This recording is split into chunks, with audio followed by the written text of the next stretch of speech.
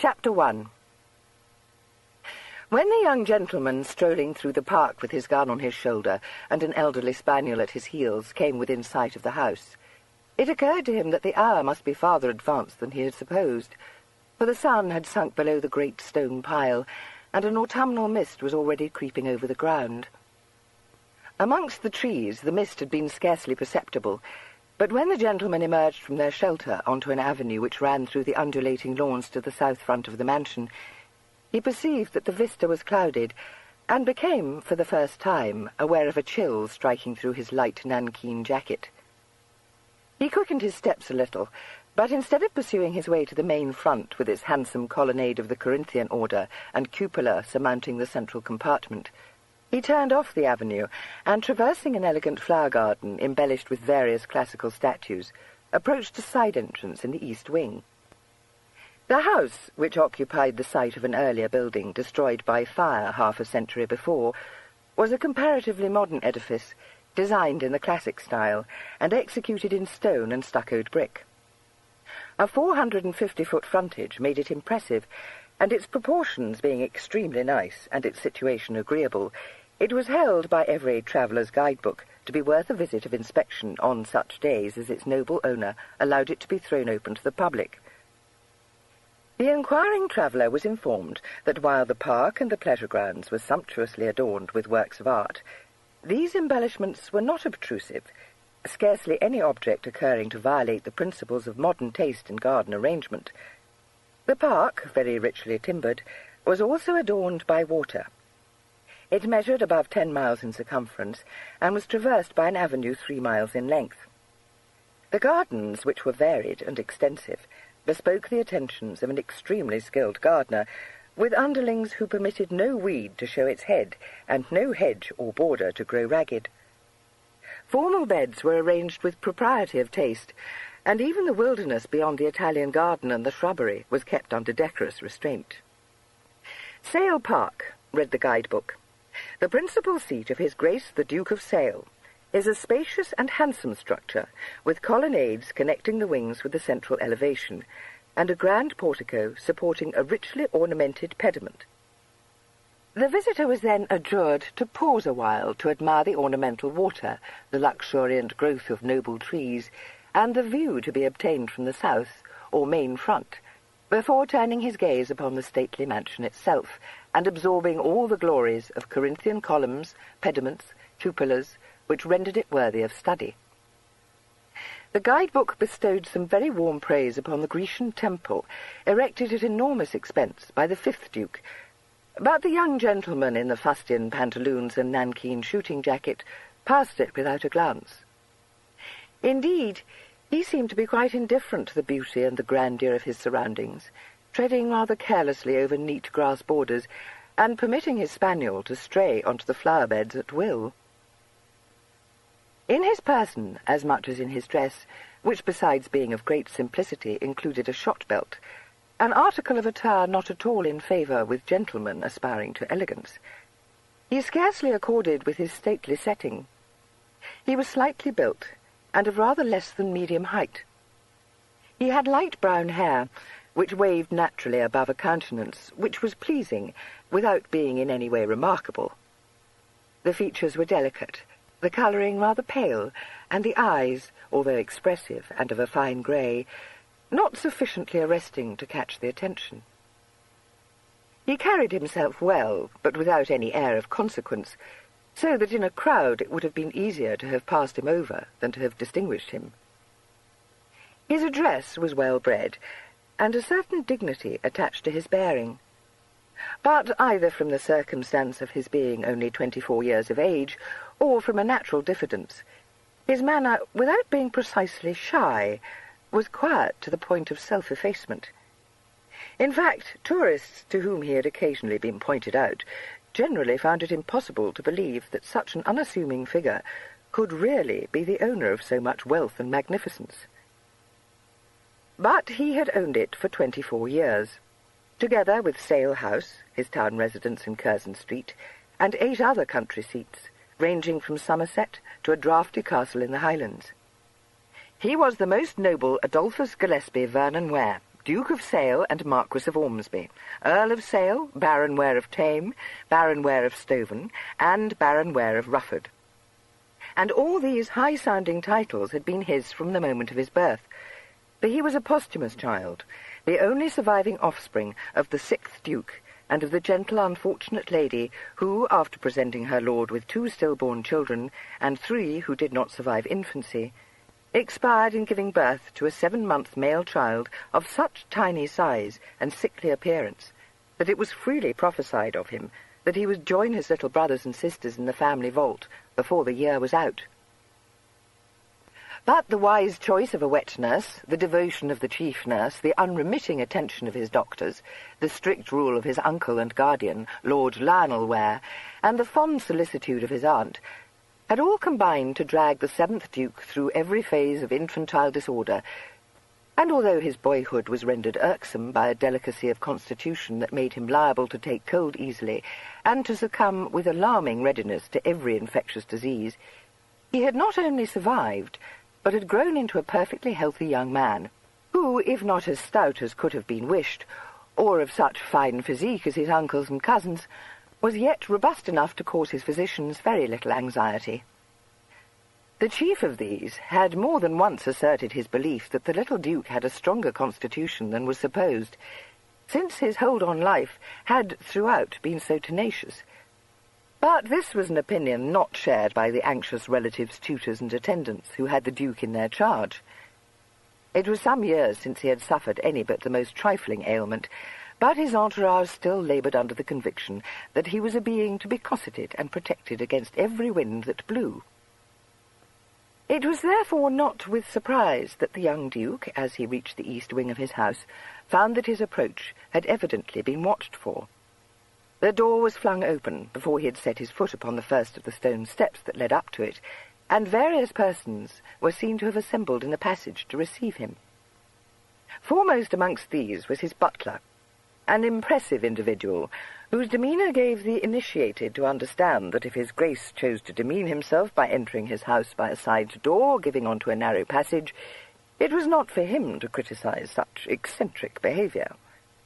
He bowed the Duke in, and perceiving that he carried besides his gun a heavy game bag, silently gestured to a footman to relieve his master of these unbecoming burdens. The Duke gave them up with a faint, rueful smile, but murmured that he had had the intention of cleaning his barrels in the gun-room. His head keeper took the gun, a fine Manton, from the footman, and said reproachfully, "I shall attend to it myself, your Grace. If I had known that your Grace was desirous of shooting today, I would have sent up a loader, and—" "But I didn't want a loader," said the Duke.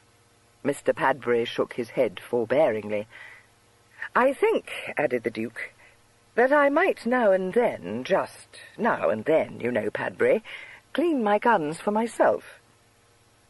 Even the footman looked shocked at this, but, being only an underling, could only exchange glances with the fellow footman who had accompanied him to the side entrance.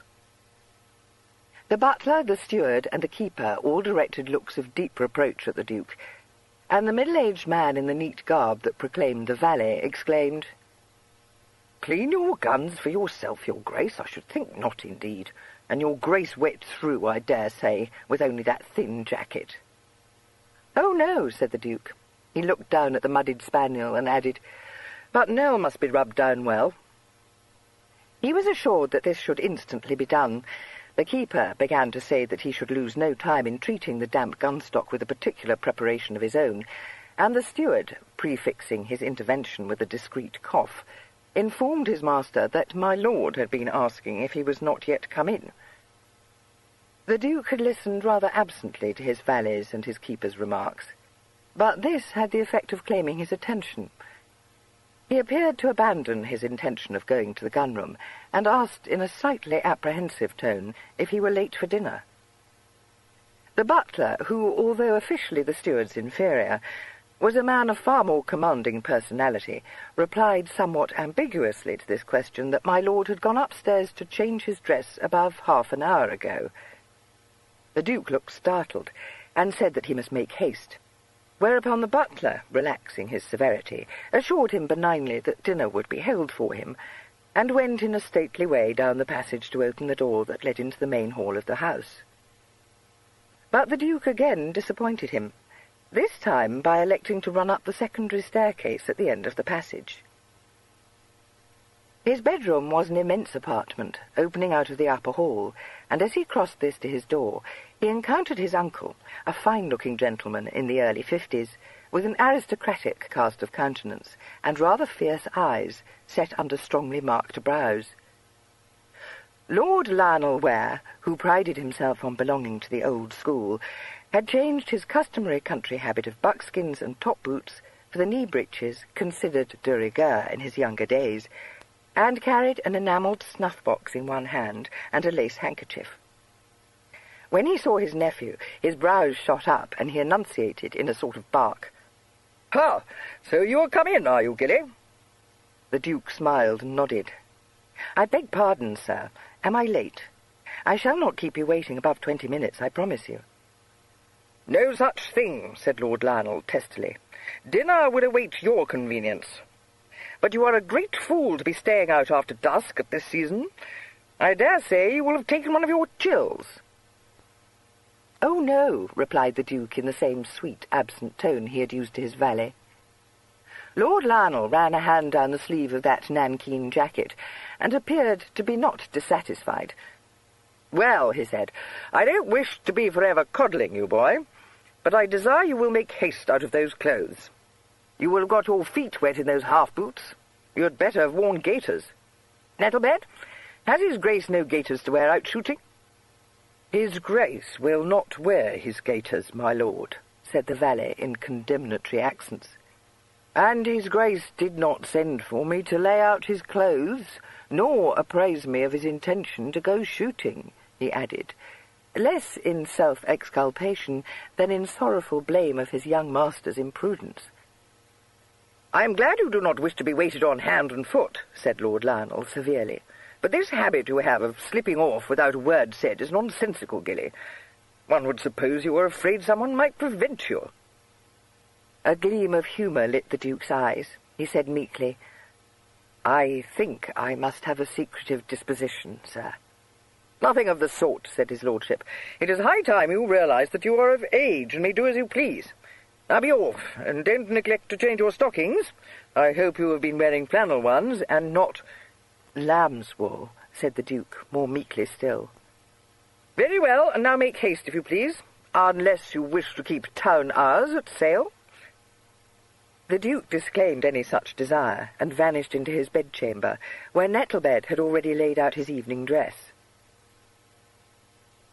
The room, although of a vast size, was very warm, for a fire had been lit in the grate much earlier in the day, and the windows closed against any treacherous fresh air. Curtains of crimson damask shut out the fading daylight, and the great four-post bed was hung with the same stuff. Branches of candles stood on the dressing-table and the mantelpiece, and a silver ewer of hot water had been placed in the wash-basin and covered with a clean towel. The room was furnished throughout in crimson damask and mahogany, and hung with a Chinese paper of the style made fashionable some years previously by the Prince Regent, who used it extensively in his summer palace at Brighton. Everything in it seemed to be made on a rather too large and opulent scale for its occupant, for it was not an uncomfortable apartment, and during the day was generally flooded with sunshine, since it faced south, commanding a view of the avenue, the formal beds and lawns beyond it, the sheet of ornamental water which the guidebook so highly commended, and in the distance the noble trees of the home park. The Duke had slept in it ever since the day when his uncle had decreed that he was too old for petticoat government, and had removed him from his more homely nurseries and installed him, a small and quaking 10-year-old, in it, telling him that it was his father's room and his grandfather's before him, and that only the head of the house might inhabit it. As his Grace had been further informed by various members of his household that the 5th Duke had breathed his last in the huge bed, he could only be thankful that his frailty made Lord Lionel deem it advisable to set up a truckle bed for a reliable attendant in the adjoining dressing-room. Nettlebed, who might have been considered by some to be rather too elderly a valet for such a young man, began to bustle about, scolding fondly as he divested his master of his coat and shot-belt and grey cloth waistcoat. Like nearly everyone else who waited upon the Duke, he had previously been employed by the Duke's father, and considered himself privileged to speak his mind to his master whenever he was out of earshot of other, less important members of the household, before whom he invariably maintained the Duke's dignity in a manner that daunted the Duke far more than the affectionate bullying he employed in private. He said now, as he laid aside the shot-belt, "I wonder that my lord should not have said something to your grace if he noticed you was wearing this nasty low belt, more fit for a poacher, one would have thought, than for a gentleman, let alone one that was born, as the saying is, in the purple. But there, tell your grace till doomsday you'll never mend your ways. And why would you not take a loader, pray, not to mention Padbury? I can tell your grace he was quite put out to think you should be off without him, and very likely needing a beater as well." "No, I didn't need a beater," said the Duke, sitting down to allow Nettlebed to pull off his boots. "And as for my shot-belt, I dare say you may consider it a very vulgar appendage, but it spares my pockets, and is, I think, as quick a way of loading as any that I know." "If you had taken a loader with you, as was befitting your grace, you would not have needed any such," said Nettlebed severely. "I could see his lordship was not best pleased." "I am sure he was not displeased for any such cause," responded the Duke, walking towards the washstand and lifting the towel from the ewer. "He is a great advocate of a man's being able to do everything for himself that may come in his way." "That," said Nettlebed, frustrating the Duke's attempt to pick up the ewer, "is as may be, your grace." He poured the water into the basin and removed the towel from the Duke's hand. "But when his lordship takes a gun out, he has always his loader, and very likely a couple of beaters besides, for he is one as knows what is due to his position." "Well, if I do not know what is due to mine, I am sure it is not for want of being told," sighed the Duke. "I think it would have been very pleasant to have been born one of my own tenants sometimes." "Born one of your grace's own tenants?" ejaculated Nettlebed in an astonished tone. The Duke took the towel and began to wipe his wet face with it. "Not one of those who are obliged to live in thatch-end cottages, of course," he said reflectively. "Thatch-end cottages? At Rufford? I do not know what your grace can be meaning." "They are forever complaining of them. I dare say they should all be pulled down. In fact, I am sure of it, for I have seen them." "Seen them, your grace?" said Nettlebed, quite shocked. "I am sure I do not know when you can have done so." "When we were in Yorkshire, I rode over," replied the Duke tranquilly. "Now that," said Nettlebed in a displeased way, "is just what your grace should not be doing. It is Mr. Scriven who should attend to such matters, as I am sure he is willing and able to do, let alone he has his clerks to be running about the country for him." "Only he does not attend to it," said the Duke, sitting down before his dressing-table. Nettlebed handed him his neckcloth. "Then your grace may depend upon it, there is nothing as needs attending to," he said. "You remind me very much of Uncle," remarked the Duke. Nettlebed shook his head at him, but said, "Well, and I'll be bound his lordship has told your grace there isn't a better agent than Mr. Scriven in the length and breadth of the land." "Oh, yes," said the Duke. "Nothing could exceed his care for my interests." "Well, and what more could your grace desire?" "I think it would be very agreeable if he cared for my wishes." A slightly weary note in his master's quiet voice made Nettlebed say, with a roughness that imperfectly concealed his affection, "Now, your grace, I see what it is. You have tired yourself out, carrying that heavy game-bag and your gun, and you're in a fit of the dismals. If Mr. Scriven don't seem always to care for your wishes, it's because your grace is young yet and don't know the ways of tenants, nor what's best for the estate." "Very true," said the Duke in a colourless voice. Nettlebed helped him to put on his coat. "Your grace's honoured father had every confidence in Mr. Scriven. That I do know," he said. "Oh, yes," said the Duke. Feeling that his master was still unconvinced, Nettlebed began to recite the numerous virtues of the agent-in-chief, but after a few moments the Duke interrupted him, saying, "Well, never mind. Have we company tonight?" "No, Your Grace. You will be quite alone." "It sounds delightful, but I am afraid it is untrue." "No, no, Your Grace, it is just as I tell you. You will find no one below but my lord and my lady and Mr. Rumsey and Miss Scamblesby," Nettlebed assured him. The Duke smiled, but refrained from making any remark. He submitted to having his coat smoothed across his shoulders, accepted a clean handkerchief, and moved towards the door.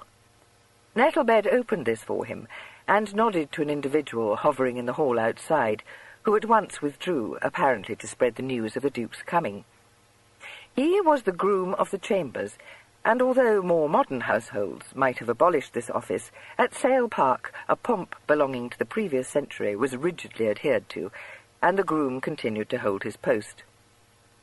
During the long period of the Duke's minority he had had little scope for his talents, but he was now hopeful of seeing the great house once more full of distinguished guests, all with their exacting personal servants and their quite incompatible fads and fancies driving a lesser man to suicide, but affording Mr. Turvey an exquisite enjoyment.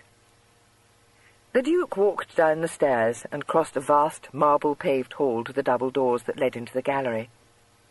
Here it had been the custom of the family to assemble before dinner, since the Duke's grandfather had rebuilt the mansion. As the gallery was over 100 foot long, it had sometimes seemed to the Duke that some smaller apartment might be a preferable assembly room on any but public days, but a mild suggestion made to this effect had been greeted by his uncle with such disapproval that, with his usual docility, he had abandoned any hope of making a change. Two liveried footmen, who appeared to have been trying to impersonate wax effigies, suddenly sprang to life and flung open the doors. The Duke, dwarfed by their height and magnificence, passed between them into the gallery. Since September was drawing to an end, and the evenings were already a little chilly, a log fire had been kindled in the grate at one end of the gallery. Lord Lionel Ware was standing before it, not precisely with his watch in his hand, but presenting the appearance of one who had but that moment restored the timepiece to his pocket. Beside him, and making a praiseworthy, if not entirely successful attempt to divert his mind from the lateness of the hour, was the Reverend Oswald Rumsey, once tutor to the Duke, now his chaplain, and engaged, in the intervals of his not very arduous duties, in writing a learned commentary on the Epistle to the Hebrews.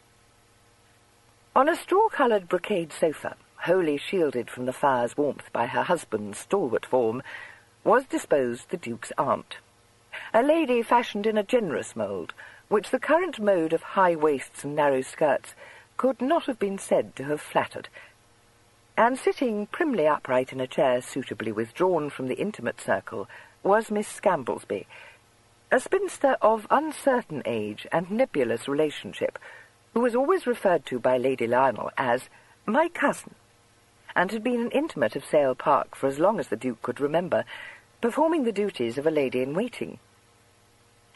As Lady Lionel was extremely kind-hearted, she was not in the least overworked or browbeaten, the only ill she had to endure being her ladyship's very boring conversation and his lordship's snubs, which last, however, were dealt out so impartially to every member of the household as to make her feel herself to be quite one of the family.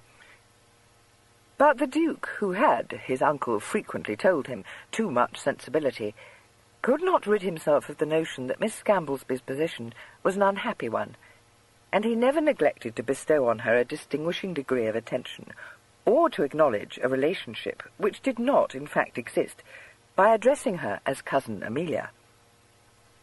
When his uncle pointed out to him, not in a carping spirit, but as one who liked accuracy, that being only some kind of a third cousin to Lady Lionel, her connection with the Ware family was of the most remote order, he merely smiled, and slid out of a possible argument in a manner rendered perfect by years of practice.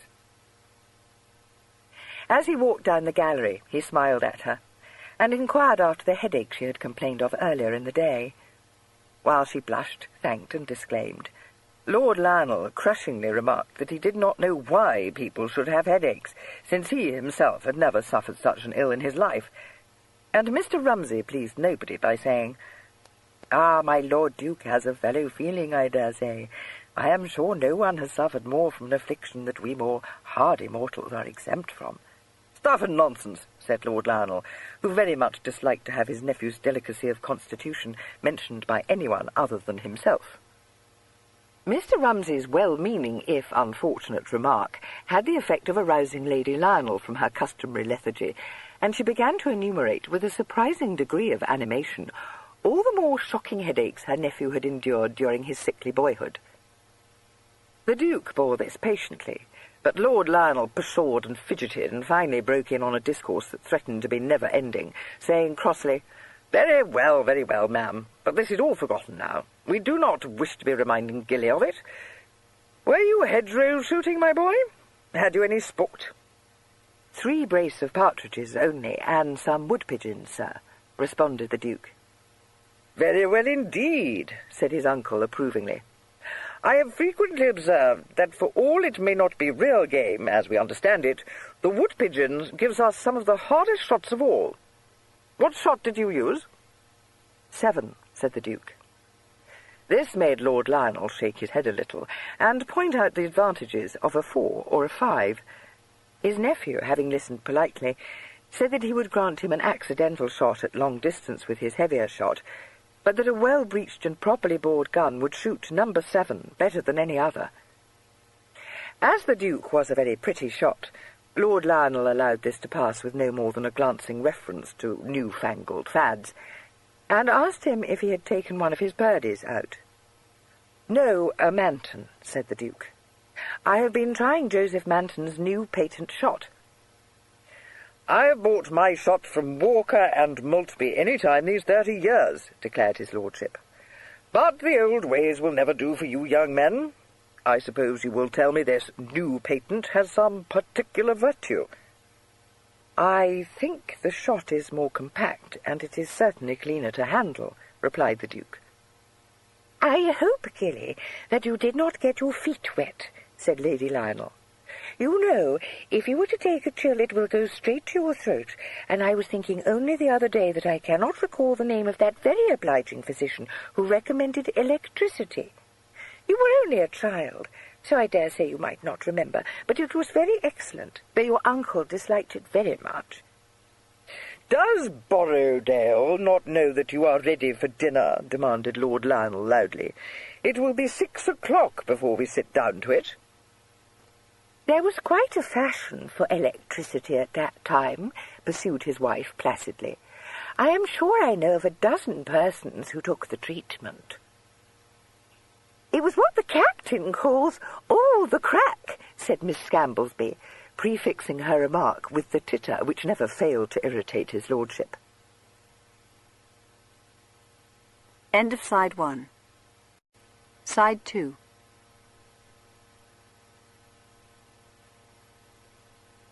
Lord Lionel was both fond and proud of his son, but he did not propose to submit to having his words quoted to him, and immediately said that he had the greatest dislike of cant expressions. Miss Scamblesby's subsequent confusion was only relieved by the entrance of Borrowdale, who came in at that moment to announce that dinner was served. The Duke then assisted his aunt to rise from the sofa. Miss Scamblesby draped a paisley shawl round her shoulders. Mr. Rumsey handed her her fan and her reticule, and the whole party filed out into the hall and across it to the dining-saloon. Here the Duke took his place at the head of the table, in an immense carved oak chair, and Lord Lionel installed himself in a similar chair at the foot. Lady Lionel sat at her nephew's right hand, and Miss Scamblesby and Mr. Rumsey established themselves opposite to her, with only one footman between the pair of them. Lord Lionel being an advocate of what he considered a neat, plain dinner, only 2 courses were served at Sale Park when the family dined alone. The first of these consisted of a tureen of turtle, removed with fish, which was in its turn removed with a haunch of venison.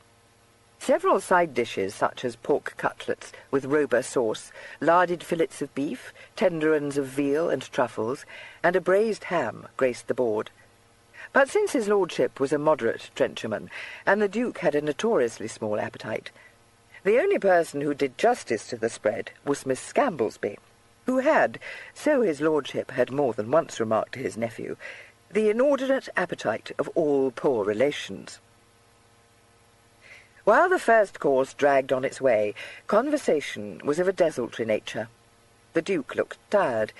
His aunt rarely troubled herself to make conversation, and Lord Lionel seemed preoccupied. When the first course was carried out in procession, however, he roused himself to say, "Well, you are all very dull tonight," a remark which not unnaturally bereft the assembled company of any conversational ideas they might have had. "Well, Gilly," said his lordship, after a pause of which no one showed any sign of wishing to take advantage, "have you nothing to say for yourself?" A slightly apprehensive look came into the Duke's eyes. Mr. Rumsey said kindly, "I fancy you are tired, my lord." "No, no," Gilly disclaimed, almost shrinking from the imputation. It had the effect of softening Lord Lionel. "Tired? I am sure I do not know why you must all be for ever supposing him knocked up by the least exertion. Let me tell you, it is very irksome to a young man to have such nonsense talked of him. You are bored, Gilly. Yes, yes, you need not trouble to deny it, for I do not wonder at it. You should have invited some few of your Oxford friends to come down and shoot with you. It is dull work for you here alone." "Thank you. I am very happy, sir," Gilly stammered. I mean, we have invited several parties for the pheasant shooting, I believe." "Well, well, that is looking some way ahead," said his lordship indulgently.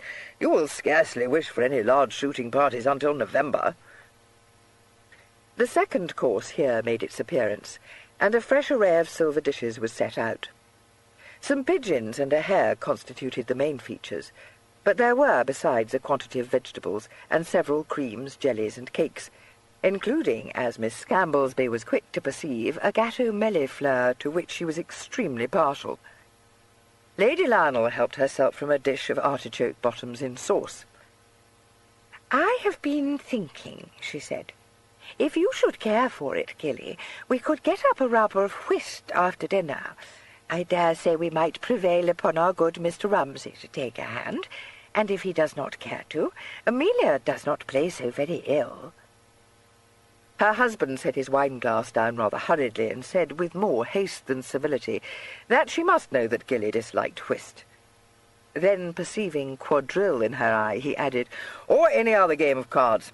Besides, I have just recollected that Chigwell brought up the mails from the receiving office this afternoon, and there is a letter for you from your Uncle Henry, Gilly. I will give it to you after dinner." The Duke's entertainment having thus been provided for, Lady Lionel was able to relapse into indolence, merely wondering, in an idle fashion, what Lord Henry could be writing to Gilly about. Miss Scamblesby said that it seemed a long time since they had had the felicity of seeing dear Lord and Lady Henry Ware at Sale, and Mr. Rumsey asked if Mr. Matthew was not now a freshman up at Oxford. "No, he is entering on his 3rd year," the Duke replied. "But not, I fancy, at our college, my lord," Mr. Rumsey said playfully. As Mr. Rumsey was a Balliol scholar, and the Duke had been at Christ Church, the possessive pronoun could only be taken to refer to the circumstance of his having accompanied his pupil to Oxford to keep a watchful eye on his health and his associates. The Duke, who had suffered as only a sensitive youth could under such an arrangement, found the reminder so irritating that he was obliged to close his lips on an unkind retort. "My nephew is at Magdalen College," said Lord Lionel shortly. "As for not having seen my brother and his wife here, they spent 6 weeks with us in the summer, and brought all the children, as I, for one, am not likely to forget very readily. They cut up the South Lawn with their cricket, and if they had been sons of mine—" "But they asked my permission, sir, and I gave it," Gilly said in a soft voice. Lord Lionel opened his mouth to utter a blistering reproof, recollected himself, shut it again, and, after a slight pause, said, "Well, it is your lawn, and you may do as you wish with it. but I own I cannot conceive what you were about to give permission." A rather mischievous smile lit the Duke's eyes. He looked under his lashes at his uncle and replied, "I think it was perhaps because I have wanted very often to play cricket there myself." "Yes, and you would thank me for it today, I dare say, had I allowed you and Gideon to ruin one of the finest pieces of turf in the county," said his lordship. Miss Scamblesby, having by this time disposed of her portion of the gâteau Mellifleur, Lady Lionel heaved herself up out of her chair. The Duke picked up such small articles as she dropped, the doors were held open, and both ladies withdrew to leave the gentlemen to their wine. The covers having been removed, the cloth swept away, the decanters set upon the table, the servants left the room, and Lord Lionel settled down to enjoy his port in what he termed comfort, and his nephew thought great discomfort. The fire behind him was beginning to be unpleasantly hot. The ornate carving of his chair made leaning back in it a penance, and he was not fond of port. Lord Lionel began to talk of some improvements to one of the Duke's estates, which the agent-in-chief thought might be advantageous. "You should see Scriven yourself, Gilly," he said. "You know, you must not forget that in less than a year now you will have the management of everything in your own hands. I am very anxious that you should acquaint yourself with all the business of your estates." "Dear me, yes," said Mr. Rumsey, sipping his wine delicately. "It is very true, though I may scarcely credit it. My dear lord, you will indeed be 25 next year." "It seems only yesterday that I was so fortunate as to be chosen to be your chief guide and preceptor." "I have never had the least doubt that I made a wise choice," said his lordship graciously. "But what I am saying is that my nephew must not look to be guided for many months more. You have 1,000 amiable qualities, Gilly, but you lack decision of character." The Duke did not deny the accusation. He felt it to be true, but he could scarcely repress a shudder at the thought of the painful scenes that must have taken place at Sale had he been endowed with the same forceful personality that distinguished his uncle. His cousin Gideon had it in some measure, and had certainly won his father's respect with it. But Gideon had always been a robust and pugnacious boy, and was quite untroubled by sensitive nerves. He had cared for being thrashed as little as for being rated. The Duke had never known which of the two fates he dreaded most. Fortunately for him, Lord Lionel had used him with far more gentleness than he had showed his son, so that he was not really at all afraid of him. But a naturally sweet disposition, a dislike of quarrelling and of loud angry voices, combined with a rueful appreciation of the very real devotion to his interests and welfare that inspired his uncle's strict rule, made him submit docilely where his cousin would have flamed into revolt. "You are the head of the family, Gilly," Lord Lionel said. "You must learn to assert yourself. I have done all that a man may to train and educate you for the position you must occupy, but you are by far too diffident." Mr. Rumsey shook his head reminiscently. "Indeed, there are few young men today who can boast of my Lord Duke's advantages," he said. "But I, for one, feel sure, sir, that he will prove himself worthy of your unremitting solicitude." The Duke thought of the period of his boyhood spent largely at his house near Bath, so that he might derive the benefit of the waters there, of 3 trammelled years at Oxford, of 2 more trammelled years upon the Continent, with a military gentleman added to his entourage to teach him horse-manage and manly sports, and suddenly he made up his mind to assert himself, even if only in a small matter. He pushed back his chair and said, "Shall we join my aunt now?" "Really, Gilly, you must see that I have not yet finished my glass," said Lord Lionel. "Do not, I beg of you, get into a scrambling way of doing things. You should always make sure that the company is ready to rise before you give the signal." "I beg your pardon, sir," said the Duke, abandoning the attempt to assert himself. Chapter 2. When the gentlemen at last joined the ladies, they found them established before the fire in the Crimson Saloon, one of a handsome suite of reception rooms on the first floor. Lady Lionel had sent for some working candles and her embroidery frame, upon which latter Miss Scamblesby was engaged in setting stitches in various coloured silks.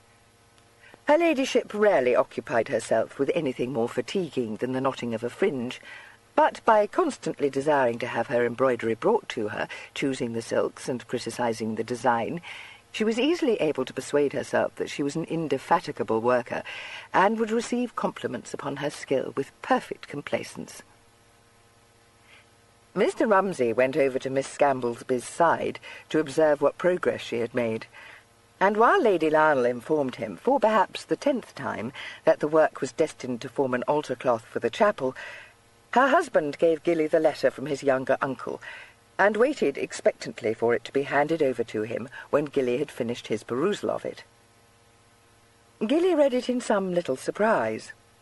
Lord Henry, who was of a saving turn of mind, had managed to avoid the cost of an enclosure by compressing the intelligence he wished to convey on a single crossed sheet.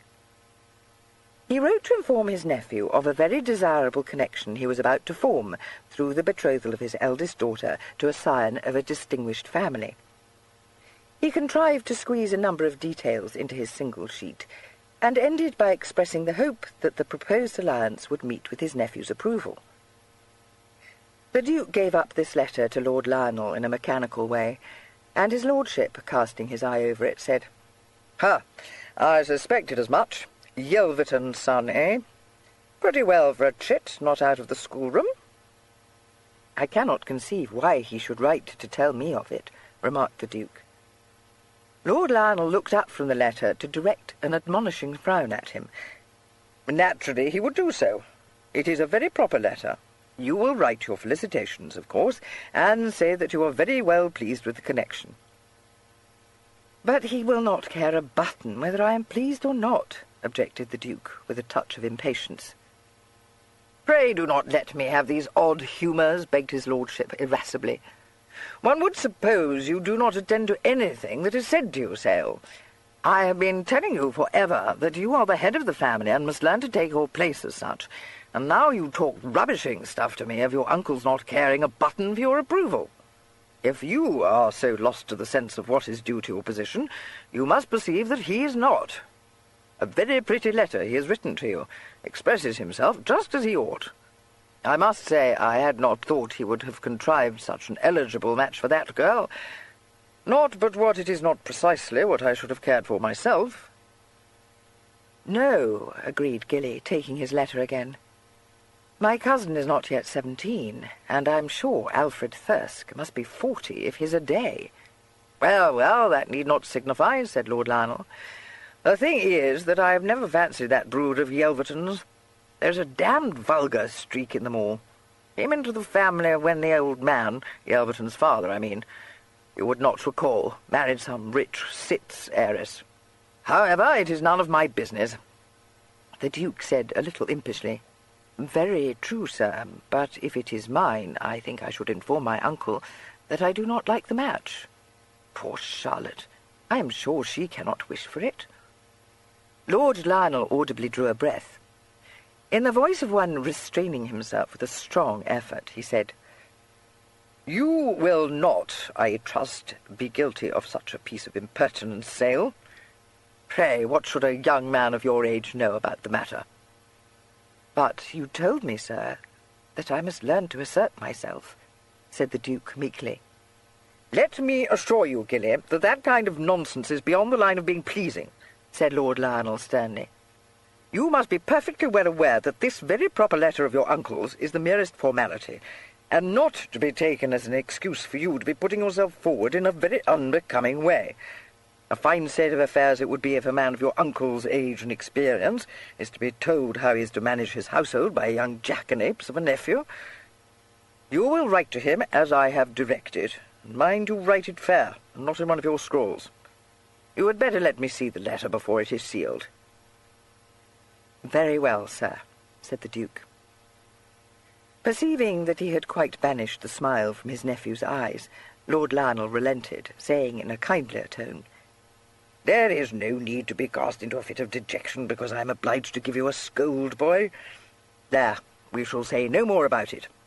Give the letter to your aunt to read, and come into the library with me. I have something I wish to say to you." The Duke looked extremely apprehensive on hearing these ominous words, but he obediently handed over the letter to Lady Lionel, and followed his uncle downstairs to the library on the entrance floor.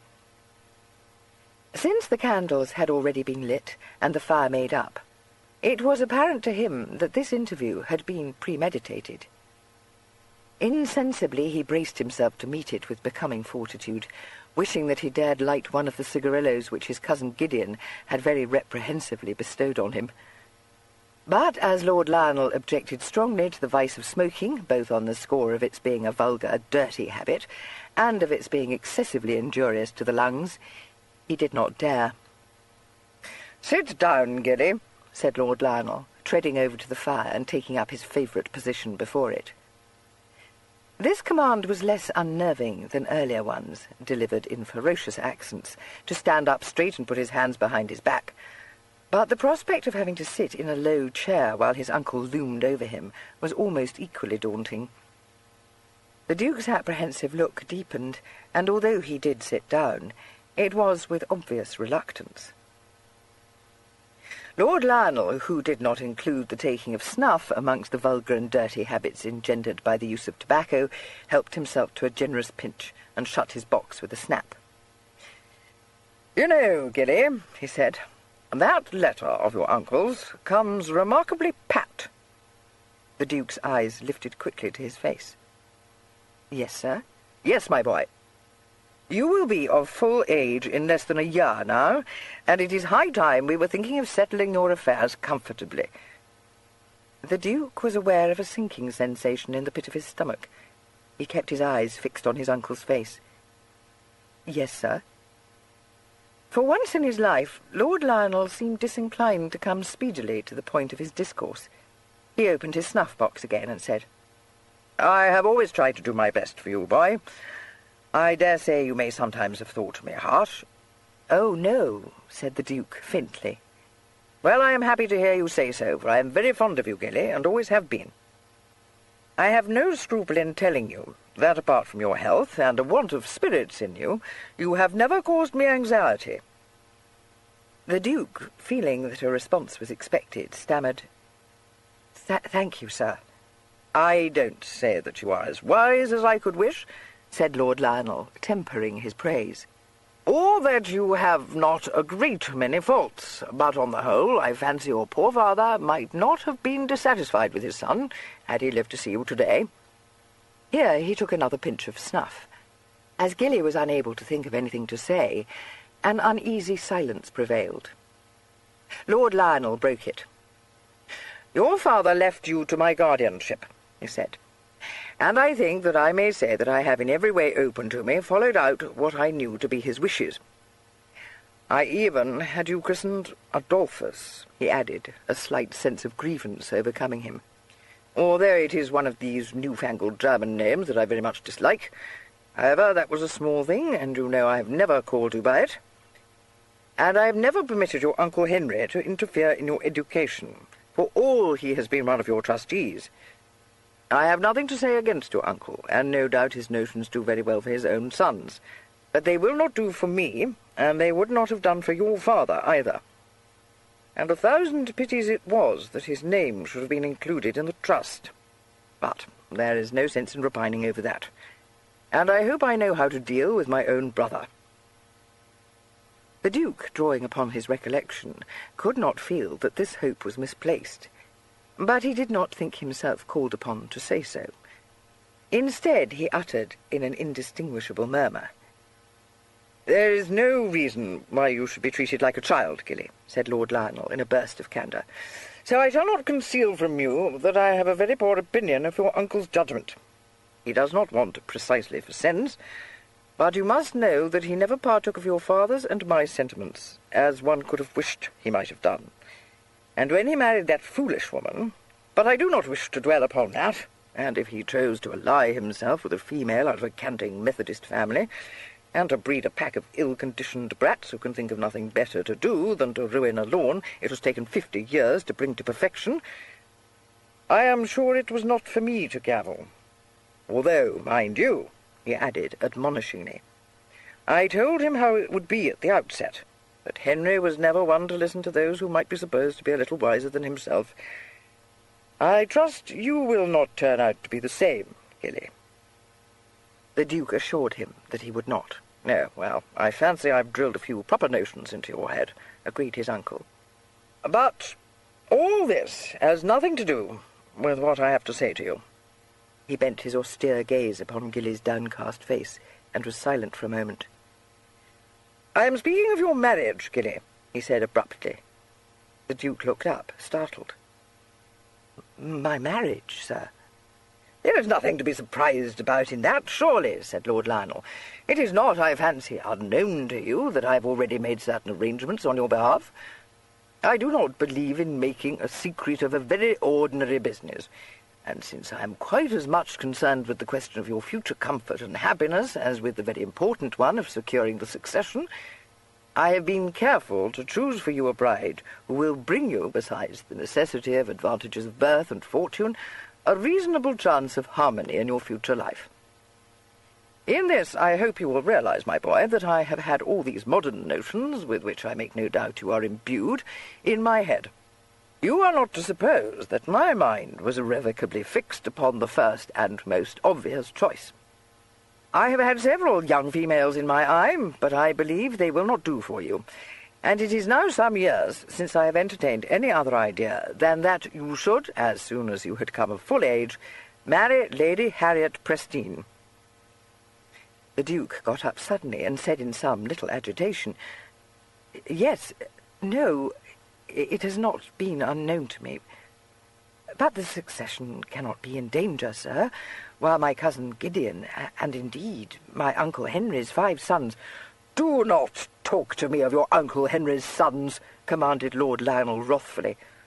"If they are all to take after the eldest of them, who, I am hearing, is forever in some disgraceful scrape, as I have very little doubt they will do, for what can one expect if a man will marry a Methodist? I can only say that I am astonished you should entertain the notion of seeing one of them here in your shoes for as much as a moment."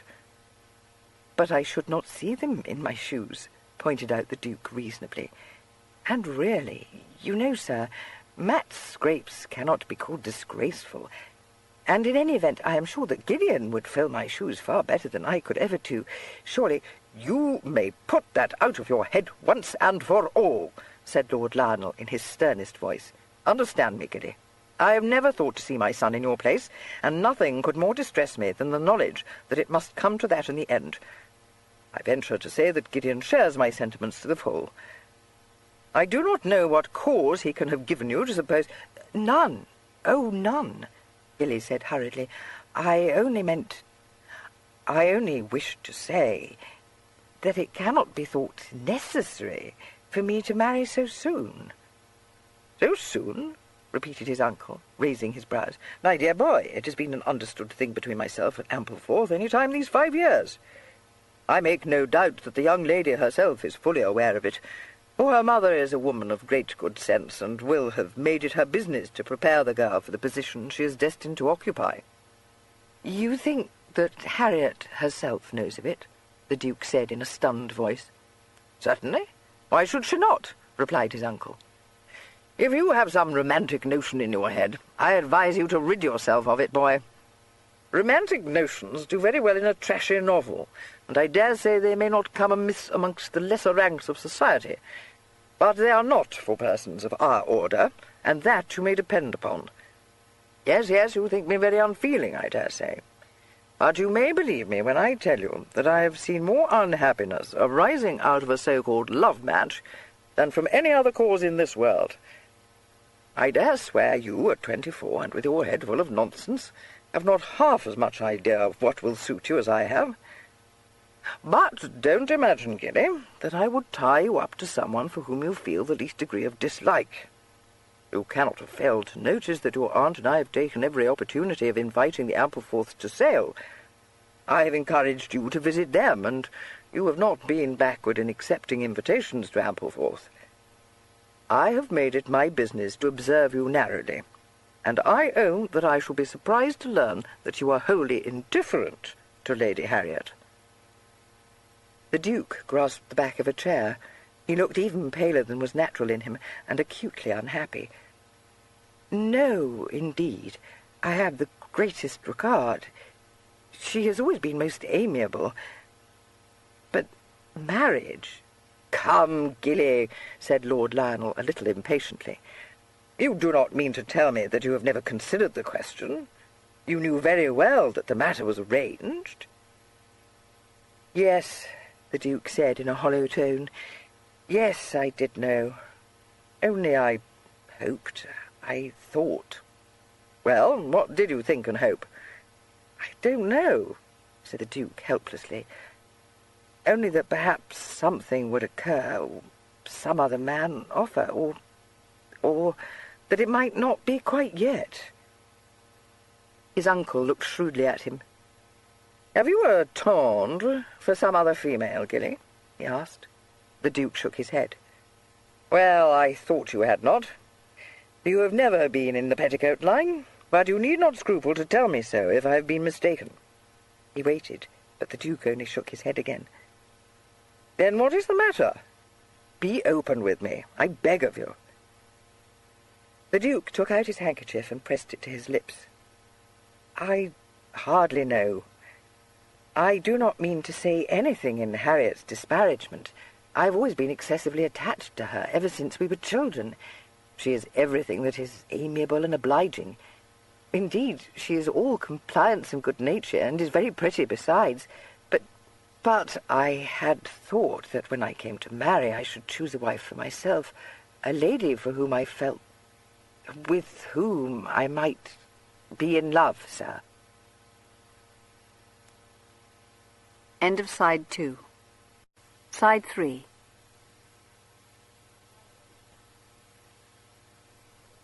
"Oh, here is a high flight," said his uncle, rather amused. "And where is this fine lady?" "I have not met one. I am happy to hear it, for if any one thing is more to be depended on than another, it is that she would be quite ineligible. We all have our youthful fancies, Gilly, but it will not answer to be fashioning our lives on them. Now, you are not a schoolboy. You have been about the world a little. I took care that you should do so. You have been presented at court, you have taken your seat in the House, you have travelled, you have had a season in London. Had you formed an attachment for some female, it would not have surprised me in the least, and had your affections become fixed upon an eligible object, you would not have found me unreasonable. But although you have met any number of young females of ton, none has succeeded in capturing your fancy. I do not feel that in urging you to come to the point with Ampleforth I am tying you up in matrimony before you have had time to know your own mind." "Do you mean that I shall never feel a stronger degree of attachment for a female than... "My dear Gilly, this is being foolish without permission. In plain terms, the sort of passion you have in mind has little to do with marriage. I grant that to be obliged to live with a woman whom you held in aversion would be a sad fate. But we need not consider that. You own that you are not indifferent to Lady Harriet. For a female, I believe her to have a superior understanding.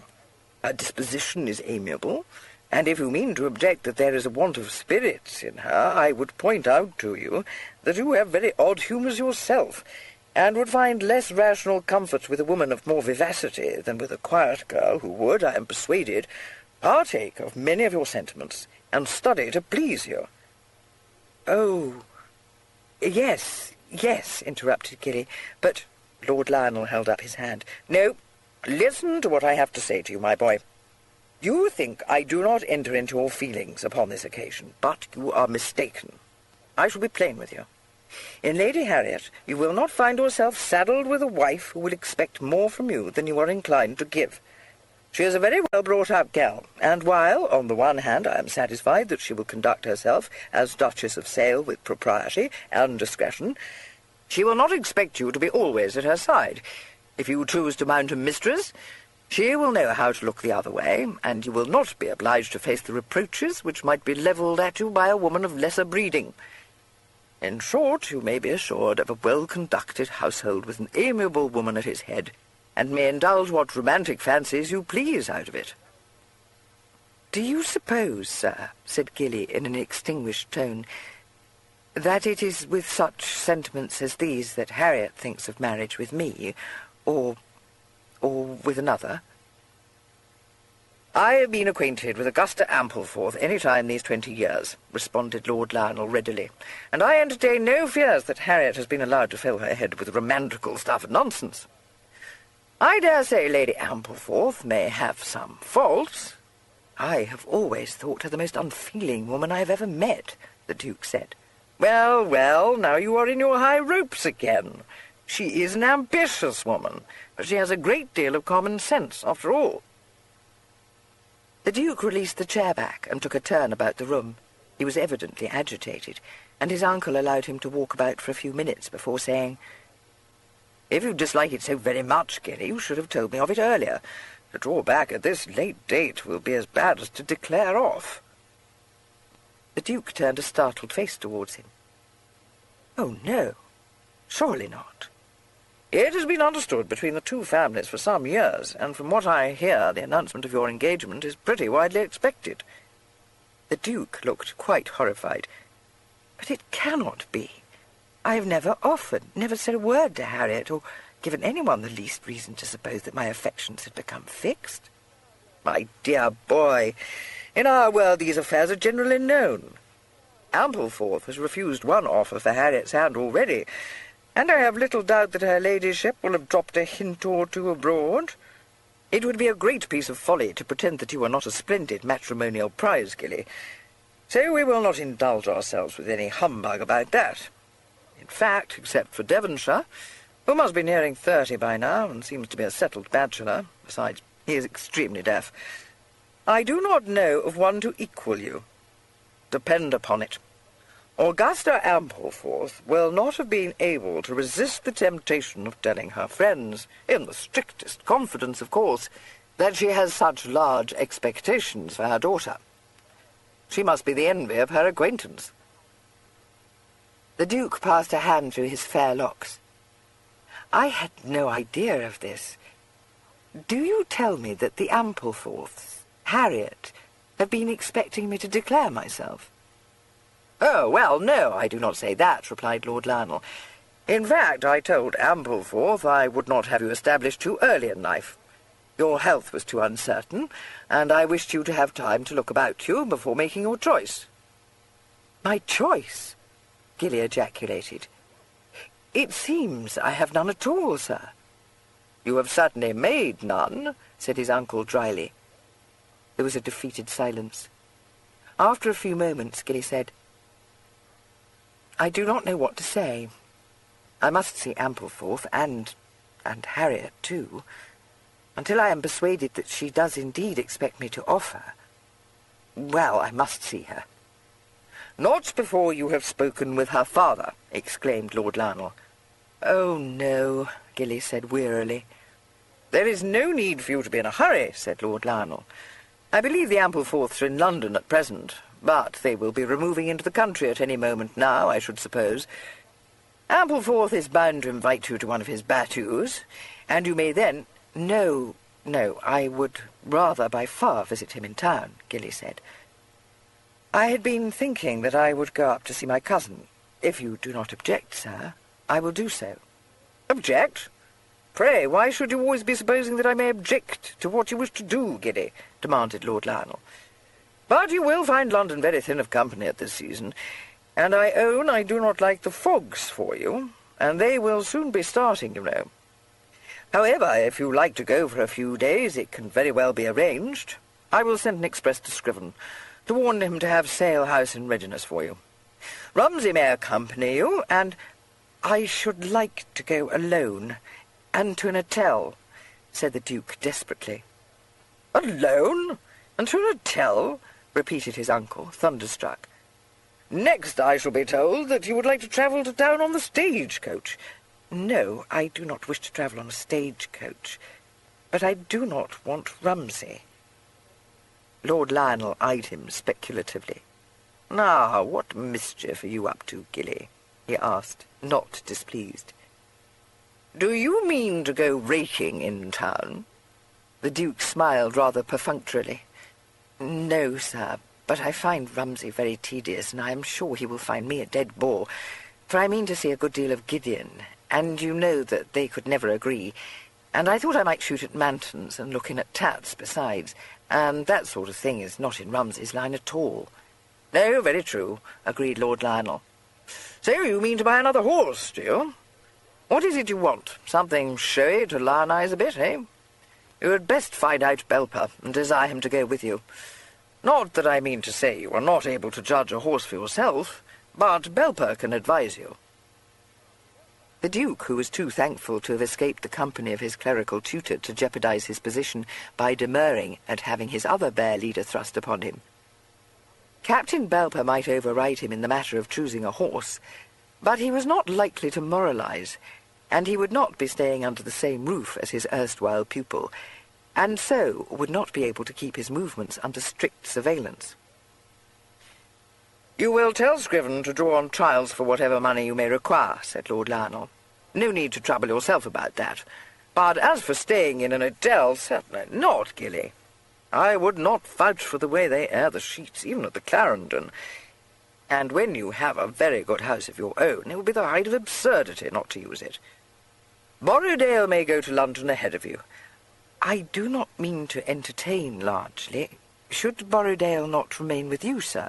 said the Duke. "We shall do very well with the under-butler. Naturally, Borrowdale and Chigwell go with you. You must not blame me for keeping only a skeleton staff at Sale House, Gilly. While you were under age, I should not have considered it proper to squander your fortune in keeping up several establishments, as they, of course, must be kept up when you are married. And you have lived so little in London that it hardly seemed worth while. But that must all be looked into presently. And that puts me in mind of something else. You need not discuss the marriage settlements with Ampleforth, you know. He will not expect it of you. You are of age, but you will do very much better to leave all such matters in my hands." "Yes," said the Duke. "I have nothing to say against your being with your cousin. Indeed, I hope you will see as much of him as you may. But do not let yourself be drawn into that military set, boy. Gideon is older than you, and can be trusted to keep the line. But there are some fast fellows amongst them, such as I would not wish to see you associating with too freely. And you never know where that kind of society may lead you. Park saunterers and half-pay officers hanging out for invitations. Toad-eaters of that style. It will not do for you by any means." "No," said the Duke. "And if you take my advice, Gilly, you will be a little on your guard with Gayward," further admonished his lordship. "I hear that he is being very wild, and if once he gets it into his head that you are to marry his sister, I should own myself very much astonished if he did not try to borrow money from you, or some such thing. I do not mean to be dictating to you, mind. But if he tries to introduce you to one of these pernicious gaming houses, do not go with him." "No," said the Duke. "Well," said his lordship, glancing at the clock, "I do not think there is anything more I wish to say to you at present, and I see that Borrowdale will be bringing in the tea-tray in a few minutes. We had better go back to join your aunt." He nodded graciously at his nephew, and added, a little inaccurately, but in great good humour, "We have had a comfortable prose together, have we not?" Chapter 3. 4 days later, the Duke of Sale set out from Sale Park in the Midlands for London, driving in his own chaise with liveried postilions and outriders to protect his person and his chattels from possible highwaymen. He was followed by his valet in a second coach piled high with baggage, and preceded by his steward, his butler, his head groom, and several underlings, all of whom were considered by his uncle and his steward to be absolutely necessary to his comfort. Upon the day following his decision to visit the metropolis, a servant had been sent post to London to warn his agent of his approaching arrival. The man had carried with him a letter addressed by Lord Lionel to one Captain Horace Belper, half-pay officer, desiring this gentleman to render his grace all the advice and assistance of which he might be thought to stand in need. So that whatever plans the Duke might have entertained of escaping a visit from the captain were foiled at the outset. He had been seen off by his uncle, his aunt, his chaplain, and his old nurse. His aunt and his nurse had confined their parting counsel to reminders to take James's powders on the least suspicion of internal disorder, to beware of damp socks and over-rich foods, and not to hesitate to call in that eminent physician, Dr. Bailey of Grosvenor Street, if he should chance to take a chill. His chaplain recommended him not to miss the opportunity of attending a forthcoming lecture at the Royal Society on developments of the nebular hypothesis, recently advanced by the Marquis de Laplace. His uncle, having testily informed his other well-wishers that no young man setting forth for London on a visit of pleasure wished to receive a clutter of such foolish advice, said that he was to beware of French hazard, not to play billiards except in select company, or roulette in any company at all, and to make a point of visiting his dentist. Fortified by this send-off, and aware that he had at least one person in his train who would do what lay in his power to persuade him to follow out all the more disagreeable orders laid upon him, the Duke left Sale Park, a prey to dejection, and a great many rebellious thoughts. For the first half of the journey, he indulged his fancy by forming several impossible schemes for shocking and confounding his relatives. But as soon as the absurdity of these struck him, he began to be amused at himself, and his ill humour, never very durable, lifted. He might chafe at his uncle's domineering ways, but he could not be angry with him. He thought it must indeed have been a wearing task to have reared such an unpromising specimen as himself, and for perhaps the 100th time resolved that it should not be a thankless task as well. Lord Lionel might have been in the past a severe guardian. He might cling to strict old-fashioned ideas and insist on having these conformed to. He might often have been over-anxious and have irked his ward with restrictions and prohibitions. But the Duke knew well that he had acted throughout on the highest principles, and had for him an affection perhaps as deep as for his own son. He had certainly taken far greater care of him and shown him more partiality. It was Gideon who had received the blame for any boyish escapade, with a certain amount of justice, reflected the Duke, smiling to himself, as he recalled various instances of his elder and more enterprising cousin's exploits. Gideon was sent to Eton, but Lord Lionel dared not expose his sickly nephew to the rigours of public school life, and engaged for him a resident tutor, and any number of visiting instructors, from a French dancing-master to a professor in the art of self-defence. It had been solicitude, not mistrust, which had prompted him to send Gilly up to Oxford under the aegis of Mr. Rumsey. He had previously tried the experiment of allowing Gilly to go on a visit to some relatives unattended by Mr. Rumsey, and Gilly had, most unfortunately, taken a chill which, owing his lordship was convinced to neglect, had developed into an inflammation of the lungs which had nearly carried him off. There could be no question after that of sending him up to Oxford alone. Only his obstinate conviction that no gentleman who had not spent a few years on the continent could be considered to be more than half-educated had prevailed upon Lord Lionel to take the hazardous risk of exposing his nephew, upon his coming down from Oxford, to the dangers of travel. But the long war with France having terminated in the glorious Battle of Waterloo, in which action Gideon had sustained a wound that caused his father no particular anxiety, the continent was once more open to English travellers, and Lord Lionel steeled himself to send Gilly on a tour which should conform as nearly as possible to the grand tours of his own young days. With this end in view, he engaged Captain Belper to share with Mr. Rumsey the duties and responsibilities of bear-leading the Duke through France, Italy, and such parts of Germany as had not been ravaged by war. The Duke was well aware that in choosing Captain Belper to instruct him in all manly exercises, Lord Lionel had meant to place him in the charge of one who, while old enough to hold authority over him, should not be too old or too staid to be a companion to him.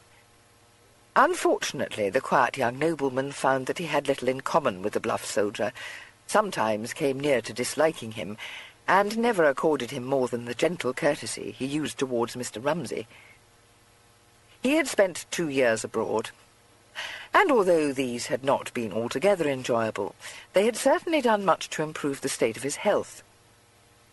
He wondered sometimes how any 2 persons could have been prevailed upon to undertake the task of following out the conflicting orders laid upon Mr. Rumsey and Captain Belper by Lord Lionel.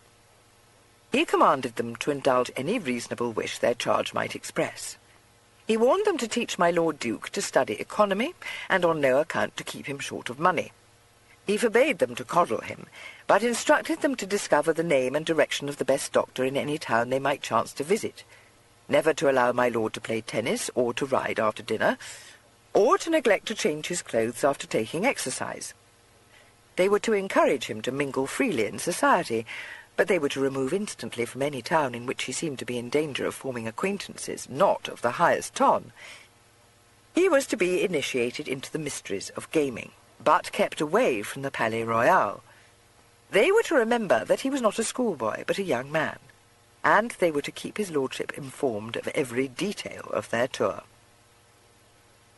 On the whole, reflected the Duke, they had not managed so very ill.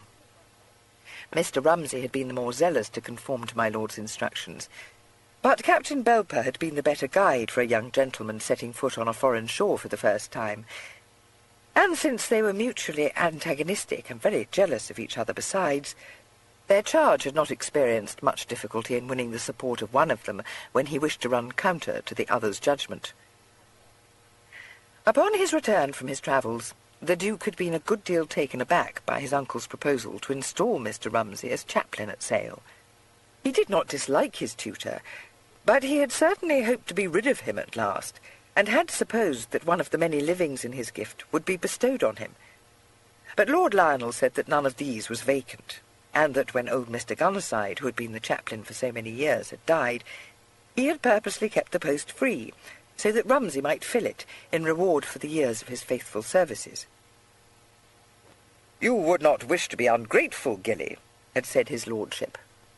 No, Gilly had not wished to be ungrateful, and Mr. Rumsey had got his chaplaincy, and perhaps, in the course of a few more years, he might forget that his patron had once been his pupil. "For God's sake, Adolphus, give that prosy old fool a set down," had begged his cousin Gideon. But the Duke did not like giving set-downs to persons who wished him nothing but good, and had too much sensibility to be anything but courteous to those whose situation in life obliged them to accept, without retort, the snubs of their patrons. "Adolphus, you cannot continue to employ such an antiquated valet as Nettlebed," expostulated Gideon. "Pension him off, child, pension him off." "I cannot," said the Duke despairingly. "It would break his heart." "Can you never bring yourself to hurt anyone's feelings, my little one?" asked Gideon, with his crooked smile. "Not the feelings of people who are attached to me," answered Gilly simply. "Then there is no hope for you," said his cousin. Gilly was unhappily inclined to believe him. And now it appeared that there was another person to be added to the list of those whose feelings the Duke could not bring himself to wound. He did not know whether his intended bride was fond of him, but she was gentle and shy, and, if his uncle were to be believed, she was depending upon him to make her a duchess. The Duke had not been a member of various clubs and participated in a London season without assimilating certain social facts.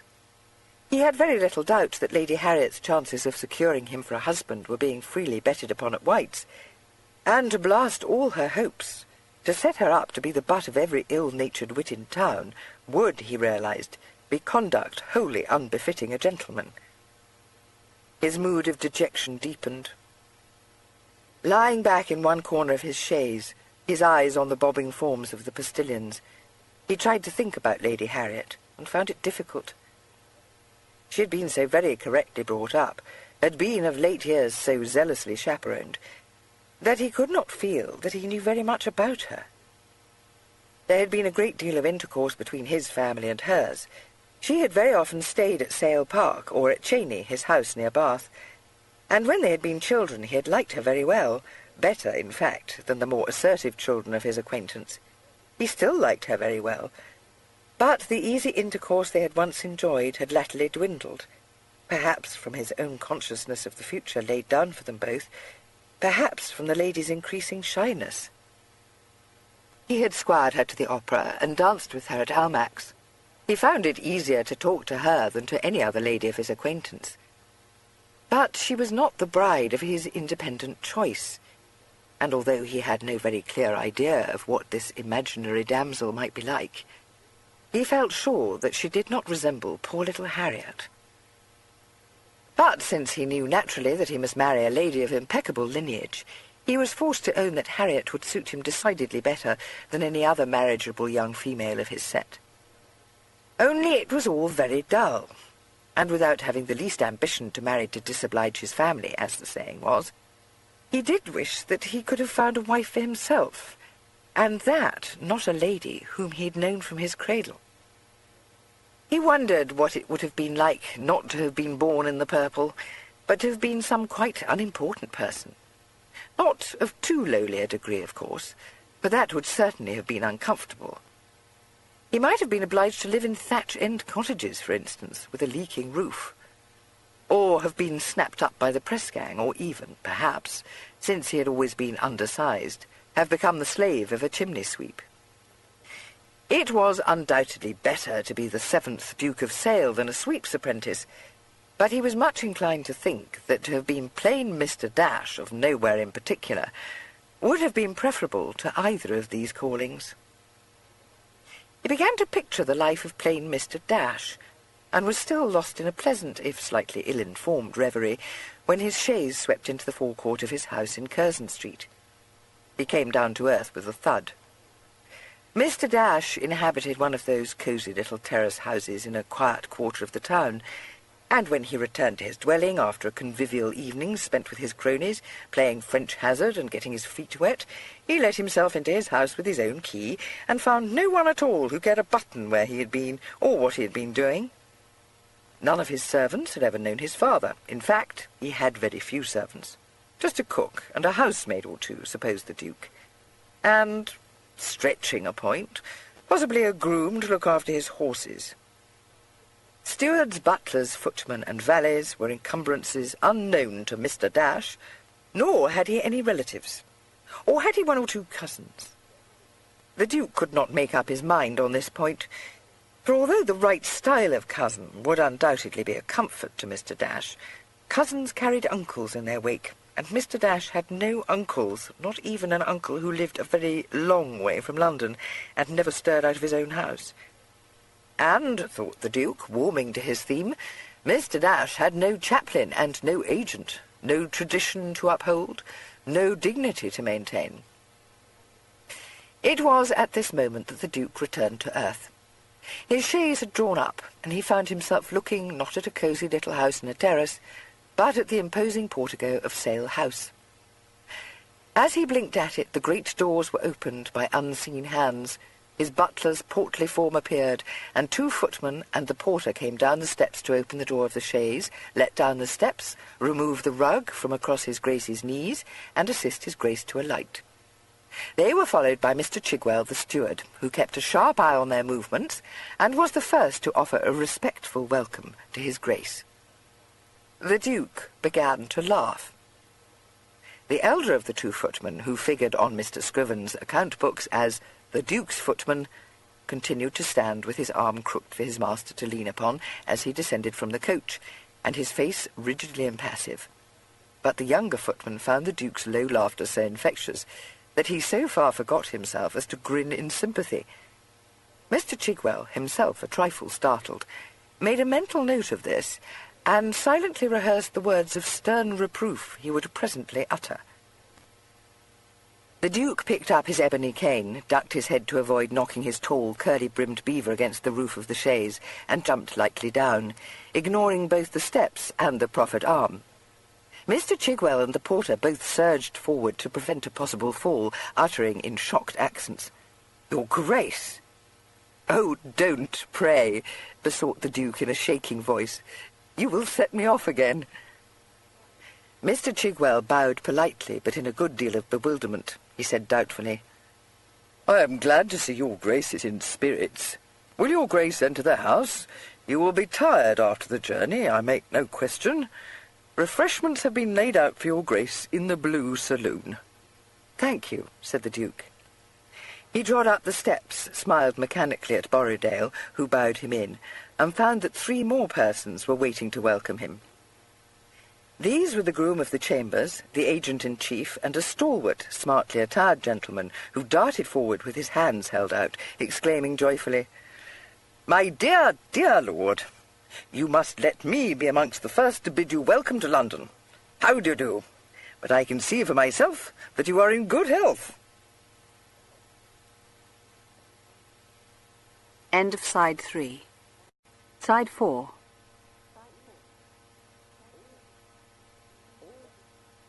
All desire to laugh abruptly left the Duke. He halted dead on the threshold, staring up in dismay into the florid countenance that loomed before him. Then, as he recollected himself, he blushed faintly and held out his hand, saying with a little stammer, "Forgive me. I did not know you had been informed of my coming to town. It is excessively obliging in you to have come to meet me, Captain Belper." "Why, I could not keep away, my dear lord," the captain said, warmly shaking his hand. "I had the news from your good uncle, and excellent news I found it. I have not set eyes on you since I know not when. But come in out of the draught, sir. You see, I do not forget your old weakness. We must have no sore throats to spoil your visit to the metropolis." "Thank you, I am very well," the Duke said, disengaging his hand and turning to bestow it upon the agent. Mr. Scriven, a middle-aged man in a neat black suit, bowed very low over it, and said that it was a happiness to him to see his Grace. He hoped that everything would be found to be in readiness at Sale House, and begged his Grace to pardon any shortcomings. "Your Grace must know that we have not a full staff of servants here at present," he said, "and I own that I am not perfectly happy in the chief confectioner." His grave face relaxed into a smile. "But your Grace did not give me very long warning of this visit." "I am sure I shall do very well," said the Duke. "I did not mean to put you to a deal of trouble. I dare say I could have been tolerably comfortable without a chief confectioner." Everyone realized that the Duke had uttered a witticism, so those whose social status permitted them to laugh did so in a discreet way, and Mr. Scriven said that he hoped his Grace would not find his house to be quite so ill-prepared as that. He then added that he should hold himself in readiness to attend upon his Grace as soon as he should be needed, and bowed himself away to the set of offices in one wing of the mansion, where he conducted the business of the Duke's many estates and large fortune. The Duke turned to find Borrowdale waiting to assist him to take off his long, multiple-caped driving coat. He handed his hat and his gloves and his cane to his personal footman, allowed Borrowdale to remove his driving coat, and stood revealed in fawn pantaloons, well-polished Hessian boots, and a blue cloth coat of Weston's excellent tailoring. As he did not belong to the dandy set, his shirt-collar points were not excessively high, and his neckcloth, although arranged with propriety, did not aspire to the niceties of the mail coach, the Osbaldeston, or the Trône d'Amour. A single fob hung at his waist. He did not carry a quizzing-glass, and except for a plain pearl pin in his tie, the only other adornment he wore was the heavy sardonic signet ring which had belonged to his father.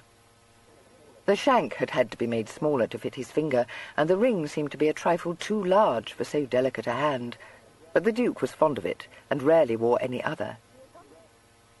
He accompanied Captain Belper into the blue saloon, where a fire had been lit, and a table spread with such light refreshments as might be acceptable within a few hours of dinner.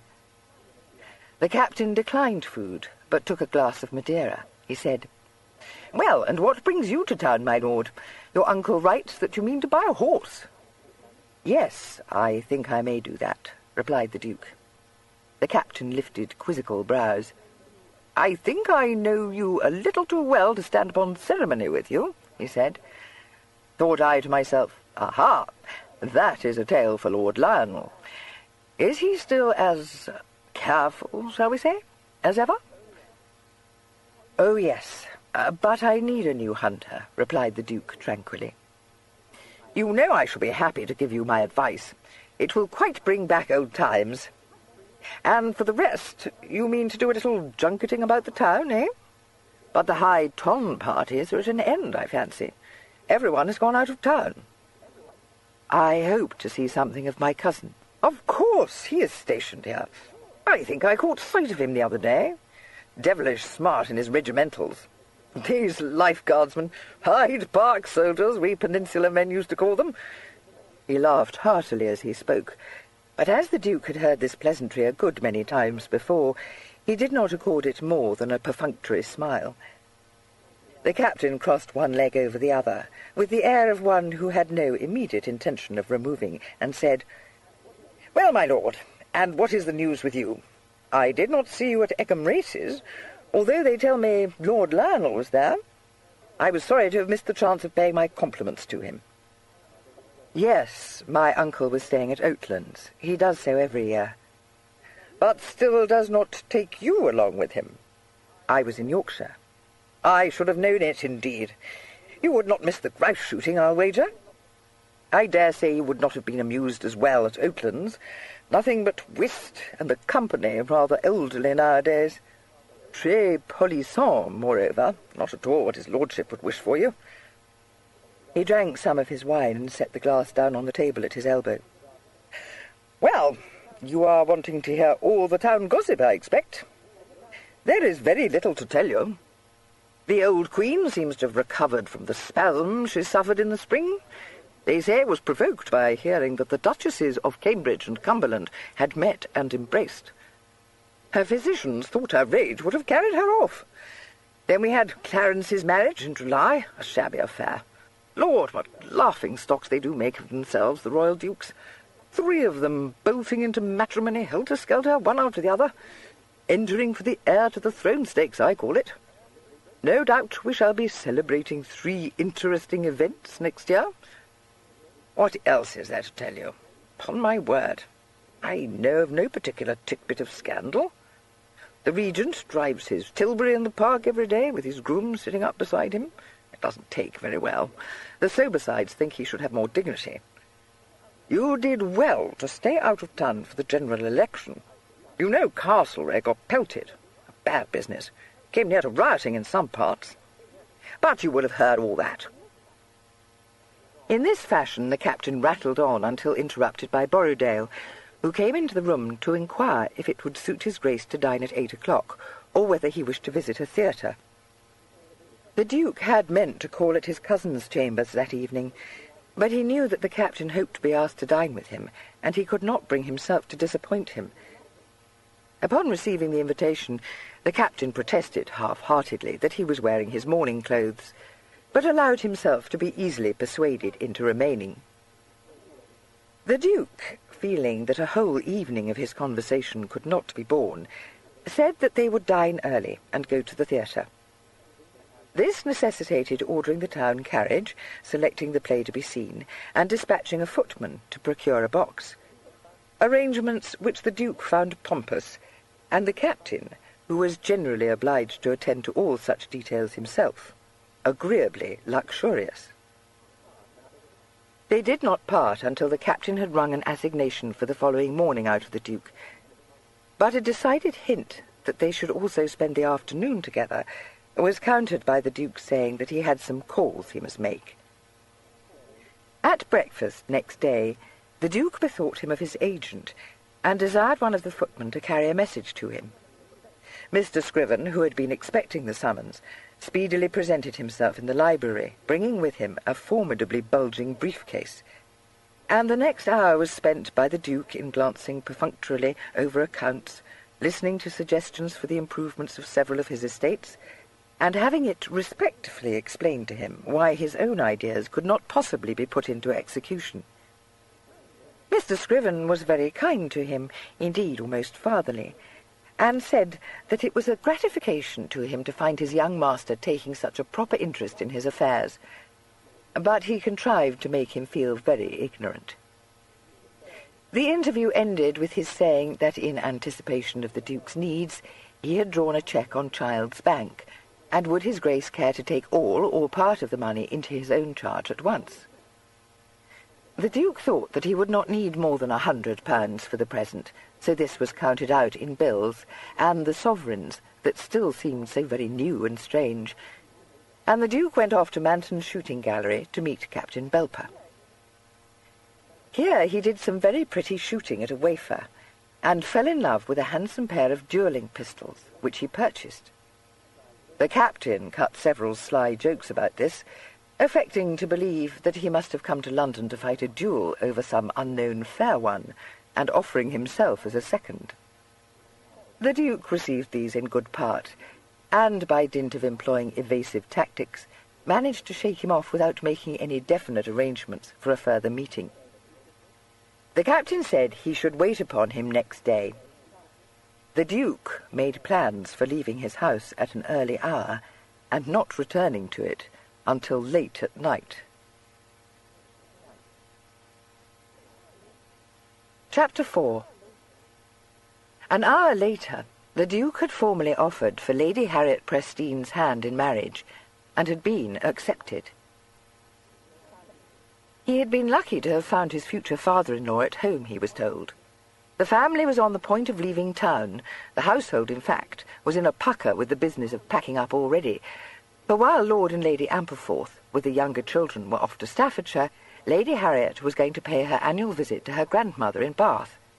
If the Duke had come but one day later, he would have found the shutters up and the knocker off the door. Lord Ampleforth, who was a kindly, harassed man, generally thought to be under the complete dominance of his wife, pushed matters to a crisis, not quite bargained for by the Duke, by saying almost at once, "I can guess why you are here, Gilly. I've been having some correspondence with your uncle. But I wish you will consider well, my dear boy. I shall not pretend to you that I do not like the alliance. Indeed, there is none I could like half as well. For setting aside the position my girl would occupy, I know of no one who would, I believe, make her happier. Your poor father was one of my closest friends, too. But do you wish it, my boy?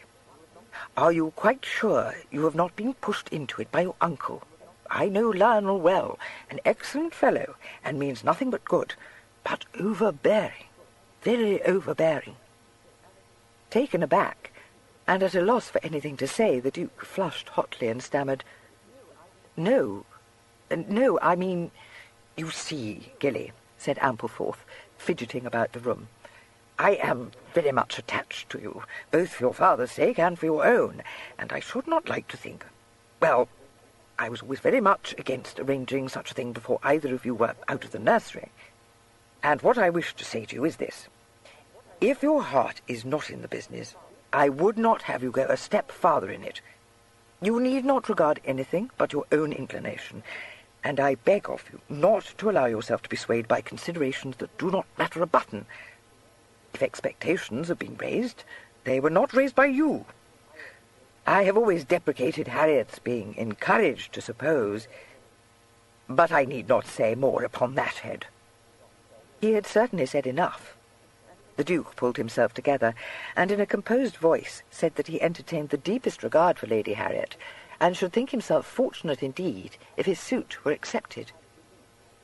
Doubt and relief struggled for supremacy in Lord Ampleforth's breast. Relief won. He said, "Well, if your mind is set on it, what can I say but that my girl must count herself honoured to receive so distinguished a proposal? I am sure, that is, I fancy there can be no doubt. But you will wish to hear her answer from her own lips.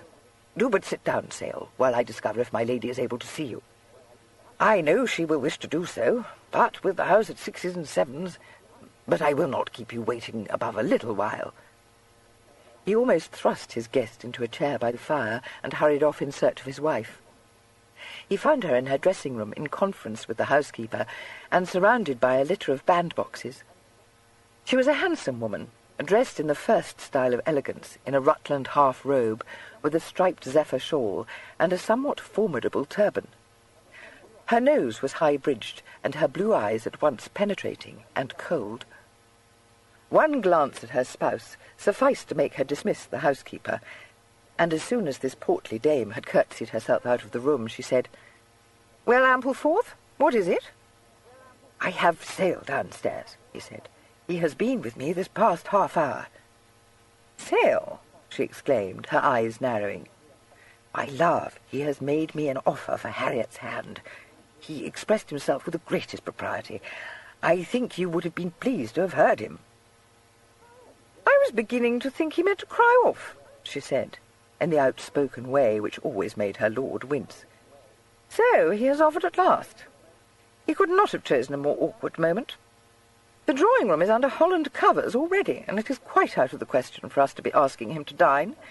We have only the undercook here." "Upon my word, I had thought you would have been glad of the news," said his lordship, quite astonished.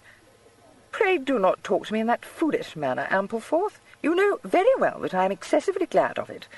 But why he might not have made his offer at a more seasonable time, I have not the remotest conjecture. We should have held a dress party, and the announcement should have been made at it. People will think it a shabbily contrived business." "You forget, ma'am," rather feebly suggested his lordship, "that we are still in black gloves. It will not be thought wonderful that we do not—" "Cousin Albinia, and I know not how many times removed, besides having been as mad as Bedlam for years. I assure you I should not have regarded that. However, it is of no use to repine. The thing is that Sale has been brought up to scratch, and heaven knows I must be thankful for that. But I don't scruple to tell you, my lord, that I have been fearing Harriet was to be obliged to wear the willow. Where have you put him?" "He is in my book-room. I said I must first speak with you." "Very well, I will come directly. I dare say Harriet dressed all by guess this morning, for we are in such an uproar, with half the servants already gone to Ampleforth," said the lady, tugging vigorously at the bell-pull. "Do not be loitering here, my lord, I do beg of you, but go back to Sale and say Harriet will come down presently." "Oh, is it you, Mrs. Royston?" "No, I did not precisely wish for you, but it does not signify. Be good enough to desire Lady Harriet and Miss Abinger to wait on me here directly. Pray, what do you stay for, Ampleforth? Go down to Sale at once, and entertain him until I come." The Lady Harriet was discovered to be in the schoolroom, helping to keep her younger sisters amused, while the nurse busied herself with the packing of their many trunks. At a table in the window, the governess, Miss Abinger, was endeavouring to instruct two stout lads in frilled shirts and nankeen pantaloons in the use of the globes. When Lady Ampleforth's message was delivered by the panting housekeeper, Harriet jumped up from the floor, where she had been sitting, and instinctively put up her hands to smooth her soft brown curls.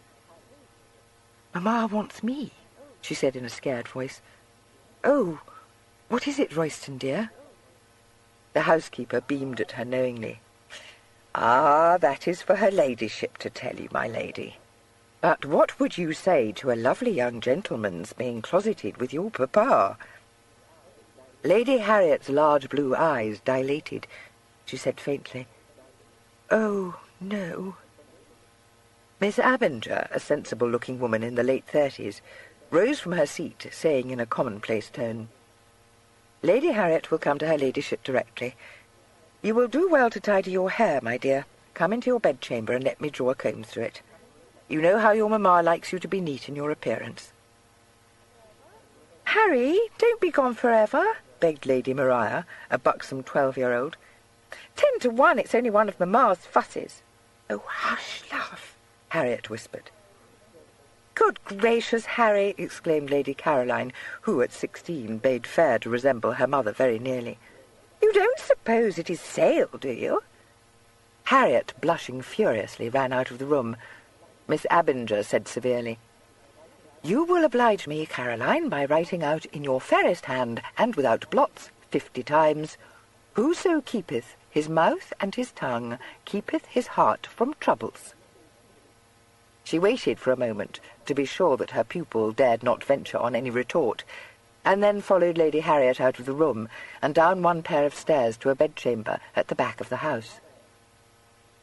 Here the Abigail, who was folding her young mistress's dresses in silver paper, betrayed by her air of barely suppressed excitement that the rumour that was already running through the house had reached her ears.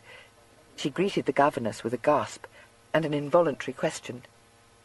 "Oh, miss, Is it true? Miss Abinger ignored this impertinence and trod over to the dressing-table, before which Harriet had seated herself. You have crushed your gown a trifle, my dear, but it will not do to keep your mamma waiting, and we must hope that she will not notice it. Let me take that comb. Harriet permitted her to remove it from her singularly nerveless grasp. Oh, Abby, you do not think... I think your mamma will not like it if you do not bestir yourself, Lady Harriet, replied the governess calmly. Harriet said in a helpless way, No, and submitted to having her hair combed and tidied. She then rose and with trembling knees followed her preceptress downstairs to Lady Ampleforth's dressing-room. Her ladyship cast one comprehensive glance over her daughter and exclaimed in exasperated accents, Exactly so. Your old plain muslin, and I dare say everything packed already. Well, it will not do. Miss Abinger, oblige me by seeing to it that Lady Harriet changes her dress immediately. The cambric muslin with the double scallop work at the bottom is what she should be wearing. Or, if that is not readily procurable, the new sprig gown, with the sleeves drawn up at the top with coloured ribbons. My love, Sale is below with your papa. You will allow your mamma to be the first to felicitate you upon the very flattering offer that has been made for you. Gilly, Harriet uttered, in a voice so suspended by surprise as to be barely audible. Oh, no. Surely you must be mistaken, ma'am. A look of annoyance seemed to sharpen Lady Ampleforth's features. There is no occasion that I know of for these die-away airs, Harriet, she said. You are very well aware of your papa's and my intentions for you. Oh, yes. But I had not supposed. He has never been particular in his attentions. Mamma, I did not think Gilly loved me. I can only conclude, Harriet, said Lady Ampleforth, with a condemnatory glance at Miss Abinger, that you have been taking novels out of some circulating library, which is a thing I have never permitted. Oh, no, mamma, Harriet faltered. Then I am at a loss to understand where you can have learned such trumpery notions, and I beg you will not make a figure of yourself by mentioning them again. Sale has expressed himself very properly to your papa, and if he and I are satisfied, you have surely nothing to cavil at. He is waiting to address you himself. I trust you know your duty well enough to make it unnecessary for me to tell you in what terms you must answer him. Oh, mamma, pray... Harriet, what is this nonsense? Demanded her ladyship irately. I will allow it to be a most inconvenient time for Sale to be declaring himself, but so it is always. Men have not the least common sense. But if you mean to tell me that you hold him in aversion... Oh, no, no, precisely so. You should be grateful to your papa and to me for having permitted you to become pretty well acquainted with Sale, instead of presenting him to you as a complete stranger, as might very often happen in my young days, let me assure you. I did not look for this missishness in you, and I can tell you that it is not at all becoming. You have been taken a little by surprise, and that is forgivable. I was quite thunderstruck myself. But you will have time to compose your mind while you change your dress, and I am confident that you will conduct yourself just as you should. Now, do not be dawdling here any longer, my dear. Bustle about a little, if you please. I shall come up to your bedchamber to fetch you myself in half an hour, and I hope you do not mean to keep me waiting. Miss Abinger, be so good as to accompany my daughter, and to make sure that she is dressed just as she should be. Her maid has no head, not the least in the world. Certainly, Lady Ampleforth, said Miss Abinger in her colourless way. Come, Lady Harriet. She laid her hand on Harriet's trembling arm and almost propelled her to the door.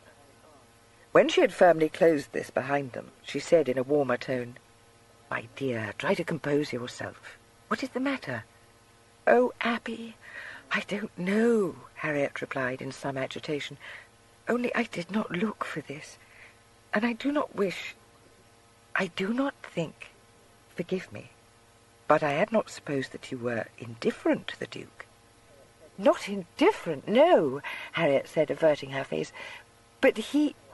They had reached the half-landing before Miss Abinger replied. she said then. "I believe the Duke entertains feelings of the warmest regard for you, my love. He is a very amiable young man, and one who will not fail to treat you with all the courtesy and consideration one could wish for you. Indeed, I think you are to be envied. I know your mind to be of too nice a tone to care for such things, but you will occupy a position of the first consequence, and you will enjoy great wealth. Reflect that in addition to this, you will have a husband who partakes of many of your sentiments, and is, I am persuaded, the model of compliance and good nature." "He does not love me," Harriet said. "It is his uncle's doing, and mamma's. I know it, Abby." "I shall not dispute with you on that head, my dear Lady Harriet, and I believe it will not serve to discuss it. Yet I must venture to tell you that I do not by any means despair of your happiness in this alliance. You know, it is not commonly the thing for persons in your station in life to make what is called a love match." "No," Harriet agreed, dejectedly. They had reached the upper floor by this time. As Miss Abinger grasped the door-handle of Harriet's bedroom, she added deliberately, "You are not always quite at your ease in your home, dear Lady Harriet. I fancy you may be happier in an establishment of your own. But I have said too much, and we shall soon have your mamma coming up to fetch you." Harriet coloured, but was silent. While Miss Abinger directed the maid to unpack her mistress's cambric muslin, she waited, looking out of the window between the lace blinds. Her colour faded gradually, and she was able in a few minutes to reply to a chance question with tolerable composure. It was by no means Miss Abinger's business to dress the hair of her pupils, but she elected to do so, and with so much taste that when Lady Ampleforth came into the room presently, she nodded approvingly and said, "Very well indeed. I could wish that you had a trifle more countenance, my love, but you look very becomingly. But hold yourself up, if you please. An air of languor can never be pleasing in a girl, remember. Now, if you are ready, we will go downstairs." "I am quite ready, mamma." Lady Ampleforth preceded her out of the room, but paused at the head of the stairs to take her hand. "There is no need for you to feel the slightest embarrassment, Harriet," she said kindly. "Sale is a very pretty-behaved young man, and his manners reflect the greatest credit on his upbringing. I only wish your brother had them. I dare say he will do or say nothing to make you blush. Besides, I should not think of leaving you alone together, so have no fears on that score." "No, mamma," said Harriet. Lord Ampleforth and the Duke were standing in front of the fire in the book-room, conversing in a desultory and uncomfortable fashion. Lord Ampleforth was looking rather more harassed than before, and half an hour of his future mother-in-law's brisk managing talk had so much oppressed the Duke's spirits that he bore the appearance more of one about to face a severe ordeal than of a hopeful suitor. He directed an anxious, questioning look at Harriet, but she kept her eyes lowered and did not perceive it. End of Side 4. Side 5.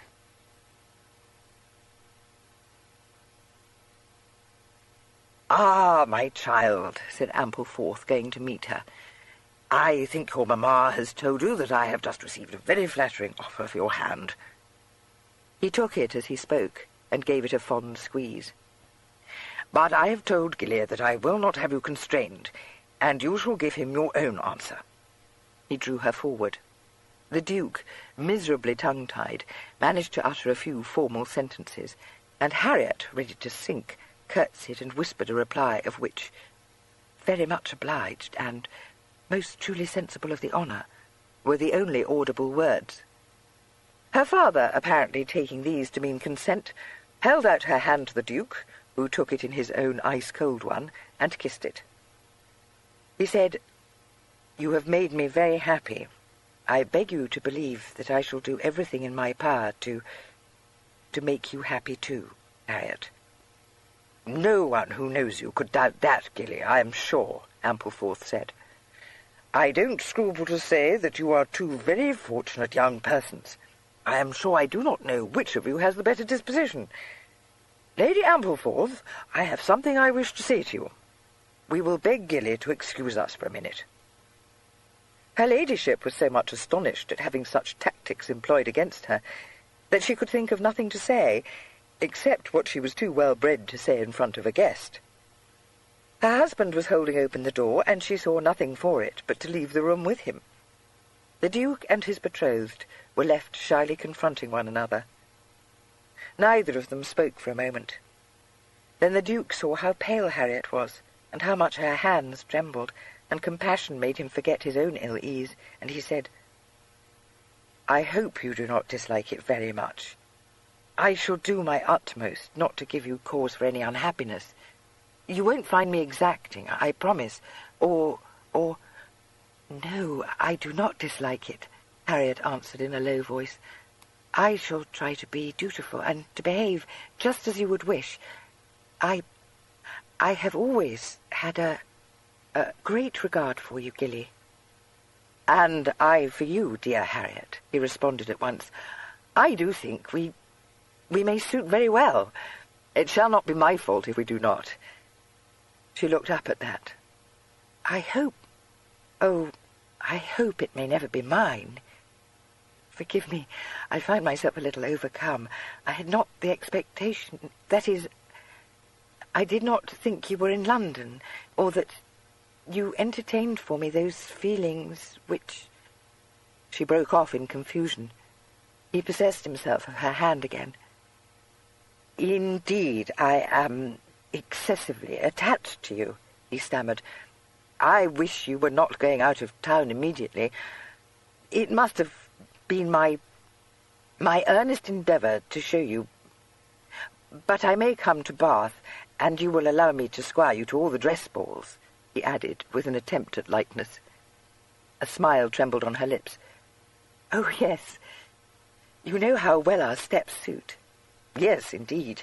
I am sure there is no one I am happier to stand up with, for you never make me feel myself to be such a miserable dwarf of a fellow." "Oh, Gilly, how can you? You are no such thing." He laughed. "Ah, you should hear my cousin Gideon on that head." "You should hear Gaywood," she retorted, gaining confidence. "He calls me a poor little dab of a creature." "Brothers. We shall not care a fig for them, or cousins either," he said. He saw that she was looking less pale, and ventured to kiss her cheek. Lady Ampleforth came back into the room in time to witness this embrace. Her sharp eyes detected Harriet's blush, and the way her hand went up as though to clasp the Duke's coat-collar. She said, "Well, I make no doubt you have settled it all between you. It is an unfortunate circumstance that we should be going out of town at this precise moment, but I shall look to see you at Ampleforth, Duke, next month.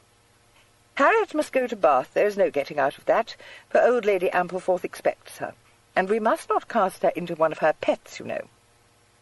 The young couple fell apart guiltily. Constraint descended upon them again, and by the time her ladyship had discussed various convenient dates for the wedding ceremony, and estimated the length of time it would take her to procure Harriet's bride clothes, the Duke was thankful to take his leave. When he had been bowed out, Lord Ampleforth, who had been observing his daughter narrowly, said, "My dear Harriet, are you quite happy in this engagement? You must not hesitate to tell me if your mind has any misgiving." "No, Papa, I am quite happy," she said. "Good God, Ampleforth, what can you be thinking of?" exclaimed his wife. "Pray, what more could any girl desire, I should like to know? To be Duchess of Sale? That is something indeed. Harriet, I wish you will come out to my dressing-room, for there is a great deal I want to say to you." She swept her daughter out of the room, saying as she closed the door, "Your papa has some odd fancies, but I trust I have brought you up to know your duty. It was an awkward business, his calling me out of the room as he did, but I returned to you as soon as I might. Sale looked to be in tolerably good health, I thought." "Yes, Mamma." "He was the sickliest child. I'm sure no one thought to see him survive. He's not as well grown as one would wish, but he is very well made and has excellent manners. Perhaps he is not precisely good-looking, but there is nothing in his air or countenance to disgust one.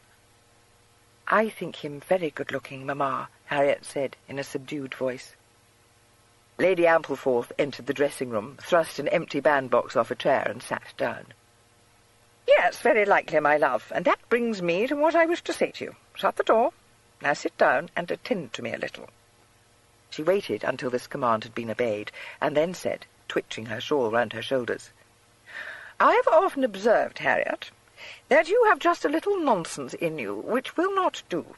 I shall speak frankly to you, and I dare say you may thank me for it one day.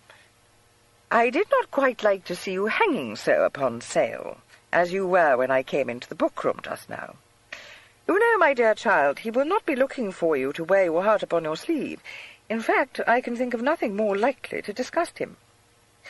I must surely have told you 12 times that a lady of quality must not behave as though she were Miss Smith of heaven knows where. I shall never forget my own dear mamma's telling me how the Duchess of Devonshire, the first wife of the late Duke, actually sat down upon his Grace's knee once when she was but a bride, and her mortification when he repulsed her. It quite makes one blush to think of it. But I believe Lady Spencer, she was one of those blue-stocking women, you know, brought her daughters up in the oddest fashion. I should not like to think that you, my dear Harriet, would so far forget yourself. Such manners may do very well for parvenus, but whatever your brother Gaywood may have told you, they will not do for you. Sale has not been reared in this modern style, which permits all kinds of licence, and depend upon it, he would expect his wife to conduct herself with fitting decorum. It has been very justly observed, my love, I forget by whom, that if you meet with tenderness in private from your husband, you will have no cause for complaint." Harriet clasped her hands tightly together in her lap. "Mamma," she said, fixing her eyes on Lady Ampleforth's face, "may not a lady of quality love?" Her ladyship laughed. "As to that, my dear, I dare say she is no harder-hearted than the rest of her sex. But she must always be discreet, and I cannot too strongly impress upon you that nothing of that nature must be thought of until you have presented your husband with an heir. You must never give your parents cause to blush for you, Harriet, and I'm sure you will not, for you are a good girl, and you know what is due to your position." "Oh," said Harriet faintly, lifting a hand to her hot cheek, "I did not mean that. Mamma, were you not in love with Papa when you married him?" "I was a great deal too young to know anything of the matter. He was presented to me by my parents. I doubt if I had clapped eyes on him above 6 times in my life. But I became very sincerely attached to him, as I hope you may do to Sale. But be upon your guard, my child. You have a romantical disposition, I am afraid, and you are a great deal too fond of showing when you feel a strong partiality for anyone. And that, you know, may lead you into jealousy, which will never do. A man may have his cher amies, but they do not concern his wife. She must turn a blind eye towards such little affairs." "Perhaps," said Harriet, turning her face away, "he may welcome caresses from his cher amies." "Very likely, my love. It is something I am happy to think neither you nor I can know anything about. A man of Sale's breeding would expect a different style of conduct in his wife. That I can vouch for. Remember it, Harriet." "Yes, Mamma," said Harriet unhappily. Chapter 5. The Duke, returning to Sale House, spent an unprofitable half-hour trying to draft an advertisement for the Gazette. He gave it up finally, exclaiming aloud, "It seems I need a private secretary besides all the rest." The door into the library opened. "Your Grace called," said his footman. The Duke stared at him in gathering wrath. "Were you standing outside the door?" he demanded. The man looked quite scared. "Yes, Your Grace." "Then don't do it." "No, Your Grace. I beg Your Grace's pardon. I thought Your Grace had called." "I did not." "No, Your Grace," said the footman, much discomposed, and preparing to bow himself out again. "When I need you, I will ring for you," said the Duke. "At this present I want nothing. At least, yes, I do. If Mr. Scriven should not have left the house, desire him to come to me, if you please." "Yes, your Grace." It seemed that Mr. Scriven had not left the house, for in a very few minutes he presented himself in the library. He found the Duke sitting at the big carved desk, biting the end of a quill, and regarding with dissatisfaction a scrawled sheet of paper. Several screwed-up balls of paper cast in the direction of the fireplace bore witness to frustrated literary endeavour. "You wish to see me, my lord?" said Mr. Scriven, advancing into the room. The Duke looked up, a boyishly rueful smile in his eyes. "I can do not the least thing for myself, Scriven," he said. "Here have I been wasting I know not how long trying to write the simplest notice, and making the sorriest work of it." "You know you may depend upon me, my lord, to do anything for you that you desire," said Mr. Scriven, in a soothing voice.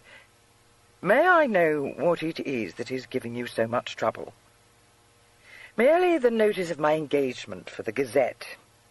You would say a simple matter, but only see what a botch I have made of it." Mr. Scriven had been moving towards the desk, but at these words he halted. "Your engagement, my lord?" "Yes, to the Lady Harriet Prestine. It must be announced, you know, and I shall be very much obliged to you if you will draft a suitable notice for me." "May I say, my Lord Duke," said Mr. Scriven, deeply moved, "that there is no task you could lay upon me which I could undertake with more gratification. I hope your Grace will permit me to offer my sincerest felicitations upon this most happy event." "Thank you. You are very good." "I shall take advantage, my lord, of my long association with the House of Sale, to say that nothing could afford those who have your interests at heart greater satisfaction than this intelligence, and I venture to say, my lord, that there is no one amongst your dependents who has not your interests at heart." "Thank you," said the Duke again, startled but a little touched. "Your Grace may safely leave this matter in my hands," said Mr. Scriven. "The notice shall be sent immediately to all the society papers. I shall attend to it myself. May I inquire when the happy date is to be?" "I do not precisely know. In the spring, I think. Nothing is fixed yet." Mr. Scriven bowed. "We shall have to see to the refurnishing of the Duchess's apartments," he said. "In fact, there will be a great many details to be attended to, my lord. You may rely on me."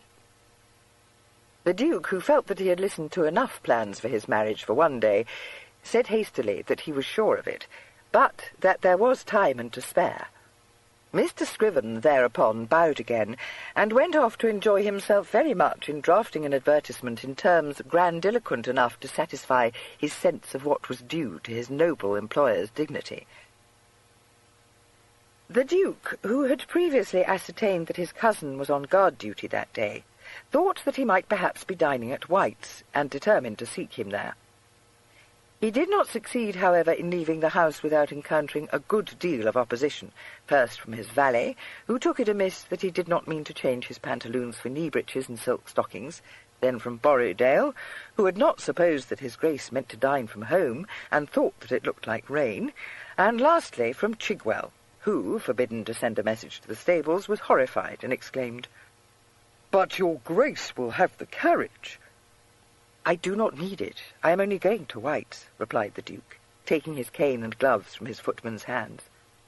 "Your Grace will not go on foot and alone. Only let me call a chair." "Chigwell, I am not a child, nor shall I melt for a drop or two of rain," said the Duke. "No, indeed, your Grace. But they say the town abounds with pickpockets and street robbers. I'm sure his lordship would desire you to take a chair and a link boy." "I shall take neither, however." Chigwell and Borrowdale both looked very much upset. "But, your Grace, you will be very much more comfortable in your carriage," protested Chigwell. "It can be brought round in a trice and—" "No," said the Duke, with a sudden and unaccustomed violence. They fell back, and the porter, who had been standing all the time by the door, thought well of opening it. "As your Grace wishes," said Chigwell feebly. "At what hour will your Grace be returning?" "I have not the smallest notion," said the Duke, drawing on his gloves. "No, your Grace, quite so. And your Grace would not wish to have the carriage call for you?" "I would not," said the Duke, and ran down the steps into the forecourt, leaving his faithful henchman to stare after him in great surprise and no little perturbation. He did not find his cousin at White's, but just as he was ascertaining from the porter that Captain Ware had not been seen in the club that day, Viscount Gaywood walked in and instantly pounced upon him. "Sale! By God! I was in half a mind to call at your place. My dear fellow, how do you do? I just heard the news. Never more glad of anything in my life. Come and dine with me." Lord Gaywood, who was tall, lanky, and a great rattle, bore little resemblance to his sister, Harriet, but had a beak-like nose that brought Lady Ampleforth forcibly to mind. He was said to be a severe trial to his parents, and had certainly occupied his adult years in tumbling in and out of a great many scrapes. He swept the Duke upstairs to the coffee-room, saying cheerfully, "Well, this is a capital go, old fellow. But what a complete hand you are! I was ready to swear you were not hanging out for a wife yet a while. Why, I don't believe you ever so much as gave Harry's hand a squeeze at hands across." "Well, do not shout it to the whole world," said Gilly. "Oh, no one ever attends to me," replied his lordship. "You know, it's not for me to puff my sister off, but she's a devilish good girl, Sale, and deserves her fortune. The shyest thing in nature, mind you. But you're a trifle in that line yourself. I'm glad you didn't declare off. I don't mind telling you my mother was thrown into gloom when you left town without coming up to scratch. What a business it is! They will be trying their hands at finding a bride for me next, I dare say. Do you want to buy a horse?" "Yes, but not one of yours," said the Duke frankly. "What do you mean, not one of mine?" demanded his lordship, affronted. "I've got a prime bit of blood I wouldn't mind selling you. Shows off well, complete to a shade." "Touched in the wind?" asked the Duke, taking his seat at the table. "Never a bit of it. Perfect in all his paces." "I may look like a flat, but I'm not such a green one that I'd buy one of your breakdowns, Charlie," said the Duke. Lord Gaywood grinned. "Well, it ain't a breakdown, but I never crossed a greater slug in my life. Fit only to carry a churchwarden." "Thank you," said the Duke. "Oh, well, there's no saying. He might have taken your fancy. What made you take this boat to the village, my tulip? You did not come merely to offer for Harriet." "That, and to buy a horse. Not your horse." "Gilly, you scatter. Don't you try to come Tip Street over me. If you have run away from that devilish uncle of yours, I don't blame you. The most antiquated old fidget I ever saw. Quite Gothic, my dear fellow. I'm frightened to death of him. I don't think he likes me above half." "Not as much," replied Gilly. "In fact, I think he classes you with park saunterers and other such ramshackle persons." "Oh, no, Gilly, upon my word. Always in the best of good ton," protested his lordship. "Park saunterers be damned. I'll tell you what, my boy. I'll take you along to a place I know of in Pickering Place after dinner. All the crack amongst the knowing ones, and the play very fair. French hazard. You know I haven't the least taste for gaming. Besides, I'm going to visit my cousin Gideon." Lord Gaywood exclaimed against such tame behaviour, but the Duke remained steady in refusing to accompany him to his gaming hell, and they parted after dinner, Gaywood crossing the street to Pickering Place, and the Duke going off to Albany, where Captain Ware rented a set of chambers. These were on the first floor of one of the new buildings, and were reached by a flight of stone stairs. The Duke ran up these and knocked on his cousin's door. It was opened to him by a stalwart individual with a rugged countenance, and the air and bearing of an old soldier, who stared at him for an instant, and then exclaimed, "It's your Grace!" "Hello, Ragby. Is my cousin in?" returned the Duke, stepping into a small hall and laying his hat and cane down upon the table. "Aye, that is your Grace, and Mr. Matthew with him," said Ragby. "I warrant he'll be mighty glad to see your Grace. I'll take your coat, sir." He divested the Duke of it as he spoke, and would have announced him had not Gilly shaken his head and walked without ceremony into his cousin's sitting-room. This was a comfortable square apartment, with windows giving onto a little balcony and some folding doors that led into Captain Ware's bedchamber. It was lit by candles, A fire burned in the grate, and the atmosphere was rather thick with cigar smoke. The furniture was none of it very new or very elegant, and the room was not distinguished by its neatness. To the Duke, who rarely saw as much as a cushion out of place in his own residences, the litter of spurs, riding whips, racing calendars, invitation cards, pipes, tankards, and newspapers gave the room a charm all of its own. He felt at his ease in it, and never entered it without experiencing a pang of envy. There were two persons seated at the mahogany table, at which it was evident they had been dining. One was a fair youth in a very dandified waistcoat, the other a big, dark young man some 4 years older than the Duke, who lounged at the head of the table with his long legs stretched out before him, and one hand dug into the pocket of his white buckskins. He had shed his scarlet coat for a dressing-gown, and he wore on his feet a pair of embroidered Turkish slippers. It was easy to trace his relationship to Lord Lionel Ware. He had the same high nose and stern grey eyes, and something of the same mulish look about his mouth and chin, which made his face, in repose, a little forbidding. But he had also an attractively crooked smile, which only persons for whom he had a fondness were privileged to see. As he looked up at the opening of the door, his eyes narrowed, and the smile twisted up one side of his mouth. "Adolphus," he said in a lazy drawl. "Well, well, well." The fair youth, who had been staring a little moodily at the dregs of the port in his glass, started and looked round, as much as he was able to do for the extremely high and starched points of his shirt-collar. "Gilly!" he exclaimed. "Good God! What are you doing in town?" "Why shouldn't I be in town?" said the Duke with a touch of impatience. "If it comes to that, what brings you here?" "I'm on my way up to Oxford, of course," said his cousin. "Lord, what a start you gave me, walking in like that." By this time the Duke had taken in all the glories of his young cousin's attire, which included, besides that amazingly striped waistcoat, an oriental tie of gigantic height, a starched frill, buckram-wadded shoulders to an extravagantly cut coat, buttons the size of crown pieces, and a pair of inexpressibles of a virulent shade of yellow. He closed his eyes and said faintly, "Gideon, have you any brandy?" Captain Ware grinned. "Regular little counter-coxcomb, ain't he remarked. "I thought you had a Bartholomew baby dining with you," said Gilly. "Matt, you don't mean to go up to Oxford in that rig? Oh, my God, Gideon, will you look at his pantaloons? What a set of dashing blades they must be at Magdalen."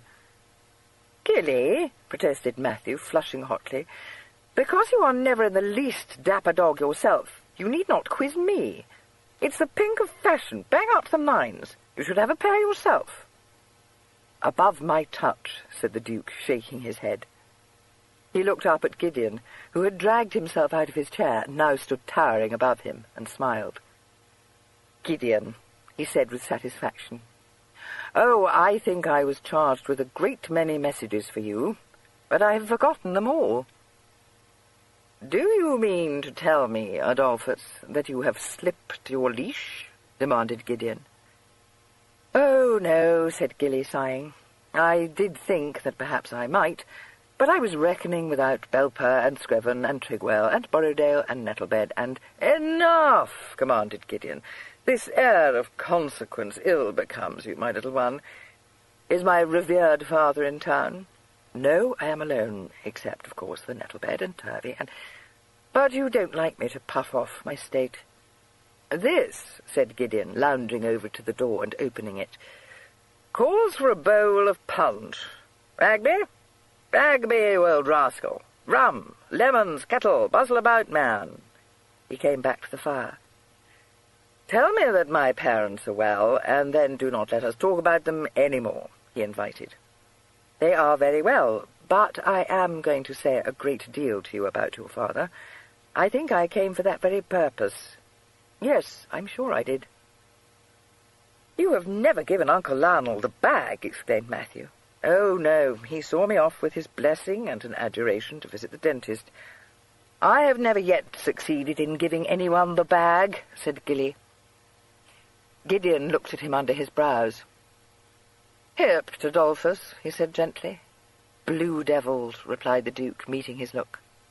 "What a complete hand you are, Gilly," said Matthew impatiently. "I only wish I stood in your shoes. There you are, your pockets never to let, everything made easy for you, all the toad-eaters in town ready to serve you, and you complain." "Peace, halfling," interrupted Gideon. "Sit down, Gilly. Tell me all that is on your mind." "Too much," said the Duke, sinking into a chair at the table. "Oh, that reminds me. Would you like to offer me your felicitations? You won't be quite the first to do so, but you won't care to be backward.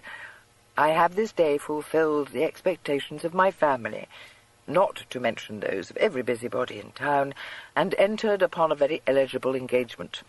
You will see the notice in the Gazette presently, and all the society journals. I do hope Scriven will not forget any of these." "Oh," said Gideon. He pitched the butt of his cigar into the fire and cast another of those shrewd, appraising looks at the Duke.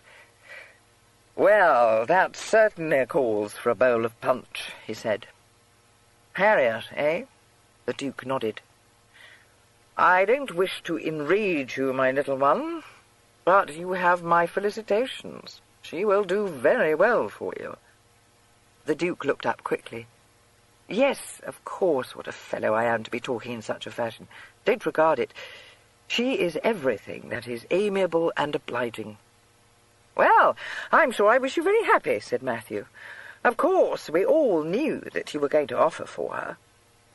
"Of course you did," agreed Gilly with immense cordiality. "Charlotte has contracted an engagement too," observed Matthew. "Did you know it? It is to Alfred Thirsk." "Certainly I knew it," replied Gilly. "In fact, I very nearly withheld my consent to the match." "Very nearly withheld your consent?" repeated Matthew, staring at him in the liveliest astonishment. "Well, I had the intention, but, like so many of my intentions, it came to nothing. Your father wrote me a very proper letter, expressing the hope that the alliance meets with my approval. Only it does not. Not at all." End of Side 5. Side 6.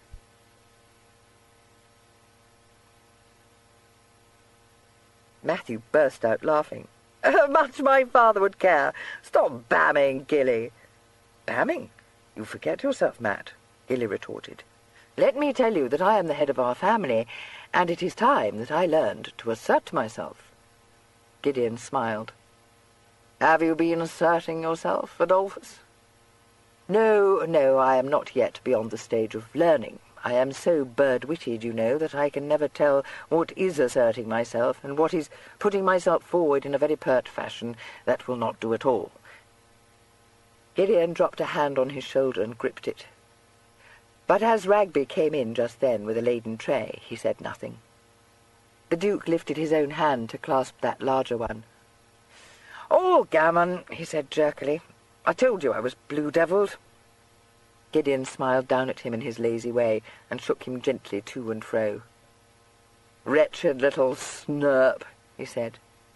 "Mackerel-backed dragoon," retorted the Duke, with an effort at liveliness. "Brew your punch."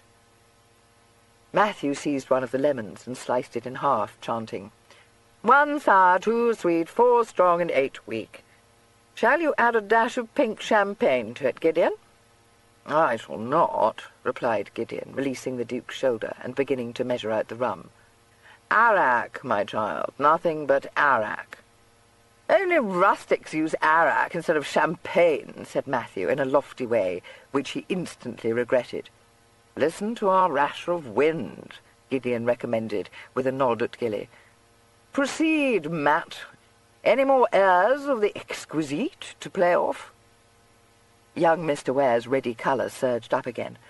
"No, but it is so. Gilly, you go to all the ton parties. It should be pink champagne, shouldn't it?"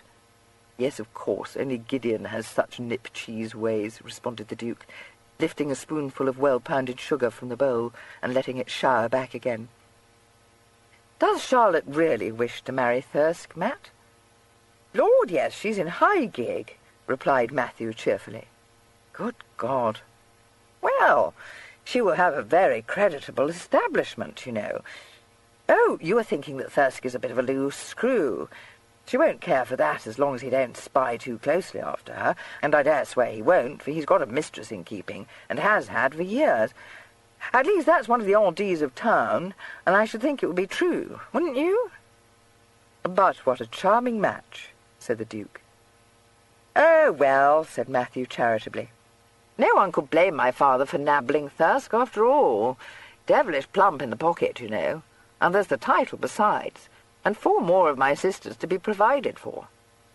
As for Charlotte, it's all very well for you to cavil, Gilly, but you are your own master and may do as you please. You don't have to live at Croylake, dangling after my mother and having to pour tea for a parcel of humbugging Methodists, 5 evenings out of 7. I can tell you there's no bearing it. The kettle had boiled by this time. Gideon lifted it from the hob and poured the sherbet he had brewed in it onto his spirit. A fragrant aroma rose from the bowl. He stirred the mixture, his attention fixed on it. But the Duke, catching the note of bitterness in Matthew's voice, looked at him rather searchingly. Matthew averted his eyes with a little laugh and began to boast of Oxford larks. Gideon, who rarely paid the least heed to him, interrupted his chatter without ceremony. "How long do you mean to stay in town, Adolphus?" "I don't know. As long as I am permitted, I dare say." "No time at all, in fact." He began to ladle the punch into 3 glasses. "Did you tell me you had Belper toad-eating you? What the devil made you advise him you were in London?" "Don't be so bacon-brained, Gideon," Gilly implored. "Of course I never did so. That was left for my uncle to do, and he did it. I found Belper awaiting me on my doorstep." "If you had as much sense as a pullet, you would have kicked him off your doorstep," commented the captain. "I would if I had thy inches," retorted the Duke ruefully. "Resolution is all you stand in need of, my child." "I know, but I fancy he's none too well breeched, and when a man is so damned pleased to see one, well, what can one do?" "What, indeed?" said Gideon sardonically. "I suppose if all the scaff and raff of London were to show pleasure at the sight of you, you would throw your doors open to them." "I dare say I should," said Gilly, with a short sigh. "How like my uncle you will be one day, when those beautiful whiskers of yours are no longer so black or so glossy. How right he was to warn me against seeking your company, and how little he knew how right he was." "What?" ejaculated Gideon. "He never did so."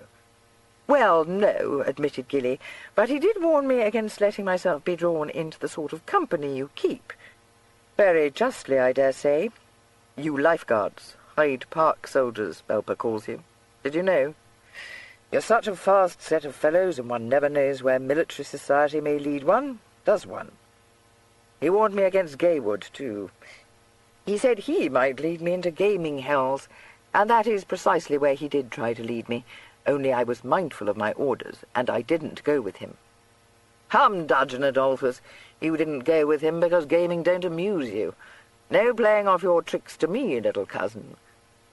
The Duke ladled more punch into his glass. "Don't interrupt the head of the family, Gideon. Remember what is due to my position." "A little more, and that will be head downwards in my wine-cooler," said Gideon. "I warn you it will be 2 to 1 against you, for Matt, if not 2 cast away, will stand my friend." Matthew, who had been sitting in a brown study, started. "I'm not cast away," he said. "A fellow can't be talking all the time." "You cannot know Belper, or you would not say so. Gideon, I shall be of full age next year, and my uncle says I must learn to manage for myself. I have 1,000 amiable qualities, but I lack resolution, so I thought I would interest myself a little in my estates. But my notions were so nonsensical they made Scriven smile, and put my uncle out of all patience with me. I wish, oh, how much I wish, that my guardian had been a villain and my agent a fool, and that the pair of them had tried to ruin me." "I don't see any sense in that," objected Matthew, blinking. "And I wish," continued Gilly, disregarding the interruption, that no one about me wished me well, or cared for my interests, or had a particle of affection for me. But they have. God knows why, but they have. Do you know what Borrowdale and Chigwell and Nettlebed and my footman, no, not my footman. Heaven reward him, for he did not know me in my cradle and does not care a fig what may become of me. He is a splendid fellow.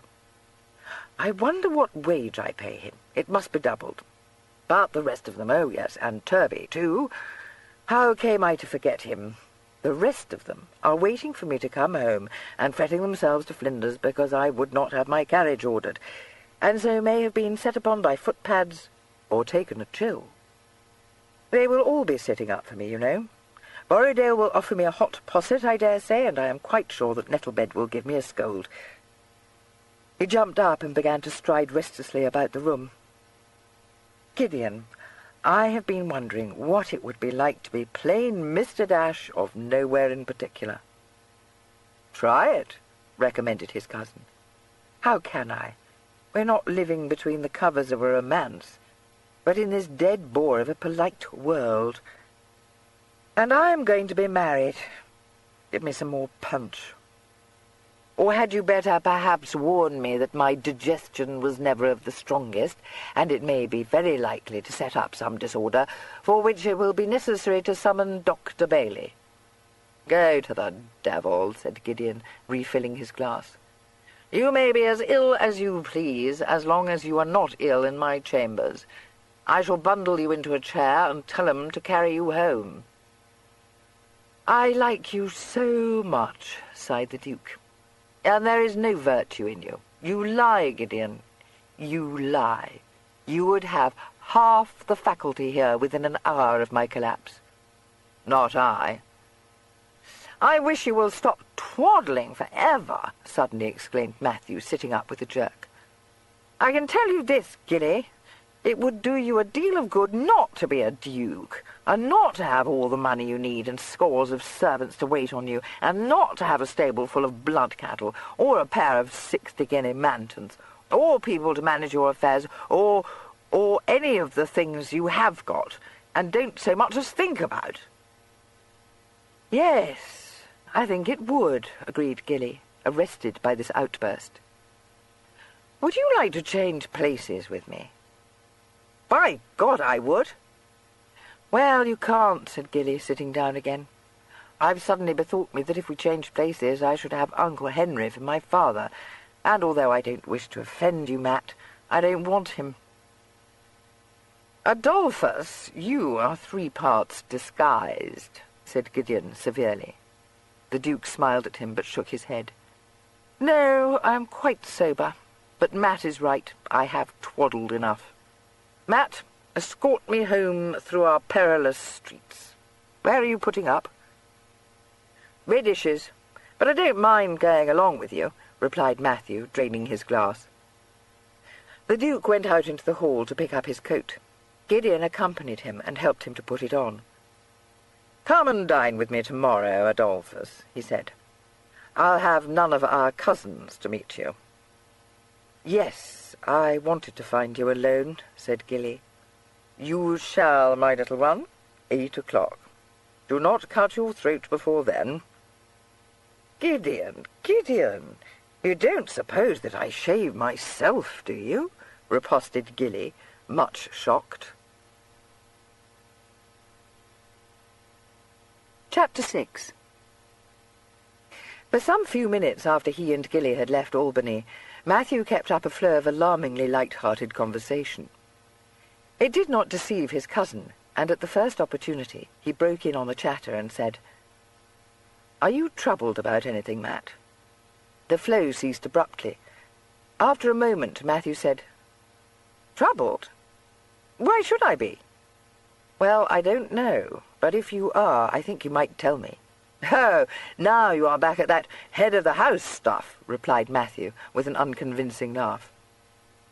I hadn't thought of that, but now you put me in mind of it, I might as well justify my position. Are you under a cloud, Matt? Oh, Lord, yes, but that ain't it. At least, in a way it is, but not as you think. My Snyder is one of the faithful, thank God." Correctly interpreting this mystic phrase to mean that Mr. Ware's tailor gave him long credit, the Duke said, "What's the figure?" There was a long silence. Mr. Ware broke it. "If you want to know, I need £5,000. "Oh," said the Duke. "I haven't such a sum on me at the moment, but I dare say I could find it." Matthew began to laugh. "Gilly, you fool!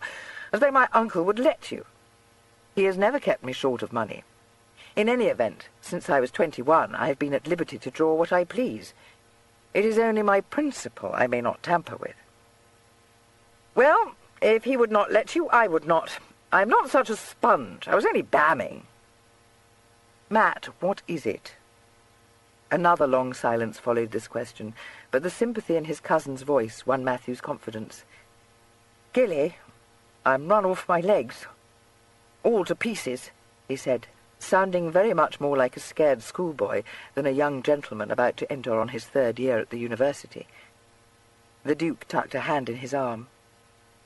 "We'll raise the wind, Matt, never fear. But what is it? You are not scorched to that figure." "Oh, no, it is not debt. But I don't know what to do. It's breach of promise." The Duke was somewhat staggered by this revelation. Breach of promise? "Matt, I don't know what you have been doing, but who the devil could be suing you for such a sum as that?" "Not me. Suing you. Through my father, I dare say, to keep our name out of court. Everyone knows how rich you are." "What a fool I am," said Gilly slowly. "Of course. But did you make an offer of marriage to this female?" "Well, yes, I suppose I did," said Matthew wretchedly.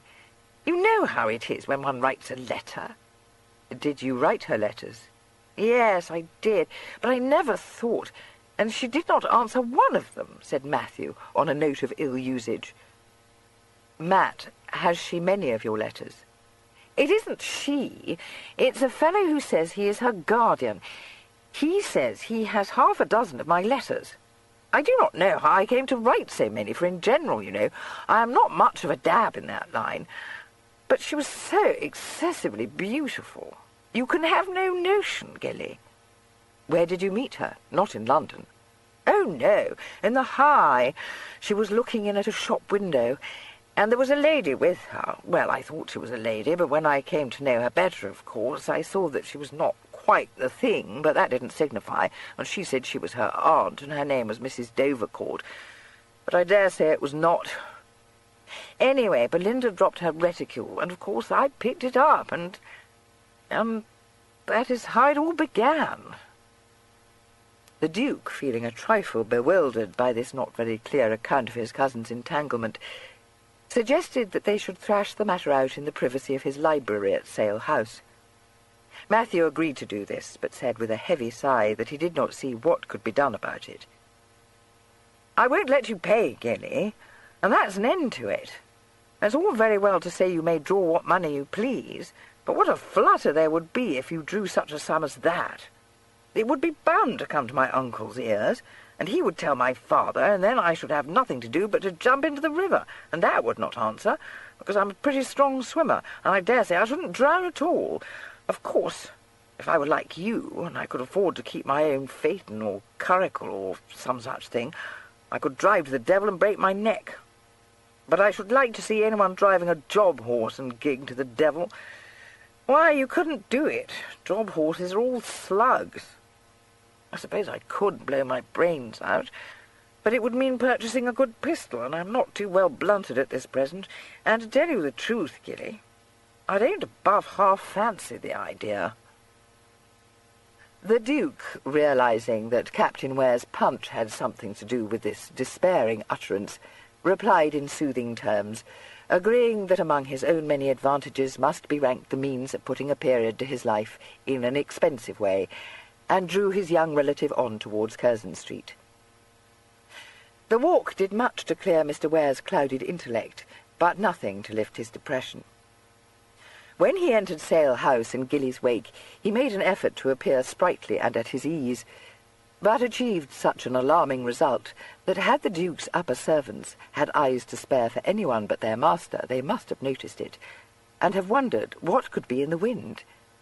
But in the event, Borrowdale, Chigwell, and Nettlebed were far too much taken up with conveying to his Grace by innuendo a sense of the anxiety he had caused them to labour under all the evening, to have any attention to spare for Mr. Matthew. The Duke bore all the solicitude that met him with his usual patience, disclaiming any feeling of chill or of fatigue, and desired Borrowdale to bring some wine and biscuits into the library. "And you need none of you wait up for me," he added. "Leave a candle on the table, and I shall do very well." The steward bowed, and said that it should be as his Grace wished. But Borrowdale and Nettlebed were instantly drawn into a temporary alliance, and exchanged speaking glances expressive of their mutual determination to sit up all night, if need be. The Duke led Matthew into the library, and installed him in a chair by the fire. One of the footmen came in with a taper, with the zealous intention of lighting all the candles in the wall sconces and chandeliers with which the room was generously provided, and Borrowdale soon followed him with a silver tray of refreshments. Having restrained the footman and assured Borrowdale that he should want nothing more that night, the Duke got rid of them both and took a seat opposite his cousins. "Well now, Matt, tell me the whole," he invited. "You won't blab to my father if I do, will you?" said Matthew suspiciously. "What a fellow you must think me. Of course I will not." His mind relieved on this score, Matthew embarked on a long and somewhat obscure story.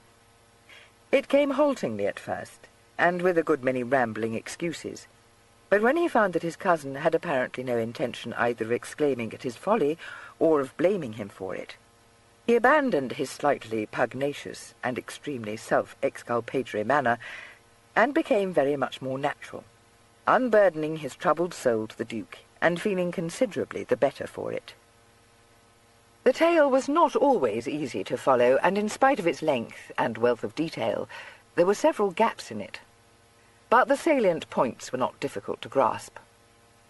The Duke gathered that his impulsive cousin had fallen in love at sight with a female of surpassing beauty, who is visiting Oxford with a lady who might or might not be her aunt. This lady, so far from discouraging the advances of a strange gentleman, had most obligingly given him her direction, and had assured him that she would be happy to see him if he should chance at any time to be passing her lodging. And, of course, Matthew had passed her lodging, and had received a flattering welcome there. And, finding that the lovely Belinda was even lovelier than his memory had painted her, lost no time in plunging neck and crop into an affair which seemed to have run the gamut of stolen meetings, passionate love letters, and wild plans of a flight to Gretna Green. Yes, he admitted, he rather thought he had mentioned Gretna Green. The Duke knitted his brows a little at this. "But, Matt, I do not perfectly understand," he said apologetically. "You say she is threatening to sue you for breach of promise, but if you were willing to marry her, I do not see how this comes about. Why should she not go with you?" "Well, I dare say she would have," said Matthew. She is a very persuadable girl, you know, but the thing is that it costs the devil of a sum to hire a chaise to go all that way, and what with having sustained some losses, and its being pretty near the end of the term, I was not at all beforehand with the world, and I didn't know how to raise the wind. You know what my father is. He would have kicked up the devil of a dust if I had written to ask him for some more blunt, and 10 to 1 would have asked me what I wanted it for, because he always does, just as though I were a child and not able to take care of my affairs. And I never thought of writing to you, Gilly. Not that I would have done so if I had, for it might have come to my uncle's ears then, and that would have been worse than anything. So, what with one thing and another, it came to nothing, and, to own the truth, I was afterwards very glad of it, because I don't think Belinda would do for me at all. In fact, I know she would not." "Did she seem much distressed at your plans coming to nothing?" asked the Duke curiously. "Oh, no, she did not care. It's all this Liversidge, who writes that he is her guardian. Stay, I will show you his letters. He has written to me twice, you know. I did not answer the first letter, and now he has written again, threatening to bring an action against me, and... Oh, Gilly, what the devil am I to do?" He ended on a decided note of panic, and, thrusting a hand into his pocket, produced 2 rather crumpled letters, written by someone who signed himself, with a flourish, Swithin Liversidge. The Duke, perusing these, found Mr. Liversidge's epistolary style slightly turgid, and not always quite grammatical. Some of his periods were much involved, but there could be no mistaking his object. He wanted £5,000 for his ward to compensate her for the slight she had endured, for the loss of an eligible husband, and for a wounded heart. Mr. Liversidge ended his first letter by expressing in high-flown terms his belief that neither Mr. Ware nor his noble relatives would hesitate to recognise and meet the claims of one whose blighted hopes seemed likely to drive into a decline. His second letter was not so polite. The Duke laid them both down. "Matt, who is this Liversidge?" he demanded. "I don't know. He says he is Belinda's guardian." "But what sort of a fellow is he?" "I tell you, I don't know. I've never clapped eyes on him. I didn't know Belinda had a guardian until I received that letter." "Was he not with her at Oxford?" "No, and neither Belinda nor Mrs. Dovercourt ever mentioned him that I can remember. It came as the greatest surprise to me." "Matt, it all sounds to me excessively like a fudge. I don't believe he is her guardian." "I dare say he might not be, but what's the odds?" "Well, I am not very sure, but I think he can't bring an action against you, unless, of course, it is she who brings it, and he merely writes for her." Matthew considered this. "I must say I should not have thought it of Belinda," he said. "But there is no knowing, after all. I dare say she was hoaxing me all the time, and was no more innocent than a piece of Haymarket ware." The Duke glanced at the letters again, and got up and walked over to the table to pour out 2 glasses of wine. Matthew watched him, saying after a minute, "And whatever he is, you can see one thing. He means to make himself cursed unpleasant, and there's no getting away from it that he has those damned letters of mine." "No," agreed Gilly. "It's the devil of a tangle." "Gilly," said his cousin in a hollow voice, "even if it did not come to an action, it will reach my father and my uncle too, and that would be just as bad." He did not address himself to deaf ears. The Duke almost shuddered. Good God, it must not be allowed to reach them. Matthew dropped his chin in his hands, his elbows propped on his knees. "If only I could think of what I'd best do," he groaned. Gilly held out one of the glasses to him. "Here, take some wine. Does Gideon know anything of this?"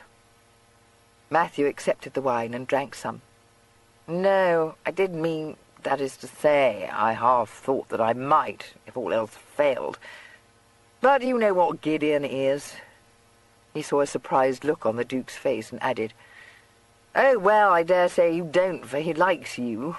But he has a damn cutting tongue. What's more, he is for ever roasting me about something or other, and I'd as lief... However, if you think I ought to tell him—" "No, I don't," said Gilly with sudden decision. "It has nothing whatsoever to do with Gideon." His eyes began to dance. "I must learn to manage for myself. My uncle said so." "Oh, Gilly, don't start funning," begged Matthew. "It ain't your affair any more than it is Gideon's." "But it is my affair. You said as much yourself," Gilly pointed out. "Liversidge knows well you could not afford to pay him half of such a sum, or my Uncle Henry either. You may depend upon it, he has acquainted himself very perfectly with the circumstances. It's my belief the whole thing was a deep-laid plot, down to the girl's dropping her reticule when you were passing. I am the pigeon he means to pluck. Very well, then, I'll attend to the matter myself, and I think I must be a great fool if I allow myself to be plucked by a person who cannot write the King's English." "But, good God, Gilly, what are you meaning to do?" demanded Matthew. "I'm not very sure yet," confessed the Duke. "But don't worry, Matt. Whatever happens, I won't let it come to your father's ears, or my Uncle Lionel's either." Where does this fellow write from?" He picked up one of the letters as he spoke. "The bird in hand." "Yes, but I am not a bird in hand, Mr. Liversidge. Address to the receiving office at Baldock. I suppose he fetches his letters, but why Baldock? I should have thought he would have lurked in London. Perhaps he has his reasons for not coming within the reach of Bow Street. Very likely that is so, or if ever I smelled a Greek." "Did you?" asked Matthew, sceptically. "Oh, Lord, yes. Very adroit ones, too. A young man with my fortune draws them like a magnet. They clustered round me when I was upon my travels, until they had taken Belper's measure. Poor Belper, he had his uses." Matthew sat up. "Gilly, do you think perhaps Belper would—" "No, certainly not. We shall keep this strictly within the family. Besides, it is the only time I have ever had the chance of doing anything for myself." End of side 6. Side 7.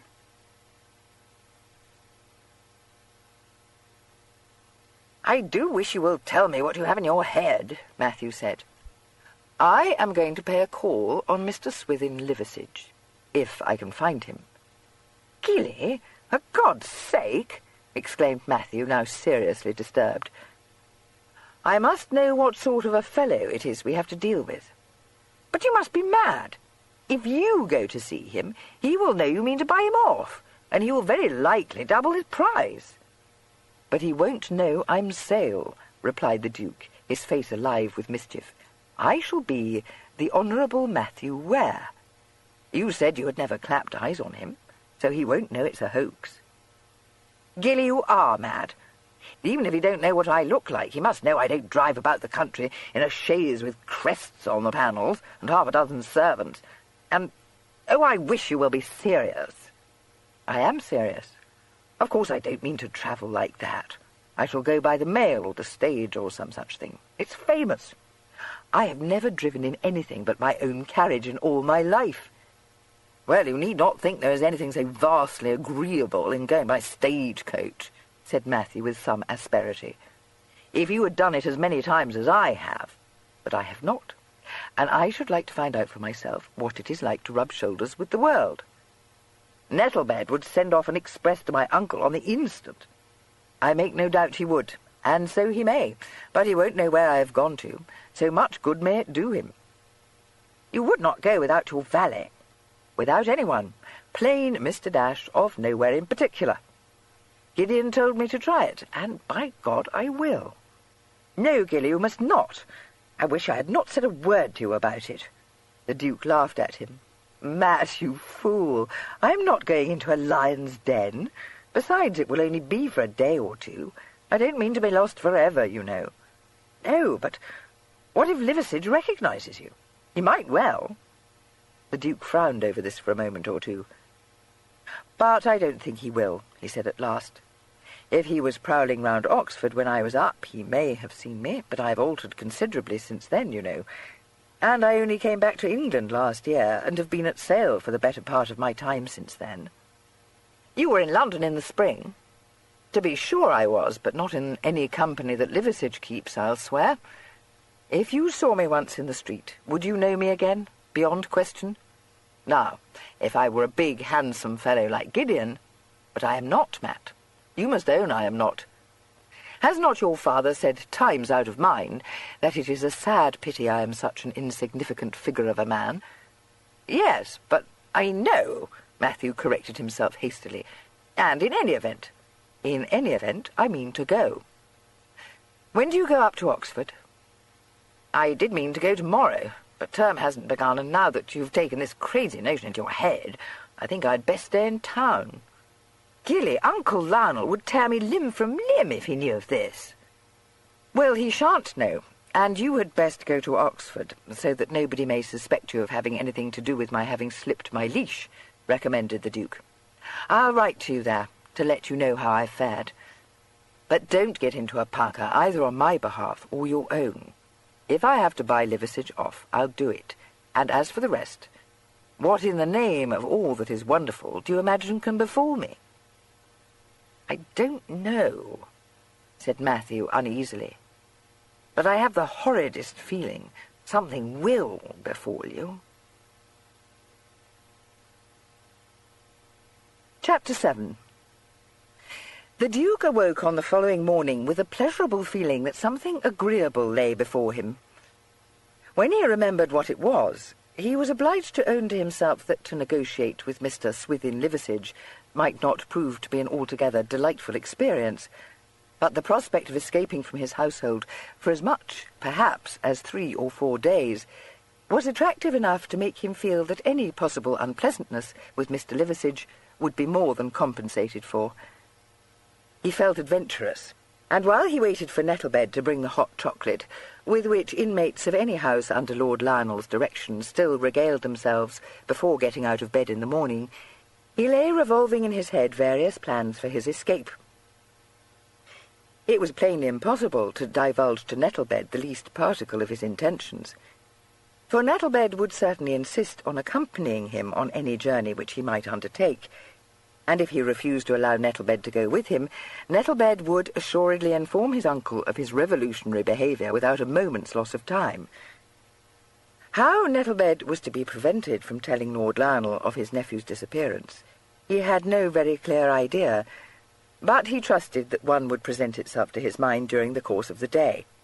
And if none did, and Lord Lionel did discover his truancy, well, he would be back at Sale House again before his lordship could do anything unwelcome, and although he might have to endure one of his tremendous scolds, he would at least have enjoyed a brief spell of freedom. Money presented no difficulties. He had scarcely broken into the £100 Scriven had drawn for him on his bank, so that he would not be forced to arouse suspicion by demanding more. The hardest problem, he soon realized, would be the packing of a valise to take with him. He had not the smallest notion where his valises and trunks were stored. This was a severe setback, and he wasted some minutes in trying to think out a way of discovering this vital information, before it occurred to him that he could very well afford to buy a new valise. Probably his own bore his cipher upon them. He could not remember, but it seemed likely, since those who ordered such things for him had what amounted to a mania for embossing them with either his crest or with a large and flourishing letter S. He would need shirts, too, and his night gear, and ties, wristbands, brushes, combs, razors, and, no doubt, 100 other things, which it was his valet's business to assemble for him. He had a dressing-case and a toilet battery, but he could not take either of these, nor could he take the brushes that lay on his dressing-table, for they naturally bore his cipher, and if he abstracted a few ties and shirts from the piles of linen in his wardrobe, would Nettlebed instantly discover their absence and run him to earth before he had time to board the coach? He decided that he must take that risk, for although he knew he could purchase soap and brushes and valises, he had no idea that it might be possible to purchase a shirt. One's shirts were made for one, just as one's coats and breeches were, and one's boots. But to convey out of Sale House unobserved a bundle of clothing was a task that presented insuperable obstacles to the Duke's mind. He was still trying to hit upon a way out of the difficulty when Nettlebed came in and softly drew back the bed curtains. The Duke sat up and pulled off his nightcap.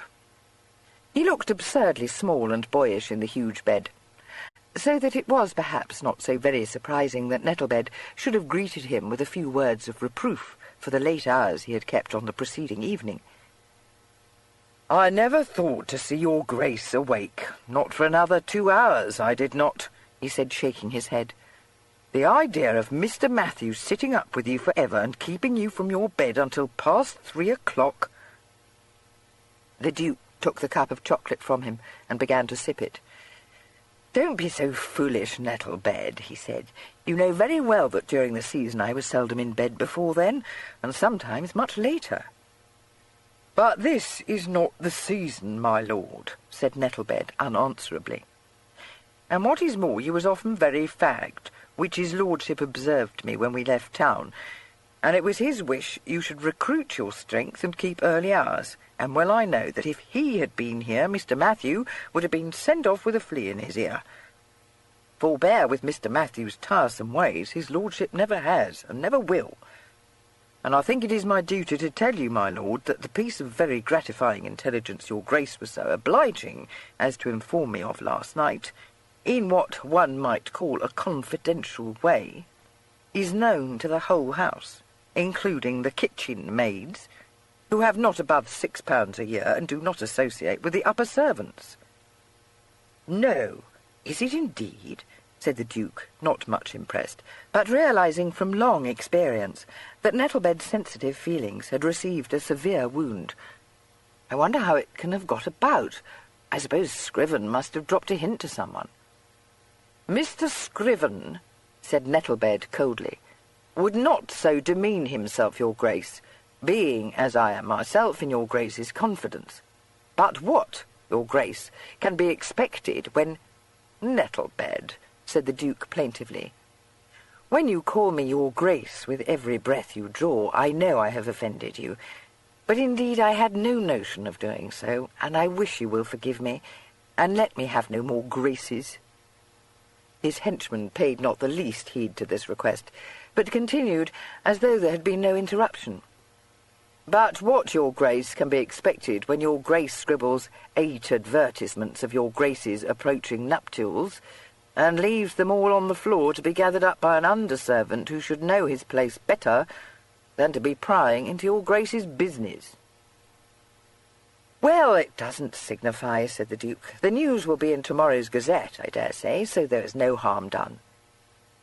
Nettlebed cast him a look of deep reproach, and began to lay out his raiment. "And I told you of it myself," added the Duke placatingly. "I should have thought it a very singular circumstance, your grace, had I learned it from any other lips than your grace's," replied Nettlebed crushingly. The Duke was just about to apply himself to the task of smoothing his ruffled sensibilities, when he suddenly perceived how Nettlebed's displeasure might be turned to good account. While Nettlebed continued in a state of umbrage, he would hold himself aloof, and without neglecting any part of his duties would certainly not hover solicitously about him. He would become, in fact, a correct and apparently disinterested servant, answering the summons of a bell with promptitude, but waiting for that summons. In general, the Duke took care not to permit such a state of affairs to endure for long, since Nettlebed could, in a very subtle way, make him most uncomfortable. Besides, he did not like to be upon bad terms with his dependents. Lying back against his pillows, he considered the valet under his lashes, knowing very well that Nettlebed was ready to accept and amend.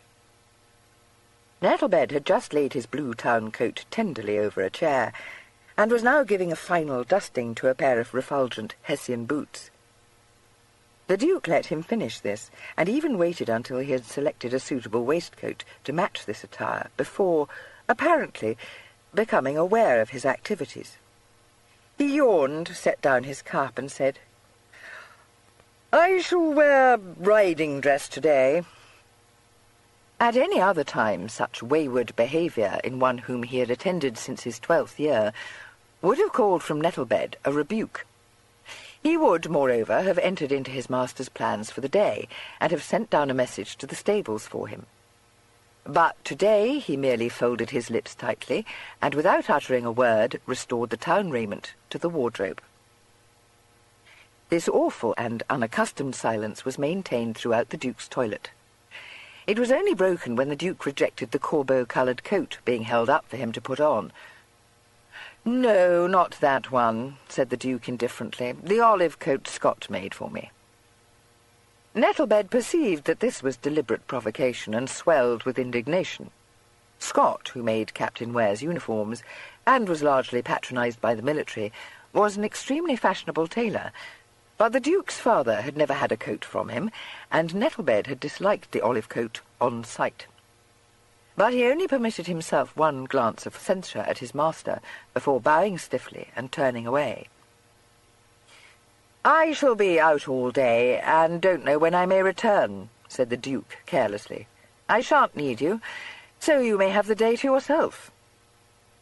Nettlebed bowed again, more stiffly than ever, and assisted him to shrug himself into the offending coat.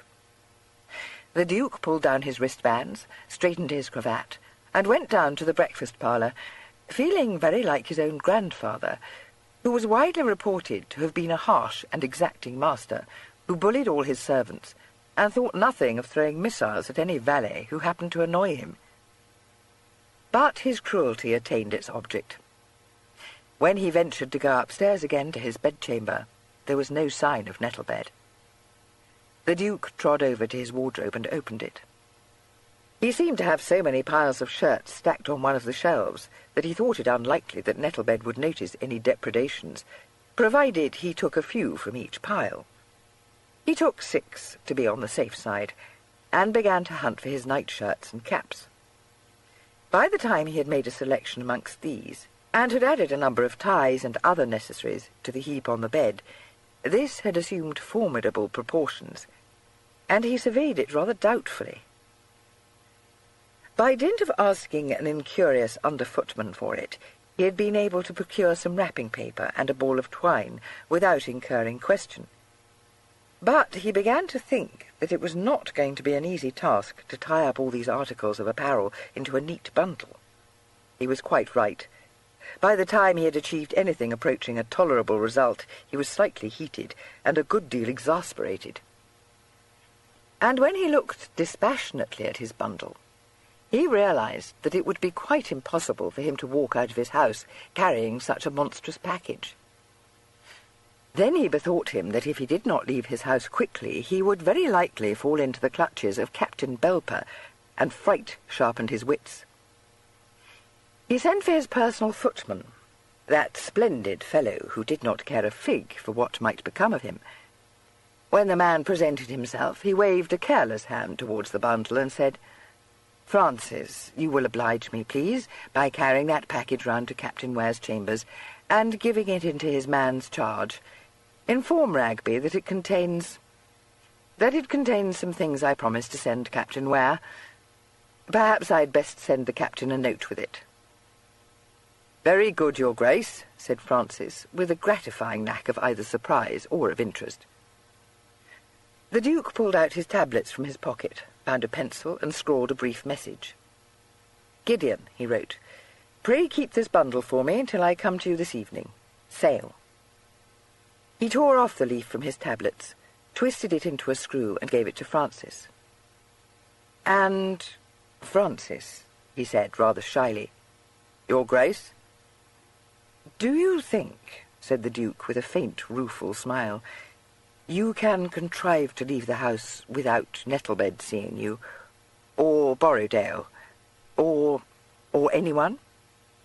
"Certainly, Your Grace," said Francis woodenly. "Thank you," said the Duke with real gratitude.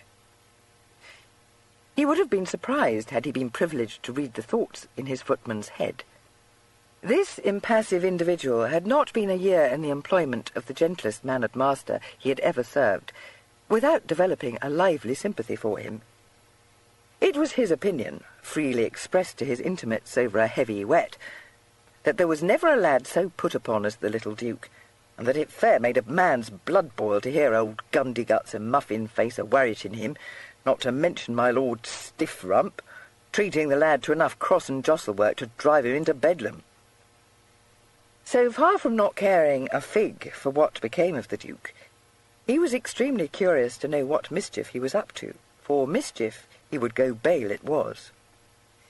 It would be a rare treat to slum-guzzle Gundyguts and Muffin-Face, and he was only sorry that his training forbade him to offer his master any further assistance he might need in hoodwinking them, and all the rest of the household, rump and stump. The Duke drew out his watch and glanced at it apprehensively. The menace of Captain Belper loomed large. He dived into his hanging wardrobe, found a long, drab-coloured driving coat with several shoulder capes, a high collar and large mother-of-pearl buttons, and a high-crowned beaver hat. He thought that he might perhaps be glad of a muffler, so he searched for that too. He could not think of anything else that he might need, so, having assured himself that the visiting card he had wrested from his unwilling cousin Matthew was safely tucked into his pocket-book, he left his room and walked sedately down the great staircase. The porter, who was sitting in a large leather chair by the front door, got up as soon as he saw him, and told him that a package had just been delivered at the house from Joseph Manton's. This instantly put the Duke in mind of the absolute necessity of taking a good pair of pistols with him upon his hazardous adventure. In spite of the danger of being caught by Captain Belper, he was quite unable to resist the temptation of carrying Manton's package into the library and unwrapping his purchase. The pistols, a really beautiful pair, lay snugly in their leather case, looking very slender and wicked. The Duke lifted one from its velvet bed and tested its balance lovingly. No one could expect him to leave such peerless acquisitions behind. He slid the case into his capacious pocket, and the ball and powder, thoughtfully provided by Mr. Manton, in another pocket, telling himself that Baldock would be the very place for a little practice. He went out into the hall again to find that Borrowdale had sailed in from his quarters at the back of the house, attended rather regally by 2 footmen. Borrowdale wished to know if his Grace would be dining at home, and, with a glance at his Grace's top boots, whether his Grace desired his horse to be brought round. "No," said the Duke jauntily. "No, thank you, Borrowdale. I do not desire anything at all, and if Captain Belper should call, you do not know when I shall be returning." "Very good, your Grace," bowed Borrowdale. "And when does your Grace expect to return?" The Duke smiled at him. "But if you knew that, you would not be able to tell Captain Belper that you did not, would you?" he said gently. Before Borrowdale had recovered from his surprise sufficiently to disabuse his master's mind of its curious misapprehension, the Duke had left the house. His first objective was the General Post Office in Lombard Street. He drove to the city in a hackney carriage, which was an adventure in itself, since he had never ridden in one before. But a disappointment awaited him at the post office, where he discovered that as the mails all left London overnight, he must be prepared to leave town at 8:30 that evening, if he wished to avail himself of their services. A burly citizen in a low-crowned hat took pity on his inexperience, and directed him to a stagecoach office at the Saracen's Head in Aldgate High Street. He seemed amused when the Duke, thanking him, asked the way to Aldgate High Street, said that he was a regular Johnny Raw, and begged him not to let himself be smoked by any fly coves whom he might meet. The Saracen's Head was a big, busy hostelry, with 2 tiers of galleries running round a paved courtyard. Even at 11 o'clock in the morning, with most of the outgoing coaches departed long since, it was the scene of considerable activity, and quite a number of persons were waiting in the coach office to book places on one or other of the many coaches which had their headquarters at the Saracen's Head. The Duke, when it came to his turn, was successful in obtaining the box seat on the High Flyer, which was due to leave London at 8 in the morning on its long journey to Edinburgh, and would arrive at Baldock at about noon. He then engaged a room at the inn for one night, and, evading the urgent entreaties of a lady who held a bunch of watercress under his nose, and refusing the offer of a one-legged man to sell him a doormat, he set off to look for a shop where he could buy a valise. This was soon accomplished, and having arranged for the bag to be delivered at Captain Ware's chambers, the Duke was able to turn his attention to such minor matters as the purchasing of soap and tooth-powder and a razor. He was directed to Bedford House, where he was most surprised to find for what a small sum he could buy hairbrushes and combs and other such articles. In the end, he made so many small purchases that he was obliged once more to make use of his cousin's chambers. It was just before 8, having whiled away the afternoon as best he could, that he entered the precincts of Albany. As he strolled up the rope walk, an acquaintance who was sallying forth in evening attire levelled a quizzing glass at his top boots and said, "Just arrived from the country, I see, Duke. I did not know you were expected in town. Are you on your way to your cousin? You will find him at home. I saw him come in above an hour ago." "I am dining with him," the Duke replied. "Well, I shall see you at White's tomorrow, I dare say." The Duke agreed to this somewhat mendaciously, and passed on. When he was admitted into Captain Ware's chambers, his cousin met him in the hall with a ribald demand to know whether he took his lodgings for a receiving office. The Duke smiled up at him engagingly. "Oh, I could think of nowhere else to have them sent," he said. "You can have no notion how busy I have been." But, Adolphus, has it come to this, that you are obliged to fetch your linen home from the washerwoman? Asked Gideon, pointing to the unwieldy bundle on the floor. So Francis contrived to smuggle it away. Good, said the Duke, casting off his greatcoat. Gideon, I have slipped my leash. Capital, approved his cousin. Come and tell me the whole. The Duke followed him into his sitting-room, but said, Well, no, I think I will not, if you do not mind it very much. Then tell me nothing at all, said Gideon, handing him a glass of sherry. Not, believe me, Adolphus, that I would cast the least rub in your way. The Duke, with the nature of his adventure in mind, was not so sure of this. His big cousin could be depended upon to aid and abet him in kicking over his irksome traces, but let him catch but one whiff of Mr. Liversidge and his demands, and he would, without any doubt at all, cast very much more than a rub in the way. So he smiled again and sipped his sherry. Gideon, who knew that sweet, abstracted smile, said accusingly, Adolphus, you are brewing mischief. Oh, no, said Gilly. I am just very tired of being myself, and I am going to take your advice and try how I like being plain Mr. Dash. To be Duke of Sale is a dead bore. I am aware. Did I so advise you? My father will want my head on a charger. Last night. I have made a start already, for I have been doing all manner of things that I never did before. A man I met in the city took me for a Johnny Raw, and I think he was right. I am shockingly green, but I shall soon learn. I'm going out of town, you know. So I had supposed. Does that infamous bundle contain your raiment? Yes, and such a work as I had to get it away without Nettlebed seeing it. Gideon, I think perhaps Nettlebed may seek me here. Do pray assure him that I am safe, and keep them all from flying into some absurd pucker. You may rely on me, Adolphus. If not to do quite what you would wish, at least to afford your retinue no clue whatsoever to your whereabouts. In fact, I shall deny all knowledge of you. Poor Nettlebed, said Gilly. I fear he will be in despair. I offended him this morning, and left him quite out of charity with me. I suppose it is a great deal too bad of me to put him in a fright, but I can't bear it any longer, Gideon. They treat me as though I were a child or an imbecile. I cannot move a step without one or other of them running to call my carriage, or hand me my gloves, or ask me when I mean to return. Yes, I know what you will say, but I cannot do it. I have made the attempt, but the devil of it is, I can't but remember how Borrowdale used to give me sugar plums when I was in disgrace, and how dear good Chigwell told my uncle it was he who broke the window in the red drawing-room, and how Nettlebed has nursed me whenever I have been ill. Oh, and 100 other things of the kind. Gideon's crooked smile flickered. Very well. So, since you cannot bring yourself to tell them that you are a man and can fend for yourself, you mean to show them that that is so. Is that it? I suppose it is. That is, I didn't think of it, but perhaps it may answer.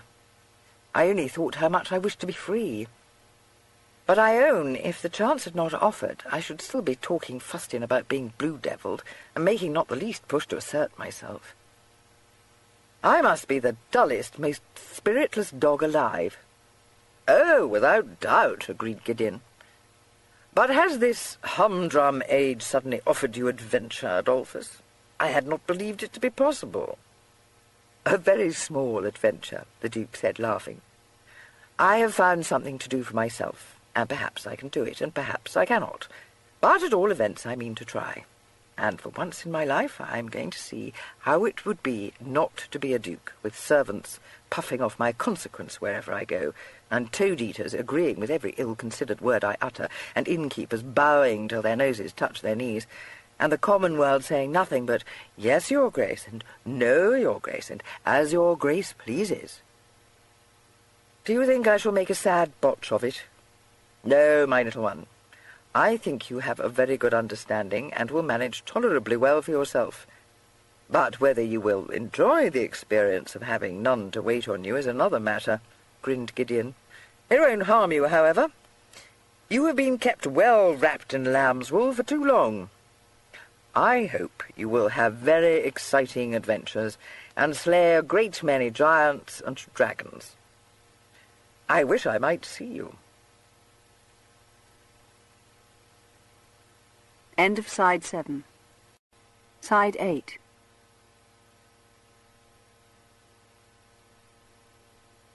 "Oh, no, that would never do," Gilly said, shaking his head. "You would think me very slow in killing my dragon, and soon fall out of patience with me, and end by pushing me out of the way and slaying the beast yourself," he added with a gleam of humour.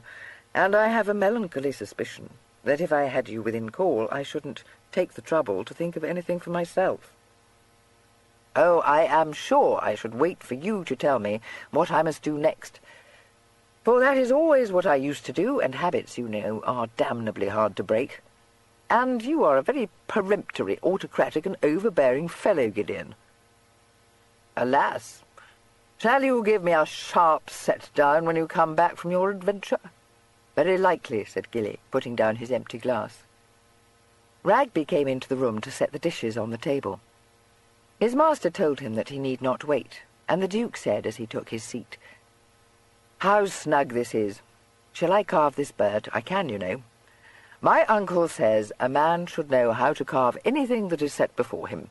I can shoe a horse, too. Now, why do you suppose he should have thought I must learn such a thing as that? He is the strangest creature. How angry he will be with me when he hears what I have been about. It makes me shake like a blancmange only to think of it." "Amongst the many odd fancies that come into my head, Adolphus," said his cousin dryly, "is the fancy, I have often been conscious of it, that in spite of your meekness, you do not shake like a blancmange before my father. No, of course I don't. He is a great deal too kind to me. But I do not like it when he storms at me, and arguing gives me the headache. I always try to slip away, and being so small and unremarkable, I can, in general, manage to do so," said the Duke serenely. Gideon smiled. "Your elusive ways are well known to me, and, by God, it is just what you are doing, now I come to think of it. Don't try to gammon me with your hints of adventures to be embarked on. You are merely slipping away to rather more purpose than usual. What lying story have you fobbed your devoted servants off with?" The Duke looked up with a rather guilty twinkle in his eyes. "Well, to tell you the truth, I haven't," he confessed. "You cannot slip away unobserved if you tell people you mean to go." "Gilly, for God's sake! Have you left them without a word?" exclaimed Gideon. The Duke nodded. For a moment Gideon sat staring at him with knit brows. Then he burst out laughing. "It's the maddest quirk I ever heard tell of, and who would have guessed that you had it in you to do it?" he said. "Adolphus, I no longer despair of you. You will undoubtedly set your whole household by the ears, from my father down to your lowliest footman, and it will do them a great deal of good. Don't come back too soon. Let them learn their lesson past fear of forgetting it. You may then enjoy some peace hereafter. Fill up your glass. We'll have a toast to your emancipation. No daylights, no heel-taps." The Duke obeyed, and pushed the bottle across the table. "No, we shall drink to the adventures of Mr. Dash," he said. "Anything you please," grinned his cousin, and tossed off his wine with a flourish. The Duke followed suit. As he lowered his glass, the ring on his finger caught his eye. He drew it off. "Keep that for me," he said, handing it to Gideon. "It quite ruins my disguise." Chapter 8. The Duke did not enjoy a very restful night's repose in his room at the Saracen's Head. The feather bed upon which he twisted and turned seemed to be composed largely of lumps, and no one else in the inn appeared to go to bed at all. The noise in the tap-room went on until far into the night. Doors banged, footsteps clumped down the passages, and an occasional clatter suggested that kitchen maids enjoyed no respite from their labours. He was also very much too hot, the bed being piled high with blankets, and having been warmed for him by a chambermaid, who was directed to take up a warming pan for the quality in number 27 as soon as he arrived in his hackney from Albany. He had remained with his cousin until an advanced hour, and was consequently tired when he reached the inn. If he had owned the truth to himself, which he resolutely refused to do, he would not have been ill-pleased to have found Nettlebed awaiting him, ready to have unpacked his valise, pulled off his boots, and poured out hot water for him to wash his face and hands in. His bedchamber, which was small and rather stuffy, seemed oddly friendless when he entered it, and was lit by only one candle, which was set down on the dressing-table by the boots who escorted him upstairs. Had Nettlebed been with him, he would have found his familiar belongings already laid out for him, his own sheets upon the bed, but had Nettlebed been with him, he would not, of course, have been staying at an inn of this class, but at some posting-house which despised stagecoach travellers, and catered only for the nobility and gentry. The Duke firmly banished Nettlebed from his mind, and put himself to bed. It naturally did not occur to him that he must ask to be called in the morning, but fortunately the boots took his measure, and suggested to him that he should state the hour at which he would wish to have a jug of shaving water brought up to him. In the event, he underestimated the time it would take him to shave, dress himself, and pack his valise, and it was consequently in a somewhat flurried and breathless state that he ran down to the coffee-room to partake of a hasty breakfast. As he had forgotten to set his top boots outside his door, these had not been cleaned, and looked, to his fastidious eye, very dull and dusty. But when he came out of the coffee-room into the yard, he found that amongst the many irrelevant persons assembled there was a shoeblack, of whose services he instantly availed himself. While this individual laboured upon his boots, he had leisure to observe the activities going on around him, and was so much entertained that any regrets he might have had that he had embarked on such an impulsive adventure left him. The high flyer upon which he was to travel had been dragged into the yard, and was being loaded with all manner of baggage. All the heavy cases were hoisted onto the roof, and the Duke's eyes widened as corded trunk after corded trunk was piled up, until it seemed as though the coach could scarcely escape an overturn at the first bend in the road, so top-heavy had it become.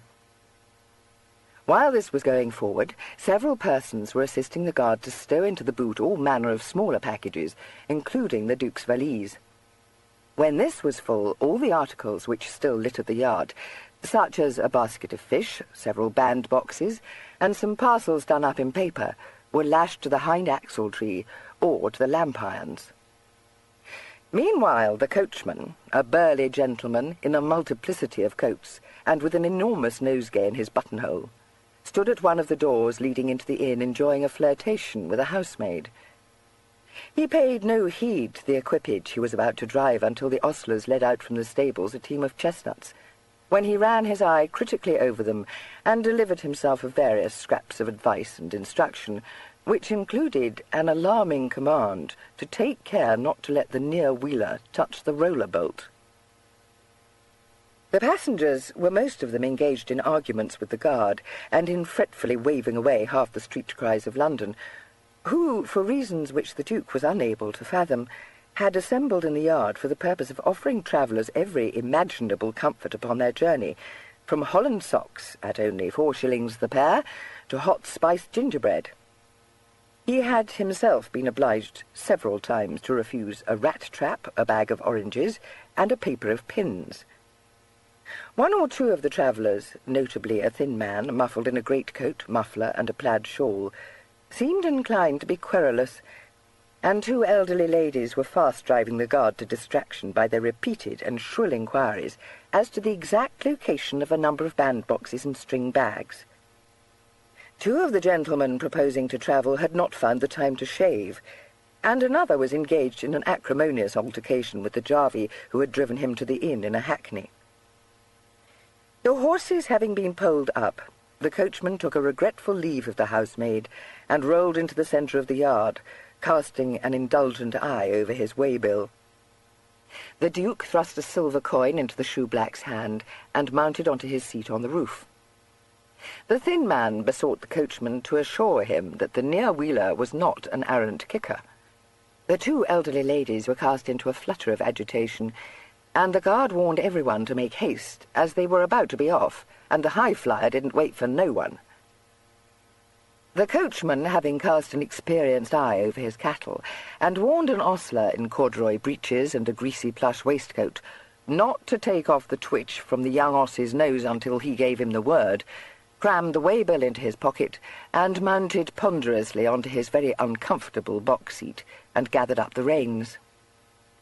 He was apparently contemptuous of the passengers, for, having taken his whip in his hand, he commanded the ostlers to let him go, without troubling himself to cast more than a casual glance behind.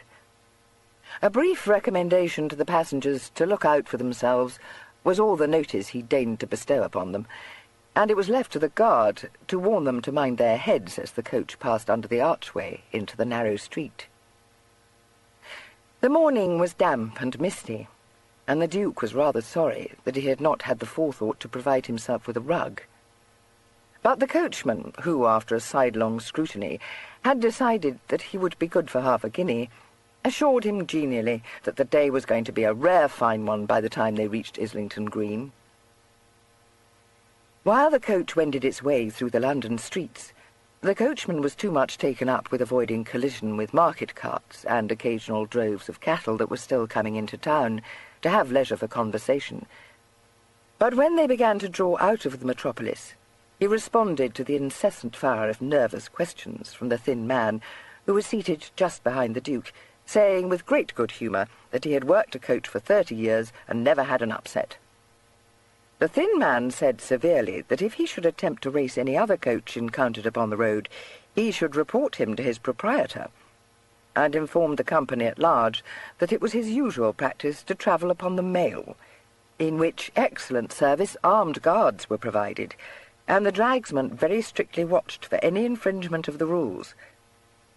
The coachman favoured the Duke with a wink, and began to tell a number of hair-raising stories about the terrible accidents met with by mail coachmen, all of whom, he asserted, raced one another with an utter indifference to the safety or comfort of their passengers. And as for the guards provided by the post office, why, he could tell the thin man that time was when not a highwayman upon the road, as was a highwayman, would have failed to have had a touch at the mails. The first advertised stage on the road was Barnet, where those passengers who had not yet breakfasted would be allowed 15 minutes in which to eat and drink what they could. But when the turnpike at Islington was passed, and the tall elms on the green came into sight, the coachman reined in. From the number of coaches standing outside the Peacock Inn or pulling away from it, it seemed that this halt was customary. An ostler shouted out the name of the coach as it drew up. A man came hurrying out of the inn, buttoning up his coat and clutching a carpet-bag in one hand, and a woman with a shawl drawn over her head entered into negotiations with the guard for the delivery of 2 ducks at some point farther along the road. The thin man said suspiciously that he dared say the man with the carpet-bag was not on the way-bill. But his neighbour, a more tolerant man, retorted that a bit of shouldering hurt nobody.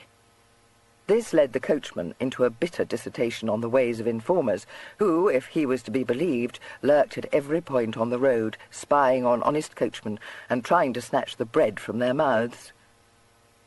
The Duke responded sympathetically, and the business with the beshawled woman being by this time concluded, the coach set off again, passing the village pound where a solitary cow lowed, and a small shop which offered in large lettering to beaver old hats. The Holloway Road was soon reached, and gave the coachman the opportunity of curdling the thin man's blood with a series of reminiscences of all the desperate characters who had ever frequented it. "Was it not on this stretch that Grimaldi was once robbed?" asked the Duke, who, as a small boy, had been regaled with all these stories. "Ah, that it was," nodded the coachman approvingly, "and only 10 or so years ago. But when they took his watch, do you see, it had his phiz drawn on it, a singing of me and my Neddy, and they gave it to him back again, because he was very well liked." "I saw him once," the Duke said, "at Sadler's Wells, I think it was. I remember he made me laugh very much, "Well, and so he would do, sir, seeing as that was his lay, in a manner of speaking. And how far am I to have the pleasure of carrying you, sir?" "Only to Baldock," the Duke replied. The coachman shook his head, and said it was a pity, as there were few stretches of road this side of Biggleswade where he would care to run the risk of handing over the reins to one who, he clearly perceived, was fair itching to tool the coach. The thin man, who overheard this, instantly raised such a storm of protest that the Duke felt obliged to set his mind at rest and assure him that he had no desire to take the reins. The tolerant man, who seemed to have taken a dislike to his neighbour, gave his dispassionate opinion of spoil-sports in general, and Friday-faced ones in particular. And a consequential gentleman embarked on a long story about a spirited team of blood-horses which he was in the habit of driving. When Finchley Common, with all its lurking dangers, had been safely passed, most of the passengers were feeling too sharp-set to think of much beyond the breakfast awaiting them in Barnet, and when the coach drove into the yard of the inn at Barnet, nearly everyone hurried into the coffee-room, where a couple of overdriven waiters were running about with piled trays and mechanical cries of, "Coming directly, sir." The Duke had consumed little more than a running banquet at the Saracen's Head, but he did not feel inclined to join in the scramble for coffee and ham, and instead wandered a little way up the street to stretch his legs. On his previous journeys to the north, he had changed horses at the Red Lion, but this noted house did not condescend to stagecoaches, although its landlord resorted to some extremely low stratagems to snatch custom from his hated rival at the Green Man, farther up the street. It was not an unknown thing for his ostlers to rush out into the road to intercept some private carriage, whose owner had no notion of changing horses, and to drag it into the yard, and forcibly to provide a fresh pair for it.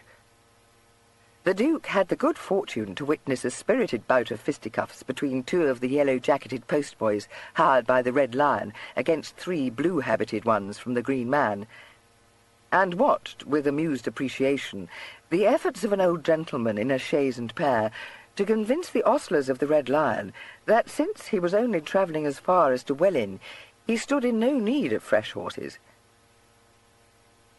When he returned to the coach and climbed again onto the roof, the Duke found that everyone but the coachman, who had been regaled in the yard with strong drink and flattery, was in a ruffled frame of mind. Even the tolerant man said that to be asked to pay the full price for breakfast, when one had had barely time to swallow 2 scalding mouthfuls of coffee, and had been unable to eat the ham for want of a knife and fork, was a scandalous state of affairs which ought to be looked to. The Duke had long since discovered that riding on the roof of a stagecoach did not agree with his constitution. It held the amusement of novelty for a few miles, but the swaying and lurching, added as they were to a very uncomfortable seat, soon made even the coachman's instructive conversation pall upon him. His head had begun to ache. He had never, he remembered, been a good traveller. Baldock seemed to be a very long way off, and by the time Stevenage was reached, and the coachman attempted to lure him into making a bet as to which of the famous 6 hills were the longest distance apart, he refused to humour him, merely replying wearily, "The first and the last. I learned that when I was still in short coats." The coachman was disappointed in him, for this time-honoured catch was generally good for a drink at the next halt. He began to think the box-seat passenger a mean-spirited young man, but revised his opinion when, upon setting him down outside the White Horse at Baldock, he received a guinea from him. He decided then that the Duke was half flash and half foolish, and was sorry to be seeing the last of him. The guard having unearthed the Duke's valise from the recesses of the boot, his Grace was left standing with it at his feet in the road, waiting for someone to run out and carry it into the inn. But it appeared that inns patronized by stagecoach travellers were not staffed by servants falling over themselves to wait upon guests, so the Duke was obliged to pick up the valise and to carry it into the inn himself. The front door opened into a passage, leading at the back of the premises into a lobby from which the stairs rose to an upper floor. The coffee-room and the tap-room both gave onto the passage, the former of these being an old-fashioned apartment with only one table, which ran its length. The Duke set down his valise, and as he did so a door opened at the back of the house, and a stout landlady issued forth. She greeted the Duke civilly, but sharply, saying, "Good day, sir. And what may I do for you?" "I should like to hire a room, if you please," said the Duke, with his gentle dignity. Her eyes ran over him. "Yes, sir. How long will you be staying, if I may ask?" "I am not perfectly sure. A day or two, perhaps." Her quick scrutiny having taken in every detail of the quiet elegance which characterized his dress, she directed her gaze to his face. She seemed to like what she saw there, and allowed her features to relax their severity. She said, still briskly, but in a tone that held a hint of motherliness, "I see, sir. A nice front bedchamber you would like, and a private parlour, I dare say. You won't care to be sitting in that noisy coffee-room?" The Duke thanked her, and said that he thought he should be glad of the parlour. "Come from London on the coach, sir?" said Mrs. Appleby. "Nasty racketing things they be, shaking all your bones together until you're fair wore out with the holding on to the side to stop yourself falling off. I can see you're tired, sir. You look downright hagged." "Oh, no," Gilly said, blushing faintly. "I have just a touch of the headache, that is all." "I'll fetch you up a pot of tea directly, sir. There's nothing like it, and I have a kettle right on the boil at this very moment. Myself, I could never abide the way those coaches sways over the road. It makes a body's stomach rise up against them, and that's the truth. Polly! Ned! Take up the young gentleman's bag to number 1, Ned, and you, my girl, get some kindling and set a fire going in the pink parlour. Bustle about now. Don't stand there gawping." "Thank you, but I shan't need a fire. It is quite warm," said Gilly. "You'll be more comfortable with a bit of a blaze in the grate, sir," said Mrs. Appleby firmly. "Very treacherous these autumn days are, and you don't look very stout to me, if you will pardon the liberty. But no need to be afraid of damp sheets in my house, and if you should happen to fancy a hot posset going to bed, you have only to pull the bell, and I shall brew it for you, and with pleasure." The Duke perceived suddenly that he had escaped from Nettlebed only to fall into the clutches of Mrs. Appleby, and gave an involuntary laugh. Mrs. Appleby smiled kindly at him and said, "Ah, you're feeling better now your stomach's beginning to settle, sir. I'll take you up to your bedchamber. And what name would it be, if you please?" "Rufford," replied Gilly, choosing one of his titles at random. "Mr. Rufford." "Very good, sir. And mine is Appleby, if you should want to call me at any time, which I beg you will do if there's anything you would like. This way, if you'll be so good." He followed her upstairs to a dimity-hung room overlooking the street. The furniture was all old-fashioned, but everything seemed to be clean, and the bed looked as if it might be comfortable. He laid his hat down and pressed his hands over his eyes for a moment before casting off the muffler from round his neck. Mrs. Appleby, observing this unconscious gesture, instantly recommended him to lay himself down upon the bed and promised to fetch up a hot brick to put at his feet. The Duke, who knew from bitter experience that the only cure for his shattering headaches was to lie in a darkened room, said that he would go to bed for a little while, but declined the hot brick. But Mrs. Appleby reminded him so forcibly of his old nurse that he was not really much surprised when she re-entered the room shortly afterwards, carrying the promised brick, wrapped in a piece of flannel. The Boots shortly appeared with a tea-tray, and Polly was sent off to fetch up the vinegar, so that the poor young gentleman could bathe his face with it. With 3 people ministering to him, the Duke could almost have fancied himself back at Sale House, and although a spiked cartwheel seemed to be revolving behind his eyes, he could not help giving another of his soft laughs. Mrs. Appleby stood over him while he drank his tea, telling him that her son, who was in a very good way of business at Luton, had suffered from just such sick headaches when he was a lad, but had grown out of them, as Mr. Rufford would doubtless do also. She then drew the curtains across the window, picked up the tea-tray, and departed. leaving Gilly divided between annoyance at his own weakness and amusement at her evident adoption of him. Chapter 9. Although the Duke's headache had not quite left him by the time a medley of fragrant odours arising from downstairs announced the dinner hour to be at hand, it was materially better, and he got up from his bed and unpacked his valise. By the time he had disposed his belongings in the chest of drawers, his attentive hostess was tapping on the door. He assured her that he was much restored, and she escorted him to a small parlour, where a fire burned, and the table was already spread with a cloth, and laid with some bone-handled knives and forks. The Duke dined off some small collars, a serpent of mutton, and a boiled duck with onion sauce, and afterwards tried the experiment of lighting one of the cigars he had brought with him.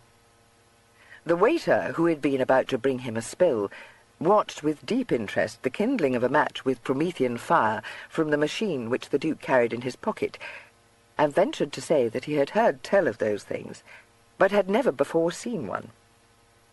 The Duke smiled in his absent way, and asked, "Is there an inn in Baldock called the Bird in Hand?" "It's wonderful what they think of," said the waiter. "They do tell me they even have gas lamps in London nowadays." "Bird in Hand, sir?" "Not in Baldock, there isn't. Leastways, I never heard tell on it, and it stands to reason I would have if there were such a place." "Perhaps it may be a little way from the town," suggested Gilly. "Ah, very likely," the waiter agreed, beginning to pile up the dishes on a tray.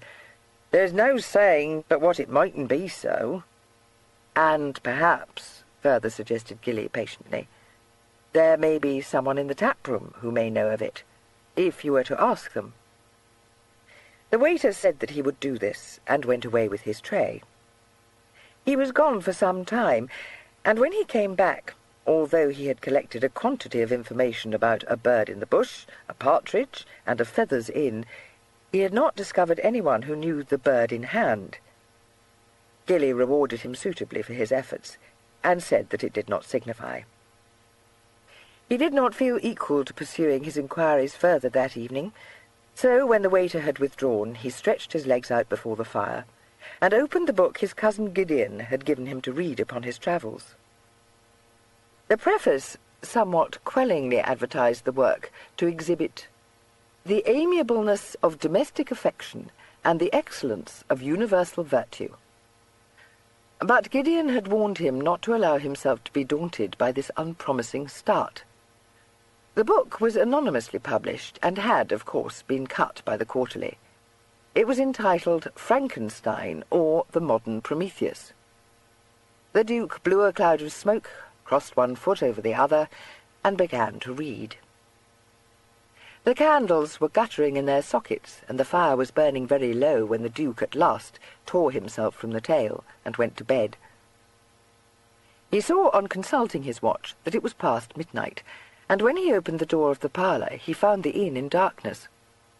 Guarding the flame of his bedroom candle with one hand, he trod along the passage, not precisely expecting to meet a man-made monster, for he was no longer a child, he told himself, but with a shudder in his flesh. He must find some indescribably horrible tale to bestow on Gideon, in revenge for his having given his poor little cousin a book calculated to keep him awake all night, he decided, smiling to himself. But with every expectation of having his rest disturbed by nightmares, he slept soundly and dreamlessly all night, awaking in the morning to hear cocks crowing and to find sunlight stealing between the closed blinds of his room. All trace of his headache had left him. He felt remarkably well, and thought there must be something salubrious about the air of Hertfordshire. End of Side 8. Side 9.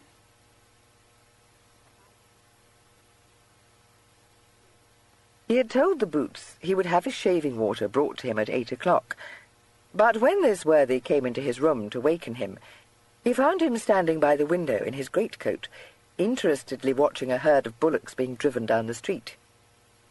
It seemed to be market day, and the Duke had never come into close contact with a market before, and consequently found it most entertaining. He turned his head when the Boots entered, saying, "Is it market day? What quantities of pigs and cows and chickens have come into the town? You must have a very large market here." "Oh, no, sir," said the Boots pityingly, setting down the jug of water on the corner washstand. "This ain't nothing. Missus said to ask if there was anything as you would be wanting." "Thank you, if you would be good enough to have my coat brushed," the Duke said, picking it up and handing it to him. The Boots bore it off carefully. It seemed a very grand coat to him, made of superfine cloth and lined with silk. He told the waiter, whom he happened to meet on his way to the boot-room, that he suspicioned number 1 was a high-up gentleman, one as had come into the world hosed and shod. For he had thrown his good shirt that hadn't a spot on it onto the floor, and a necktie with it, like as if he meant to put on a fresh one.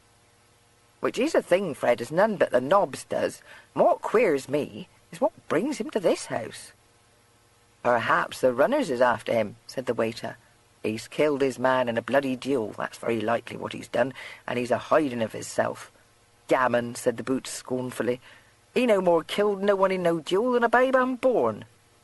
"Maybe there's a fastener going to be served on him," said the waiter doubtfully. "Though he do seem to be a well-breeched cove, as isn't likely to have got into debt." "No, he ain't," retorted the Boots. "He come here on the stage, and he wouldn't have done that if he hadn't run aground. Swallowed a spider, that's what he's done. Missus ought to make him show his blunt. But she's taken one of her fancies to him, and likely he'll chouse her out of his reckoning." "He don't look like a downy one to me," objected the waiter, "and if he'd swallowed a spider he wouldn't have handed me a 4-coach wheel, only for asking of silly questions for him, which he did do." "What's 1/2 a crown to the likes of him?" said the Boots disdainfully.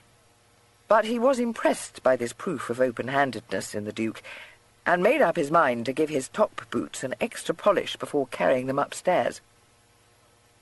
When he had partaken of breakfast, the Duke picked up his hat and sallied forth to find the post-receiving office, where he inquired the direction of one Mr. Liversidge. The clerk said that he did seem to know the name, and he rather thought he had handed a letter or two to a gentleman calling himself that, or something like it. But he declined to admit any knowledge of the bird in hand. No deliveries were made by the post office to any such hostelry, and if it existed at all, which he seemed loftily to doubt, it was possibly a common alehouse outside the town, such as would not be frequented by literate persons. The Duke then bethought him of the market and made his way there. It was the scene of considerable bustle and business, and in the excitement of watching a young bull, which seemed to have escaped from its tether, being rounded up, 6 pigs knocked down to a farmer in a red waistcoat, and a large gander putting to rout 2 small boys and a mongrel cur, he rather forgot the object in view.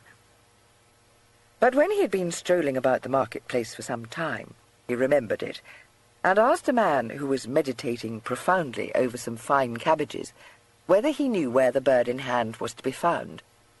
The man withdrew his mind from the cabbages reluctantly, and after considering the Duke for a time, said simply, "You'll be meaning the bird and bush." The Duke received very much the same answer from the next 5 people whom he questioned, but the 6th, a jolly-looking farmer with a striped waistcoat and leggings, said, "Why, sir, whatever would the likes of you be wanting with such a place as that?" "Do you know it?" asked the Duke, who had begun to think that Mr. Liversidge had been mistaken in his own direction. "Not to say I know it," responded the farmer. "It ain't the sort of place I'd go to, and what's more, unless I'm much mistook, it ain't the sort of place you'd go to either. For it ain't got a good name, sir, and you'll take my advice, asking your pardon if it's not wished for, you won't go next door nigh it." The Duke looked such an innocent inquiry that the farmer became fatherly in his manner, and recommended him to keep out of bad company. He said that if he were to call the bird in hand a regular thieves' ken, he wouldn't be telling any lies, and added if it was plucking the Duke was after, there were those whom he would very likely meet at the bird in hand who would leave him without a feather to fly with. He had to be coaxed to divulge the locality of the inn, and finally did so with a heavy sigh, and a warning that he would not be held responsible for whatever ill might come of it. "It's betwixt and between Norton and Arleslie," he said. "A matter of 3 or 4 miles from here. More if you was to go by the pike road till you come to the road as leads to Shefford and turn down it. But if you're set on going there's a lane which will take you right past it, and it goes by way of Norton, off the Hitchin road." Armed with this information, the Duke returned to the White Horse and sought out Mrs. Appleby, and asked her if she knew where he could hire a gig or a riding horse.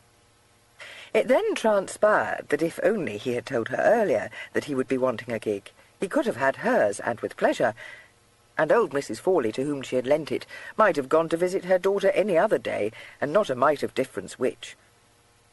However, when she heard that the Duke only wished to drive quite a short distance, her brow cleared, and she said that if it should not be too late for him, the gig was bound to be back in the stables by 4 o'clock, and could very well be taken out again. The Duke thanked her, and accepted this offer. She then firmly sat him down to a luncheon of cold meat, which he did not in the least want, and did her best to persuade him to let the waiter fetch up some porter, a very strengthening drink, which would set him up rarely. But the Duke hated porter, and was resolute in declining. Owing to old Mrs. Fawley's inability to keep punctual hours, it was nearly 5 o'clock before the gig was returned to its owner. But the Duke thought that he would have time to reach the bird in hand and to return again before darkness fell, and he decided not to postpone his visit to Mr. Liversidge. He naturally did not inform Mrs. Appleby of his destination, being reasonably sure, from what he had learned from his market acquaintance, that she would do what lay in her power to restrain him from venturing to such a haunt of vice. It did not seem likely, in view of Mr. Liversidge's declared requirements, that he stood in much danger of being robbed of the money in his pockets, or in any way molested, but he took the precaution of leaving the greater part of his money locked up in his chest of drawers, and he loaded one of his new duelling pistols, and slipped it into his pocket. Thus armed, and having acquainted himself more particularly with the way to Arlesey, he mounted on to the gig, and set off at the sedate trot favoured by the stout cob between the shafts. It was not long before he came to the lane leading from the Hitchin pike road. He turned into this, but was soon obliged to allow the cob to slacken his pace to a walk, since the lane, once past the village of Norton, dwindled rapidly into something little better than a cart track, and was pitted with deep holes. It was also excessively muddy, and he was forced continually to dodge unlopped branches of the nut trees which bordered it. He met no other vehicles, which was just as well, since the track was too narrow to allow 2 vehicles being abreast, and the only human being he saw was a well-grown schoolboy at the hobbledehoy stage, who came into view as he rounded the 5th bend, and splashed through a more than usually large pond of stagnant water. He did not pay much heed to the boy at first, but as he drew towards him, he noticed that he seemed to be in trouble, stumbling along in an uncertain way, as though he were ill, or the worse for drink. Then, as he came almost abreast of him, he saw that the lad, who was dressed in good but shockingly mired clothes, and seemed to have lost his hat, was extremely pale, and had a black eye. He drew up, his quick compassion stirred, and as he did so the boy's uncertain feet tripped in a rut, and he fell headlong. The Duke jumped down from the gig and bent over him, saying in his soft voice, "I am afraid you are not very well. Can I help you?" The boy looked up, blinking at him in a bemused fashion, and the Duke perceived that in spite of his lusty limbs he was little more than a child. "I don't know," he said thickly. "They took all my money. I fought them, but there were 2, and I think they hit me on the head. Oh, I feel so sick." In proof of this statement, he suddenly retched and was very sick. The Duke supported him while the paroxysm lasted, and then wiped his face with his handkerchief. "Poor boy," he said. "There, you will be better now. Where do you live? I will take you to your home." The boy, who was leaning limply against his shoulder, stiffened a little at this, and said in a gruff way, "I'm not going home. Besides, it isn't here. I shall do very well. Don't trouble, pray." "But where is your home?" Gilly asked. "I won't say." This was uttered in a rather belligerent tone, which caused Gilly to ask, Have you run away, perhaps?" The boy was silent, and made an effort to scramble to his feet, thrusting the Duke away. "I beg your pardon," Gilly said, smiling. "I should know better than to ask you such awkward questions, for people have been doing the same to me all my life. We will not talk about your home, and you shan't tell me more than you care to. But would you not like to get up into my gig and let me drive you to wherever it is you are making for?" There was another silence, while the boy made an ineffectual attempt to brush the mud from his pantaloons. His round, freckled face was still very pale, and his mouth had a sullen pout. He cast a suspicious sidelong look at the Duke, and sniffed and rubbed his nose. "They took all my money," he repeated. "I don't know what to do, but I won't go home." He ended on a gulping sob that betrayed his youth, flushed hotly and glared at the Duke. Gilly was far too tactful to notice that unmanly sob. He said cheerfully, "Well, to be sure, it is very hard to decide on what is best to be done without having time to reflect. Have you friends in the neighbourhood to whom I could take you?" "No," muttered the boy. He added grudgingly, "Sir." "Then I think I had better drive you to the inn where I am putting up, and see what can be done for that black eye of yours. What is your name?" The boy gave another sniff.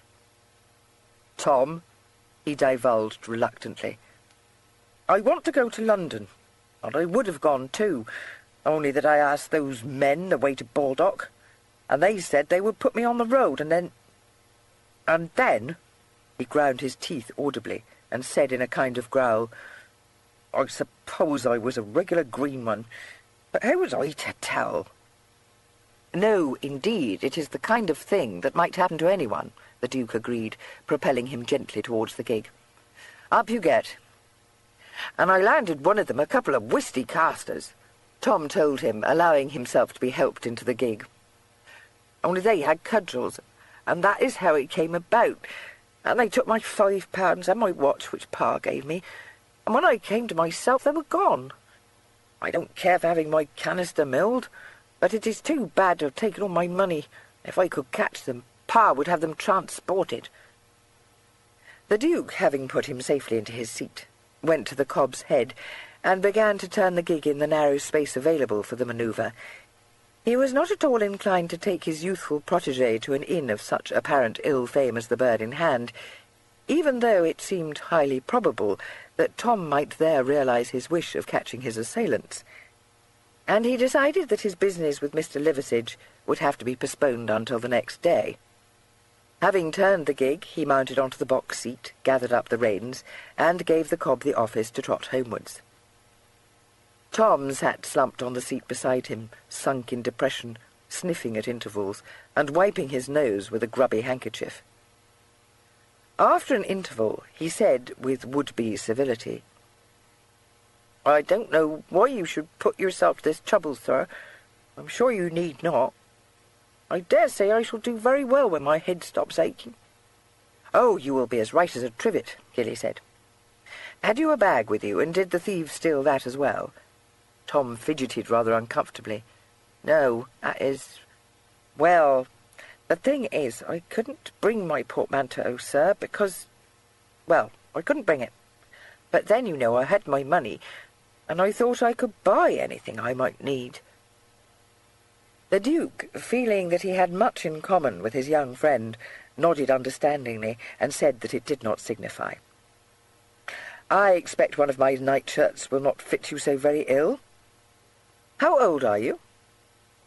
15, replied Tom, a hint of challenge in his voice. "You are very big. I had thought you older." "Well, I do think anyone might suppose me to be 17 at least, don't you?" Tom said, responding to this gratifying remark, and speaking in a far less belligerent tone. "And I am very well able to take care of myself, in general. But if sneaks set upon one 2-to-1, there's no doing anything, and I shall never have such a chance again, because they will watch me so close. Oh, it is too bad, sir. I wish I was dead. They would have been sorry then, at least Pa would. But I dare say Mr. Snape wouldn't have cared a button, for he's the greatest beast in nature, and I hate him." "Your schoolmaster?" hazarded the Duke. "Yes, at least he is my tutor. Because Pa wouldn't have me go to school, which I'd have liefer have done, I can tell you. And when it came to his reading to me in the chaise, not even something jolly like Waverley or The Adventures of Johnny Newcombe, which is a famous book. Only, of course, he took it away from me. He would. But the horridest stuff about Europe in the Middle Ages, as though anyone could listen to such dry fustian. And in the chaise, sir. There was no bearing it any longer. It was certainly very bad, agreed the Duke sympathetically. But they will all do it. I remember my own tutor once tried to interest me in Paley's Natural Theology upon one of our journeys from Bath to my home. He corrected himself swiftly. That sounds as though it would be just as dry, said Tom, impressed. Oh, worse. What did you do, sir? The Duke smiled. I was very poor-spirited. I tried to listen. Well, I hit Mr. Snape on the head and ran away, said Tom, with a return to his challenging manner. The Duke broke into his low laugh. Oh, no, did you? But how did you contrive to do that when you were driving along in a chaise? I couldn't, of course. But the thing is, we changed horses at Shefford, and then, when we had not gone a mile out of the town, the perch broke, and we were obliged to stop. And the postilion was to ride back to Shefford to procure another chaise for us. And when he was gone, old Snape said we would take a walk in the wood, and that would not have been so bad. But what must he do but pull his stupid book out of his pocket again, just when I had seen a squirrel's dray, at least I'm pretty sure it was one, and I would have found out if he had but let me alone. But he's such a prosing, boring beast, he don't care for anything worth a fig, and he said he would read another chapter, and so I floored him. I have a very handy bunch of fives, you know, he said, exhibiting his large fist to the Duke, and I dropped him with a flush hit just behind his ear. And if you are thinking, sir, he added bitterly, that it wasn't a handsome thing to do to hit him from behind, I can tell you that I owe him something, for he is a famous flogger, and he is forever laying into me. Did your tutor, too? No, very seldom, replied the Duke, but he was a great bore. I fear I could never have floored him, for I was not a big fellow like you, but I own I never thought of doing so. Did you knock him out? Oh, yes, said Tom cheerfully. I don't think he is dead, though. I could not wait to see, of course, but I should not think he could be. And, in a way, it would be as well if he is not, because they would hang me for it, wouldn't they? Oh, I don't suppose it is as bad as that, Billy consoled him. Did you then make your way from Shefford? Yes, and the best of it is, he will not know which way I went, and I kept to the woods and the fields, so all the chaises in the world wouldn't help him. I thought I would get on the coach for London and see all the sights there, which he would not let me do, horrid old addle-plot. Only fancy, sir, we drove up from Worthing, and we spent just one night in London, and the only thing he would let me see was St. Paul's Cathedral, as though I cared for that. Not even the wild beasts at the Exeter Exchange. Of course I knew he would never take me to a theatre, and it was no use trying to give him the bag then, for someone would have been bound to have seen me.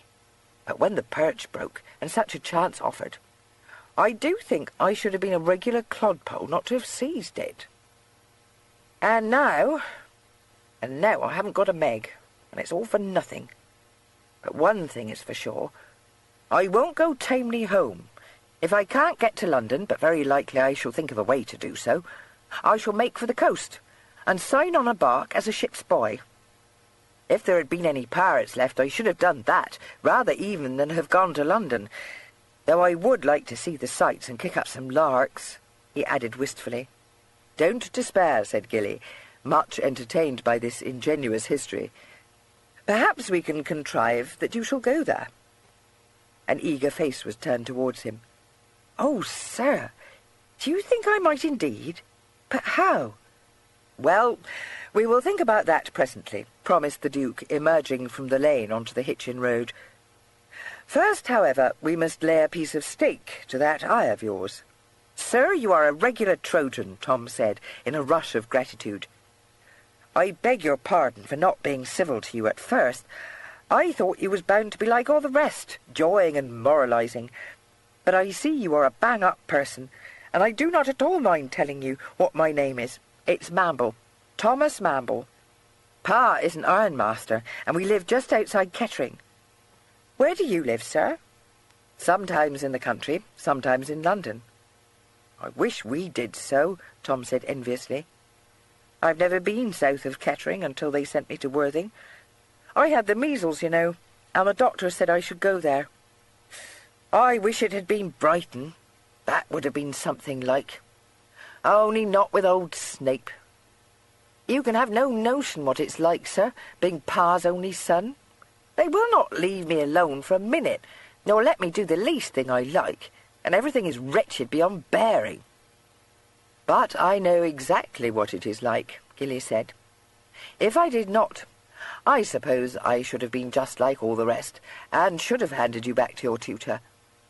You will not, Tom cried in swift alarm. Gilly smiled at him.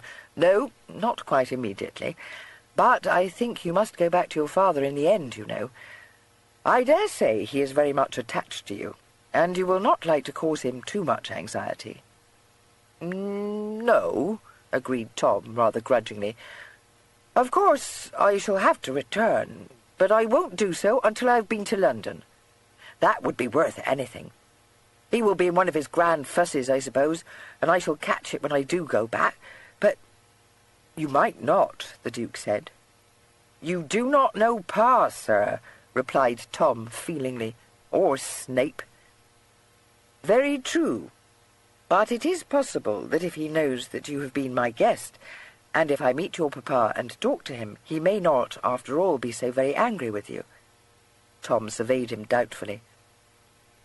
Well, I think he will be, he said.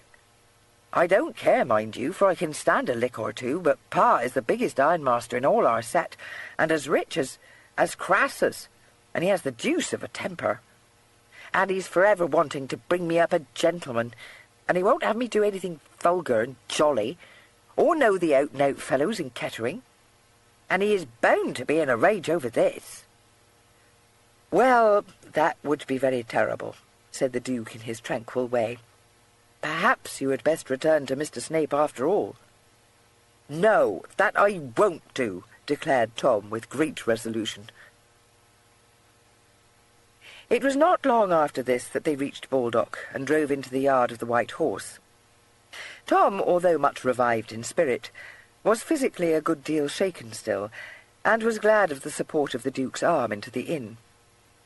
The waiter, whom they encountered in the lobby at the back of the house, stared at them in gloomy surprise, but the Duke paid no attention to this, merely saying, "Desire Mrs. Appleby to step up to my room, please," and leading Tom to the staircase. When Mrs. Appleby came sailing into the pink parlour a few minutes later, she was not only very curious, but more than half inclined to take exception to Tom's arrival. The waiter had described his appearance in unflattering terms, and although she had been prompt to snub him, she had been equally prompt to come up and inspect Tom for herself. She found him sitting in an armchair by the fire, while the Duke bathed his bruised head and face. He certainly looked a disreputable object, and Mrs. Appleby exclaimed in a displeased voice, "Well, and may I ask, sir, what is this?" The Duke was quite unused to being spoken to in that tone, and he turned his head to look at her in some surprise. Without knowing why she did so, she dropped a slight curtsy, and said very much more mildly, "I understood as you wanted to speak to me, sir." "Yes," the Duke replied. "I want a bedchamber to be prepared for my young friend, if you please. He has had the misfortune to be robbed by a couple of footpads. Sit still, Tom, and hold that wet pad to your eye. Mrs. Appleby will bring you some raw beef to put upon it directly." "I didn't know you was going to bring any young gentleman back with you, sir, I'm sure." "No, indeed, how should you?" said the Duke. "I did not know it myself. Have you some objection?" "Oh, of course, sir, if he is a friend of yours. Only it seems a queer thing, with you not mentioning it, and him with no baggage and all." "It is a sad fix for him to be in," agreed the Duke. He smiled at her. "We must do what we can to make him more comfortable." "Yes, sir," said Mrs. Appleby helplessly. "I'm sure I would not wish to be unfeeling, but I never heard of a young gentleman traipsing about the country, and no carriage nor nothing, and seemingly quite by himself. No, it was certainly unwise, but he will know better another time. I expect he would be glad of that hot brick you brought up for me." At this, Tom uttered a growling protest, which had the effect of drawing Mrs. Appleby's attention to him. She now perceived that he was younger than she had at first supposed, and was looking extremely worn and battered. Her face softened. She said, "I will see to it, sir. Oh, dearie me, and the way his good clothes are spoilt. I do hope he has not run away from school." "No, I have not," Tom said. She shook her head, but said, "Do you take him to number 6, sir. You will find the bed is ready made up. And if he will take off his jacket and his nether garments, I will see what can be done to furbish them up." She bustled away, and Tom, asserting that he was quite well and did not wish to go to bed, allowed himself to be led down the passage to a small room at the back of the house. When upon his feet, he was obliged to confess that he still felt as sick as a horse. The Duke said that he would feel very much better when he had swallowed a glass of hartshorn and water, and rested for a little while, and helped him to strip off his mired clothing. Tom then lay down upon the bed in his underlinen, and the Duke covered him with the patchwork quilt. "I did not think it would be bellows to mend with me so easily," Tom murmured discontentedly. "But he hit me with a cudgel, after all. I am as dead as a herring. I only hope old Snape is feeling half as bad." He closed his eyes on this pious aspiration, and the Duke, wondering a little ruefully into what difficulties his sympathy with a fellow-sufferer might lead him, went away to ask Mrs. Appleby for some hartshorn. End of Side 9. Side 10.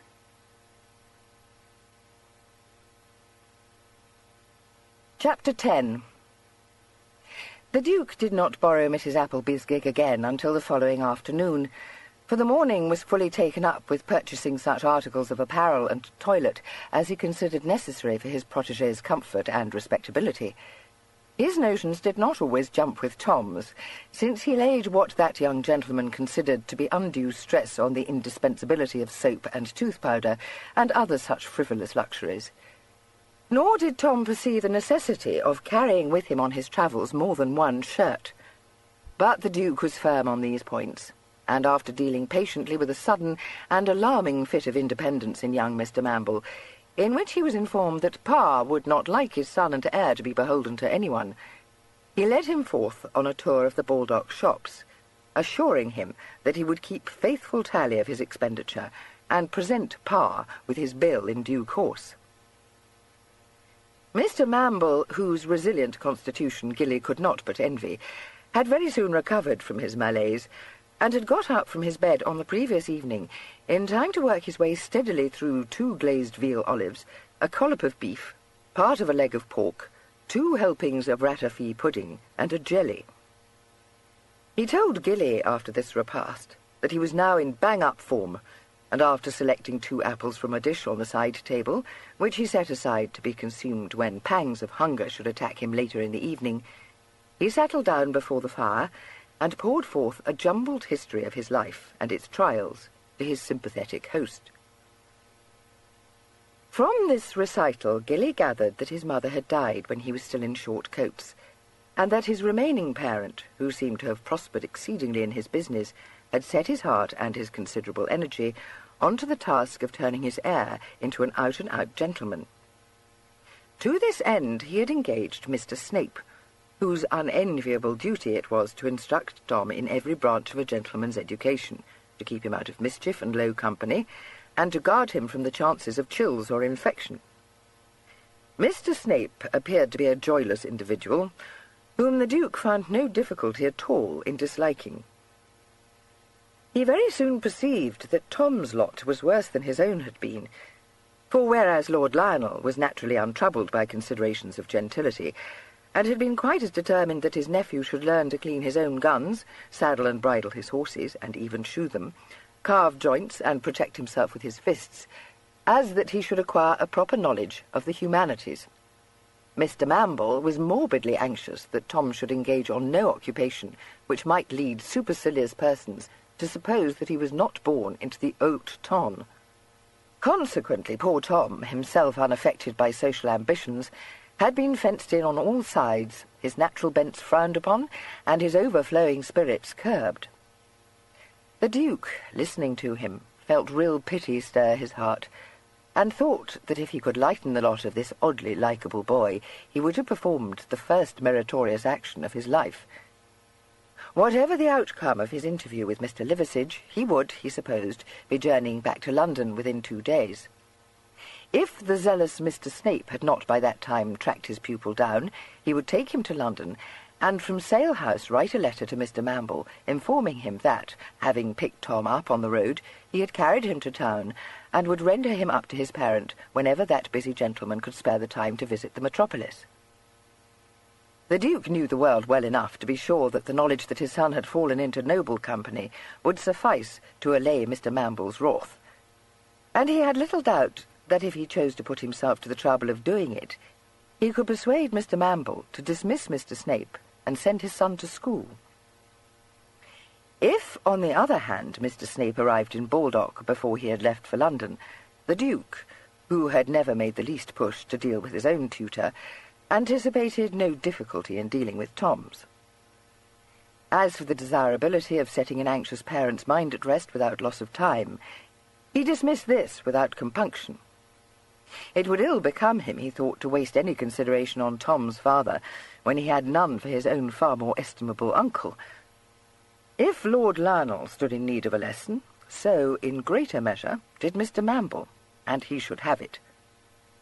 Meanwhile he would keep Tom safely out of harm's way, and heaven alone knew what harm Tom would plunge into if allowed to wander about the countryside alone, and to gratify his longing to see all the sights of London. Tom, whose mind knew no half-shades, had swiftly passed from suspicion of his benefactor to whole-hearted admiration for him. His scruples having been relieved by the Duke's promise to render a strict account of any financial transaction incurred on his behalf to his father, he accepted a guinea to spend with alacrity, and assured the Duke of his ability to amuse himself while he was absent on his own affairs. Accordingly, the Duke set out once more on his quest of the bird in hand, choosing this time to go by the pike road as far as to the cross-road leading to Shefford. He was obliged to traverse some distance down a rough lane, but a little way beyond the village of Arlesey the bird in hand came into sight. A solitary alehouse, standing amongst some tumble-down outhouses and barns, and displaying a weather-beaten and much obliterated sign on 2 rusty chains which creaked when the wind swayed them. The house was a small one, and might, from its situation, have been supposed to have catered merely for farm labourers. It had a neglected appearance, but an impression that it was slightly sinister the Duke attributed to his imagination. He drew up and alighted from the gig, tethering the cob to a post. At this hour of the day there were no signs of life about the inn, and when he reached the door and entered the tap-room into which it led, he found no one there. The room was small and fetid with the fumes of stale smoke from countless clay pipes and the droppings of gin and ale. The Duke's nostrils curled fastidiously, and he walked over to an inner door and pushed it open, calling, "House! House!" After a prolonged pause, a spare individual in a plush waistcoat, shining with grease, shuffled out from the nether regions of the hostelry and stood staring at the Duke with his mouth open and his watery eyes popping out of their sockets. Several teeth were missing from his jaw, and a broken nose added nothing to the comeliness of his face. The sight of a well-dressed stranger within the precincts of the inn appeared to bereave him of all power of speech. "Good afternoon," said the Duke pleasantly. "Have you a Mr. Liversidge staying at this inn?" The man in the plush waistcoat blinked at him and said enigmatically, "Ah?" The Duke drew out his pocket-book and produced from it his cousin's card. "Be so good as to take that up to him," he said. The man in the plush waistcoat wiped his hand mechanically on his breeches and took the card and stood holding it doubtfully and still staring at the Duke. The sight of the pocket-book had made his eyes glisten a little, and the Duke could only be glad that he had had the forethought to leave the bulk of his money at the White Horse. The presence of the pistol in his pocket was also a comfort. He was just about to request his bemused new acquaintance to bestir himself, when a door apparently leading out to the stable-yard opened, and a burly man with grizzled hair and a square, ill-shaven countenance appeared upon the scene. He cast the Duke a swift, suspicious look out of his narrowed eyes, and asked in a wary tone what his business might be. The man in the plush waistcoat mutely held out Mr. Ware's elegantly engraved visiting card. "I have business with Mr. Liversidge," said the Duke. This piece of information seemed to afford the newcomer no gratification, for he shot another and still more suspicious look at Gilly, and removed the card from his henchman's hand. It took him a little time to spell out the legend it bore, but he did it at last, and it seemed to the Duke that although his suspicion did not abate, it became tinged with uneasiness. He fixed his eyes, which held no very pleasant expression, on the Duke, and palpably weighed him up. Apparently he saw nothing in the slight, boyish figure before him to occasion more than contempt. His uneasy look vanished, and he gave a hoarse chuckle and said, "Ho, it is it? Well, I don't know, but I'll see." And he then mounted a creaking stair, and the Duke was left to endure the gaze of the man in the plush waistcoat.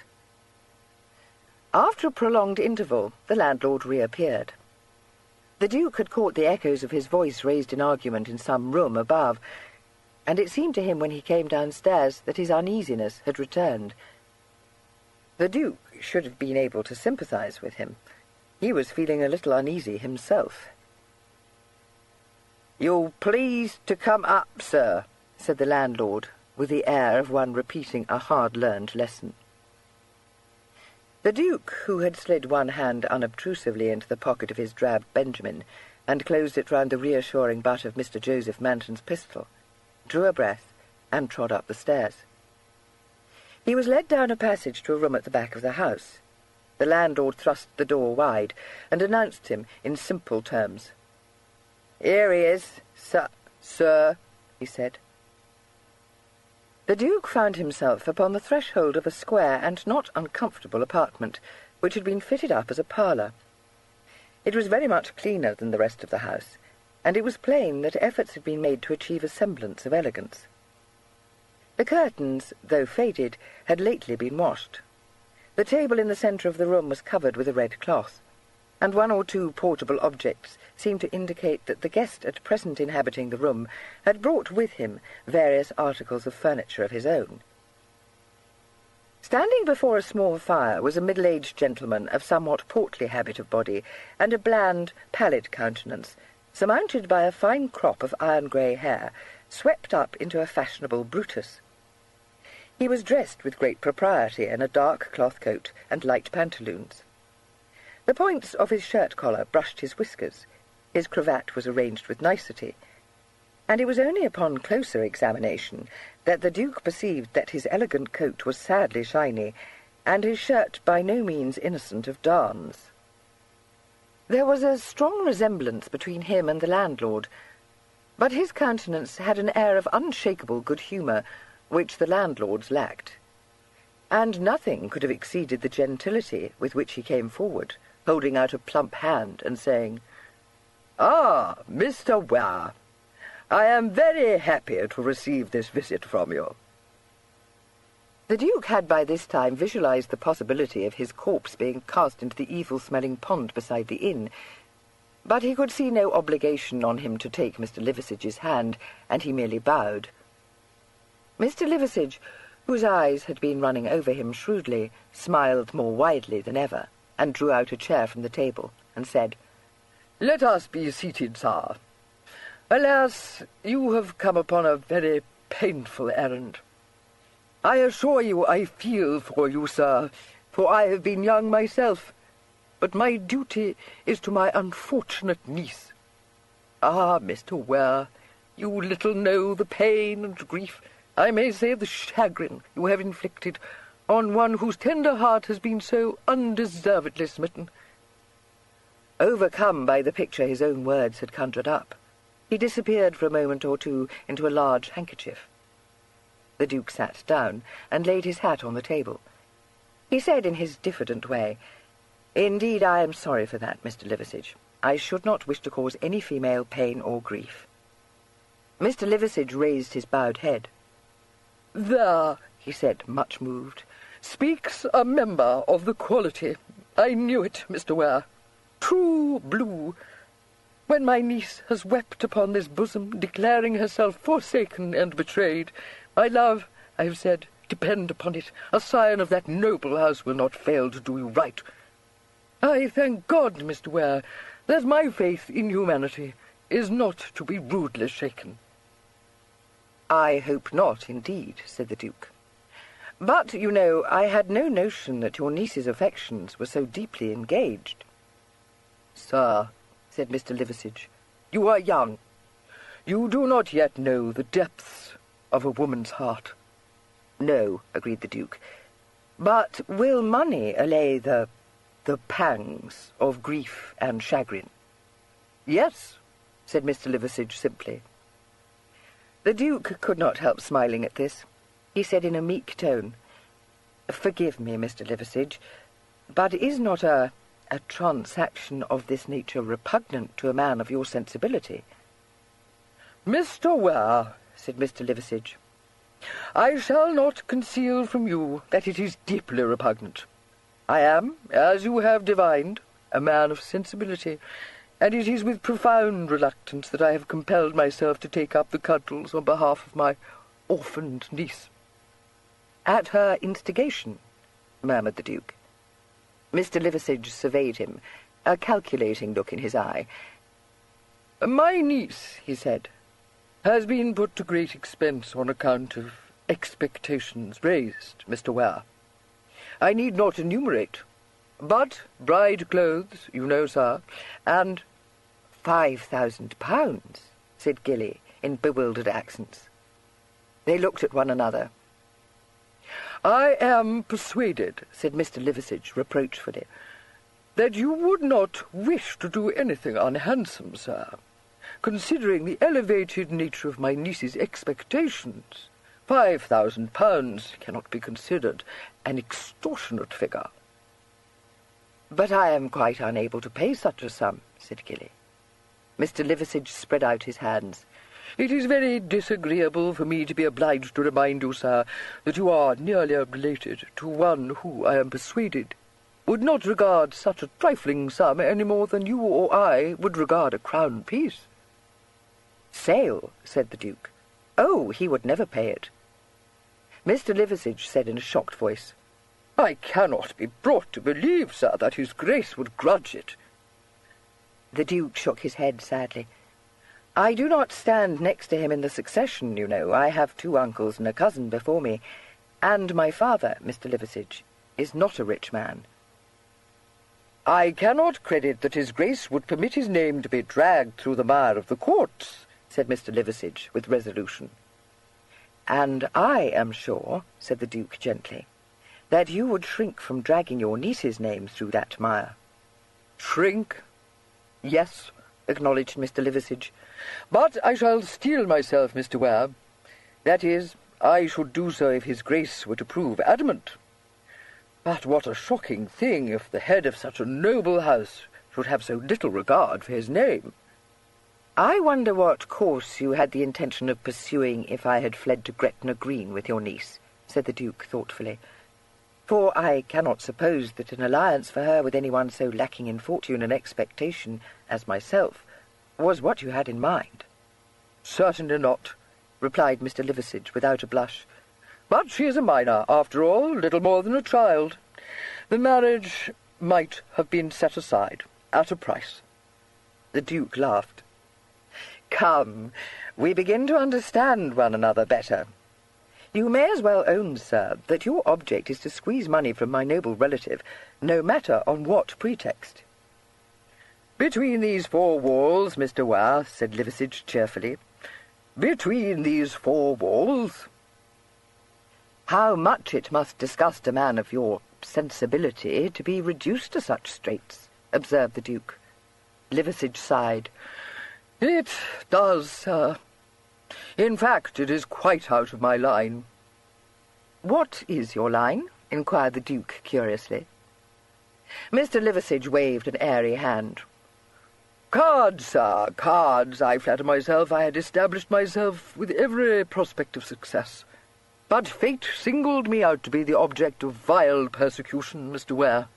I am, temporarily, of course, without the means to re-establish myself suitably, and you see me forced to eke out a miserable existence in surroundings which, I am persuaded, you will easily descry to be totally unfitting for any man of gentility.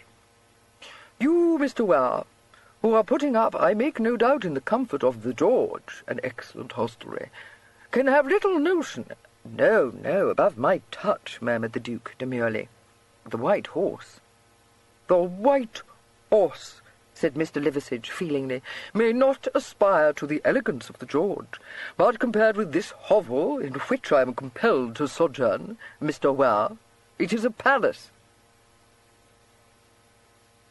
The Duke did not deny it, and after a slight pause, during which Mr. Liversidge appeared to dwell longingly on the amenities afforded by post-inns, that worthy gentleman heaved a sigh, and continued in a more optimistic tone. However, I do not complain. Life, Mr. Ware, is full of vicissitudes. Let me but once come about, and I do not despair of finding just the locality for the opening of a house where gentlemen with a taste for play may be sure of finding entertainment. In all modesty, Mr. Ware, I will say that I have a talent above the ordinary for such enterprises. If ever I should have the happiness to welcome you to any house under my direction, I fancy you will be pleased with what you will find. Nothing shoddy, I assure you, and admittance by password only. I shall pay particular attention to the quality of the wine in my cellar. Nothing could be more fatal to the success of such a venture than to fob off one's patrons with inferior wine. But to achieve my object, sir, I must have substance.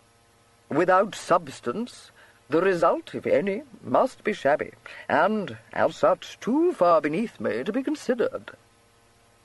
You are frank, said the Duke. My cousin Sale, in fact, is to set you up in some gaming hell. That, said Mr. Liversidge, is to put the matter with vulgar bluntness, Mr. Ware.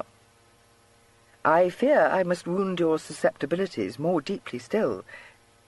It is not your niece who makes this demand, but you, and the whole affair is a fudge. Mr. Liversidge smiled at him with great patience. My dear sir, you wrong me. Indeed you do. I am very sure I do not. You have owned to me. A plump, uplifted hand checked him. Between these four walls, Mr. Ware, Liversidge said, with a return to his reproachful manner. The Duke stared at him. Suddenly he said, "And what, sir, if I were to express my willingness to marry your niece? Have you thought of that?" "Of everything," Liversidge assured him affably. "I, of course, with my niece's happiness in mind, should be overjoyed. But it would not do for you at all, Mr. Ware, and your noble relatives, I fear, would do what lay in their power to prevent such an unequal match. Alas, that it should be so, but it is the way of the world, after all, and if I were your father, sir, I confess I should strain every nerve to put a bar between you and my poor Belinda. Love begotten, you know. Dear me, yes, quite ineligible. You are young and impetuous, but I feel sure your relatives must see it as I do myself." "Mr. Liversidge," said the Duke, "I do not believe that your niece has the least notion of suing me for breach of promise. You think to outjockey me, to take me in like a goose, in fact. This is all a hoax. I dare say your niece knows nothing of the matter." Mr. Liversidge shook his head sorrowfully. "It pains me, Mr. Ware, to meet with this unmerited mistrust. It pains me excessively. I did not look to have my good faith so doubted. I did not expect, in face of all that has passed between you and my unfortunate niece, to be met with what I must, reluctantly, believe me, term callousness. If you were an older man, sir, I should be strongly tempted to request you to name your friends. As it is, I shall content myself with bringing before you irrefutable proof of the integrity of my actions." He rose to his feet as he spoke, and the Duke followed suit rather warily. Liversidge smiled his understanding and said, "Have no fear, Mr. Ware. A guest under my roof, you know, I must hold sacred, however moved I may be. Not, I beg you to believe, that I lay the least claim to this roof, but the principle holds. Pray be seated, for I shall not be long gone." He bowed with great dignity and went out of the room, leaving the Duke to wonder what might be going to happen next. He walked over to the window restlessly and stood fidgeting with the blind cord. As he stood there, he had the satisfaction, at least, of seeing the landlord and the man with the plush waistcoat walking across the dirty yard with pails in their hands. From the medley of squeals in the distance, he inferred that they were on their way to feed the pigs. He had not soberly supposed that either of them would be called in to overpower him, for he could not perceive any good end to be achieved through such methods. But he felt more at his ease with them out of earshot. Mr. Liversidge might be an entertaining scoundrel, but a scoundrel he certainly was, and would probably stop at very little to extort money from his victims. It was evident that he considered the supposed Mr. Ware a negligible opponent. The Duke had seen the indulgent contempt in his smile, and had done nothing to dispel it. He was by this time quite determined not to allow himself to be bled of as much as a farthing. By fair means or foul, and he would feel very little compunction at using foul means against a gentleman of Liversidge's kidney, he must wrest Matthew's letters, which Liversidge had in all probability gone away to collect, away from him. And since it seemed unlikely that this could be achieved without Mr. Manton's pistol coming into play, he was happy to see the landlord and his henchman going off to feed the pigs. Mr. Liversidge was absent for some 10 minutes, but presently the Duke heard his ponderous tread and turned round to face the door. It opened. Mr. Liversidge's voice said unctuously, "Come in, my love. Come and tell Mr. Ware how deeply he has wounded your tender heart." The Duke jumped, for this was a possibility he had not envisaged. The thought darted across his mind that if his true identity should be guessed, it might occur to Mr. Liversidge's fertile brain that the Duke of Sale, held to ransom, would prove a more profitable investment than his niece's broken heart. His hand slid once more into the pocket of his coat to grasp the butt of his pistol, and he braced himself to face the inevitable disclosure. Into the room stepped a vision of loveliness. The Duke caught his breath and stood staring. His cousin Matthew had certainly spoken of Belinda's beauty, but he had not prepared him for anything as superb as the creature who now stood on the threshold, regarding him out of eyes so large, so innocent, and of so deep and translucent a blue as to make his senses swim for a dizzy moment. He closed his own eyes involuntarily, and opened them again to make sure that they had not deceived him. They had not. He beheld a veritable beauty. A face of rose-leaf complexion was framed in a cascade of guinea-gold curls, artlessly bound with a ribbon of scarcely a deeper blue than those glorious eyes. The brows were delicately arched, the little nose classically straight, the wistful mouth with its short upper lip, as kissable as it was perfect in proportion. End of side 10. Side 11.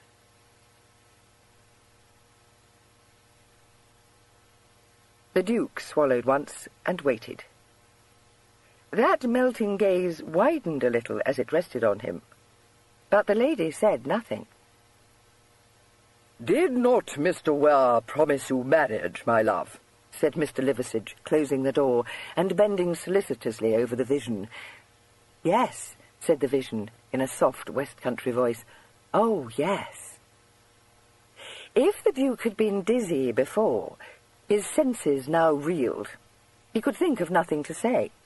He wondered for an unreasoning instant if those tender blue eyes could be sightless, since he resembled his cousin hardly at all. But when he stared into them, he saw a sort of speculation in their gaze, and knew that they were not. "And did he not write you letters, my love, which you very properly gave to me, promising that he would make you his wife?" prompted Mr. Liversidge. "Oh, yes, he did," corroborated Belinda, smiling angelically at the Duke, and affording him an entrancing glimpse of even teeth gleaming like pearls between her parted lips. Mr. Liversidge spoke in a voice of studied patience. "Were you not completely taken in, my dear child? Was it not a crushing blow to you when he declared off and left you forsaken?"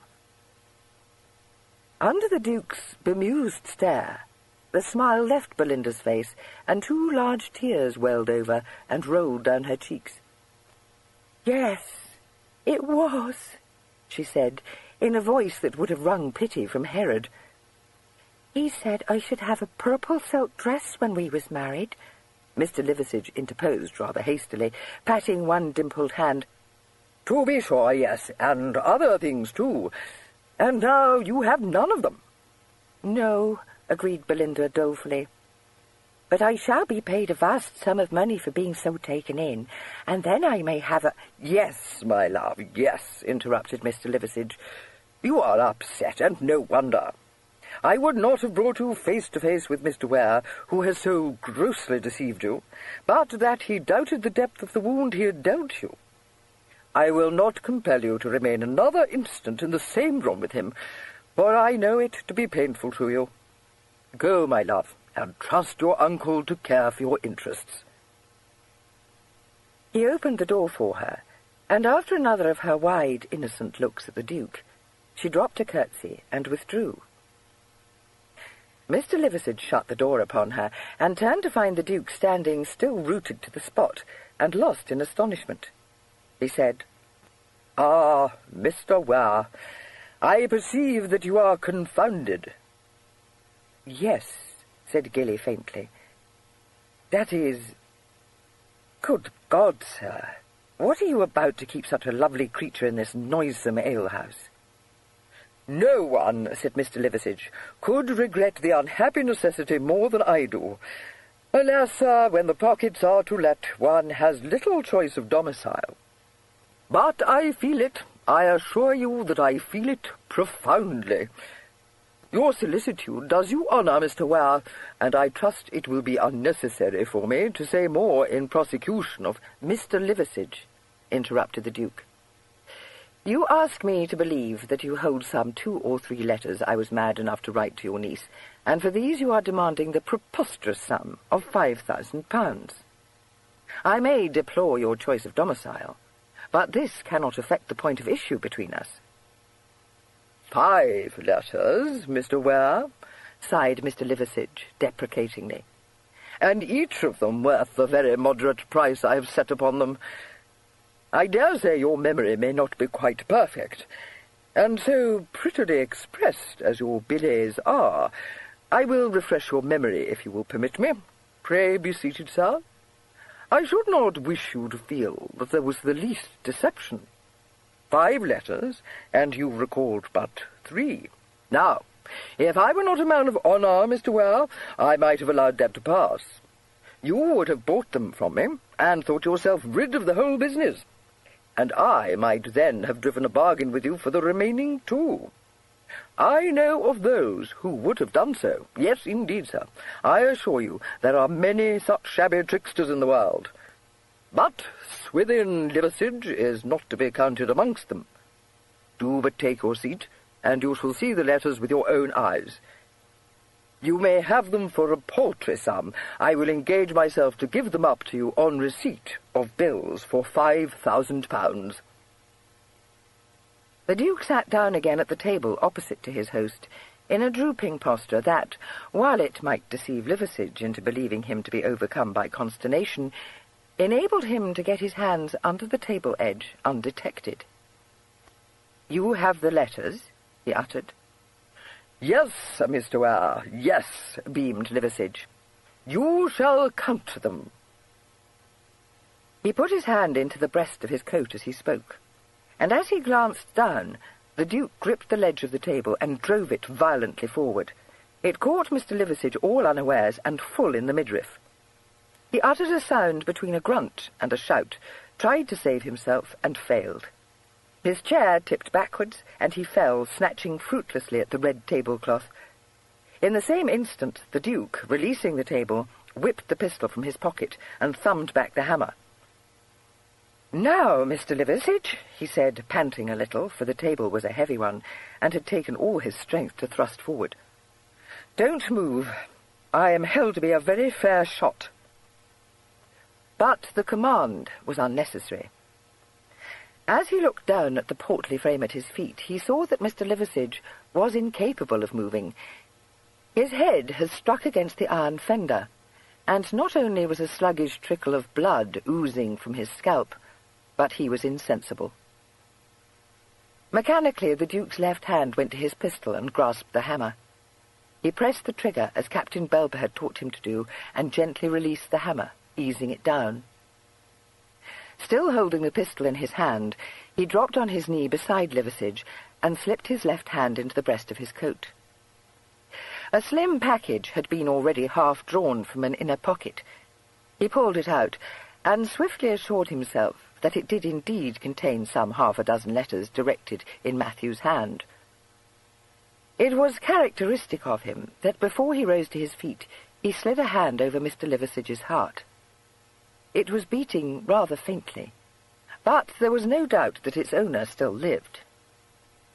The Duke hauled his inanimate body, not without difficulty, clear of the grate and rose to his feet. As he did so, the door opened, and he turned swiftly, his pistol at the ready, his thumb on the hammer.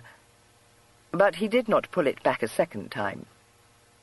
Belinda stood on the threshold, looking in wide-eyed surprise at her uncle's prostrate form. "Oh," she said. "Is he dead?" "No," the Duke replied. He crossed the floor to her side and shut the door. "He will recover. This is only a swoon." "What made you hold your peace just now? You know I am not Matthew Ware." "Oh, yes," she replied, smiling at him happily. "You are not at all like Mr. Ware. He is much bigger than you, and more handsome, too. I like Mr. Ware. He said he would give me—" "Why did you not inform your uncle of his mistake? What made you accept me as you did?" "Uncle Swithin doesn't like it when I dispute with him," she explained. "He said I was to say just what he told me, and I should have a purple silk gown." "Oh," said the Duke, a good deal taken aback. "I am excessively obliged to you, and if a purple silk gown is what you desire, I could give you one. How old are you?" "I think I shall soon be 17, she answered. "You think? But you know when you have a birthday, surely?" "No," said Belinda regretfully. "Uncle Swithin's head is cut open." This remark seemed to be more in the nature of a statement than a reproach, but the Duke, glancing down at Mr. Liversidge's form, saw that his pallid countenance was ghastly in hue, and felt a certain measure of compunction. He did not think that Mr. Liversidge was in much danger of bleeding to death, but he did not desire his death, and thought, moreover, that his own position might be awkward if this should happen. He bent over him again, and bound his own handkerchief round his head, saying, "When I am gone, you may summon help, but pray do not do so until then." "No," said Belinda obediently. "Oh, I wish you was not going. Where did you come from?" Her unconcern with her uncle's plight made the Duke laugh in spite of himself. "I did not drop from a balloon, I assure you. I came from Baldock, and I think it is time that I returned there. Your uncle will be recovering in a moment, and since I do not care for the look of his friends below stairs, I think I had best depart before he can summon them to his aid." "Mr. Mims is very disagreeable," she observed. She raised her lovely eyes to his face and said simply, "I wish you would take me with you, sir." "Indeed, I wish I might," he said. "I am very sorry to leave you in such a place. Were you fond of Mr. Ware?" "Oh, yes," she replied, a soft glow in her eyes. "He was a very pretty-behaved gentleman. And when we were married, he said I should have jewels and a purple silk gown." The thought that his young cousin had wounded anyone so young and so beautiful had been troubling the Duke, but this artless speech considerably allayed his qualms. He smiled, and, colouring a little, said, "Forgive me. I have very little money in my pocket, but if your heart is set upon a silk gown, I do not know about such matters, but will you take this bill and buy yourself what you like?" He had been half afraid that she might be offended, but she smiled in a dazzling way at him, and accepted the note he was holding out. "Thank you," she said. "I have never had any money to spend of my own before. I think you are quite as handsome as Mr. Ware."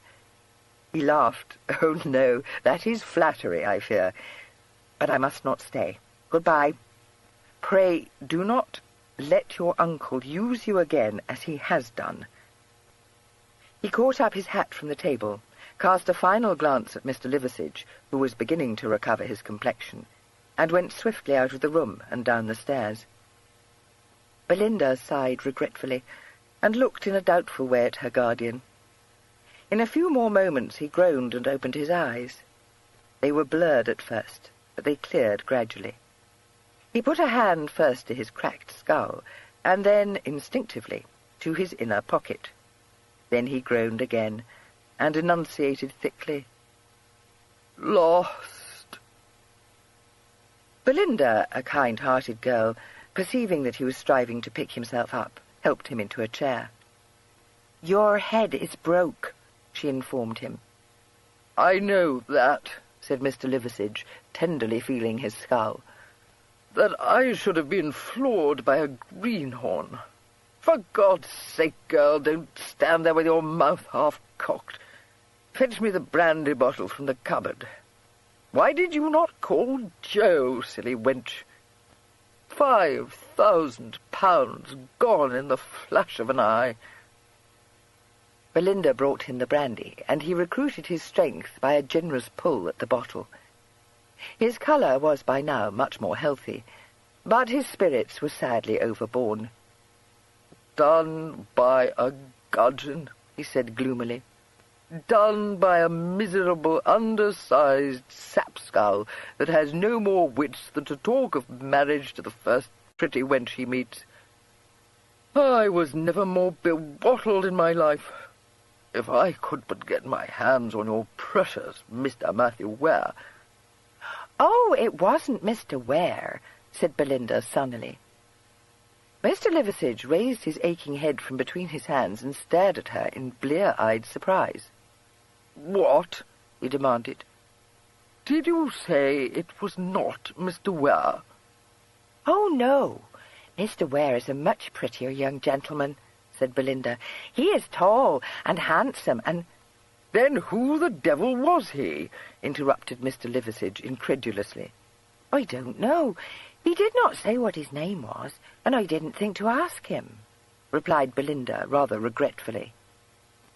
Mr. Liversidge hoisted himself out of his chair with an effort. "My God, what have I done to be saddled with such a fool?" he exclaimed. "If he was not Ware, why, girl, could you not have told me so?" "I didn't know you would wish me to," said Belinda innocently. "You said I must say just what you told me, and you don't like it if I don't obey you. And I like him quite as well as Mr. Ware," she added consolingly. Mr. Liversidge boxed her ears. Chapter 11. The Duke returned to Baldock in high fettle. For one who had never before fended for himself, he had managed the affair, he thought, pretty well. Matthew's letters were safely tucked into his pocket. He had not paid Mr. Liversidge a farthing for them, and he had not had recourse to Manton's pistol. Even Gideon could hardly have done better. In fact, Gideon would probably not have done as well, since Mr. Liversidge, confronted by his formidable size and extremely purposeful manner, would undoubtedly have conducted himself far more warily. Gilly was too modest not to realize that the success of his stratagem must be largely attributed to his lack of inches and his quite unalarming appearance. Mr. Liversidge had palpably summed him up as a scared boy within 1 minute of his having entered his parlour, and had not thought it necessary to be upon his guard. That had not been very wise of Mr. Liversidge, but Gilly was inclined to suspect that, for all the breadth and scope of his visions, Mr. Liversidge was not a rogue of any great mental attainment. However, be that as it might, Gilly had scarcely expected to have succeeded so well, and he thought he had a very good right to feel in charity with himself.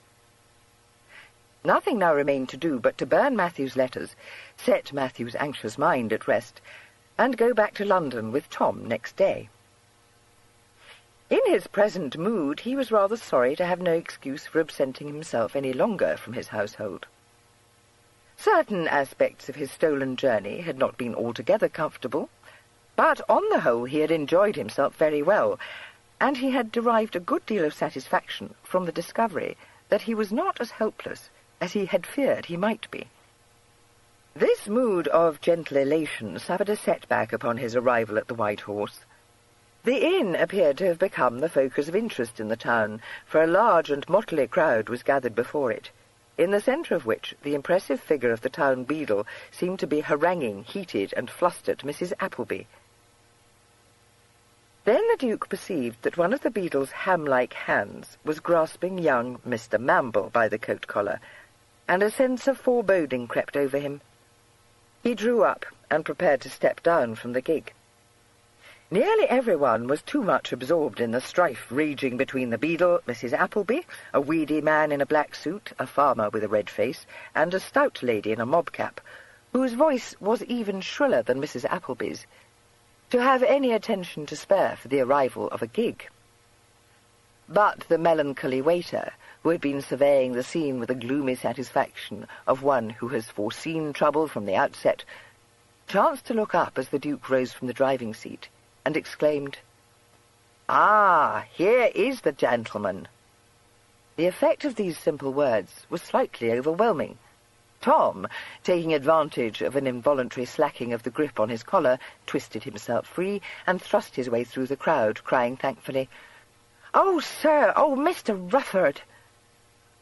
He had scarcely reached the Duke's side and clutched his arm when Mrs. Appleby had seized the other arm, saying indignantly, "Thank goodness you've come, sir. Such goings-on as I never saw, and me not knowing which way to turn." "If you are the cove as is responsible for this young varmint," said the beadle, reaching the Duke a bare 15 seconds later than Mrs. Appleby, "it is my duty to inform you—" The rest of this pronouncement was lost in the instant hubbub that arose. The weedy man, the farmer, and the lady in the mob-cap all broke into impassioned speech.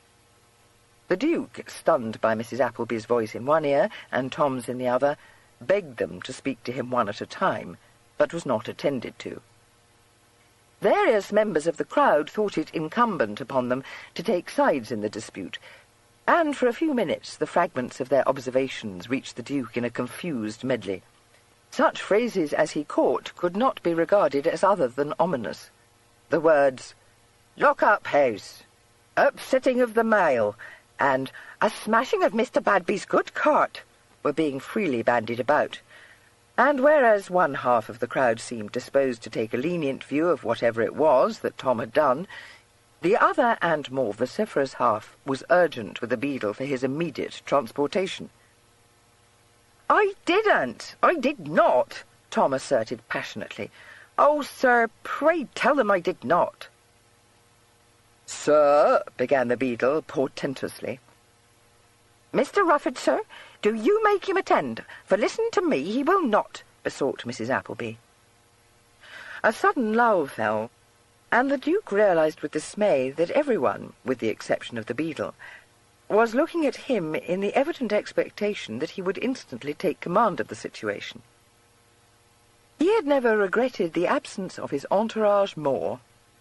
He even wished that his Uncle Lionel could have been suddenly and miraculously wafted to the scene. The very sight of Lord Lionel's imposing figure and aristocratic visage would be enough to cause the crowd to disperse, while any well-trained footman would have cleared a way for his Grace in a fashion haughty enough to have quelled even the beadle. But the Duke found himself bereft of all whose business in life it was to shield him from contact with the vulgar herd, and was obliged to fend once more for himself.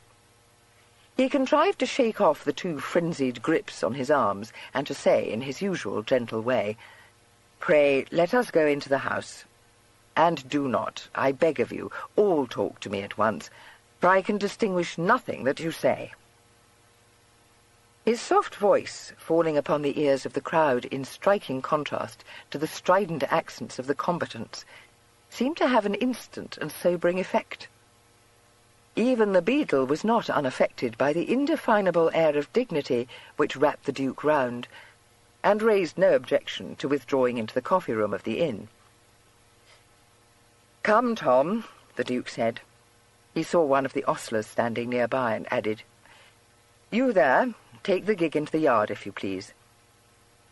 He then passed into the White Horse, and Tom, Mrs. Appleby, the beadle, the weedy man, the farmer, and the lady in the mob-cap all crowded in after him. Once within the coffee-room, both Tom and Mrs. Appleby would have poured their stories into his ears, but he interrupted them, saying, "Pray wait. I will attend to you in a minute." He looked at the beadle and said calmly, "Now, will you tell me what all this bustle is about?" The beadle was impressed in spite of himself. Unquestionably, this quiet young man was a member of the quality.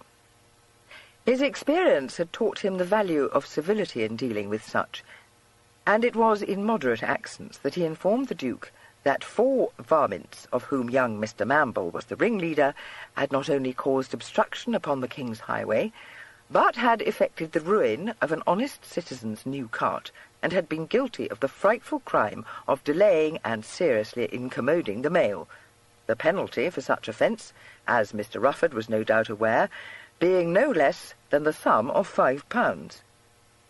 "Dear me," said the Duke. "And how did all this come about?" Tom? "I didn't do those things. At least I never meant to.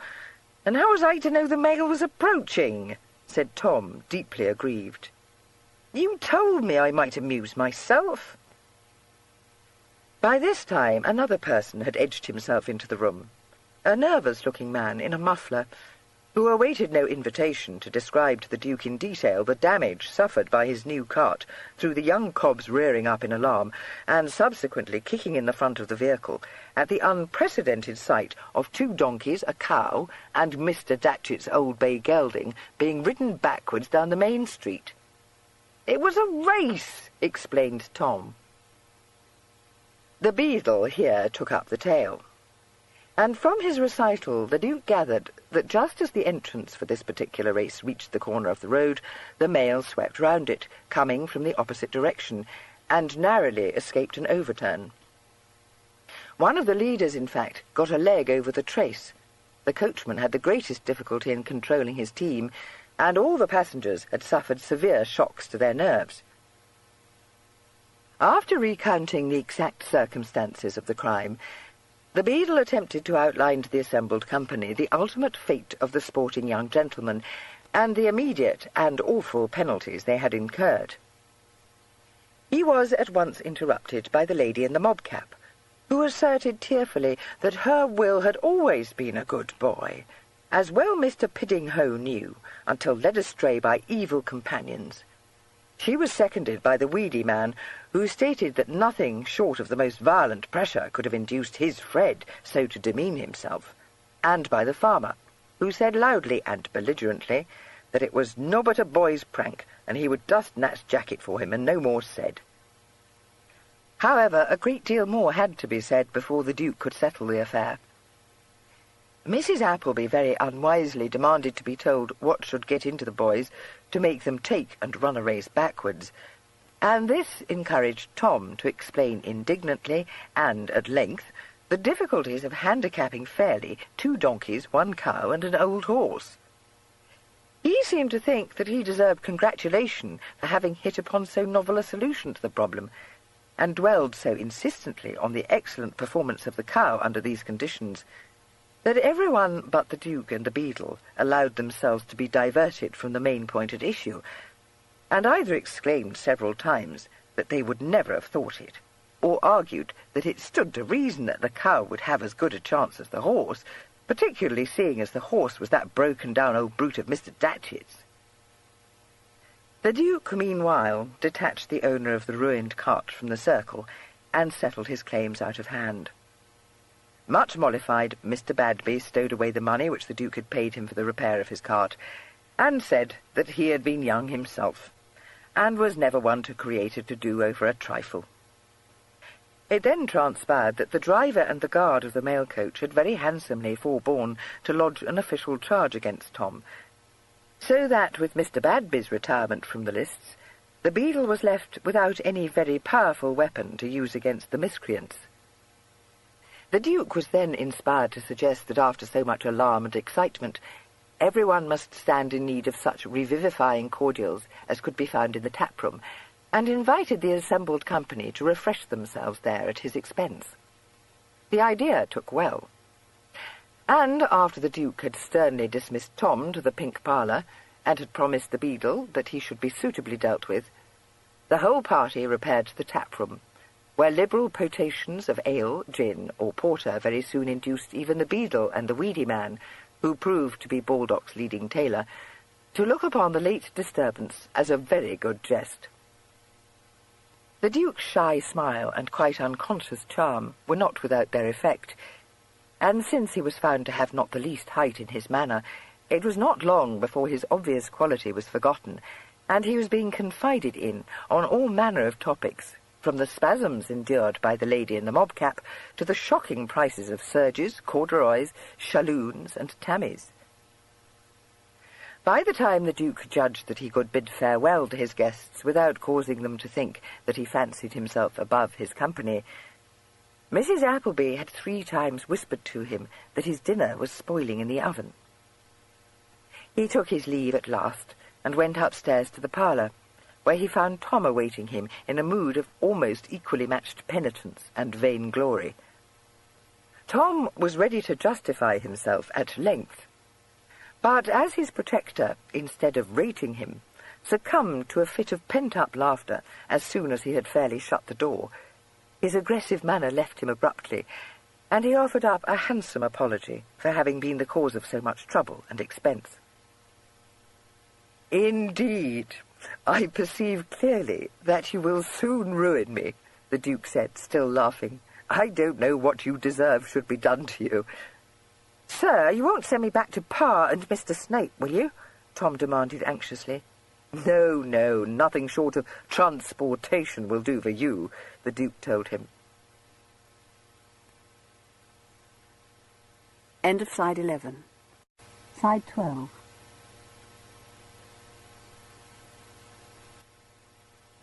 His mind relieved of its only dread, Tom grinned gratefully, and applied himself with his usual energy and appetite to his dinner. When he had retired to bed, which, since he was, he said, unaccountably tired, he was induced to do at an early hour, the Duke committed his cousin's letters to the flames, and sent the waiter to obtain for him paper, ink, pens, and wafers. These commodities having been brought, the fire made up and the blinds drawn, he sat down to write 2 letters. The first of these was to Matthew at Oxford, and did not occupy him long. He sealed it with one of the wafers, wrote the direction, and was just about to scrawl his name across one corner when he recollected himself, and reopened the letter to add a postscript. "I fear you will have to pay some sixpences for this history," he wrote, smiling to himself. "But it would never do, you know, for me to frank this. I hope you will not grudge it." He then affixed a fresh wafer to his missive, laid it aside, and wrote upon a new sheet of paper. "White Horse, Baldock. My dear Gideon."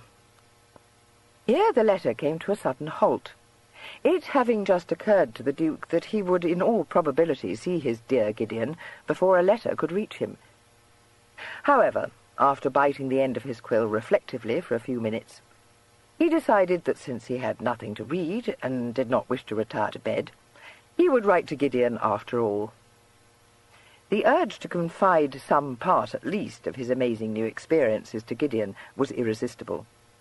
Besides, a description of Tom's race and its consequences would occupy several sheets, so that Gideon would be forced to disgorge large sums to the post office for the privilege of receiving a letter from his noble relative, and that would be a very proper revenge on him for having tried to horrify one smaller and younger than himself with a blood-curdling novel. The Duke gave a little chuckle, dipped his quill in the ink, and lost no time in explaining this to Gideon. After that he embarked on a humorous account of his stagecoach journey, and in the most high-flown terms he could summon to mind, assured his cousin that he had already slain a considerable dragon, in the shape of an out-and-out villain, whom he had tricked, outwitted, and left for dead, in a haunt of thieves and desperate characters from which he himself was lucky to have escaped with his life. He could fancy how Gideon would grin when he read this, and grinned himself.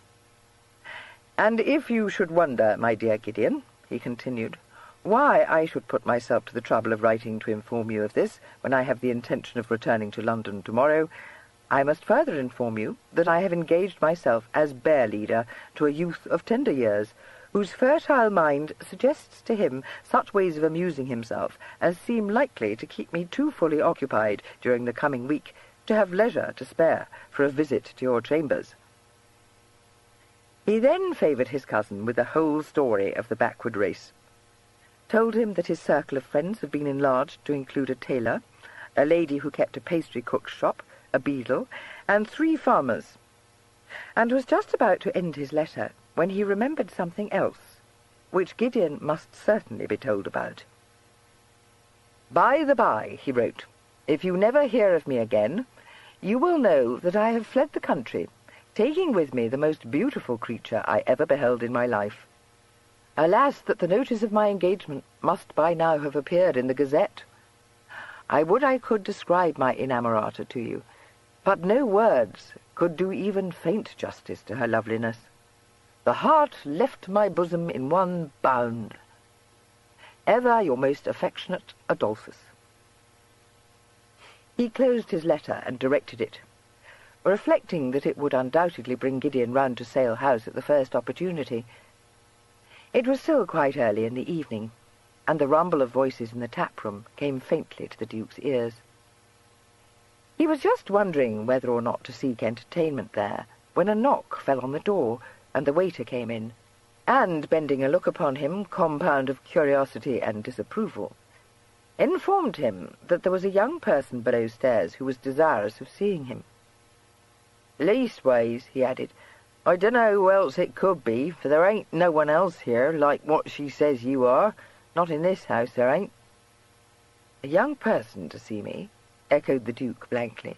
"You must be mistaken." A sudden and unwelcome suspicion darted into his mind. He said, "Good God," and changed colour. The waiter observed his consternation with a certain satisfaction. "Ah," he said, "and go away, which I told her to, she will not." "I'll come," the Duke said hastily, and went to the head of the stairs and looked down into the lobby. Seated on a chair, a bandbox on her knees and another at her feet, was Belinda, her enchanting face framed in a blue bonnet and a pelisse buttoned up to her white throat. In front of her, and in an attitude of unmistakable hostility, stood Mrs. Appleby. Some instinct warned the Duke that he beheld trouble. A prudent man would at this moment retire to his room, denying all knowledge of the fair visitor, and leave Mrs. Appleby to get rid of her, which, he judged, she would very soon do if left undeterred. But the Duke had either too little prudence or too much chivalry to adopt this course. He went down the stairs. Both ladies looked up quickly, one greeting him with a blinding smile, and the other with a stare of outraged virtue. "Oh, sir, please, I had to come," said Belinda. "This young woman, sir," said Mrs. Appleby grimly, "appears to have business with you. For all she cannot give you a name. And I will take leave to tell you, sir, that mine has always been a respectable house, and such goings-on I will not have." "Oh, hush, Mrs. Appleby," begged the Duke. "I am acquainted with this lady." "Of that I make no doubt, sir," retorted Mrs. Appleby. The Duke sought wildly in his mind for an explanation likely to satisfy the landlady, and could hit upon only one. "She is Tom's sister," he said, devoutly hoping that Belinda would not deny it. "She has come in search of him, of course." Belinda, who seemed to have a mind very responsive to suggestion, nodded her head at this and smiled at Mrs. Appleby. "Indeed," pronounced that lady. "Then perhaps you will have the goodness to tell me what your business is, miss." "To find Tom," replied Belinda happily. "I never heard such a tale. Not in all my life I didn't," exclaimed Mrs. Appleby, outraged. "Why, you're no more like him than I am. Sir, I'll have you know." "And I have brought all my things with me, because I dare not go back. So if you please, sir, will you take care of me?" added Belinda, turning her melting gaze upon the Duke. "Not in my house he will not," declared Mrs. Appleby without hesitation. By this time a small audience, consisting of the waiter, the boots, the tapster, and 2 chambermaids, had gathered in the lobby, and the Duke, acutely unhappy at finding himself the centre of so much curiosity, said, "Please, step up to the parlour, Miss Mamble. And do you come up too, Mrs. Appleby. I will explain it to you in private." Belinda got up readily from the chair. The Duke took the bandboxes from her, and Mrs. Appleby, after demanding to know if her various servants could find nothing better to do than to stand there gaping, said that no amount of explanation would reconcile her to Belinda's presence in the inn. But as Belinda and the Duke were by this time halfway up the stairs, she was obliged to follow them, maintaining a threatening monologue all the way. The Duke ushered Belinda into his parlour, set down the bandboxes, and firmly shut the door upon her. He turned to confront Mrs. Appleby. That redoubtable lady at once broke into speech. If, she declared, Mr. Rufford had the least hope of her keeping that hussy under her roof for as much as 1 hour, he was sadly mistaken. To be sure, she might have guessed, after the events of this day, that something of the sort would happen. But boys' mischief was one thing, and goings-on of this nature quite another. "Mrs. Appleby," interrupted the Duke, "can you seriously suppose that I nourish the slightest improper design towards that child? Why, she is hardly out of the schoolroom." "I know nothing of your design, sir," retorted Mrs. Appleby, "but hers are plain enough, and to give her a room in my house I will not." "Then I must give her mine and sleep on the sofa in the parlour," said the Duke calmly. Mrs. Appleby fought for breath. "You cannot," proceeded the Duke, "turn a child of that age into the street at this hour. Indeed, I am persuaded you are by far too good a woman to think of doing so." "Let her," said Mrs. Appleby terribly, "go back to wherever it was she came from." "It is quite impossible that she should do so. I see I shall have to entrust the whole story to your ears," said the Duke. He then proceeded, somewhat to his own astonishment, and considerably more to Mrs. Appleby's, to weave about the unconscious persons of Belinda and Mr. Thomas Mamble a lurid and fantastic story in which defaulting trustees, cruel stepfathers, and hideous persecution figured prominently, if somewhat obscurely. He cast himself for the role of secret envoy, but being quite unable to think of any reason for an envoy's presence in Baldock, took refuge in an air of mystery which so much bewildered Mrs. Appleby that she ended by weakly saying that Belinda might have a small bedchamber at the back of the house for 1 night only, and that not because she believed one word of Mr. Rufford's story, but because she was not, she hoped, an unmerciful woman. The Duke, feeling worn out by the exercise of so much imagination, mopped his damp brow as soon as Mrs. Appleby had sailed away to prepare the small back bedchamber, and nerved himself to enter his parlour. He found that Belinda, having shed her bonnet and pelisse, had made herself comfortable in an easy chair by the fire, and was eating one of the few apples Tom had left in the basket on the side table. She greeted her host with an angelic smile and said, "How disagreeable she is. Will she let me stay here, sir?" "Yes, for tonight she will." "But I do not understand. Why have you come? What is it you wish me to do for you?" She looked at him in surprise and faint reproach. "But you said you wished you might take me with you," she reminded him. The Duke, who clearly saw an abyss yawning at his feet, said with a great deal of uneasiness in his voice, "Did I? Yes, well, but I cannot take you with me." "Can't you?" said Belinda wistfully. "Then what must I do, please, sir?" "My dear girl, how can I possibly advise you?" protested Gilly. "I do not even know why you have left your uncle." "Oh, he is not my uncle," said Belinda blithely. "Not your uncle? He is your guardian, though, is he not?" "He said he would be," agreed Belinda.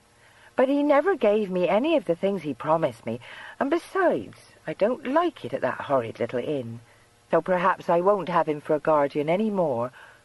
I thought I might have you for one instead," she added confidingly. "No," said the Duke firmly. "That is quite impossible." Belinda sighed, but appeared to resign herself to her disappointment. She took another bite out of her apple, and fixed her eyes expectantly on the Duke's face. "Does Liversidge know you have come to me?" he demanded. She shook her head. "But how could you contrive to escape unseen? And how did you reach Baldock? You cannot have walked all the way, surely?" "Oh, no, I only walked to the Pike Road, and a kind gentleman took me up in his carriage," Belinda explained.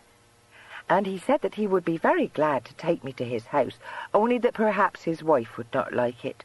I dare say she is a disagreeable lady, like that one downstairs. Ladies are nearly always so, are they not?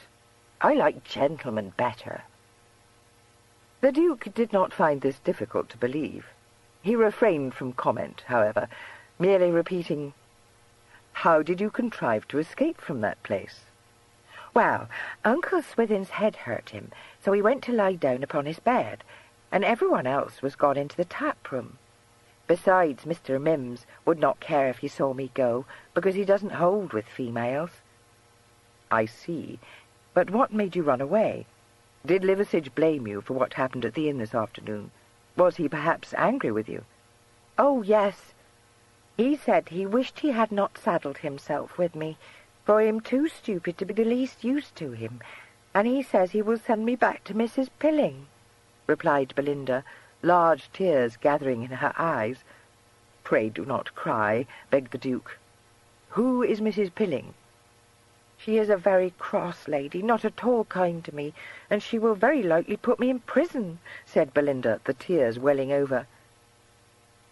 The Duke, who had had previous experience of the ease with which Belinda wept, watched in a fascinated way the large drops rolling down her cheeks, without in the smallest degree impairing her beauty, and could not find it in his heart to blame Matthew for having succumbed to so much pathetic loveliness. After a moment he said, "I wish you will not cry. No one will put you in prison, I assure you." Belinda obediently stopped crying, but said in a doleful voice, "Yes, she will, sir, for I have broken my indentures." Light began to break in upon the Duke. "Were you apprenticed to Mrs. Pilling?" he asked. "Oh, yes, and I was learning to trim the hats very well, but then Mr. Liversidge said that if I went away with him, I should live like a lady and have a purple dress and a ring to put on my finger. So I went with him, but Mrs. Dovercourt was cross, and I did not like it in Oxford above half. And now I think I would not like to live with Mr. Liversidge any more. But I daren't go back to Bath, because besides putting me in prison, Mrs. Pilling would very likely beat me as well." "Does she do so?" demanded the Duke, quite shocked at the thought that anyone could so maltreat the lovely Belinda. "Yes, because I am very stupid," explained Belinda, without rancour. "And Mr. Liversedge boxed my ears too, though I said just what he told me I must. I am very unhappy." "No, no, don't be unhappy," said the Duke, terrified lest she should dissolve once more into tears. "No one shall beat you or box your ears, I promise. You must tell me where your home is, and I will—" "I haven't got a home," said Belinda. "Oh," said the Duke, somewhat dashed. "But you have relatives, have you not, Miss— What is your name?" "Belinda," she answered, with a look of surprise. "Yes, I know, but your other name, your surname." "Oh, I haven't any other name," she told him. "I'm a foundling." "A foundling?" he ejaculated. "Then you do not even know who your mother and father were?" "Oh, no," she said. "If you please, sir, may I have another apple?" He handed her the basket. "Of course. But, my poor child, have you no relatives to whom you can turn for help?" "Oh, no," she said again, shaking her head so that her golden curls were set quivering and bobbing. "Foundlings don't, you know." "I didn't know. That is, I had never thought. It is very dreadful." She agreed to this, but more with an air of one willing to please than with any particular chagrin. "What in heaven's name am I to do with you?" said the Duke, looking harassed. Belinda said hopefully, "You did say that you wished you might give me a purple silk dress," she suggested. He could not help laughing. "No, no, that is not what I meant." She sighed, and the corners of her mouth drooped tragically. "No one ever gives me a purple silk dress," she mourned, a sob in her voice. The Duke had never had occasion to bestow much thought on female attire, but now that he came to consider the matter dispassionately, he was bound to own that there was much to be said in extenuation of all those who had refused to let Belinda have her heart's desire.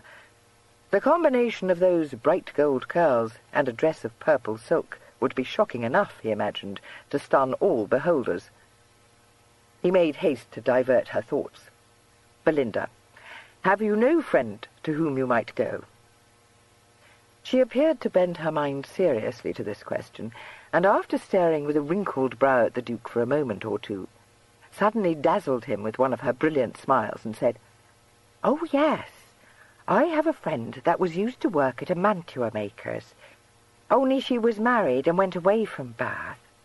I should like, of all things, to visit her, for I dare say she has a baby now, and I'm excessively fond of babies." "Where does she live?" asked the Duke. Belinda sighed.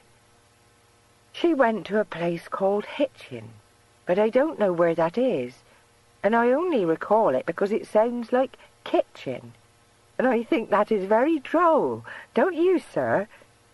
"Hitchin!" he exclaimed, his harassed air lightening a little. "But Hitchin lies only a few miles from here. I dare say no more than 6 or 7, perhaps not as much. If you think you would like to visit this friend, I will take you there tomorrow. Do you know her direction?" "Oh, no," said Belinda unconcernedly. Again the Duke was dashed. "Well, do you know her name?" he asked. Belinda laughed merrily at this.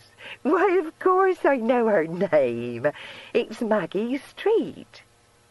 "Then depend upon it, we shall soon find her," he said, much relieved. At this moment Mrs. Appleby entered the parlour and announced that as Miss's bedchamber was now ready for her, she would escort Miss to it.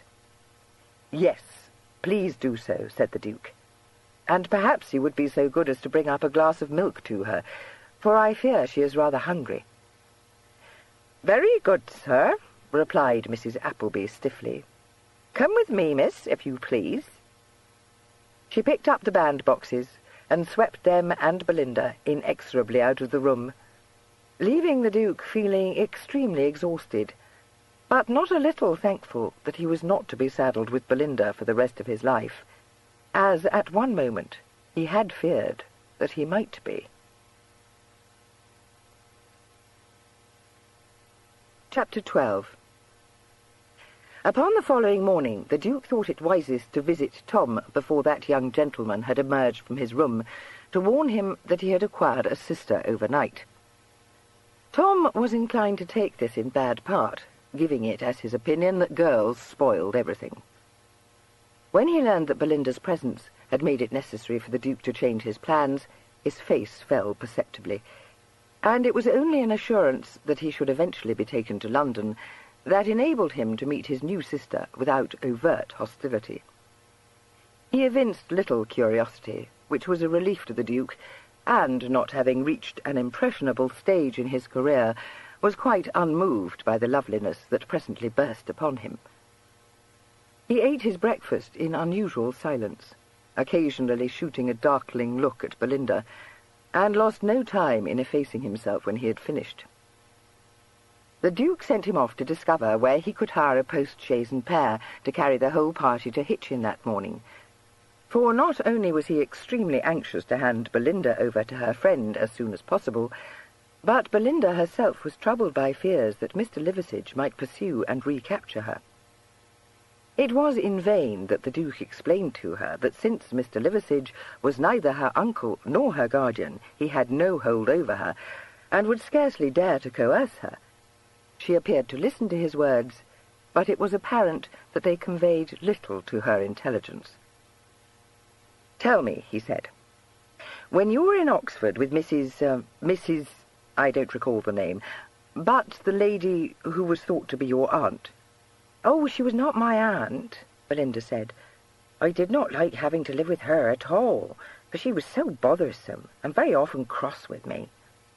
"But who was she?" he asked. "I don't know. Mr. Liversidge was very friendly with her, and he said I should stay with her and do just what she told me." He could not help smiling. "And was that to make Mr. Ware fall in love with you?" "Yes," she replied innocently. "I did not mind that, for we went pleasuring together, you know, and he was excessively kind to me, and he said he would marry me too, and then I should have been a grand lady and had my carriage and a silk dress besides." "Did you wish very much to marry him?" "Oh, no," Belinda replied placidly. "I didn't care, if only I might have all the things Uncle Swithin said I should. He said it would be more comfortable for me if Mr. Ware gave me a great deal of money, and I think it would have been, because he was so jealous, you know, that there was no bearing it. Why, when I only went out to get a pound of black pudding from the pork butcher, and a gentleman carried the basket for me, there was such an uproar. And he read poetry to me, too." "That was certainly very bad," said the Duke gravely. "But tell me what happened after Mr. Ware, when you were no longer expecting to marry him. Did you run away from that lady?" "Oh, no. She would not keep me any longer, because she quarrelled dreadfully with Uncle Swithin, and she said he was a Jeremy Diddler." "What in the world is that?" he inquired, amused. "I don't know, but I think Uncle Swithin wouldn't pay her any money, and she said he had promised it to her for taking care of me. She was cross as a cat. And Uncle Swithin told her how we should all of us have money from Mr. Ware. But there was an execution in the house, you know, and she would not stay there any more. It is very fidgeting to have an execution in your house, for they take away the furniture, and there's no knowing how to go on. So Uncle Swithin fetched me away in an old tub of a carriage, which was so horrid I was stuffed to death, and we had to go in the middle of the night, and that was uncomfortable too."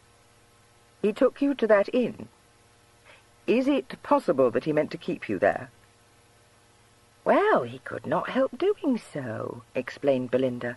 "Poor Uncle Swithin, he has so very little money left, and Mr. Mims is his brother, so you see he does not have to pay him to stay there. And of course we was expecting Mr. Ware to send us a great sum of money, and then we might have been comfortable again. But Uncle Swithin says all is ruined, and it was my fault for not calling to Mr. Mims to stop you when you went away. But he never told me I should do so." "Don't you think," he suggested gently, that you will like just as well to go to your friend as to have a great sum of money?" Belinda reflected and shook her head. "No, for if I had the money I could also go to visit Maggie Street," she said simply. This was so unanswerable that the Duke abandoned the subject, together with a half-formed resolve to point out to Belinda the reprehensible nature of Mr. Liversidge's attempts to extort money from undergraduates. Something told him that Belinda's intelligence was not of the order that readily appreciated ethical considerations. In a short time Tom returned to the inn, his mission accomplished. If Mr. Rufford would step down to the George, he said, to confirm the arrangements he had made on his behalf, a chaise could be hired, and would be sent round to the White Horse as soon as it was needed. The Duke was not very anxious to visit the George, where he had several times stopped on his way to his estates in Yorkshire to change his horses, but he did not think that he had ever alighted there, and could only hope that he would not be recognized. He desired his protégés to pack their few belongings and sallied forth, requesting Mrs. Appleby, whom he met at the foot of the stairs, to prepare his reckoning. Mrs. Appleby allowed him to see by her manner that he had sadly disappointed her, and the waiter, hovering in the background, plainly regarded him in the light of a hardened libertine. In the event, no one whom he interviewed at the George showed the smallest sign of recognizing him. He thought the luck was miraculously with him, until it occurred to him on his way back to the White Horse that, had he wished to do it, he might have found it difficult to convince the landlord and the servants at the George that an unattended gentleman staying at the White Horse and in need of a hired chaise could possibly be His Grace the Duke of Sale. He reflected then that it was to be hoped he would have no occasion to prove his identity, since he had taken care to leave his visiting cards at Sale House, and had handed over to Gideon his seal ring.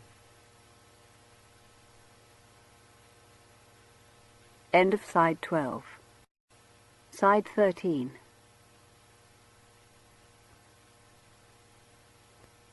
When he reached the White Horse again, he found that although Belinda had packed her bandboxes, Tom was by no means ready to depart, having, in fact, made no attempt to stow away the articles of apparel procured for him into the carpet-bag, which was all the Duke had been able to find in Baldock for the carriage of his effects.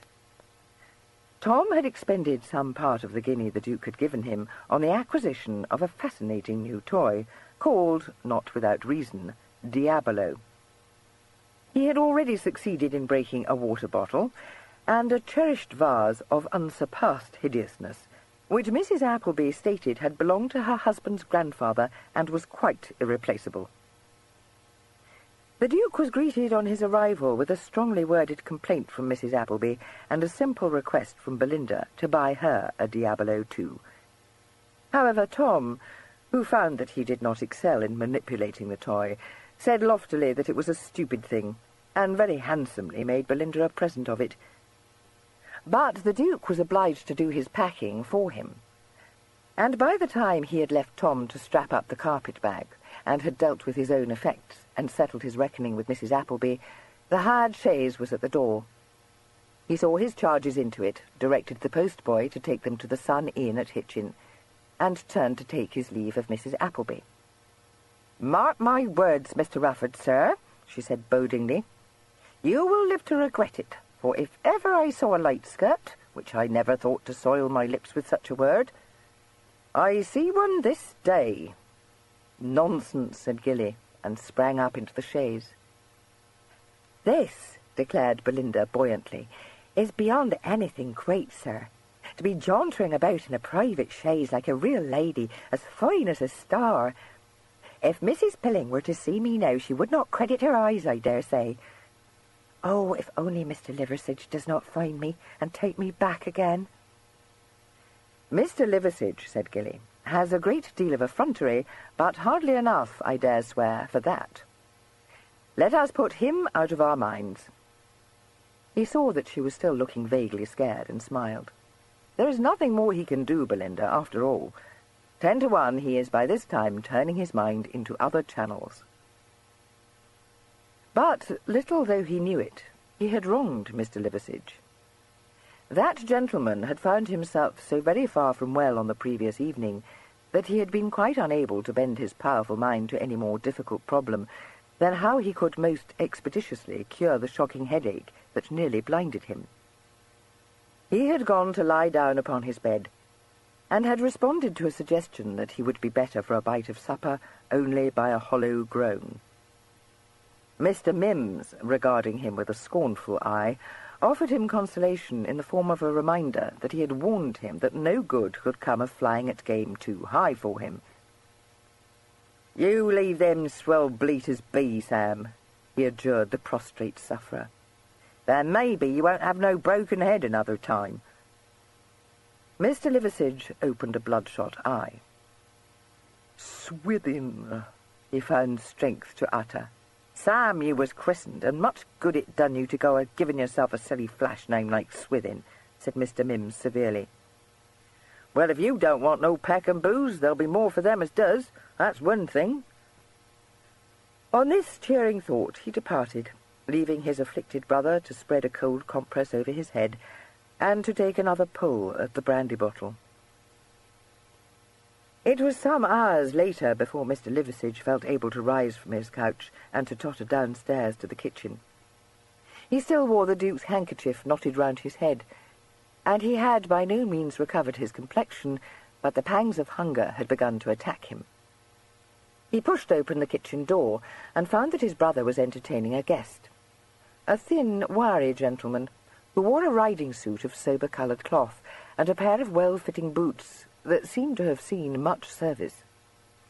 He had a pair of bright grey eyes, which lifted quickly and warily as the door opened. He was in the act of consuming a prodigious portion of cold beef, but he held his knife suspended for an instant, until he saw who it was that had entered, when he relaxed, and waved the laden knife at Mr. Liversidge, saying cheerfully, "Hello, Sam, old gauger." Mr. Mims, who was seated on the opposite side of the table, engaged in inspecting a collection of watches, purses, fobs, and rings, cast an appraising look at Mr. Liversidge and said, "That flash mort of yours is loped off." Mr. Liversidge drew up a spare chair and lowered himself into it. "Where to?" he demanded. "I dunno. No, I don't care. How you ever come to think that there was any good to be got out of such a bird-witted wench downright queers me. Good riddance to her, that's what I say." "Bird-witted she may be," replied Mr. Liversidge fair-mindedly. "But where, I ask you to tell me, Joe, could you find a more lovely piece?" The gentleman in riding dress paused between mouthfuls to heave a deep sigh. "Ah, if ever I see such a rare bleached mort," he said, shaking his head. "What a high flyer, Sam. But no sense in her cockloft, which makes her dangerous wear for a man like me. Else I would have—" "You would have done no such thing, Nat Shifnal, as I have erstwhile made plain to you," said Mr. Liversidge. "Nothing could be more fatal for a man in my position than to be bringing damaged goods to market." He stretched out a hand for the dish on which a somewhat mutilated sirloin of beef reposed, and drew it towards him. "I will trouble you for the carving-knife, Joe," he said with dignity. His brother pushed it across the table. "She's loped off in pudding time, and that's what I say, and will hold to," he announced. "If you had gone on the double, Sam, it's low, but not a word would you have heard out of me. Nor I wouldn't have blamed you for turning bridal cull like Nat here. But you took and tried to be a petticoat pensioner. And that's what I don't hold with, and nothing will make me say different." Mr. Liversidge replied in a lofty tone that he would thank his brother not to use such vulgar terms to him. "There is, I will grant you, a certain distinction attached to those who embrace the high toby as their profession, but the double, or as I prefer to call it, the very ignoble calling of a common pickpocket, is something, I thank God, I have never yet been obliged even to contemplate." "No, because every time as you're nippered, it's me as stands huff," retorted Mr. Mims. "Easy now, easy," begged Mr. Shifnal placably. "I don't say as Sam done right this time, but there's no denying, Joe, he's got gifts. For one thing, he talks as nice as a nun's hen, and for another, there ain't no one to touch him for drinking a young 'un into a fit state for plucking." "Then let him stick to it," retorted Mr. Mims. "I got nothing against that lay, but petticoat pensioners I can't stomach." Mr. Shifnal regarded Mr. Liversidge curiously. "How did you come to be diddled by a greenhorn, Sam? It ain't like you. I'll cap down right. By what Joe tells me, you shouldn't have had trouble in plucking that pigeon."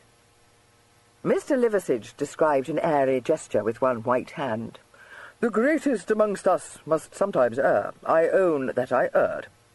Talking pays no toll, or I might be tempted to say much in extenuation of what I admit to have been a misjudgment."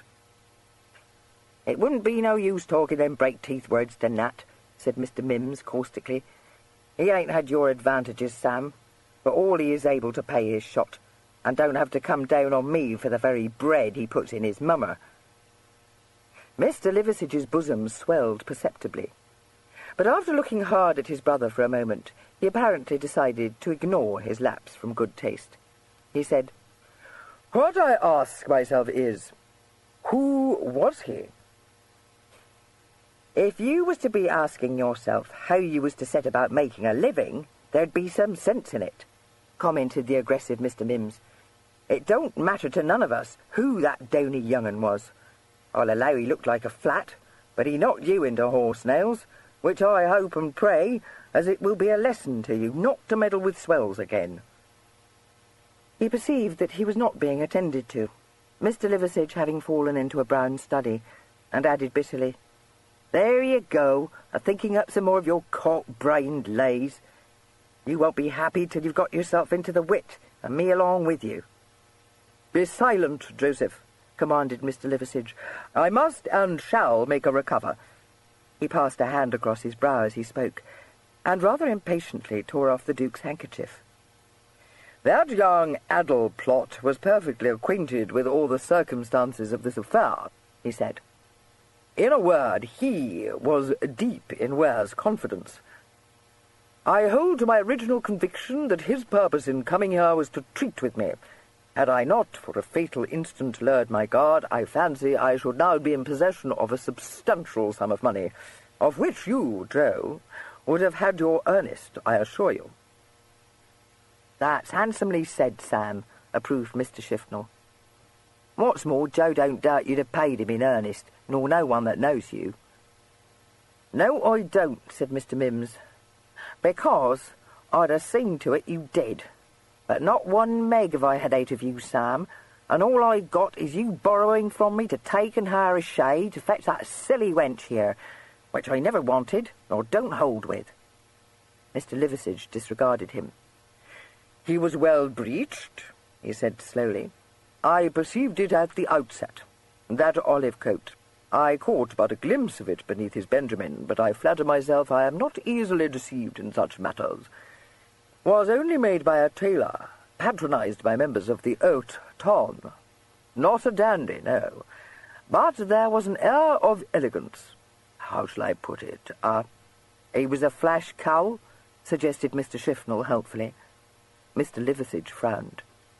"He was not a flash cowl," he said with some asperity. "He was a gentleman of high breeding. His hat bore the name of Locke upon the band. I observed it when he laid it brim upwards on the table. That may mean little to you. It conveys to me the information that he is one who frequents the haunts of high fashion. During that period in my life, when I acted as a gentleman's gentleman, I became acquainted with the nicest particularity with every detail of an out-and-out swell's attire. I recognized at a glance in this greenhorn a member of the upper 10,000. Mr. Shifnal being plainly out of his depth, Mr. Mims kindly translated this speech for him. "He was spruce as an onion," he said. "If you choose so to put it," agreed Mr. Liversidge graciously. "Take only this handkerchief, of the finest quality, you observe, and the monogram." Suddenly he stopped short, as an idea occurred to him, and subjected the handkerchief to a closer scrutiny. It had been hemmed for the Duke by the loving hands of his nurse, who was a notable needlewoman. In one corner she had embroidered a large S, and had had the pretty notion of enclosing the single letter in a circle of strawberry leaves. "No," said Mr. Liversidge, staring at it. "Not a monogram. A single letter. In fact, the letter S." He looked up and across the table at his brother. "Joseph," he said in an odd voice, "what does that single letter S suggest to you?" "Nothing," replied Mr. Mims tersely. "Samuel," suggested Mr. Shifnal, after profound mental research. He saw an impatient frown on Mr. Liversidge's brow and corrected himself. "Swithin, I should say." "No, no, no," exclaimed Mr. Liversidge testily. "Where are your wits gone begging? Joseph, what, I ask you, are these leaves?" Mr. Mims peered at the embroidery. "Leaves," he said. "Leaves, yes, but what leaves?" "Sam," said Mr. Mims severely, "it's mops and brooms with you, that's what it is. And if it was you as prigged a bottle of good brandy from the tap-room, and me blaming it on to Walter—" "Joseph, cease trifling. These are strawberry leaves." "Very likely they may be. But what you've got to get into a passion for because the swell has strawberry—" "Ignorant wretch," said Mr. Liversidge, quite agitated. "Who but a duke? Stay, does not a marquis also? But we are not concerned with marquises, and we need not waste time on that." "You're right, Joe," said Mr. Shifnal. "He is lushy. Now don't you go a-working of yourself into a myth, Sam. No one won't waste any time on marquises." "You are a fool," said Mr. Liversidge. "These leaves stand in allusion to the rank of that greenhorn, and this letter S stands for Sale.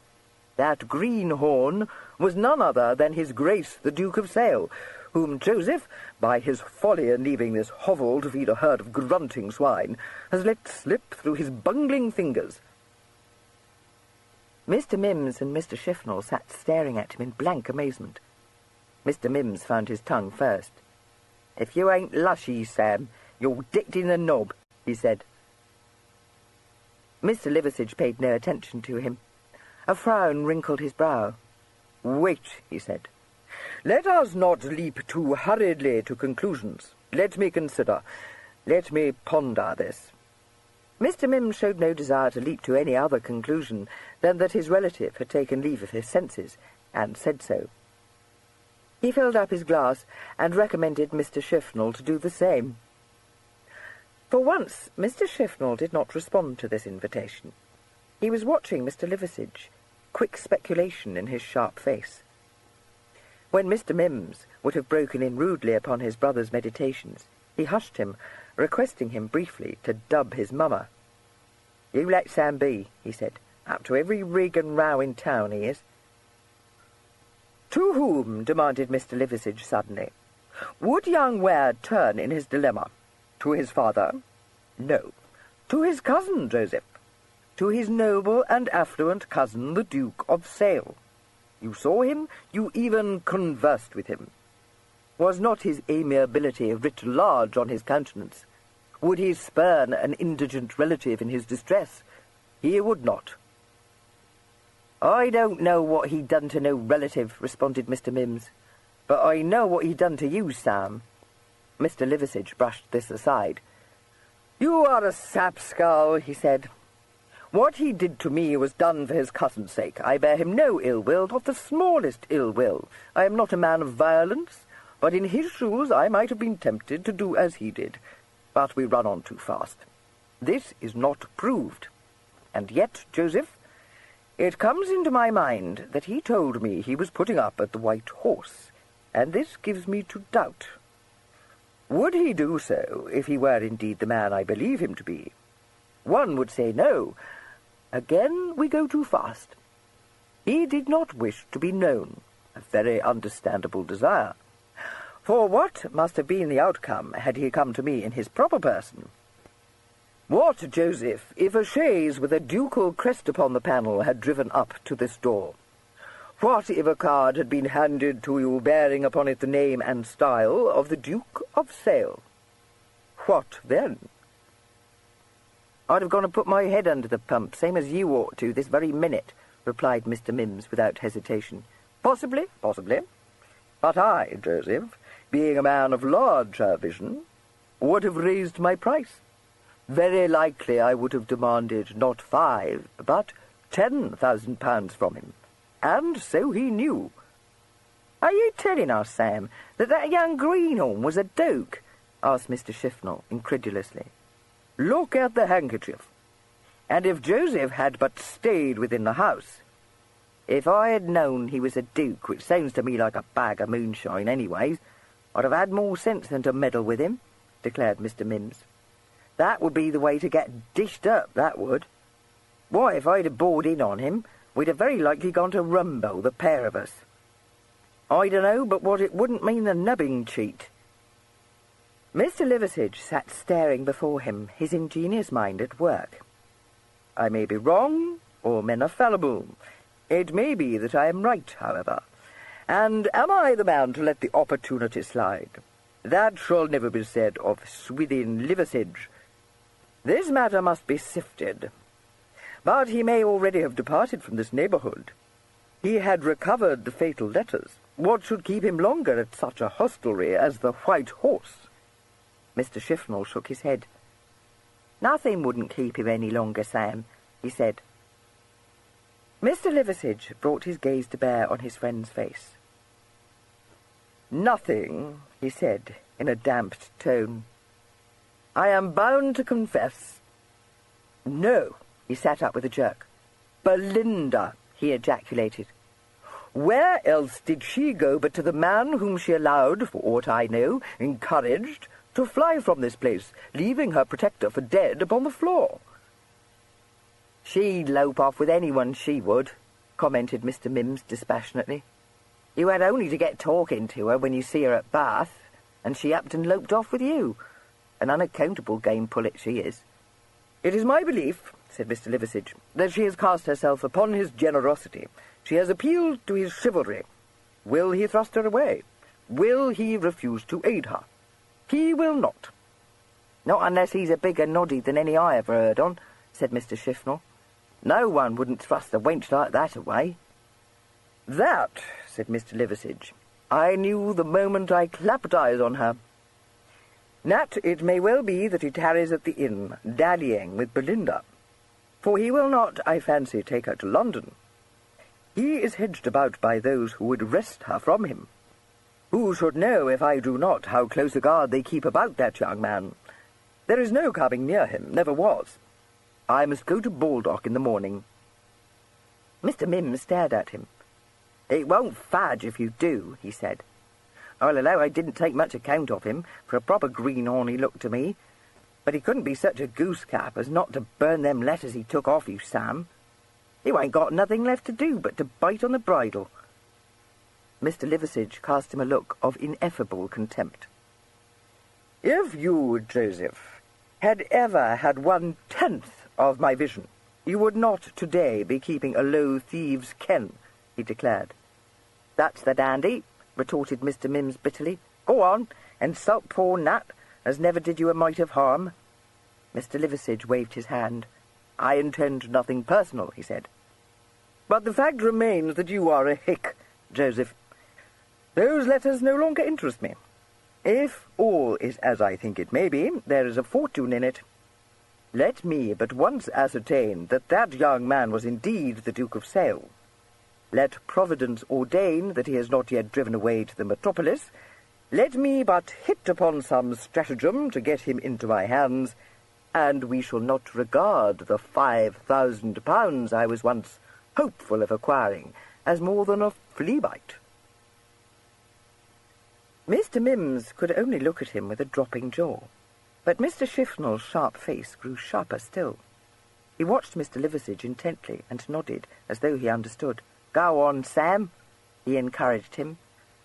I must have time to consider the matter, said Mr. Liversidge, largely. Several schemes are revolving in my head, but I would do nothing without due consideration.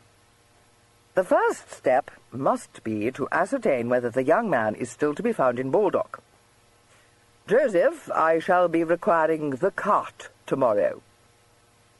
Sam, said Mr. Mims in a tone of great uneasiness, if so be as he is a duke, you don't mean to go a-meddling with him? Have no fear, said Mr. Liversidge. You, my dear brother, shall not be forgotten. I wish myself backed if I have anything to do with it, declared Mr. Mims violently. I've kept this boozing ken and my father before me, and never any more trouble than would trouble a hen. But mix myself up with dukes I won't. I'm an honest fence, I am, and I make a decent living, as you have cause to be thankful for. And that here will tell you I give him a fair price for any gewgaws he may happen to bring me, like this little lot. Well, temporised Mr. Shifnal, I don't know as how I'd say as fair a price as any fence this side of London, said Mr. Mims firmly. And I don't have no harm in poking and prying round this ken. So them as earns a living at the rattling lay, or the lift, or the high toby, can lay up here and not fear no one. But meddle with no dukes I will not, for mark my words, if we was to lay so much as a finger on such as him, we should have them Bow Street runners here before the cat can lick her ear. Mr. Shifnal was still thoughtfully watching Mr. Liversidge. It's a good fish, if it were but caught, he said slowly. He's a well-blunted young cove, I dare say. Able to buy an abbey, Mr. Liversidge assured him. Well, said Mr. Shifnal, I was meaning to lope off again, but what Joe says is the truth. A coal can lay up here, and no one the wiser. Maybe I'll lay up till I see which way the wind will blow. You get off to Baldock in the morning, Sam. This, in spite of his brother's protests, was what Mr. Liversidge did. But owing to the late hour to which he and Mr. Shifnal sat up, and the quantity of brandy they consumed, he did not make an early enough start to reach Baldock before the Duke and his small party had left it. After carefully reconnoitring the White Horse and ascertaining that the Duke was not within sight, Mr. Liversidge walked boldly up to that hostelry and entered the tap-room. Here he encountered the tapster, who was engaged in wiping down the bar, and after passing the time of day with him and consuming a glass of porter, he ventured to make some guarded inquiries. The tapster said, If it's the gentleman in number 1 you're meaning, he ain't here. Nor that doxy what came a-looking for him neither. Gone off in a chaise to Hitchin not half an hour past. Rufford his name was. Mr. Liversidge did not wait for more. Draining his glass and throwing down upon the table a coin wrested from his unwilling relative, he left the inn and made haste back to Mr. Mim's cart. His brain seethed with conjecture all the way back to the Bird in Hand, and when he reached that hostelry, he left Walter to stable the horse, and himself hurried up to his parlour. Mr. Shifnal and Mr. Mims, who had been on the lookout for him, lost no time in following him. They found him poring over the leaves of a well-thumbed volume. This work, published by Thomas Goddard of No. 1 Pall Mall, was entitled A Biographical Index to the Present House of Lords, and it constituted Mr. Liversidge's Bible. His hands almost trembled as he sought for sale amongst the various entries. He found it at last, ran his eye down the opening paragraph, and uttered an exclamation of triumph. I knew it! Mr. Shifnal peered over his shoulder, but not being a lettered man, found the spelling out of the printed words a slow business. What is it, Sam? He asked. Sale, Duke of, read out Mr. Liversidge in a voice of suppressed excitement. Names, titles, and creations. The most noble Adolphus Gillespie Vernon Ware, Duke of Sale and Marquis of Ormsby. March the 12th, 1692. Earl of Sale, August the 9th, 1547. Baron Ware of Tame, May the 2nd, 1538. Baron Ware of Stoven, and Baron Ware of Rufford, June the 14th, 1675. Baron Ware of Rufford, mark you. I thought my memory had not erred. And our young greenhorn, my masters, has been putting up at the White Horse under the name of Mr. Rufford. I can want no further proof." Even Mr. Mims was impressed by this, but he reiterated his desire to have nothing to do with dukes. His brother paid no heed to him, but fixed Mr. Shifnal with an unwinking stare and demanded, in a rhetorical spirit, to be told why the Duke had gone to Hitchin. Neither of his hearers was able to enlighten him, nor, after profound thought, could he discover for himself any very plausible explanation. But since Hitchin, as he unanswerably declared, could not be said to lie on the road to London, he soon decided not to allow this trifling enigma to worry him. The Duke had directed the postboy to drive to the Sun Inn, where it would seem reasonable to suppose that he meant to spend at least one night. His taking Belinda with him precluded the possibility, Mr. Liversidge thought, of his having gone to visit friends in the neighbourhood. Mr. Mims, whose uneasiness was rapidly increasing, brought his fist down with a crash on the table and demanded to be told what his brother had in mind. Mr. Liversidge glanced at him indifferently. "If Nat is willing to lend me his assistance," he replied, "I consider it would be flying in the face of Providence not to make a push to capture this prize." Mr. Shifnal nodded, but said, "How much money is there in it, by your reckoning?" Mr. Liversidge shrugged. "How can I say? 30,000, 50,000, almost any sum, I dare say." Mr. Shifnal's eyes glistened. "Will the cove bleed as free as that?" he asked, awed. "He is one of the richest men in the land," responded Mr. Liversidge. "I have devoted much study to his affairs, for it has always seemed to me that for a young and inexperienced man to be the possessor of so large a fortune was a circumstance not to be overlooked or hastily set aside. But even so brilliant an exponent of the art of plucking pigeons as Fred Gunnerside, a genius in his way, I assure you, and one of whom I am not too proud to learn, has never, to my knowledge, succeeded in coming within hailing distance of him. In fact, poor Fred was sadly out of pocket on his account, for he expended quite a large sum of money in following him on the continent, all to no purpose. He was closely attended, not only by his servants, but by a military gentleman to whom Fred took a strong dislike. I myself had abandoned any thought of approaching him, until my late little disagreement with the magistrates at Bath forced me to sharpen my wits. I again turned my mind towards Sale. I flatter myself that my research into his family history and every circumstance of his own life was at once thorough and profitable.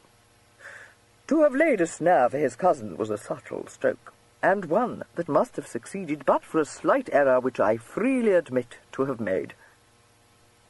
Unable to contain himself, Mr. Mims growled, "That afterclap won't be nothing compared with what will happen if you meddle any more with the Duke. I tell you, Sam, the glue won't hold." "It might," Mr. Shifnal said. "It might, Joe.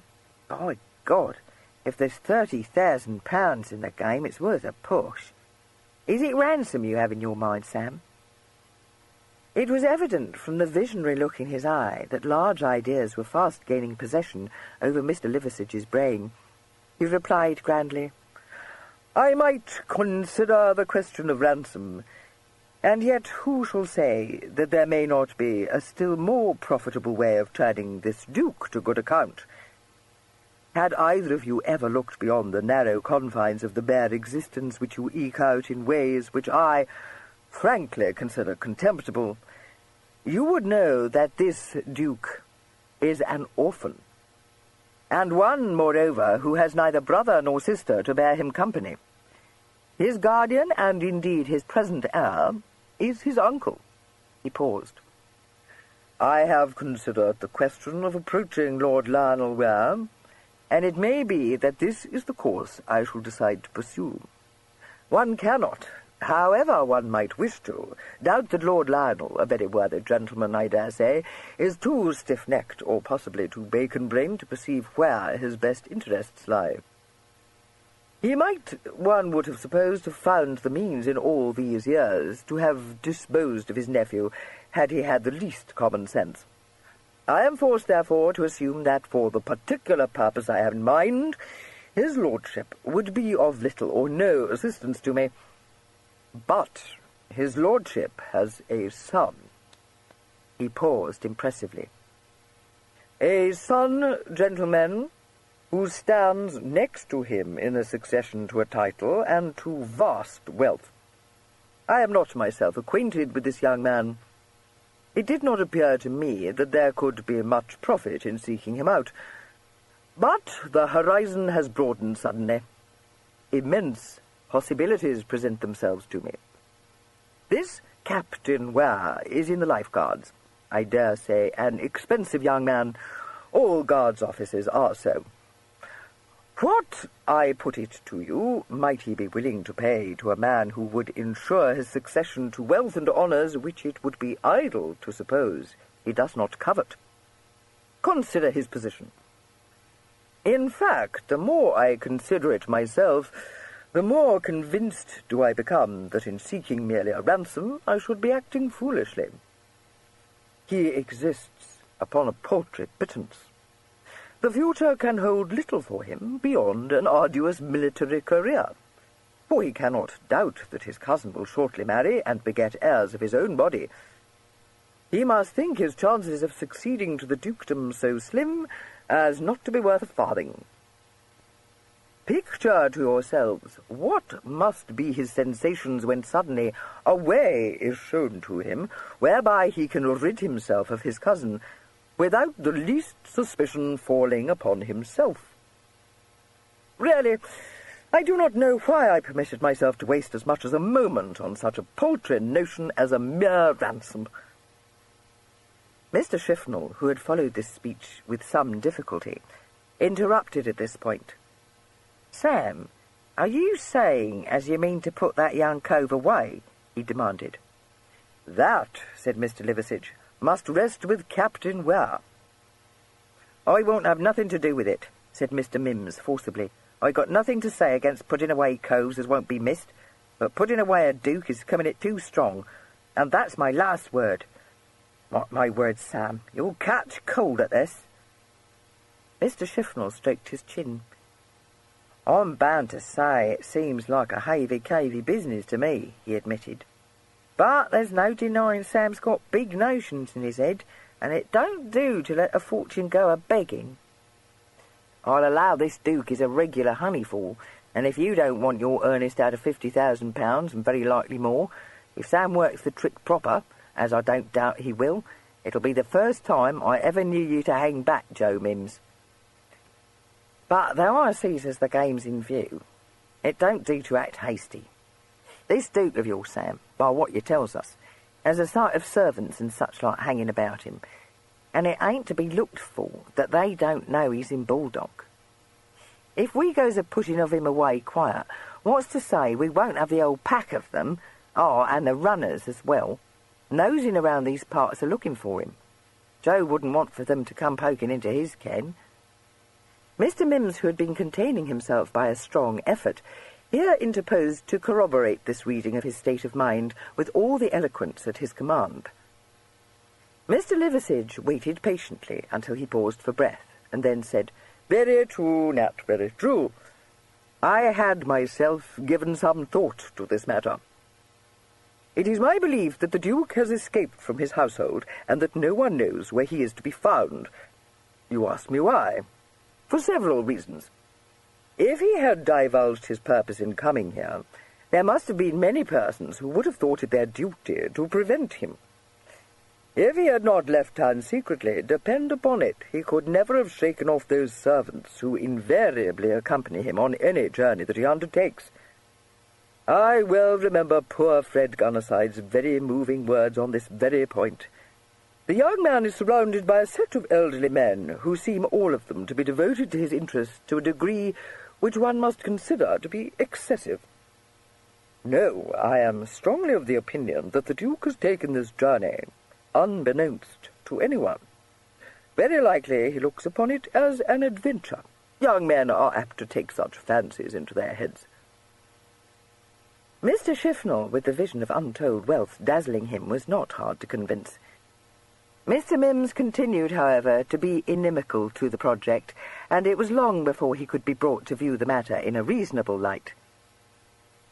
His companions wrought with him for quite an hour before he could even be induced to lend his cart for the journey to Hitchin.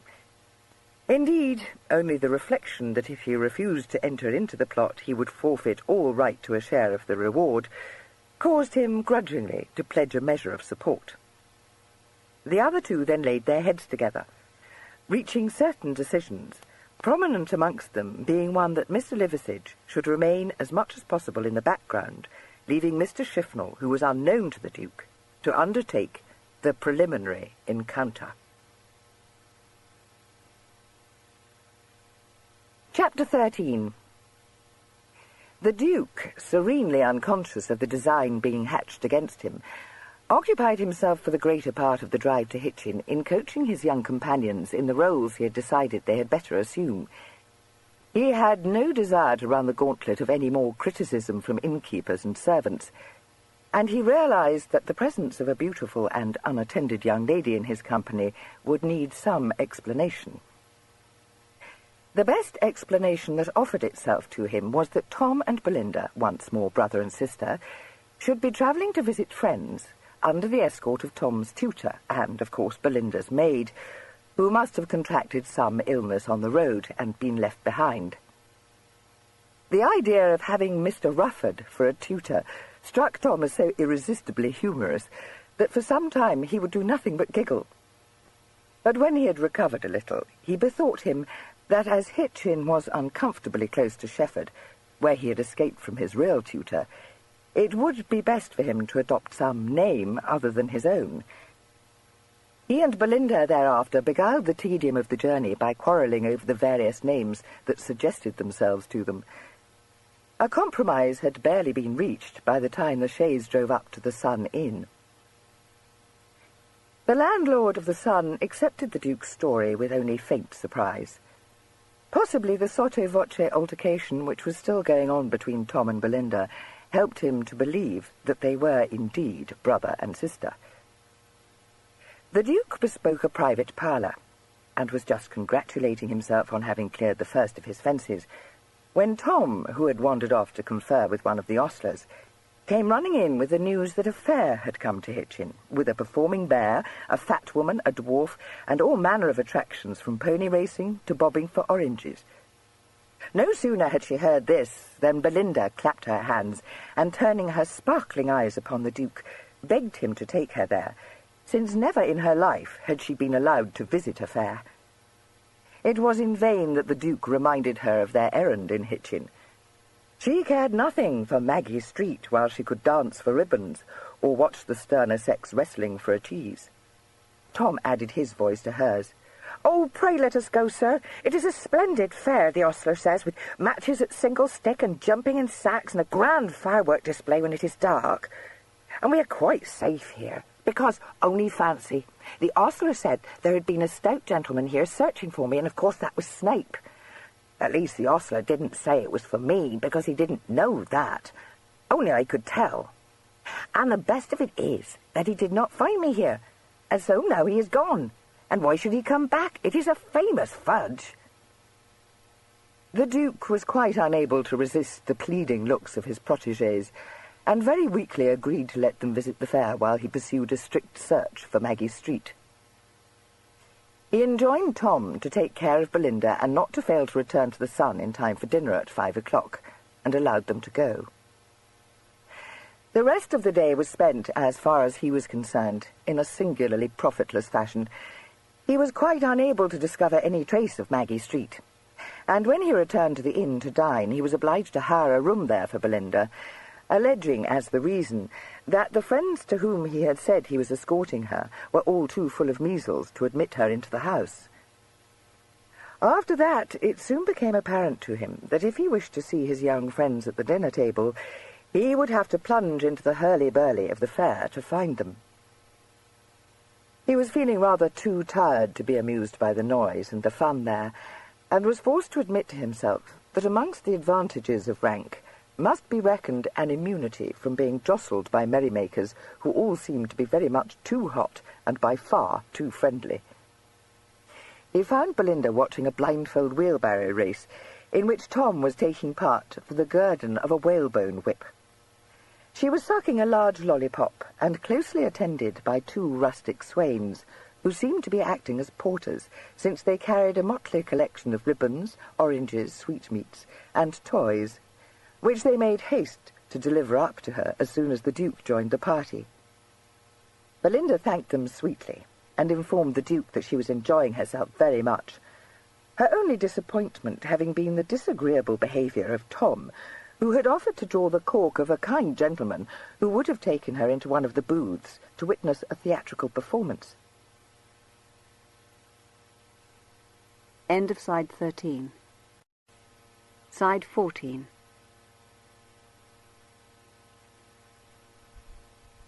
"Belinda," said Gilly patiently, "you must not, indeed you must not, go off with strange men just because they promise you silk dresses or some such thing." "He didn't," replied Belinda, opening her eyes wide. "It was to see a play."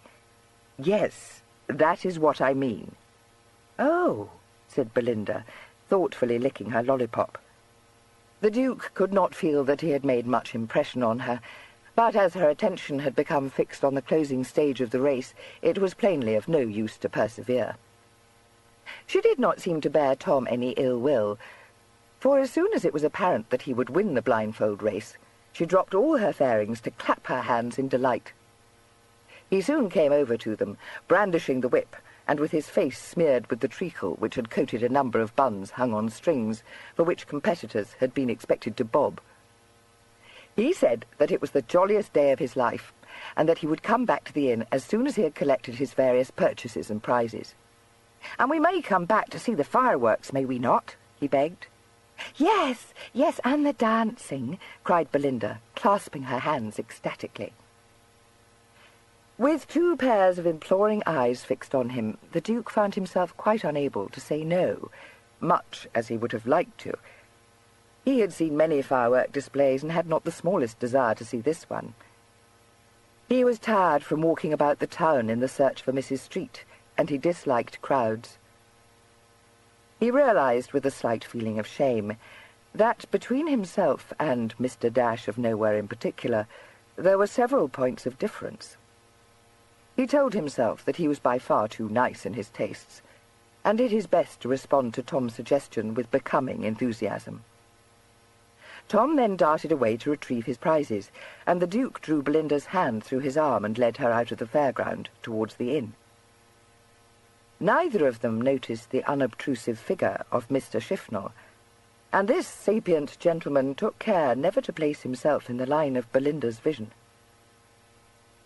Upon reaching the Sun Inn, they found that the usual bustle attendant upon a private chaise's arrival was in full swing. An elegant chaise and 4 had pulled up to change horses, and the fresh team was just being led out of the stable. Belinda, fondly clasping the Duke's arm with both hands, gazed wistfully at this equipage, and said that she wished she might travel in a chaise and 4, clad in a silk gown, and with a ring upon her finger. The Duke could not help laughing a little at what appeared to be the sum of her ambitions, but there was such a sad note in her voice that he was impelled to pat one of the little hands on his arm. Fortunately for his peace of mind, he was uninterested in the post-chaise, and did not so much as glance at its occupants, so that he failed to observe the strange effect the sight of himself had had upon them. They were 2 ladies, one a stout dowager, the other a smart young woman with crimped curls and a high complexion, who no sooner clapped eyes on the Duke than she gave a gasp and exclaimed, "Mamma! Sail! Look!" The dowager began to deliver a reproof to her daughter on the hoydenish nature of her behaviour in bouncing up in her seat, but the words died on her lips as she brought her hawk-like gaze to bear upon the Duke and his fair companion. "Well," she ejaculated, her pale eyes showing an alarming tendency to start from their sockets. The Duke and Belinda passed into the inn. "Well," said Lady Boscastle again, "I would not have credited it. Not 2 days after that notice in the Gazette." Miss Boscastle giggled.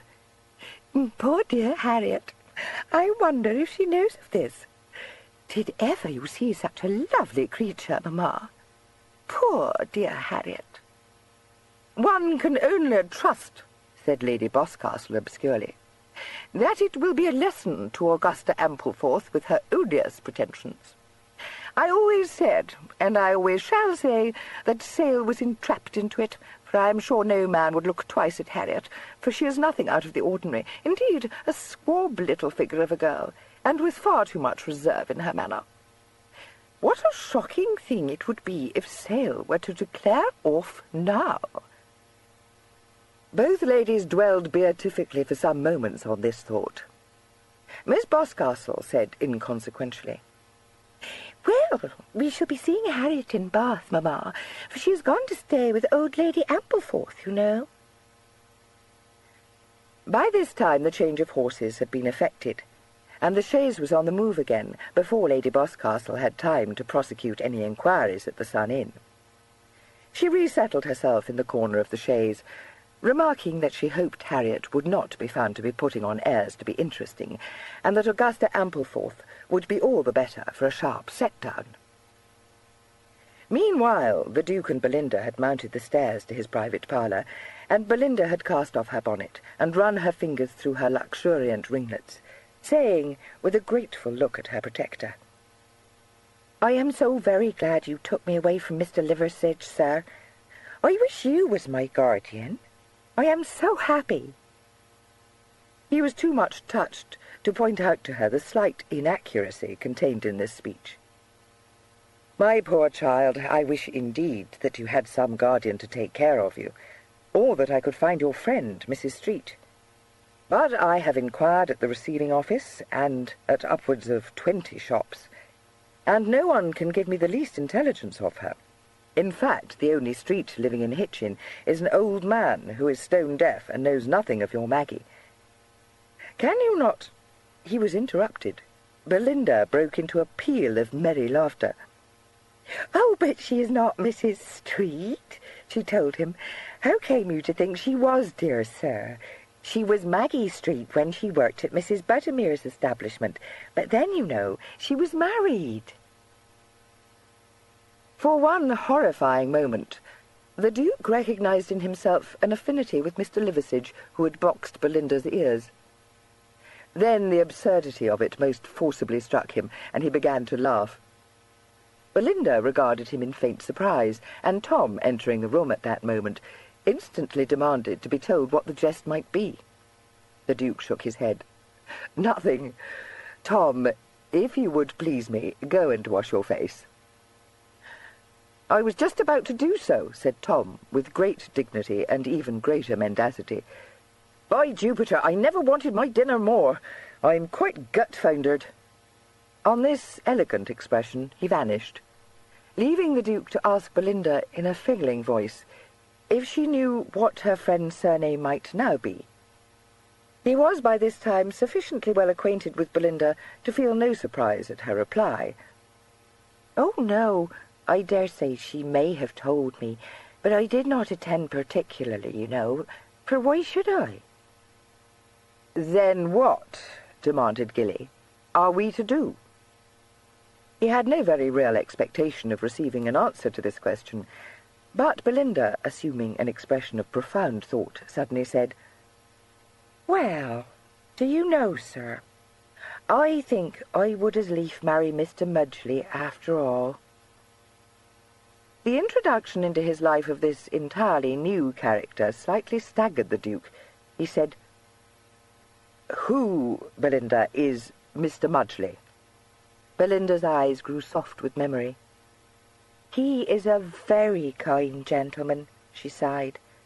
"I'm sure he is," agreed the Duke. "Did he promise you a purple silk gown?" "No," said Belinda mournfully. "But he took me to see his farm and his mother, driving me in his own gig.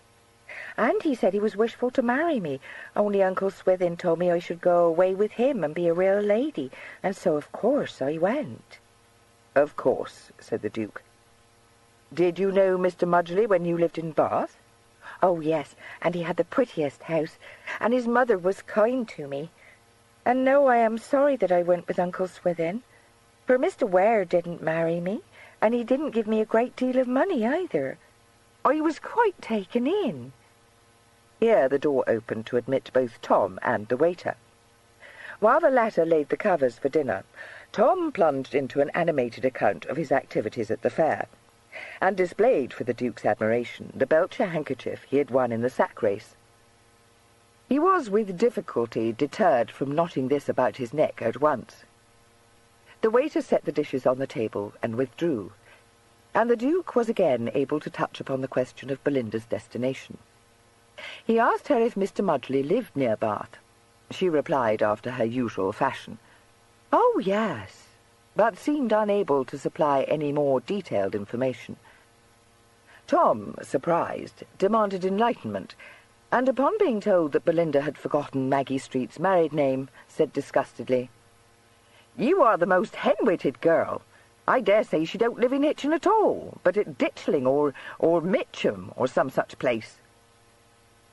Belinda looked much struck, and said ingenuously, "Yes, she does." The Duke was in the act of conveying a portion of braised ham to his mouth, but he lowered his fork at this and demanded, "Which?" "The one Tom said," replied Belinda brightly. "My dear child, he said Ditchling or Mitcham. Surely—" "Well, I'm not quite sure," Belinda confessed. "It was some place that sounded like those." The prospect of travelling about England to every place that sounded faintly like Hitchin was not one which the Duke found himself able to contemplate for as much as a minute. He said, rather fatalistically, "Mr. Mudgley it must be." "Yes, but I dare not go back to Bath," objected Belinda, "because, you know, if Mrs. Belling were to find me, she would very likely put me in prison for having broken my indentures." The Duke had no very clear idea of what the laws were governing apprentices, but it had occurred to him that in Bath he would find Lady Harriet. She might not be the bride of his choosing, but she was one of the friends of his childhood, and never in any childish exploit had she failed to lend him a helping hand whenever it had lain in her power to do so. That she might not feel much inclination to extend this hand to Belinda, he did not consider. It seemed to him that since he had been forced into the position of Belinda's protector, and could not find it in his heart to abandon her, he must find for her, failing Mr. Mudgley, a suitable chaperone. He could think of none more suitable than Harriet, and he began to feel that he had been a great simpleton not to have carried Belinda to Bath at the outset. Tom interrupted these meditations with a demand to know whether the proposed trip to Bath would preclude his being taken to London. If, he said, that was so, he thought he should be well advised to leave the party, and to make his own way either to London or to some likely seaport. As it was obvious that the merest hint of returning him to his parent would drive him into precipitate flight, the Duke refrained from making this suggestion, but assured him that although he must certainly write to Mr. Mamble from Bath, he should beg to be allowed the pleasure of his son's company on a visit to the metropolis. Tom seemed a little doubtful about this, but allowed himself to be overborne.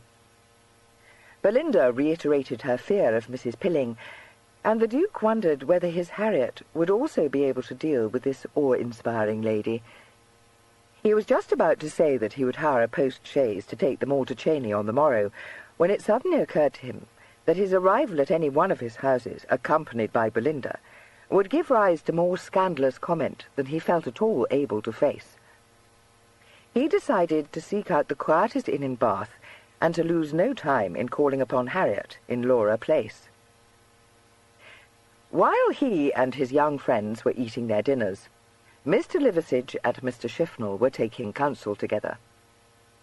Mr. Shifnal's suggestion that Mr. Liversidge should also hire a room at the Sun, and should smother the Duke in his bed at dead of night, was ill-received by his partner, who demanded to know how that could serve any good purpose. He said that even supposing that Mr. Shifnal were there to give his assistance, it was hardly to be supposed that they could smuggle out of a busy inn an unconscious guest. Mr. Shifnal, a little damped, was still trying to think out an alternative scheme when the Duke's party issued forth from the inn and began walking in the direction of the fairground. Protected by the tilt of the cart, the Confederates watched them go, and could scarcely believe their good fortune. "Sam," said Mr. Shifnal, "if we can't nabble that Duke while everyone's watching the fireworks, we don't deserve no £30,000. The fair, when the Duke reached it again, was the scene of even denser crowds than it had been during the daylight hours. All the shopkeepers of Hitchin seemed to have thronged there, and although the open-air competitions were over, the various booths were packed with people, either staring at some monstrosity or taking part in wrestling, boxing, or single-stick bouts. A large prize was offered to any sportsman able to knock out a professional bruiser with a broken nose and a cauliflower ear, and it was with difficulty that the Duke dissuaded Tom from instantly throwing his hat into the ring. He took him instead to witness a stirring drama entitled Monk and Murderer, or The Skeleton Spectre, which gave both him and Belinda the maximum amount of fearful enjoyment. Belinda was obliged to cling tightly to the Duke's arm from the moment of the mysterious monk's first appearance in Scene 2, The Rocks of Calabria, to the grand combat with the shield and the battle-axe in Scene 6. But upon being asked rather anxiously if she liked the piece, nodded her head very vigorously, and heaved a tremulous sigh. When this stirring drama came to an end, the last daylight had faded, and the fairground was lit by flares and cressets. The crowd was wending its way towards the open space where the fireworks were to be let off. The Duke, with Belinda still hanging on his arm, joined the general throng, and managed to secure good places for her and Tom on one of the forms set up in tiers round the field. He gave up his own place to a stout and panting dame, who sank thankfully down beside Belinda. With this bulwark on one side of his charge, and Tom on the other, the Duke thought that he might safely relax his vigilance and retire from the crowd. He made his way between the forms to the back of the field, and was idly watching the struggle of determined citizens to push their way to the fore, when a respectful voice said softly, yet with urgency, a little behind him, "My Lord Duke." Instinctively he looked round. A neat man in a sober riding dress, who had something of the look of a head groom, touched his hat to him and said, "I ask your Grace's pardon for intruding, but I have a message for your Grace." Without giving himself time to consider that his cousin could not possibly have received the letter he had posted to him in Baldock that morning, the Duke leapt to the conclusion that the neat man must have come to him from Gideon. There was nothing at all alarming in Mr. Shifnal's appearance. Indeed, he ascribed much of his success to his respectable air. The depth of his bow was exactly as it should have been. His manner was a nice mixture of deference and the assurance of a trusted personal servant. He glanced deprecatingly at the persons within easy earshot, and moved suggestively in the direction of one of the tents that were dotted about the edge of the field. The Duke followed him. "Well," he said, "what do you want with me?" "I beg your Grace's pardon," Mr. Shifnal said again, "but I was told, by your Grace perhaps knows who, to deliver my message into your Grace's private ear." The Duke was a little amused, but still unsuspicious. Gideon must be hard-pressed, he thought, to have sent him. Possibly Lord Lionel had arrived in London and was threatening to cut his son off with a shilling unless he divulged his cousin's whereabouts. Mr. Shifnal was standing in the deep shadow cast by the now deserted tent. The first of the rockets went up in a glorious burst of stars. The Duke came up to Mr. Shifnal and repeated, "Well, what do you want?" He did not feel the blow that struck him down, for Mr. Liversidge, sliding out of the murk behind him, was leaving nothing to chance. The Duke dropped where he stood, and Mr. Liversidge, thrusting his cudgel out of sight under the tent wall, instantly bent over him in an attitude of tender solicitude. A man who had been staring up at the bursting rocket glanced over his shoulder, and Mr. Liversidge at once called peremptorily to Mr. Shifnal, You, sir, would you have the goodness to assist me to carry my nephew to my carriage? He has fainted from this excessive heat and these crowds. My sister's son, a very delicate young man. I told him how it would be, but these young sparks, they will never listen to older and wiser heads." The stranger, watching the fireworks, at once drew near, offering his aid. Mr. Liversidge thanked him profusely, and agreed that the poor young man did indeed look pale. "Sickly from birth," he confided. "I have known him to swoon for as much as an hour on end. But I beg you will not put yourself to the trouble of coming with me. This gentleman will perhaps help me to my carriage. Ah, I thank you, sir."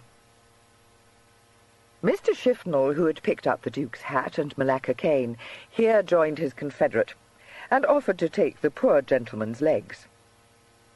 One or two people began to be interested in what was going on, but Mr. Liversidge was spared the trouble of repeating his story by the first gentleman, who very kindly retailed it for him. While he was doing this, Mr. Liversidge and Mr. Shifnal made haste to remove the Duke to where they had left Mr. Mims's cart, outside the field. A particularly fine display of pyrotechnics diverted the attention of those who had shown faint interest in the Duke's swoon, and as he and his bearers had disappeared from view when they again had leisure to look round, they troubled themselves no further in the matter. The Duke's inanimate body was soon hoisted into the back of the cart and laid upon the boards. Mr. Liversidge scrambled in beside him, adjuring Mr. Shifnal to make haste and drive off before any meddling busybody could come poking and prying. He slid his hand under the Duke's coat, feeling for his heart, and was relieved to feel it beating. He was not, as he had told his friend, a man of violence, and he had suffered quite a horrid revulsion of feeling when the Duke had gone down under the blow of his cudgel. He decided privately that if it should become necessary to dispose of the Duke, someone other than himself would have to undertake that task. Probably Nat, who had little sensibility and none of the gentlemanly qualms that troubled his friend. Chapter 14. Upon the morning of the Duke's departure from London, Captain Ware was awakened by the sound of altercation outside his door. Ex-Sergeant Ragby's voice was raised in indignant refusal to allow anyone to enter his master's room, and he was freely accusing the unknown intruder of being as drunk as an artilleryman. Captain Ware then heard Nettlebed's voice, sharpened by fright, and he grinned. He had enjoined Ragby, who had been his trusted servant for several years, not to mention the Duke's presence in Albany the previous evening to anyone, and as his batman had not been on duty, he had no fear of the information's leaking out. He linked his hands behind his head and awaited events. "You looby, if you don't stand out of my way, you'll get one in the bread-basket as'll send you to grass," said Nettlebed fiercely. "Ho!" retorted Ragby. "Ho, I will I? If it's a bit of home-brewed you're wanting, you herring-gutted, blubber-headed clunch, put up your Morleys." Captain Ware thought it time to intervene and called, "Ragby, what the devil's all this kick-up?" His door burst open unceremoniously, and Ragby and Nettlebed entered, locked in one another's arms. "See the captain I must and will," panted Nettlebed. "Sir, here's his Grace's man as drunk as a brewer's horse, and not 9 o'clock in the morning," said Ragby in virtuous wrath.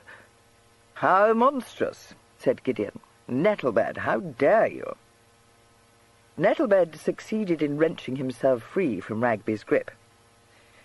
"You know well I don't touch liquor, Master Gideon," he said angrily. "Nor this isn't the time for any of your tricks. Sir, His Grace never came home last night." Gideon yawned. "Turning Methodist, Nettlebed?" Ragby gave a snigger. This exasperated Nettlebed into saying hotly, "Think shame to yourself, Master Gideon, a casting such aspersions upon His Grace. Don't you go saying as he takes up with bits of muslin, for he don't, and he never has.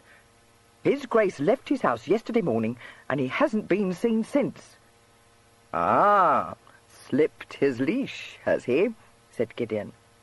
Nettlebed stared at him. "Slipped his leash?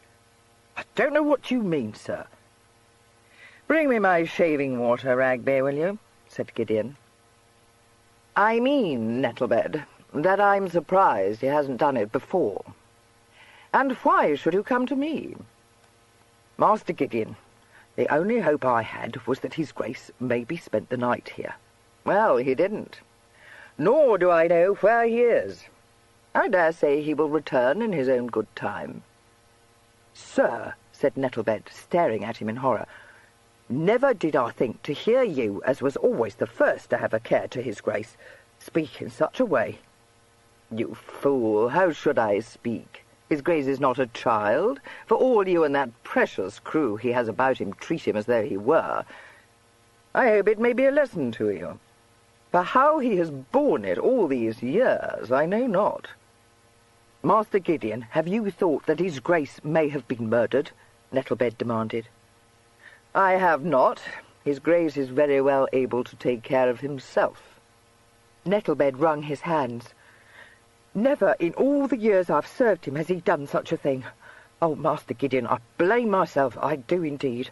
I should never have allowed myself to take offence at what... But how could I tell?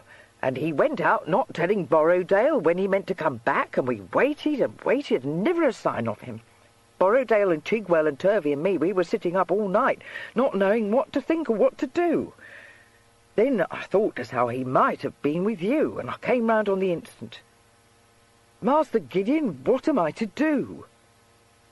You will go back to Sale House, and you will wait until his Grace returns, as he no doubt will do, replied Gideon. And when he does return, Nettlebed, see to it that you do not drive him into flight again. You and Borrowdale and Chigwell and Turvey and a dozen others. My cousin is a man, not a schoolboy, and you have so bullied him between you. Bullied him? Exclaimed Nettlebed, his voice breaking. Master Gideon, I would lay down my life for his Grace. Very likely, and much good would that do him, said Gideon. He sat up. Now you may listen to me, he said sternly, and read his cousin's stricken henchman a short, telling lecture. If Nettlebed attended to it, he gave no sign of having done so. He said distractedly, "If only he has not been set upon by footpads, I should go round to Bow Street, perhaps, only that I do not like—" "If you do that," said Gideon strongly, "neither his Grace nor my father would ever forgive you. For God's sake, man, stop flying into a pucker for nothing." "It is not nothing to me, sir," Nettlebed said. "I am sure I ask your pardon for having disturbed you, but it did seem to me that his Grace would have told you or come to you. But if he did not, then I am wasting my time, and I will go. Captain Ware, sir." "Good," said Gideon heartlessly, "and strive to bear in mind that his Grace is more than 24 years old." Nettlebed cast him a look of reproach and left him. Ragby, returning with a jug of hot water, said, "He'll set 'em all by the ears, he will, sir. You mark my words. If he don't have the runners called out, it'll be a wonder." "He won't do that." Ragby shook his head. "Fair set about he is. I couldn't help compassionating him." "He wants a lesson," replied Gideon. "This should do them all good." Nettlebed, speeding back to Sale House, found that Mr. Scriven had arrived there, and, upon learning that nothing had been heard of the Duke since the previous morning, looked very grave, and said that Lord Lionel should instantly be informed. Chigwell then had the happy notion of running round to White's to inquire of the porter if his Grace had been seen in the club.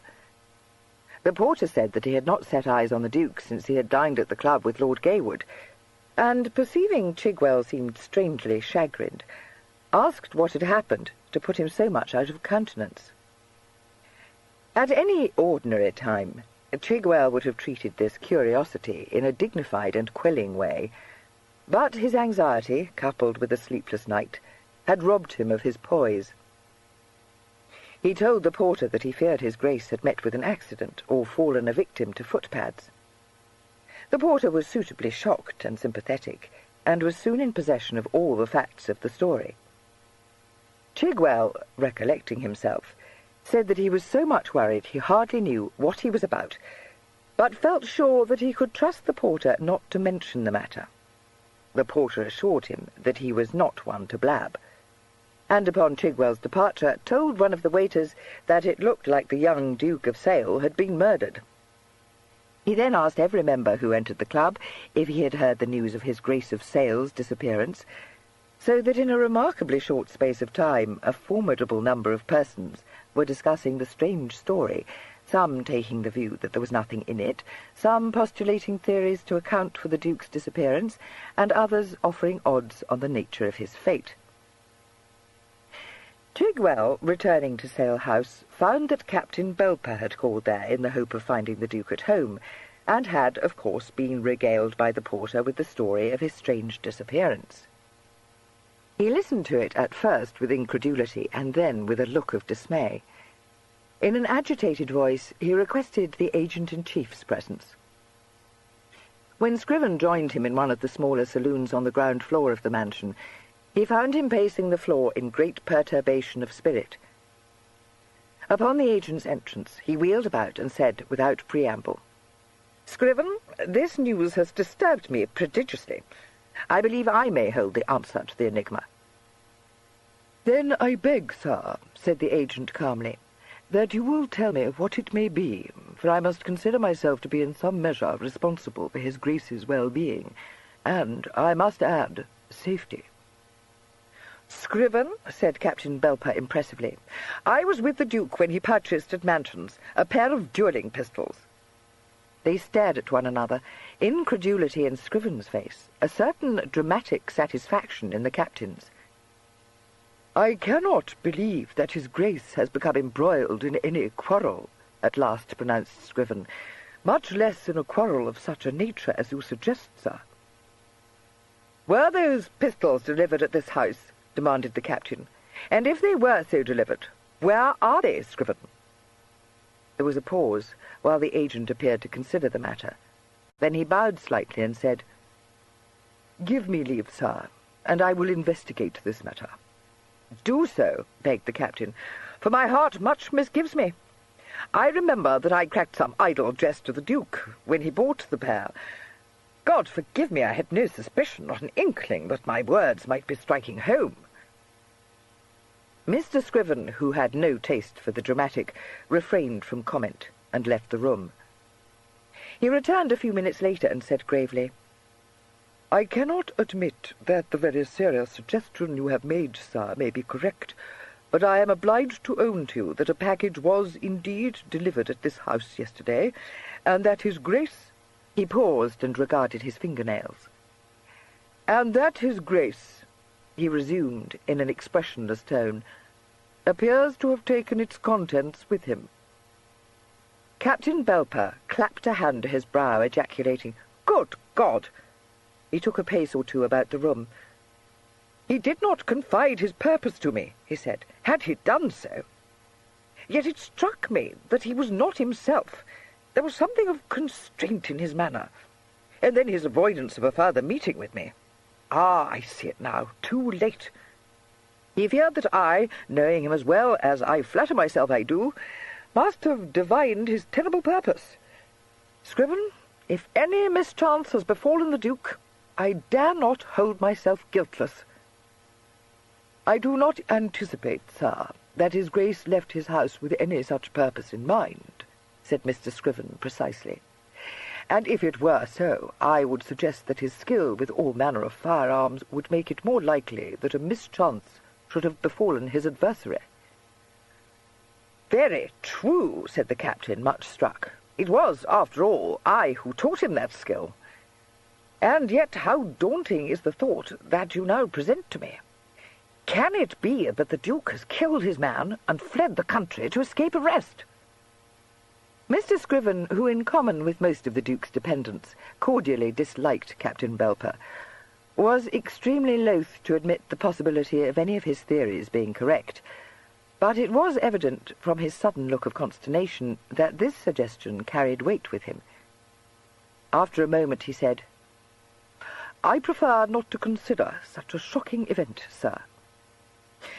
"Lord Lionel should be instantly appraised," declared the captain, smiting his fist into the palm of his other hand. Mr. Scriven bowed. "I have already sent one of my clerks with a letter for his lordship, sir." "Post, I do trust," the captain said swiftly. "Certainly, sir." "Then there is little one can do until his lordship comes to town, as I make no doubt he will do. Yet some inquiries might be made with advantage. I shall at once repair to Captain Ware's chambers." Mr. Scriven was then able to inform him, with a certain amount of satisfaction, that Nettlebed had already called in Albany, and that Captain Ware disclaimed all knowledge of the Duke's whereabouts. When Chigwell came in to report that his visit to White's Club had been equally abortive, there seemed to be nothing left for the captain to do. He did indeed mention the propriety of summoning the Bow Street runners to their aid, but was speedily snubbed by Mr. Scriven, who took it upon himself to answer for his lordship's disliking such an extreme action excessively. By the time Captain Ware strolled into White's Club that afternoon, the story of his cousin's disappearance was forming one of the main topics of conversation there. He was at once pounced upon by Lord Gaywood, who had not yet left London for Bath, whither he was eventually bound. Lord Gaywood, who was inclined to make light of the affair, called across the room, "Hey, Ware, what's this cock-and-bull story about Sale? Here's Clifton saying he ain't been seen since yesterday morning. Is it a bubble?" Gideon shrugged his big shoulders. "Gone out of town, I dare say. Why should he not?" "A trifle smoky, isn't it?" said Mr. Clifton, raising one eyebrow. "A man don't commonly leave town without his valet. By what I hear, none of Sale's servants know what's become of him." "I see there's a notice of his betrothal to your sister in the papers today, too, Gaywood," remarked a thin little man by the fire. "Very strange." "What's that got to say to anything?" demanded Gaywood, bristling. The thin man, knowing that his lordship's temper was erratic, made haste to assure him that he had spoken quite idly. Lord Gaywood eyed him bodingly for a moment, and then transferred his attention to Captain Ware. "Out with it," he recommended. "I'll lay a monkey you're in the secret, Gideon." "Not I," said Gideon lightly. "I'm not Sale's bear leader." "Well," exclaimed Mr. Clifton, disappointed, "we were looking to you to settle all bets, Ware. We made sure you would be bound to know the truth. Do tell me you haven't seen your cousin?" "No," said Gideon, yawning. "I've not seen him, and I don't understand what all the pother is about. Perhaps Sale has gone off to Bath." "Not without his valet, or any baggage," expostulated Mr. Clifton, shocked. "Oh, Lord, what does it matter?" Gideon said. "Well, I don't know," said Gaywood. "It's a queer rig, ain't it? The porter was telling me that Sale's steward was here this morning in the deuce of a pucker, asking if he had been in the club." "Very likely," said Gideon with his most sardonic smile. "Sale's servants would run all over town seeking for him if he were half an hour late in returning to his house." A mild-looking man in the window here ventured to suggest that the Duke might have fallen a victim to footpads, or even to kidnappers, and would have embarked on a bitter dissertation on the shocking state of the London streets and the ineptitude of the watch, had not Gideon interrupted him with a crack of scornful laughter. "Oh, a revival of Mohocks, no doubt," he said. "My cousin's body will in due course be recovered from the river, or he may return from a day at the races, which would be sadly flat, but rather more probable." "What races?" demanded Gaywood. "Good God, I don't know," Gideon replied impatiently. "No, nor anyone else," retorted his lordship. "There ain't any, as you'd know if you kept your eye on Cocker. Of course, he might have gone off to see a mill, but it ain't much in his line, is it?" "The thing remains a mystery," Mr. Clifton pronounced. "I wonder that you should take it so easily, Ware, for upon my soul I don't care for the sound of it. I do trust poor Sale may not have met with foul play." Two more members came into the room at this moment, and were at once asked if they had heard the news. Foreseeing that the topic would not lightly be abandoned, Gideon lounged out of the room. The thin man said, "Queer that. He seemed to set no store by it, did he? Yet one would have thought he must have been the first to have known of his cousin's intentions. And if he did not, I own I should have expected him to show some degree of anxiety, for it can't be denied that this strange disappearance is of a nature to cause the Duke's relatives grave disquiet. One of the newcomers said, "Oh, depend upon it, he knows where Sale is. Sale dined with him last night." Everyone's attention became riveted on the speaker's face. "Dined with him last night?" echoed Gaywood. "You're bamming. Ware had not seen Sale. He has just told us so." Sir John Averley opened his eyes at this. "Has he, by Jupiter? Doing it rather too brown, surely. I met Sale on his way to his cousin's chambers last night." There was a sudden silence. The thin man pursed up his mouth and looked unutterably wise. Gaywood was frowning. After a moment he said, "Well, if that is so, I dare say Ware had his reasons for keeping mum. Dash it, he and Sale are the best of friends. I should know, been acquainted with them both since my cradle." The thin man coughed. "Just so, my dear Gaywood. No doubt he had excellent reasons." The man who had come in with Sir John, and who had been wrapped in thought, looked up, exclaiming, "Good God, you don't suppose—" "Certainly not," said the thin man. "Dear me, no. One only felt that Ware's reserve was a trifle marked." "Fustian," said Gaywood angrily. 10 to 1. Sale told him the whole and pledged him to secrecy. "Which," said Clifton dryly, "brings us back to the riddle of what is the whole. You will own, Gaywood, that for a man of Sale's position, indeed for any man, suddenly to disappear, leaving behind him no message and no clue to his whereabouts, is something a little out of the ordinary. If rumour is to be believed, he has gone without his valet, or his baggage, or any of his horses. That may do very well for some nameless vagrant, but will hardly do for Sale. No, I must continue to hold by the opinion that there is something excessively smoky about the whole affair. And without wishing to say one word to Ware's detriment, I feel that, considering the peculiar position in which he stands, he would do well to be frank." He spread out his hands and smiled deprecatingly at Lord Gaywood. "One cannot but feel it to be a singular circumstance that Averley here should have met Sale actually on his way to dine with his cousin. Do you not agree?" "No, I do not," snapped Lord Gaywood, and flung out of the room. He did not find Captain Ware in the club, and learned upon inquiry that he had strolled across the street to the Guards' Club not 10 minutes earlier. Lord Gaywood followed him there, and sent up his name. In due course Gideon came downstairs.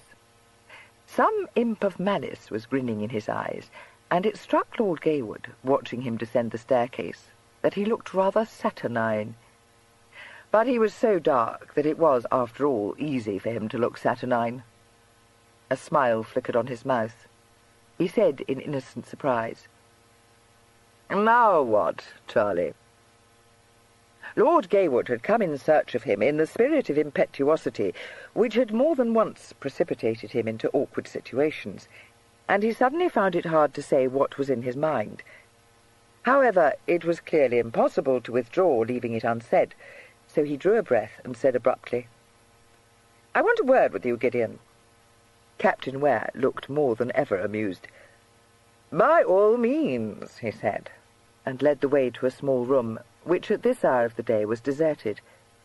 As he closed the door, he said gently, "I murdered him, you know, and buried his body under the 5th stair." End of side 14. Side 15.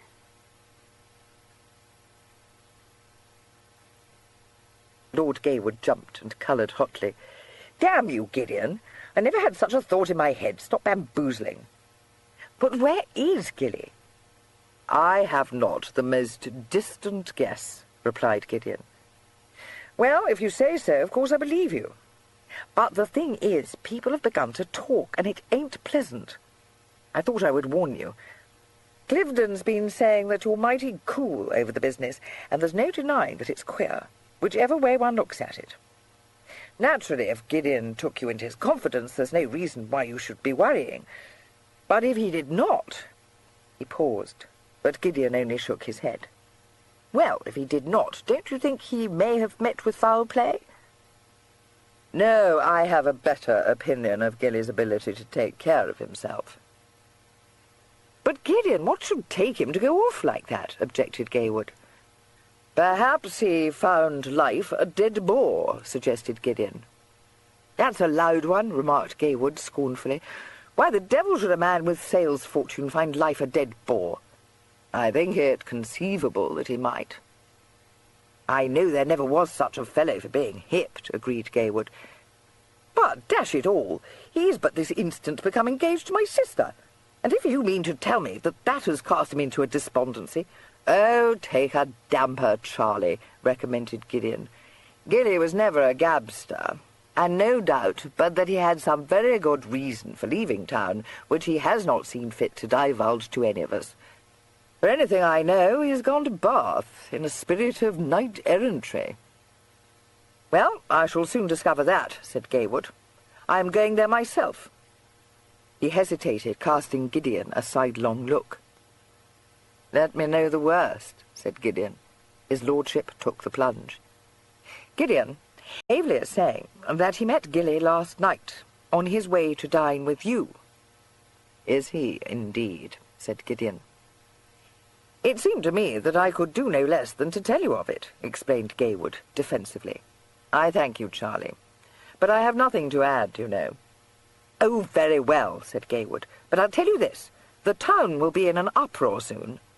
Gideon laughed, and his lordship, nettled, picked up his hat and took his leave of him. Gideon went on laughing. By nightfall, Lord Lionel had reached London and was at Sale House, demanding an explanation of Mr. Scriven's letter to him, which he had no hesitation in calling a nonsensical piece of balderdash. "Where," barked his lordship, "is his grace?" Captain Belper, who, in expectation of Lord Lionel's arrival, had presented himself at Sale House some time earlier, replied earnestly, "My lord, would to God I knew!" Lord Lionel had as little liking for the dramatic as Mr. Scriven, and he snorted. "No need to be acting any Cheltenham tragedies, sir," he said dampingly. "I make no doubt this is a piece of work about nothing. In fact, I was of two minds whether I should come to town.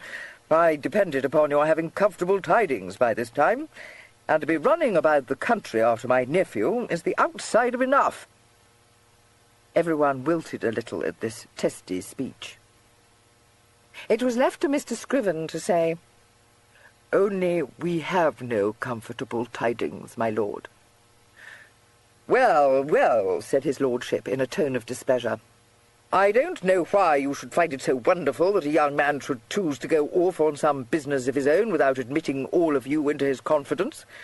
It vexes me that he should not have taken Nettlebed, for he should not be travelling about without his valet, and so I shall tell him. But there is nothing in that to put you all in a fidget." "I think your lordship does not perfectly understand," replied Scriven. "His Grace cannot have meditated a journey, for he took no baggage with him, not so much as a valise. And Nettlebed will inform you that his Grace's brushes, combs, every article appertaining to his toilet, in fact, are still in his bedchamber here." His lordship appeared to be quite thunderstruck by this disclosure, but as soon as he had recovered the use of his tongue, he wheeled about to direct an accusing glare at Nettlebed, and to demand what the devil he meant by it. Nettlebed could only shake his head wretchedly. "Upon my word," said Lord Lionel terribly, "this is a pretty piece of work. A very ill-managed business I must deem it, when with I know not how many of you to care for my nephew, he can disappear, and not one of you able to tell me where he has gone." At this point it seemed good to Captain Belper to divulge his fear that the Duke had been engaged to fight a duel. Lord Lionel lost no time in demolishing this theory. There was never, he said, anyone less quarrelsome than the Duke, and how, he would thank the captain to tell him, had he found the time to be picking a quarrel since he came to London. He brushed aside the question of the pistols. If the Duke had a hobby, it was for shooting, and if he might not purchase a pair of pistols without being suspected of having become embroiled in an affair of honour, things had come to a pretty pass. Chigwell ventured to say, "Yes, my lord, but his Grace took the pistols with him. The porter handed the package to him just before he left the house, and he took it into the library and unwrapped it, for the wrappings were found upon the floor there. But not the pistols, my lord." "My dread is that my Lord Duke has had the misfortune to wound his adversary fatally," said Captain Belper, "and has perhaps fled to France to escape the dreadful consequences." Lord Lionel seemed to have difficulty in controlling himself. An alarmingly high colour rose to his face, and after champing his jaws for a moment or two, he uttered in outraged accents, "This is beyond everything." "I assure you, my lord, I feel this agitating reflection as deeply as your lordship must," Captain Belper said, with great earnestness. "Agitating reflection!" exploded Lord Lionel. "I have been sick with apprehension from the moment it occurred to me.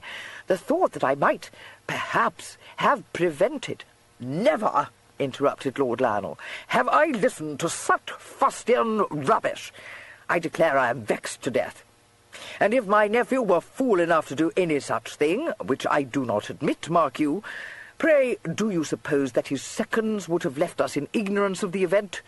Or do you imagine that he entered upon such an affair without friends to act for him? I do not scruple to tell you, sir, that your apprehensions are wood-headed beyond permission." The captain was not unnaturally abashed by this forthright speech. Before he could come about again, Nettlebed said urgently, "No, my lord, no, not a duel. His Grace has been foully done to death by footpads, I know it. We shall never see him more." "He would go out at night unattended," mourned Chigwell, wringing his hands. Lord Lionel stared at them fixedly, and for quite a minute said nothing. Captain Belper was ill-advised enough to interpolate, "It is a matter for the runners." A choleric eye was rolled towards him. Mr. Scriven said smoothly, "I could not feel that such a step should be taken without your lordship's knowledge, however." "I am very much obliged to you," said his lordship. "A fine dust you would have made, and all for nothing, I dare say.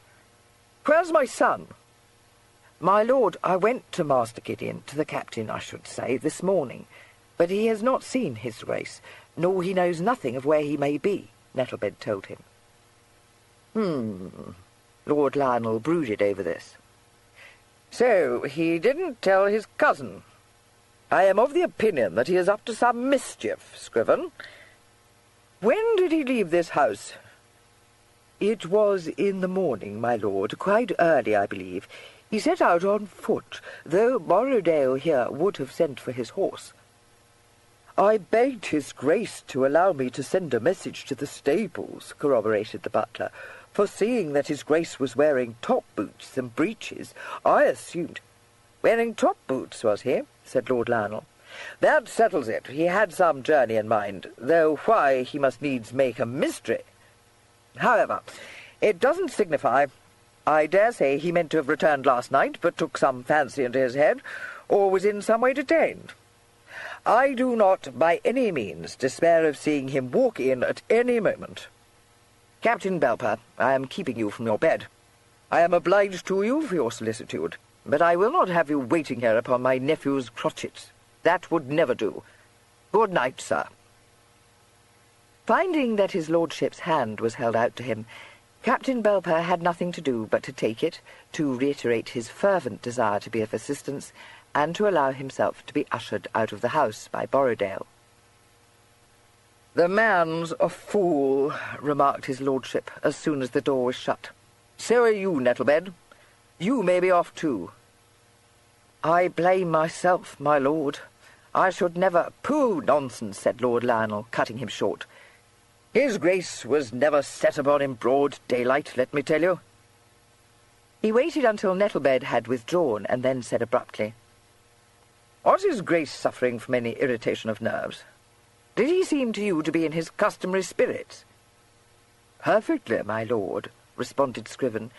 "Indeed, his Grace had conveyed to me a very gratifying piece of intelligence, desiring me to send an advertisement to the papers of his forthcoming—" Yes, I saw the notice. I had looked for a word from his Grace, but I have had no letter from him." He paused, recalling his conversation with Gilly on the subject of his marriage. Yes. Well, nothing had occurred to set up his back? Some little nonsense, perhaps? He has sometimes some odd humours." "No, my lord, unless it be that his Grace, as I thought, did not quite relish Captain Belper's companionship," said Scriven, with his eyes cast down. "Upon my word, I do not blame him," said his lordship. "I had not thought him to have been such a jackass. I am sorry now that I advised him of his Grace's coming. But he would not run out of town for such a reason as that." The steward gave a little cough. "I beg your lordship's pardon, but it has seemed to me that his Grace was not quite himself. The very evening before he left us, he would go out alone. He would not have his carriage, nor permit us to summon a chair, my lord. Indeed, when I begged him to let me at least call a link boy, he ran out of the house in quite a pet, if your lordship will excuse the word." "Well, I dare say that might put him in a fidget, but it is nothing to the purpose, after all. I own that it is a little disturbing that he should stay so long away, but young men are thoughtless, you know. Tomorrow, if there should be no word from him, I will make some discreet inquiries. Captain Ware no doubt knows who are his intimates. We shall clear up this mystery speedily enough, I dare say." On this bracing note he dismissed Scriven. But when he was alone he sat for quite an appreciable time, an untasted glass of wine in his hand, and his eyes fixed frowningly upon the glowing coals in the grate. He remembered that Gilly had been foolishly agitated when the question of his marriage had been broached. He hoped that the boy had not made his offer against his will and fallen into a fit of dejection. He was so quiet that there was never any knowing what was in his head. Suddenly his lordship remembered that Gilly had had some odd notion of going to London alone and of staying in an hotel. It really began to look as though he had had some plan of escaping from his household from the start. But why he should wish to do so, Lord Lionel could not imagine. Had he been a wild young blade like Gaywood, one would have supposed that he was bent on kicking up a lark, but it was surely the height of absurdity to cherish such a suspicion of poor Gilly. Lord Lionel could only hope that his son would be able to throw some light on a problem which was beginning to make him feel extremely uneasy. Chapter 15.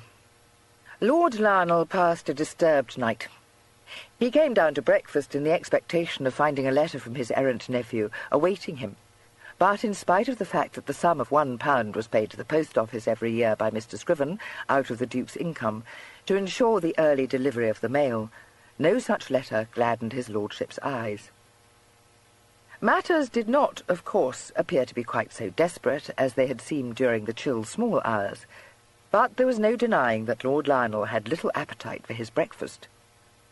He was curt with Borrowdale, and even brutal to Nettlebed, and when a message was brought to him that Captain Belper had called, he instructed the footman to tell this unwelcome visitor that he had gone out. In a very short time he did go out. He spent the better part of the morning at White's and at Boodle's, and, being no fool, was soon able to discern that Gilly's disappearance was the main topic of conversation amongst the haute ton. Interesting discussions ended abruptly with his entrance into a room, and from several hints that were dropped, he discovered, to his wrath, that speculation was rife on his son's part in the mystery. He had almost gone to Albany when he bethought him of an old crony, and strode off instead to Mount Street. Whatever the endies of town might be, it was certain, he reflected grimly, that Timothy Wainfleet would know them all. He found his friend at home, huddled over a fire in his book-room, and looking at once wizened and alarmingly alert. Sir Timothy welcomed him with exquisite courtesy, gave him a chair by the fire and a glass of sherry, and murmured that he was enchanted to see him. But it did not seem to Lord Lionel that Sir Timothy was quite as enchanted as he averred, and, being a direct person, he said so in express terms. "Dear Lionel," said Sir Timothy, faintly protesting, "indeed, you wrong me. Always enchanted, I assure you. And how are the pheasants? You do shoot pheasants in October, do you not?"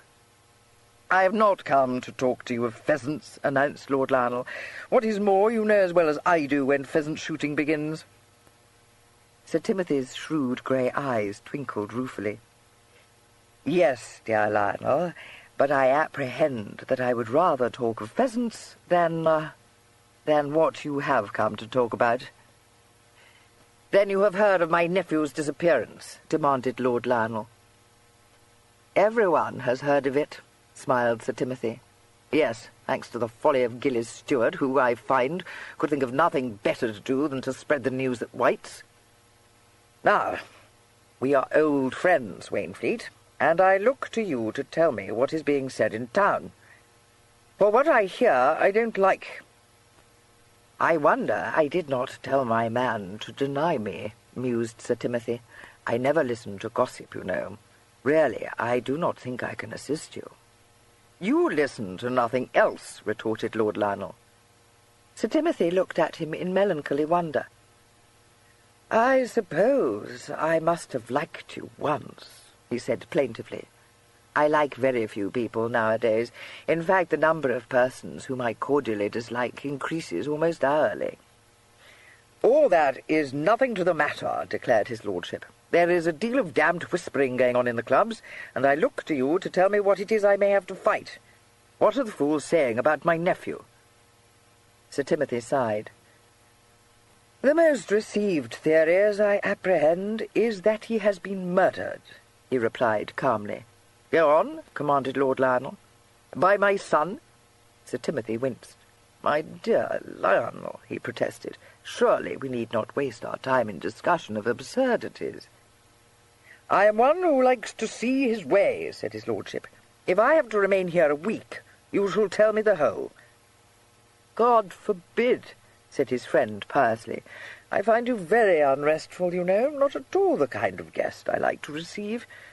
Do pray understand that I do not set the least store by the whisperings of ill-informed persons. But you will agree that there is food and to spare for gossip. I am informed, of course I do not believe it, that the last man to see your nephew was his cousin, with whom he is said to have dined. A circumstance, always remember, my dear Lionel, that I do but repeat what I hear, which Captain Ware denies. One Avely met sail upon his way to your son's chambers. No one has set eyes on him since, you know. Malicious persons, the town is full of them, pretend to perceive a link between this fact and the notice which lately appeared in the society journals. So nonsensical. But you know what the world is, my dear friend. My son, in a word, said Lord Lionel, staring at him with narrowed eyes, is held to have murdered his cousin upon learning that he is about to marry and beget heirs. Sir Timothy raised a deprecating hand. "Not by persons of discrimination, I assure you," he said. "It is a damned lie," said Lord Lionel. "Naturally, my dear Lionel, naturally. Yet, speaking as your friend, you know, I do feel that a little openness in dear Gideon, a little less reserve, would be wise at this delicate moment. He has not been, how shall I put it, precisely conciliating, one feels. In fact, he preserves a silence that is felt to be foolishly obstinate. Strive to consider the facts of this painful affair dispassionately, Lionel. Your nephew, quite one of our wealthiest peers, I am sure, so gratifying, and due in great part, I am persuaded, to your excellent management of his estates, announces the tidings that he is about to be wed, and within 24 hours he visits your son, who afterwards denies all knowledge of his whereabouts. He is not seen again. His servants search for him all over town. You come post from Sale, and the only undisturbed member of his entourage appears to be Gideon, who pursues his usual avocations with unimpaired calm. Now, do you understand that not one word of this would you have heard from my lips had you not forced me to speak, almost, one might say, at the pistol mouth? The tale is as nonsensical as most rumours are. I advise you to ignore it. Let me give you some more sherry. Thank you. No, I am going instantly to see my son, said Lord Lionel harshly. I collect that I have nursed my nephew's fortune so that my son may ultimately benefit. Are you sure that I have had no hand in his disappearance? That, said Sir Timothy gently, would be absurd, Lionel.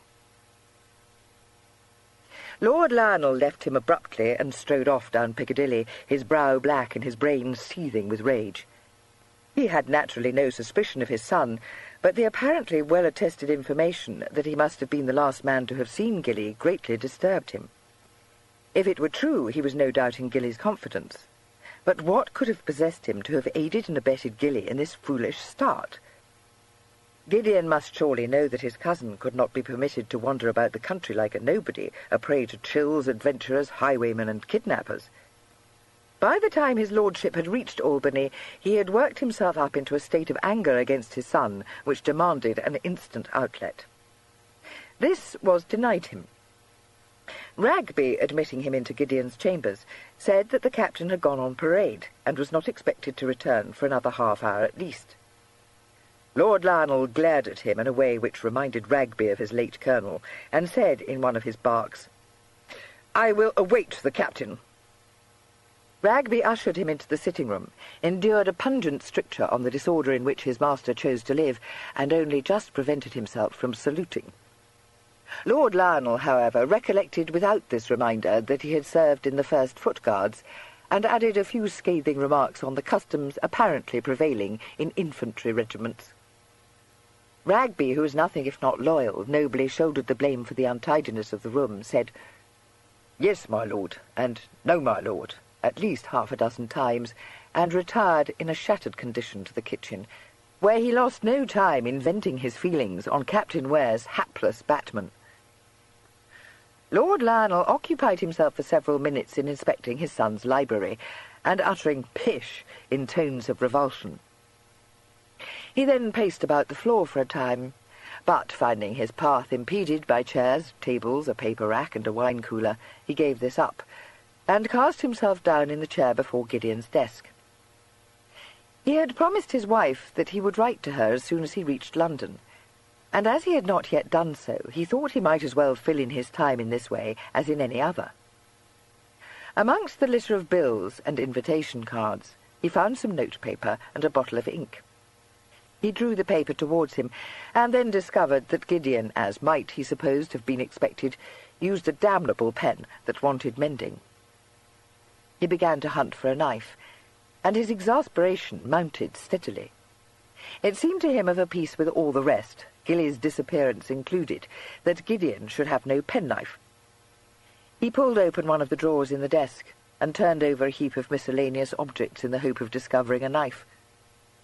He did not find one. He found Gilly's signet ring instead. Captain Ware returned from parade 20 minutes later, and learned from Ragby that his father was awaiting him. He grimaced, but said nothing. His batman made haste to unbuckle his brass cuirass and his sword-belt. Captain Ware handed his great crested helmet to Ragby, and lifted an inquiring eyebrow. Ragby cast up both his eyes in a very speaking way, at which the captain nodded. He stripped off his white gauntlets, tossed them onto the table, flicked the dust from his black-jacked boots, and walked into his sitting-room.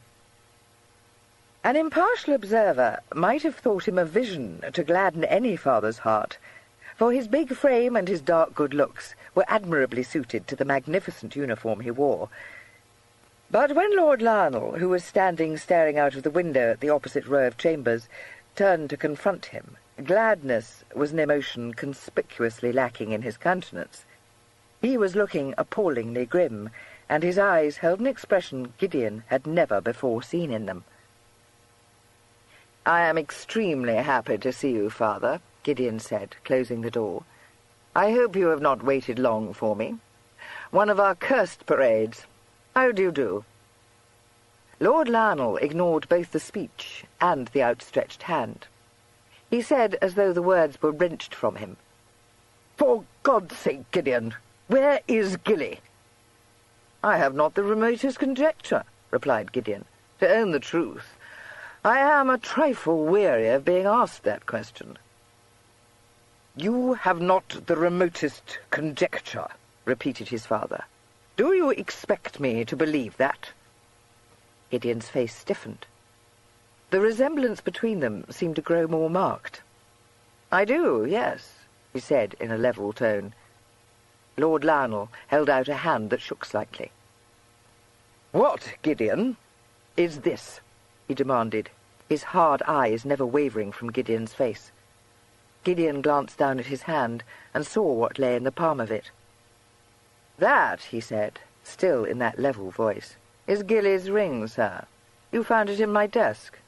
I am surprised you do not recognize it." "Not recognize it?" exclaimed Lord Lionel. "Do you take me for a fool, Gideon?" Gideon raised his eyes from the ring and met his father's, in a look quite as hard as the one that challenged him. "I did not. No," he said deliberately. He took the ring out of Lord Lionel's hand and restored it to his desk. He turned the key in the lock of the drawer and removed it. "A precaution I should have taken earlier," he remarked. "Gideon!" Lord Lionel's voice held a note almost of entreaty. "Be open with me, I implore you. Where is Gilly?" "Don't you mean, sir, what have I done with Gilly?" suggested Gideon sweetly. "No," snapped his lordship. "Nothing would make me believe that you would harm a hair of his head. But when I came upon that ring in your desk... Gideon, do you know what is being said in the clubs?" "Yes, I have not been so much amused this 12-month," replied Gideon. "I own, however, that it does not amuse me very much to discover that you, sir, apparently share the town's suspicions." "Don't take that tone with me, boy," said his lordship, flushing angrily. "A pretty thing it would be if I were to suspect my own son." "Just so, sir." "I do not. Understand, I do not. But how came you by that ring, Gideon?" "Oh, I drew it from the corpse's finger, of course, sir," Gideon said sardonically. "Stop trifling with me," thundered his lordship. "I have told you I believe nothing against you. If I was shocked to come upon a ring in your desk which Gilly always wears, you can scarcely wonder at it." "I beg pardon, sir. Gilly handed it to me to keep for him. I have neither the desire nor the expectation to wear it." Lord Lionel sat down rather limply on the sofa. "I knew something of the sort must have happened. Where has that tiresome boy gone?" "I have already told you, sir, that I do not know." Lord Lionel regarded him frowningly. "Did he dine with you on the day he disappeared, or did he not?" "He did." "Then confound you, Gideon, what the devil do you mean by telling everyone you had not seen him?" demanded Lord Lionel. Gideon shrugged and put up a hand to unhook his tight collar band. "Being unable to answer further questions, sir, it seemed to me wisest to deny all knowledge of Adolphus." "I wish you will not call him that," said Lord Lionel peevishly. "Do you mean to tell me he did not tell you what his intentions were?" "He told me merely that he was blue-devilled, sir, a thing I had perceived for myself," replied Gideon, with a look under his black brows at his father. "Blue-devilled!" ejaculated Lord Lionel. "I should like to know what cause he has to feel so." Gideon's lips curled. "Would you, sir? Then, by God, I will tell you. My poor little cousin is beset by persons who wish him nothing but good, and since he has by far too sweet a disposition to send you and Scriven and Nettlebed and Chigwell and... but I forget the names of the rest of his retinue, to the devil, he has been forced to fly from you all. I do not know where he has gone, or how long he means to stay away, or what purpose he has in mind." "Are you mad?" demanded his lordship, staring at him. "I have cared as much for Gilly as if he had been my own son." "More, sir, more." Lord Lionel gave a gasp. "Good God, boy! Are you jealous of Gilly?" Gideon laughed. "Devil a bit, sir. I thank God your affection for me never led you into shielding me from every wind that blew, of hedging me about with tutors, valets, stewards, and doctors, who would not let me set one foot in front of the other without begging me to take heed I did not step into a puddle." There was a moment's silence. Lord Lionel said almost pleadingly, "He was left to my care, and he was the sickliest child. Oh, content you, sir. No one blames you for your anxiety when he was a child. But it is time to be done with dry nursing him, and has been so these several years. You will not let him be a man. You treat him still as though he were a schoolboy." "It is not true," Lord Lionel said. "I have been for ever telling him it is time that he asserted himself." Gideon grinned. "Aye, so you have. And what have you said when he has made an attempt to do so? You desired him to learn to manage his estates, but when he tried so to do, did not you and Scriven tell him that his notions were absurd, and that he must be guided by older and wiser heads?" Lord Lionel swallowed, and said quite mildly, "Naturally, Scriven and I know better than he can. But this is nonsense, after all. You have said as much to me before, and I told you then, sir, I warned you not so long since, that you would not long ride Adolphus on a curb-bit, and you would not attend to me. Well, you see what has become of it." Lord Lionel pulled himself together. "Be silent," he commanded. "You will do well to remember to whom you speak, sir. Let me tell you this. You are answerable for much in having permitted Gilly to go off in this crazy way." Gideon lifted his hand. "Oh, no, sir, you mistake. I have no authority over Gilly. I must be the only one of us all to say so, too." "Gideon," said Lord Lionel, striking his fist on the table, "this is beyond the line of what is amusing. You have let that boy go away without one soul to wait on him, or see that he does not fall into some accident, and however well that may do for another young man, it will not do for him. He has never been obliged to fend for himself. He will not know how to go on. He may become ill through some folly or neglect. I had thought you too much attached to him to have been guilty of such behaviour. Believe me, sir, I am so much attached to him that I hope he will fall into all manner of adventures and scrapes. I have a better opinion of Adolphus than you have, or indeed than he has of himself, and I think he will learn to manage very tolerably. He does not yet know his own value. He is unsure because untried. I hope he will not too speedily return to us." "I declare I am out of all patience with such talk," exclaimed Lord Lionel, starting up. "If you do not know where he is, I am wasting my time with you. I shall leave no stone unturned to find him. When you have come to your senses, you may find me at Sale House." Gideon bowed and strode over to open the door for him. Lord Lionel fairly snatched up his hat and cane from the chair where he had laid them, and left the chambers without another word. "God help you, Adolphus," said Gideon, shutting the door. Just what stones his parent found to turn over in the succeeding 2 days he was unable to discover. That Lord Lionel was in London still he knew, for twice he met him and exchanged a few words with him. Lord Lionel was doing what he could to scotch the rumours that were flying about the town, but with indifferent success, his son inferred.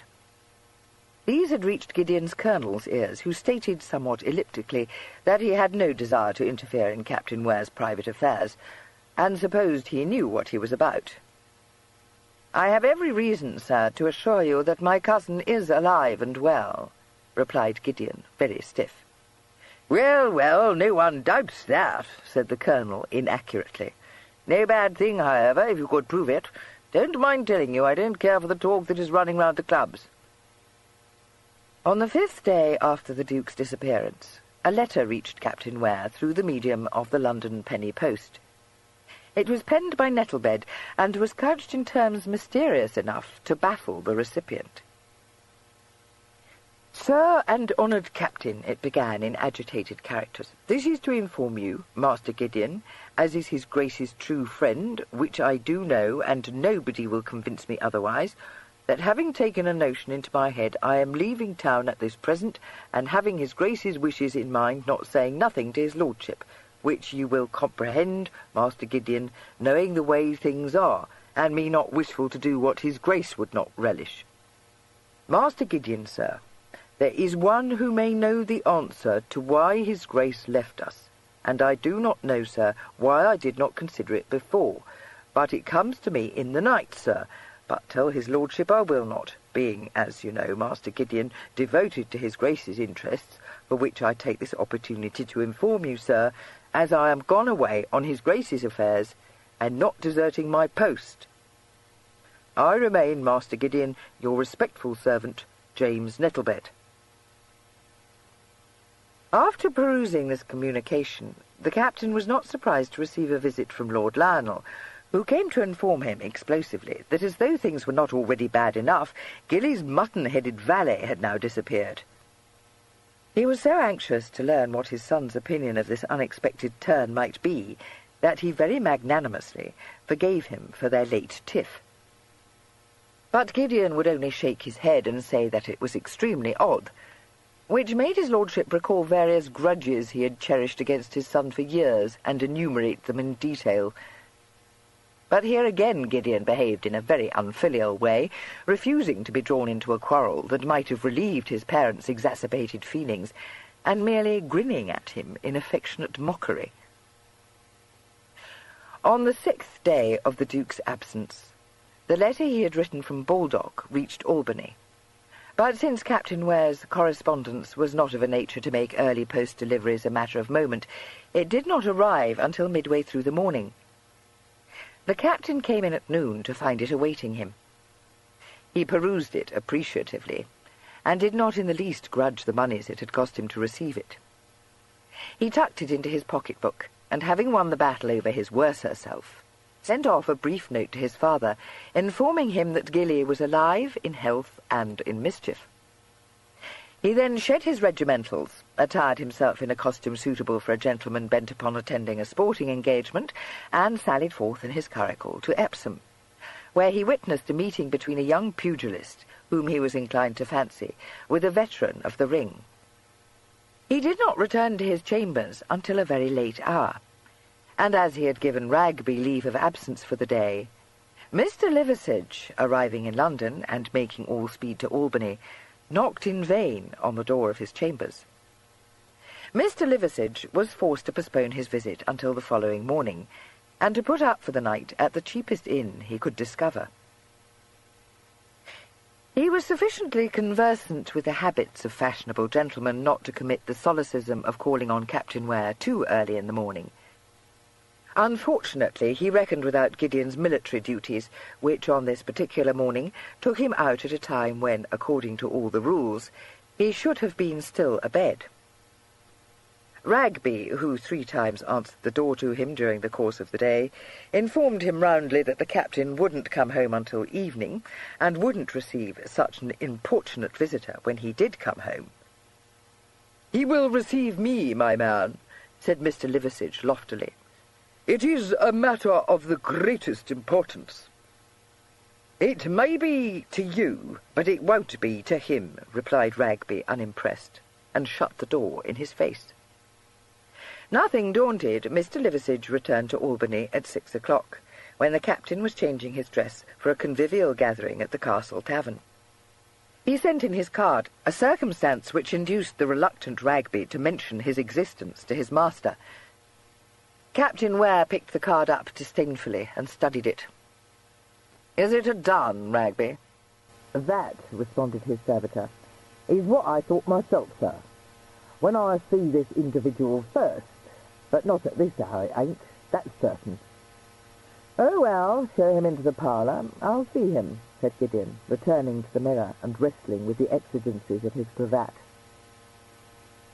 He joined his visitor 10 minutes later. Mr. Liversidge, who had travelled post from Baldock at his brother's expense, was a trifle startled by the formidable proportions of his host. He had been prepared to find that Captain Ware, holding a commission in the Life Guards, was 6 foot tall. But his brief acquaintance with Captain Ware's noble relative had not led him to expect to be confronted by a young giant with shoulders to match his height, and a cast of countenance which even the greatest optimist would have recognized to be uncompromising in the extreme. He rose from his chair and executed a profound bow. Gideon's hard grey eyes ran over him In one comprehensive glance. "What's your business with me?" he asked. "I fancy I don't know you." Mr. Liversidge's experiences as a gentleman's gentleman led him instantly to recognize and to appreciate the true quality.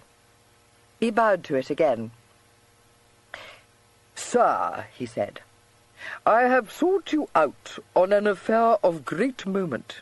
"Have you, by God?" said Gideon. "Well, be brief, for I am engaged to dine with a party of friends in half an hour." Mr. Liversidge cast a conspiratorial glance towards the door.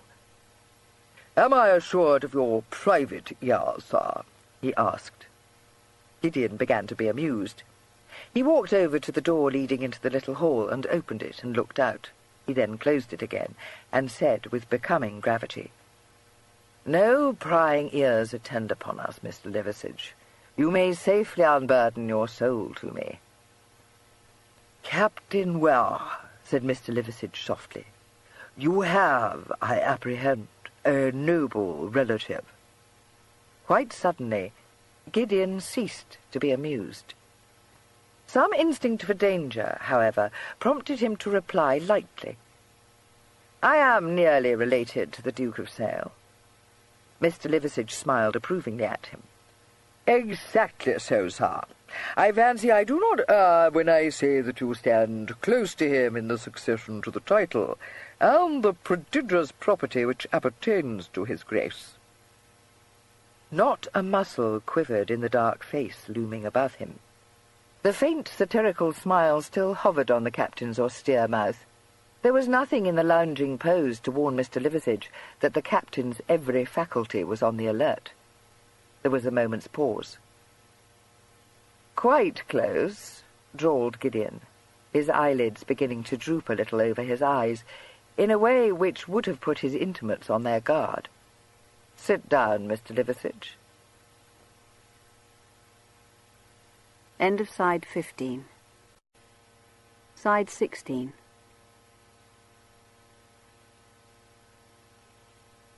He indicated a chair by the table, in the full light of the oil lamp which stood on it, and Mr. Liversidge took it, with a word of thanks. He could have wished that the captain had seen fit to lower his large frame into an opposite chair, but the captain apparently preferred to prop his shoulders against the high mantelpiece, a little out of the direct beam of the lamp. "Go on, Mr. Liversidge," he invited cordially. "His Grace, I further apprehend," said Mr. Liversidge blandly, "is missing from his residence." "As you say," agreed Gideon. Mr. Liversidge regarded him soulfully. "What a shocking thing it would be if his Grace were never to return to it," he said. "His absence must, I am persuaded, be causing his relatives grave disquiet." Gideon's lazy glance dwelled for a thoughtful moment on the strip of sticking-plaster adorning his guest's brow. Was this the dragon you left for dead, Adolphus?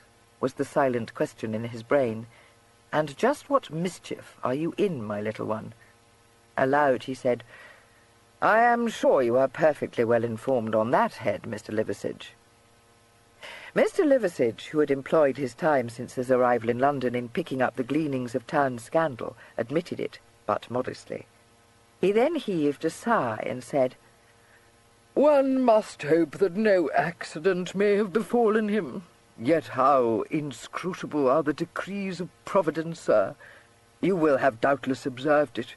There is no knowing what the twists of fortune may be, Why, I dare say you, Captain Ware, a worthy scion, I am sure, of a distinguished house, may never have contemplated the possibility that you might awake one morning to find yourself the heir to your noble relative's possessions." The captain's drawl became even more marked. "That, Mr. Liversidge, is a reflection that is bound to intrude upon the mind of a man of ordinary common sense. Life is, after all, uncertain." Mr. Liversidge perceived that his visions were about to be fulfilled. It was pleasant to find that his reading of human character had not been at fault. But he had not seriously supposed that it could be.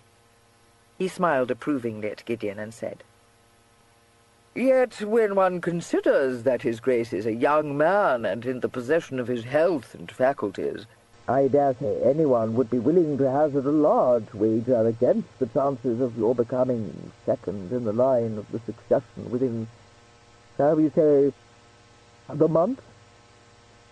"How large a wager?" asked Gideon. Mr. Liversidge waved one hand in an airy gesture. "Oh, against such odds, sir, I dare say you would venture as much as £50,000. The Duke shook his head. "I never bet so far about my fortune, Mr. Liversidge. Now, had you offered me a wager that I should not be Duke of Sale within the month—" Mr. Liversidge considered his resources rapidly. "Well, I dare say it could be contrived," he said dubiously. Gideon very nearly laughed in his face.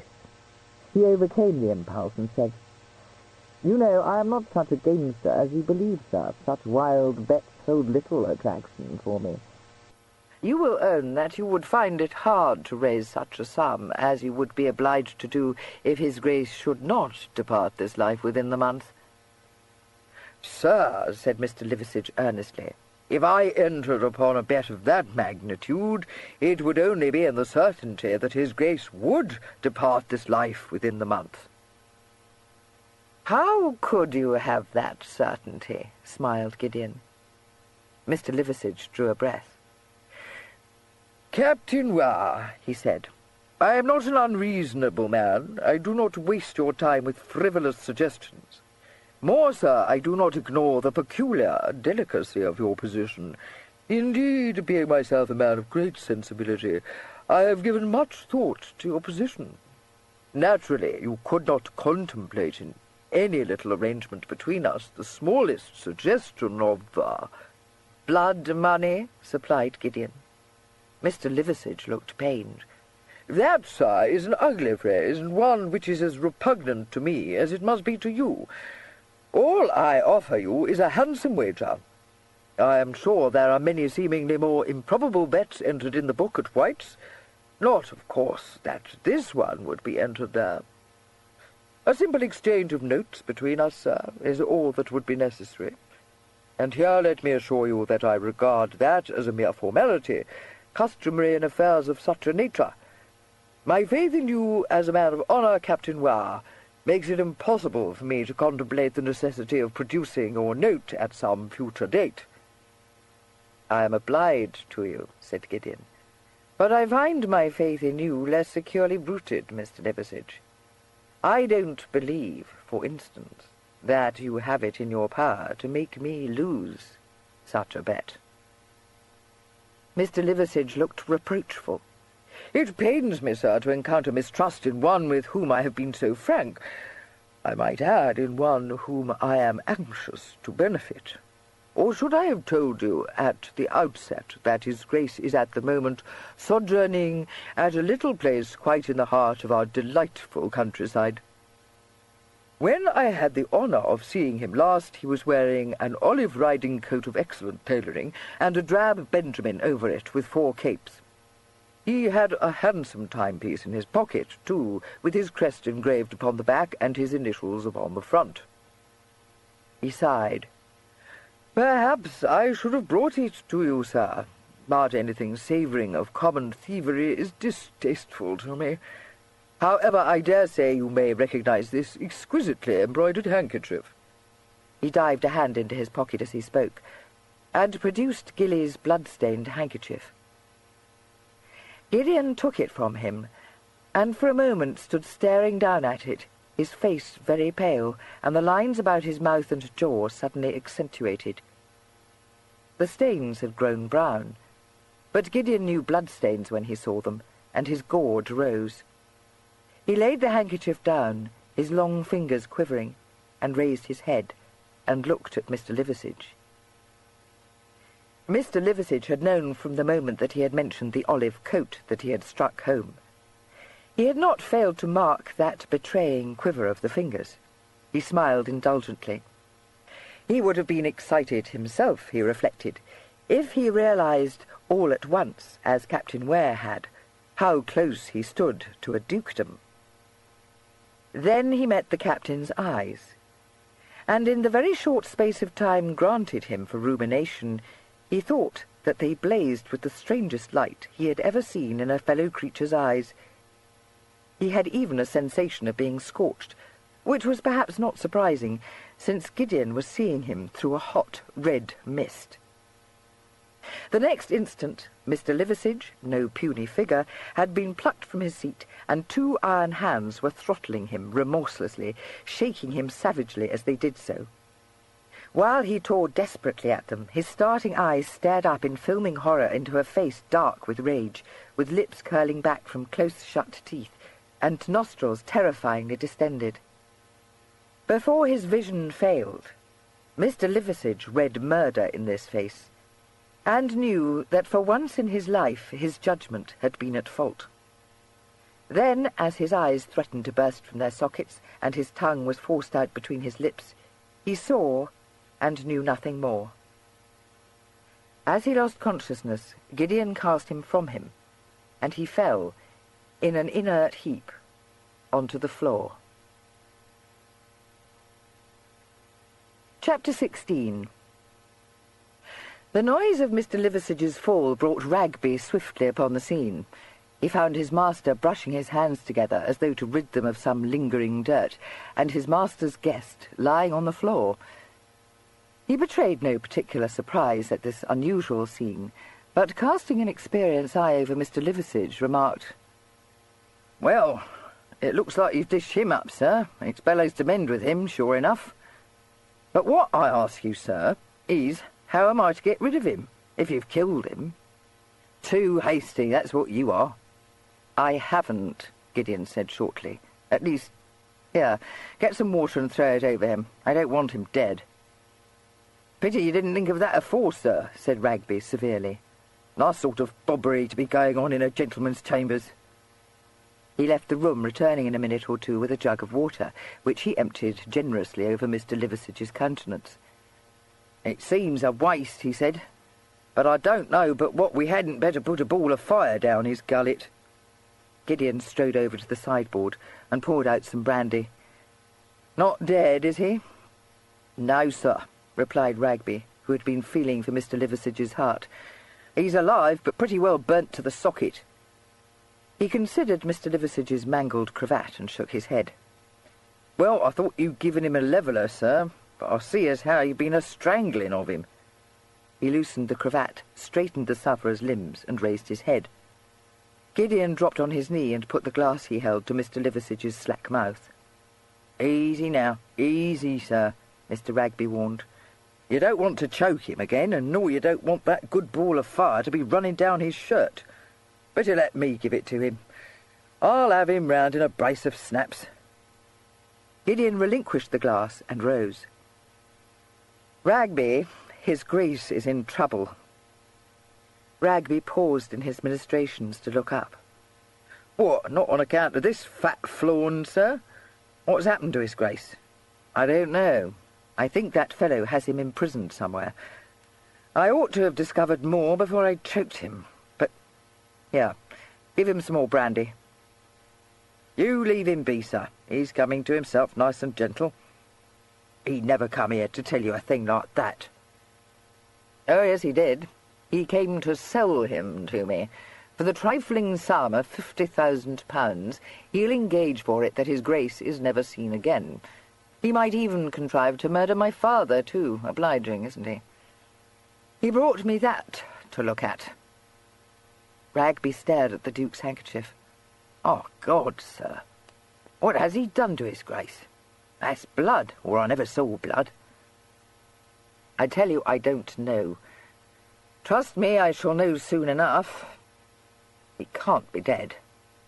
No, he can't be dead." "Oh, no, sir, of course he ain't dead," Ragby made haste to say. "Likely there was a bit of a mill and his Grace had his cork drawn. Now, don't you go fuming and fretting before there's any need, sir. Not but what we might have known something like this would happen, if his Grace loped off the way he did." "God damn you, do you think I would have let him go if I'd thought he'd run into danger?" Gideon shot at him fiercely. "Of course he wouldn't, sir. If you was to give me a hand, we could lay this hang-gallows moulder on the sofa. We don't want to cosset him, but on the other hand, he's more apt to talk if we make him a bit comfortable. And talk he's got to. If he don't see reason, he'll have to be made more uncomfortable than what he is now. But he don't look to me like one as is hard at hand, and the less breeze we raise, the better, sir." Gideon nodded, and bent to take Mr. Liversidge's legs. This unfortunate gentleman was heaved onto the sofa and groaned faintly. "Leave him to me," Gideon said curtly. "I'll call you if I should need you." Ragby looked at him doubtfully. "Yes, sir, but the way you've been handling him and the black temper you're in, begging your pardon, it's more likely him as'll need me than you." "Don't be a fool, I shan't touch him. He thinks the cards are in his hands, but I am not quite at nonplus." "No, Mr. Liversidge, not quite." Mr. Liversidge opened his eyes and lifted a feeble hand to his bruised throat. He groaned again, and Gideon poured out some more brandy and took it to him. Ragby, in open disapproval, watched him raise Mr. Liversidge and put the glass to his lips again. He seemed satisfied, however, that his master had no immediate intention of resorting to any more physical violence, and after remarking that there was no sense in making the fellow jug-bitten, withdrew to stand guard outside the door. Mr. Liversidge found it rather painful to swallow, but he disposed of the brandy, and was even able to struggle into a sitting posture. He tenderly felt his throat, uttered one or two more groans, and brought his bloodshot gaze to bear upon his host. "Most unhandsome," he croaked. "Too hasty, sir. No need for any heat. Had but to say the word, and the matter could have been arranged to your taste. For a small sum, quite trifling sum, say 30,000 or even 25, willing to restore his Grace safe and sound." He tried to clear his throat and winced. "Happy to do so," he said. "Not a man of violence. Quite taken a fancy to his Grace. Don't wish to harm him." Relief at learning that Gilly was not dead did much to abate Gideon's wrath. He gave Mr. Liversidge some more brandy. Mr. Liversidge took the glass and lowered his feet to the floor.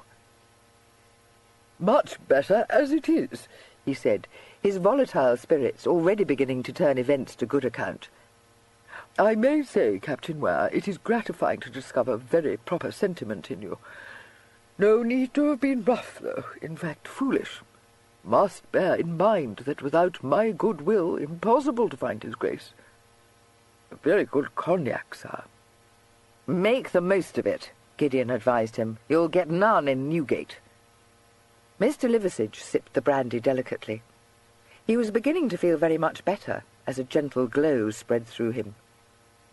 "That, sir, is an ungentlemanly observation," he said. "Moreover, you would gain nothing if you acted hastily, you know. Let bygones be bygones, Captain Ware.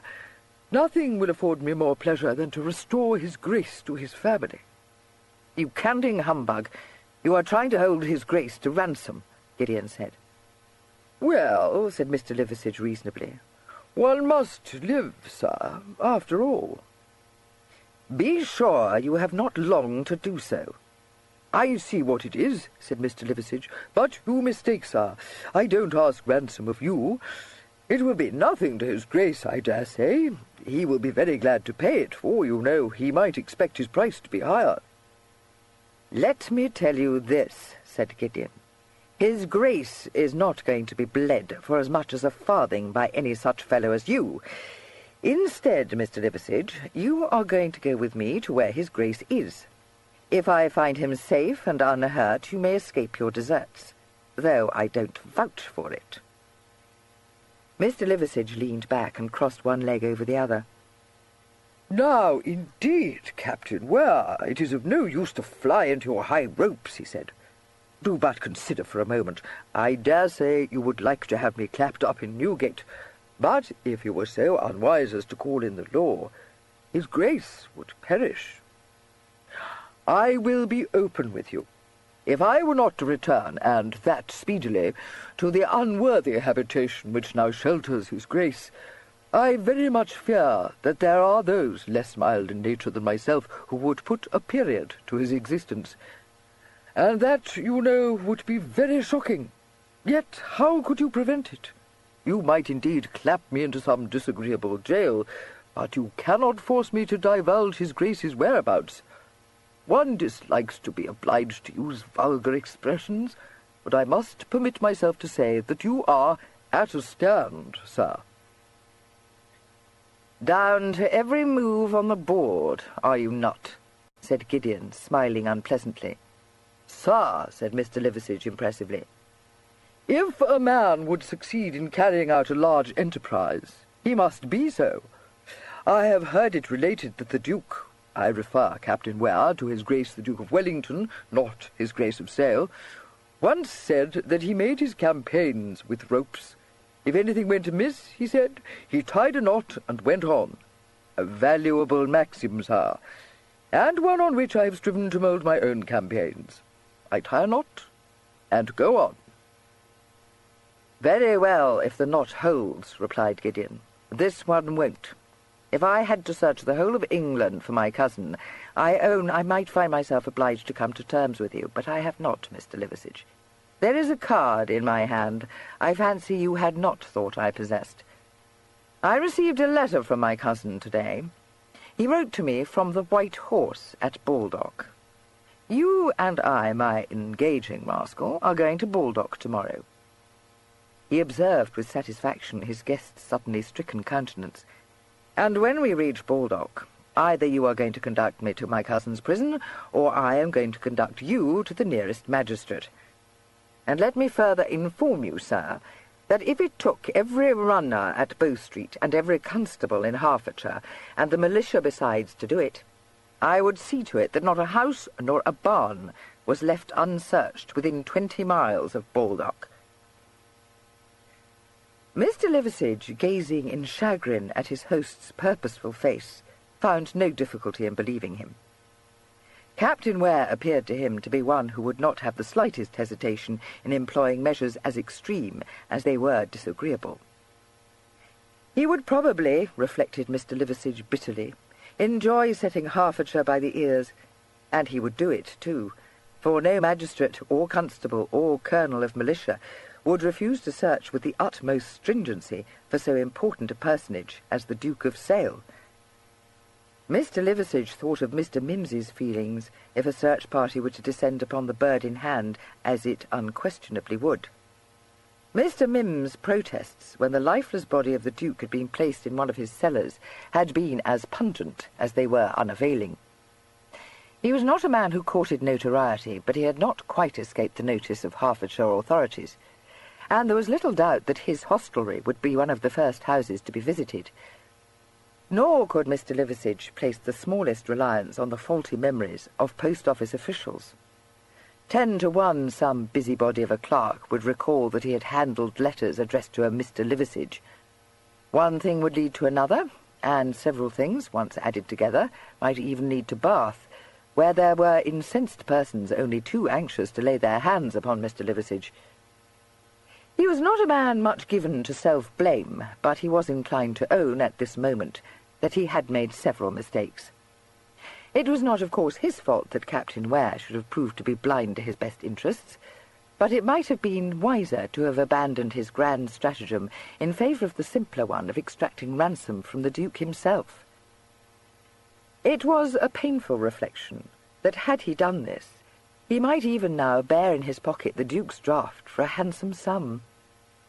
He looked at the captain with dislike, and could not imagine what could have induced the Duke to confide his secrets to such a repellent person. It seemed unlikely that Captain Ware had any proper feelings at all, so that it was in a voice lacking in conviction that he said at last, "I am persuaded you would not create such an ungenteel stir." Captain Ware laughed. It was not an infectious laugh, and it drew no answering gleam from Mr. Liversidge. It even grated upon his ear unpleasantly. "I think you will lead me to my cousin," said Captain Ware, walking over to the door. He opened it and found that Ragby was standing in the hall. He grinned at him. "Come here, Ragby," he said. "We are going to take a little journey tomorrow into Hertfordshire, and we are going to take this person with us." "You would be wiser to let me go immediately," interpolated Mr. Liversidge desperately. "I dare not answer for the consequences to his Grace if I am any longer absent. He may be dead by the time you reach him, sir." "Now, what must I do to teach you that I am not such a gudgeon as you suppose?" wondered the captain. "Those who are his jailers will most certainly keep him alive until they know how you have fared with me. Ragby, I want this fellow kept under guard. That should not trouble you, I fancy." The ex-sergeant smiled indulgently. "Oh, no, sir. We'll rack up for the night, all right and tight together." "And what may we be going to do in Hertfordshire, if I may be so bold as to ask?" "We are going to extricate his Grace from a scrape," replied Gideon, his eyes alight. "I'll take the curricle and my bays. Tell Sturry to see to it. We shall set out at the earliest possible moment." "What, are we going to take this rasher of wind along with us, sir?" demanded Ragby disapprovingly. "Sir," said Mr. Liversidge, "I would not have believed that any man of honour and breeding could have served another such a backhanded turn." "Now, don't you waste your breath talking slum," recommended Ragby kindly. "A regular out-and-outer is the captain, and so you'll find afore you're much older. You come along of me. Asking your pardon, sir, if you mean to go off, you'd best see the colonel first." "I am going to find him now," said Gideon. "Don't let this fellow slip through your fingers." "What, me?" said Ragby, affronted. "It would take a better man than that silly bite to slip through my fingers, sir." He then hailed Mr. Liversidge up a narrow, twisted stair to the kitchen, planted him in a wooden chair, and after informing him that he was a chub to have bearded such a neck-or-nothing blade as the captain, congratulated him on his narrow escape from death by strangulation. Mr. Liversidge, never one to let opportunity slide, made several ingenious attempts to convince him that enormous benefits would be his if he chose to ally himself with his prisoner. But Ragby, after listening to him admiringly, said that he was as bold as Beecham, and that if he wanted a bite of supper he had best stop pitching his gammon. Mr. Liversidge, making the best of things, accepted this counsel, and pulled his chair up to the table. Captain Ware, in spite of having chosen an unorthodox way of applying for it, had no difficulty in persuading his colonel to grant him leave of absence. The colonel not only considered Gideon one of his more promising officers, but he very much disliked scandal attaching to any member of his regiment. He no sooner learned that Gideon wished to go in search of his cousin than he said that he was very glad to hear it, and trusted that he would not return to town without him. Leaving the colonel, Gideon hesitated on the brink of paying a call on his father, and then decided that it would be wiser to write to him.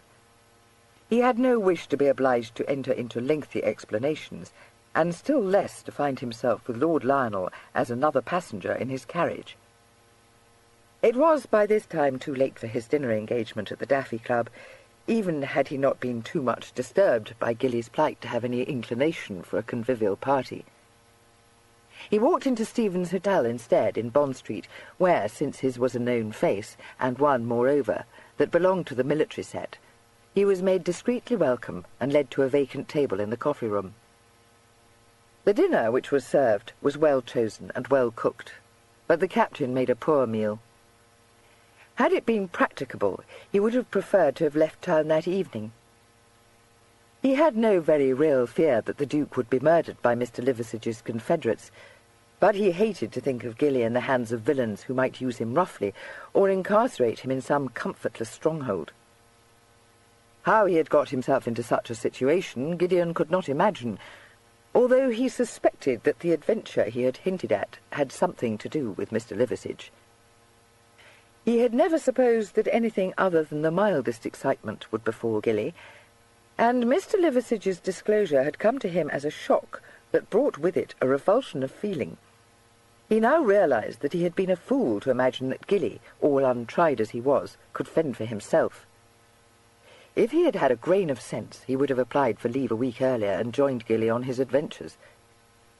Then he remembered the mischievous twinkle in Gilly's eyes when he had last seen him, and his refusal to divulge his destination or even his purpose in leaving London. Gilly had not wanted his cousin's company, and that fact alone ought to have put a sane man on his guard. Captain Ware, as the wine grew low in the bottle, began to feel little better than a murderer. His imagination played round Gilly's present lot, and it was with an effort that he refrained from jumping up and striding out of the hotel. To remain inactive while Gilly might need him urgently was almost more than he could bear, and had there been a full moon, he thought, he must have set out on his journey immediately. He tried to comfort himself with the thought that if Gilly knew Liversidge's destination, he would know also that his big cousin would come speedily to his rescue. But it did not seem probable that Liversidge would have told him, in which case he must have given himself up for lost. When he reached his chambers again, he found that Ragby, by way of facilitating his task, had, as he phrased it, given his charge such liberal potations of strip me naked that he was now quite shot in the neck and sleeping heavily upon the kitchen floor. "What a waste of good gin," remarked Gideon. "Ah, but it weren't the good gin, sir," replied his henchman. Gideon went into his sitting-room and sat down to write a brief note to his father. He informed him merely that he had discovered a clue to Gilly's whereabouts and was going out of town to find him. After that he went to bed, warning Ragby to be ready to make an early start next morning. Ragby said that there would be no difficulty about that, except that they might have to carry Mr. Liversidge down to the curricle, since he would undoubtedly be stale drunk after imbibing so much bad gin. Chapter 17. The Duke came to himself slowly and painfully. While the cart in which he was conveyed some 5 miles to the Bird in Hand jolted its way down the rough lane, which Mr. Shifnal chose in understandable preference to the pike road, he lay for some time unconscious, and for the last mile in a queer state between swooning and waking. He seemed to himself to be suffering some nightmare. It hurt him to move his head, and his eyelids were weighted. When he tried to open them, knives stabbed behind them. At moments he was aware of movement, even of hands feeling his brow and his wrists, and of a vaguely familiar voice speaking from a great distance away.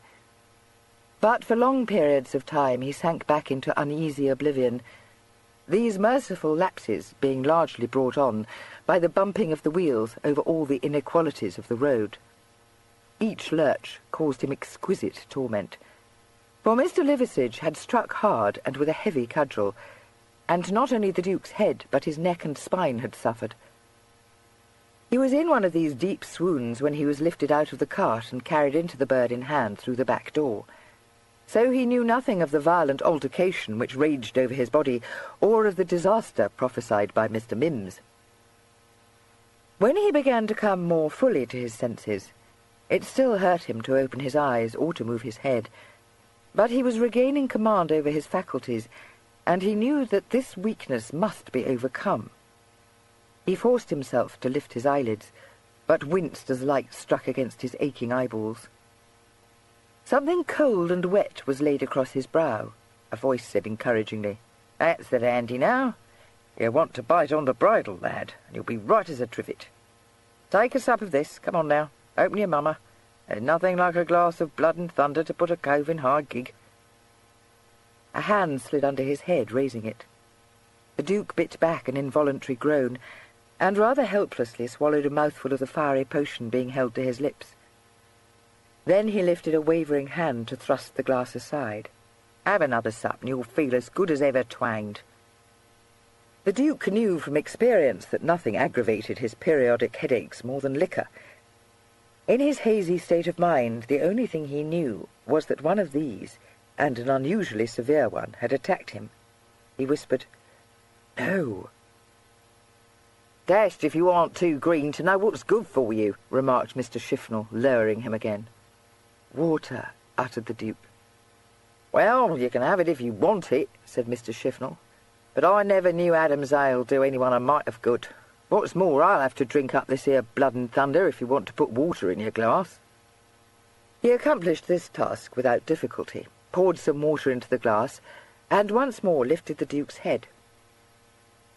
When he had let him sink back again onto the dirty mattress which had been laid on the floor to receive him, he lifted up the candlestick and closely studied his prisoner's face.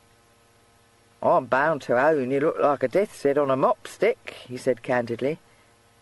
"Howsoever, I don't fancy as you'll be put to bed feet first this journey. What you want to do is to shut your ogles and have a sleep." The Duke was only too glad to do so, for the little flame of the candle hurt his eyes. Mr. Shifnal spread an aged horse-blanket over him and went away, leaving him in Stygian gloom. The Duke slept, woke, and slept again. When he woke fully, his head, although still aching, was rather better. It was propped up on a lumpy cushion, from which arose an unpleasant aroma of dirt and mildew. The Duke moved distastefully, and found that the back of his skull was badly bruised. He put up his hand and cautiously felt the swelling, and as he did so he remembered that he had been watching fireworks at Hitchin Fair, and that he must keep an eye on Tom and Belinda. But he was not now at Hitchin Fair. In fact, he did not know where he was, although he seemed to be lying fully dressed on a very hard bed. He put his hand out, groping in the darkness for some familiar object, and felt cold stone. Then he must, he supposed, be lying on the floor. His hand encountered the rounded shape of an earthenware jar, and for a few moments the only thought in his mind was that he was parched with thirst. He dragged himself up onto one elbow, feeling sick and dizzy and absurdly weak, and after a grim effort contrived to lift the jar. It was more than half full of water. The Duke drank deeply, and when he could drink no more, pulled the bandage from his head and dipped it into the jar. With this tied round his burning skull again, he was able, although unreadily, to fix his thoughts on what had happened to him. Fireworks, and a fat woman to whom he gave up his place. He remembered that clearly enough. He had gone to the back of the crowd, and someone had spoken to him. A neat man in worn riding clothes, whom he had taken for a groom, and who... Suddenly he stiffened, recalling in a flash of comprehension that the man had said, "My Lord Duke." He had been caught off his guard. He had turned involuntarily. He had even been fool enough to follow the unknown man into the shadow of one of the tents. A blatant trap, and he had walked into it like the Johnny Raw he was. He could have wept with rage at his folly, and did indeed utter a stifled groan. How Gideon would mock at him, if ever he heard of it. Then it occurred to him, rather unpleasantly, that there might be no room for mockery. Someone had recognized him and had kidnapped him. The Duke was not so raw that he did not realize that the price of his freedom was likely to be a heavy one, and since he had taken such care not to let anyone know where he was, there could be no hope of a rescue. Matthew would know that he had been at Baldock, so too would Gideon, for he remembered that he had written a letter to him from the White Horse. But neither could guess that he had gone to Hitchin, and neither would be at all alarmed at his continued absence, until it was too late. The Duke had no desire to pay a staggering ransom, and still less desire to face the reproaches of his family, but he could not remain shut up in darkness for the rest of his life. If he were obstinate, his captors might starve him or resort to even sterner measures. He was quite at their mercy, and never in his life had he longed more passionately for Nettlebed or Chigwell, or even for Lord Lionel. And more than for anyone did he long for Gideon, who would surely get him out of this appalling predicament. He felt ill and helpless, and humiliatingly childish. And he was obliged to scold himself as sharply as Lord Lionel had so often done, before he could shake off his crushing despondency. After what seemed a very long time, he heard footsteps coming down a creaking stair. A crack of light showed him where the door of his prison was. He found that he had instinctively braced himself and flushed in the darkness. He forced himself to relax, and to lie as though at his ease, betraying none of the alarm he felt. A Johnny Raw he might be, but he was also ware of sail, and no common felon should have the satisfaction of seeing him afraid. The door opened, and Mr. Shifnal came in bearing a steaming bowl, and with a lantern slung over one wrist. The Duke recognized him at once, and remembered that it was he who had given him some potent liquor many hours ago. He crooked his left arm under his head to raise it, and lay calmly regarding his jailer. Mr. Shifnal set the lamp down on the floor close to the Duke's head, and looked at him closely. "That's the barber," he said cheerfully. "I thought you was backed at one time, Governor, but there's nothing like a real rum bub for a cull as has been grassed. Not but what you didn't have no more than a lick, but I doubt it done you good. I've got some cat lap here for you, seeing as how you was sick as a cushion, and maybe used to pap. If you want to sit up, you could sup it down, couldn't you?" "Presently," said the Duke. "Put it on the floor, if you please." Mr. Shifnal grinned down at him.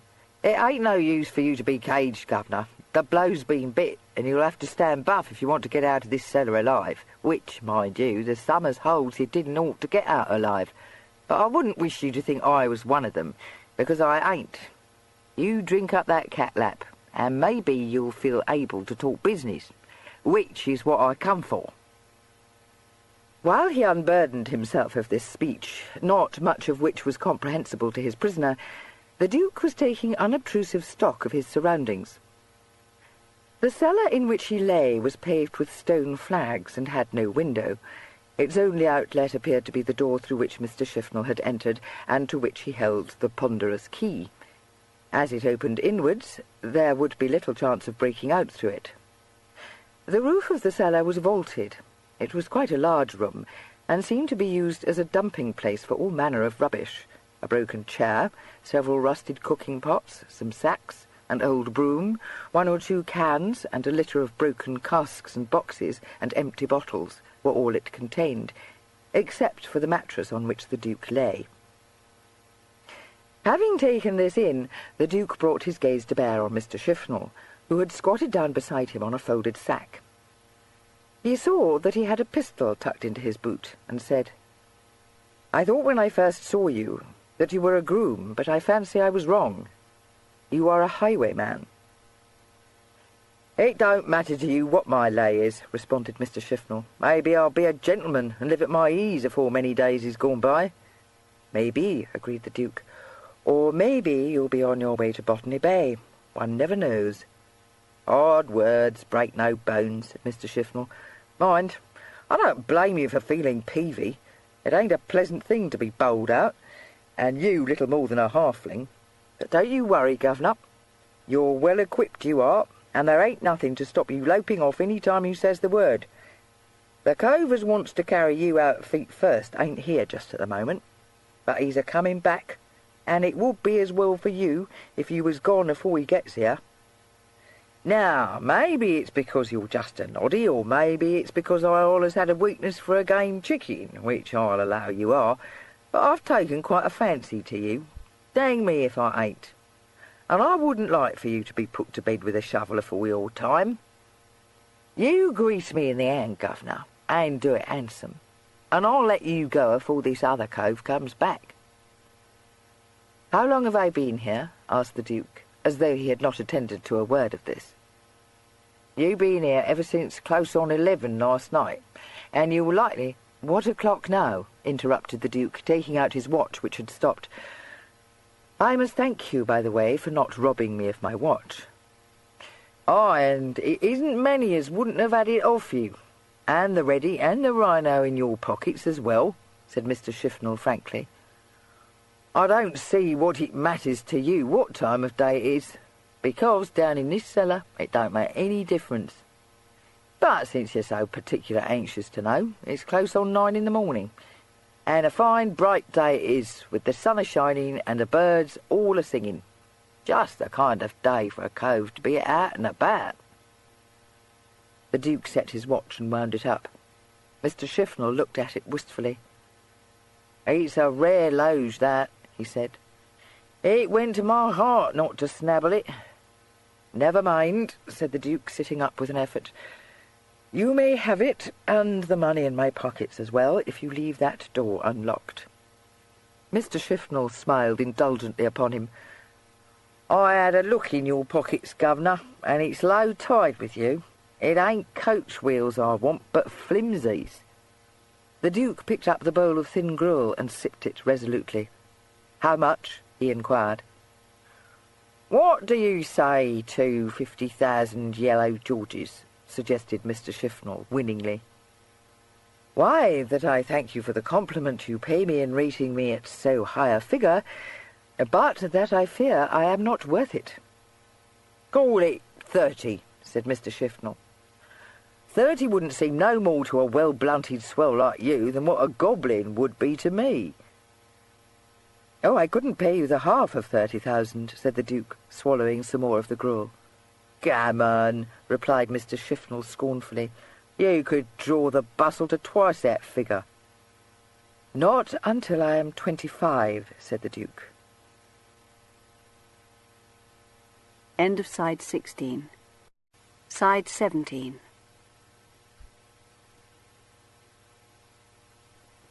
The tranquillity in his voice took Mr. Shifnal aback slightly.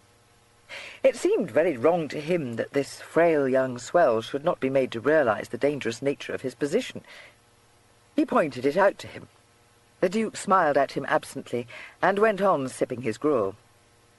"It ain't no manner of use banning me you ain't as well breeched a cove as any in the land, because I knows as how you are," said Mr. Shifnal, nettled. "Yes, I am very rich," agreed the Duke, "but I do not yet control my fortune, you know." "There's them as does as will pay it, and gladly, to have you back safe." The Duke appeared to consider this. "But perhaps they don't want to have me back," he suggested. Mr. Shifnal was nonplussed. It began to seem as though his colleague's notions, which he had been inclined to think fanciful, were not so far-fetched. Yet, although Mr. Liversidge might return loaded down with money-bags given him by the Duke's grateful cousin, Mr. Shifnal had a strong suspicion that his share in that wealth might not be commensurate with his deserts. It would, he thought, be a very much better plan for him to remove the Duke from his dungeon and to pocket a ransom before Mr. Liversidge could return from his mission. He would have the support of Mr. Mimms, he knew, because although Mr. Mimms would undoubtedly claim a share of any blood money there might be, he did not want the Duke to be murdered on his premises, and he was mortally afraid of coming into serious contact with the law. He shook his head at the Duke and told him that he did not know what lay before him. But the Duke could not perceive any advantage to his captors in killing him, and considered that Mr. Shifnal's references to the likelihood of his sudden taking off were designed merely to frighten him into agreeing to the payment of an extortionate ransom. He finished the gruel and set down the bowl. "You'd better think it over, Governor," Mr. Shifnal said. "You won't have nothing else to do, so take your time. I'm striking the gig now, and you won't see no more of me, nor anyone, till I brings you your supper.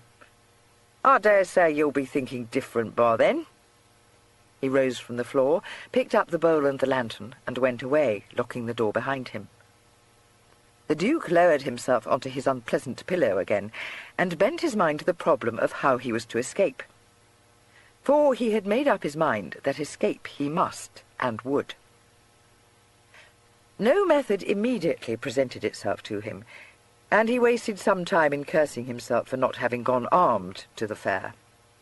His only weapon was his Malacca cane, which had been propped against the broken chair, with his curly-brimmed beaver poised on top of it.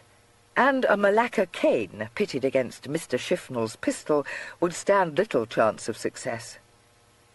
The possibility of taking Mr. Shifnal off his guard seemed remote. He plainly held the Duke to be of little account, but he did not look as though he were in the habit of being taken off his guard. Moreover, the Duke was still feeling extremely battered, and he doubted whether he would have the physical strength to stun Mr. Shifnal.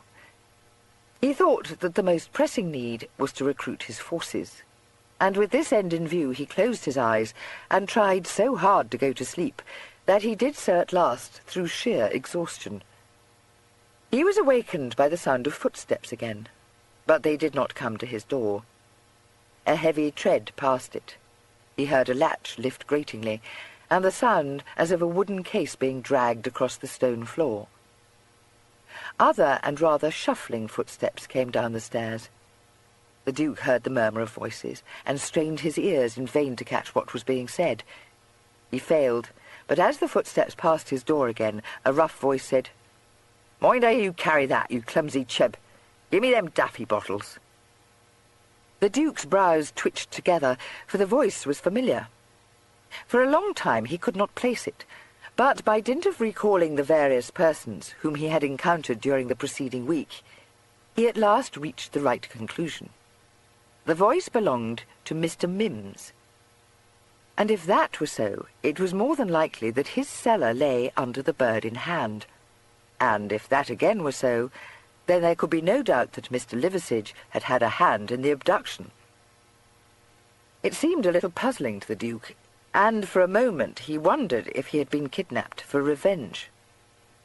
Then he thought that this was too foolhardy a thing for even Mr. Liversidge to undertake, and he supposed that by some means or other that astute gentleman had discovered the identity of his visitor.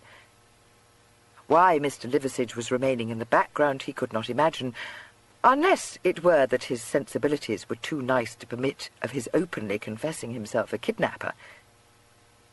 The Duke decided that such questions as these were not of great moment, and applied his mind to the more urgent problem.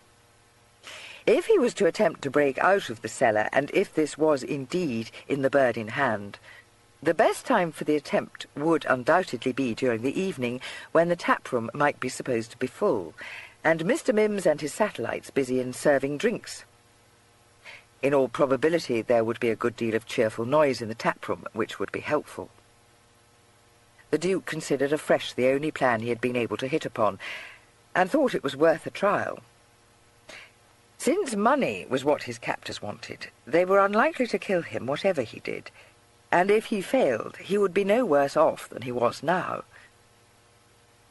Not the most boring day spent in his tutor's company had ever seemed as long to the Duke as this one. The darkness was like a blanket, and no sound from above penetrated to the cellar. He thought that if he failed to escape, it would not be long before he would agree to pay any ransom. When he heard Mr. Shifnal's quick step approaching down the stairs, he had almost given up hope of being brought any of the promised supper. He knew that he stood in need of sustaining food, however little he might relish the thought of it, for he had tried the effect of standing up and of taking a few groping steps in the darkness, and he had felt abominably dizzy and weak-kneed. His headache, however, had considerably abated. He thought that it would be just as well that Mr. Shifnal should suppose him to be still prostrate, so he lay down and closed his eyes, groaning artistically when the door opened. Mr. Shifnal had brought him a plate of cold beef, a hunk of bread, and a mug of porter.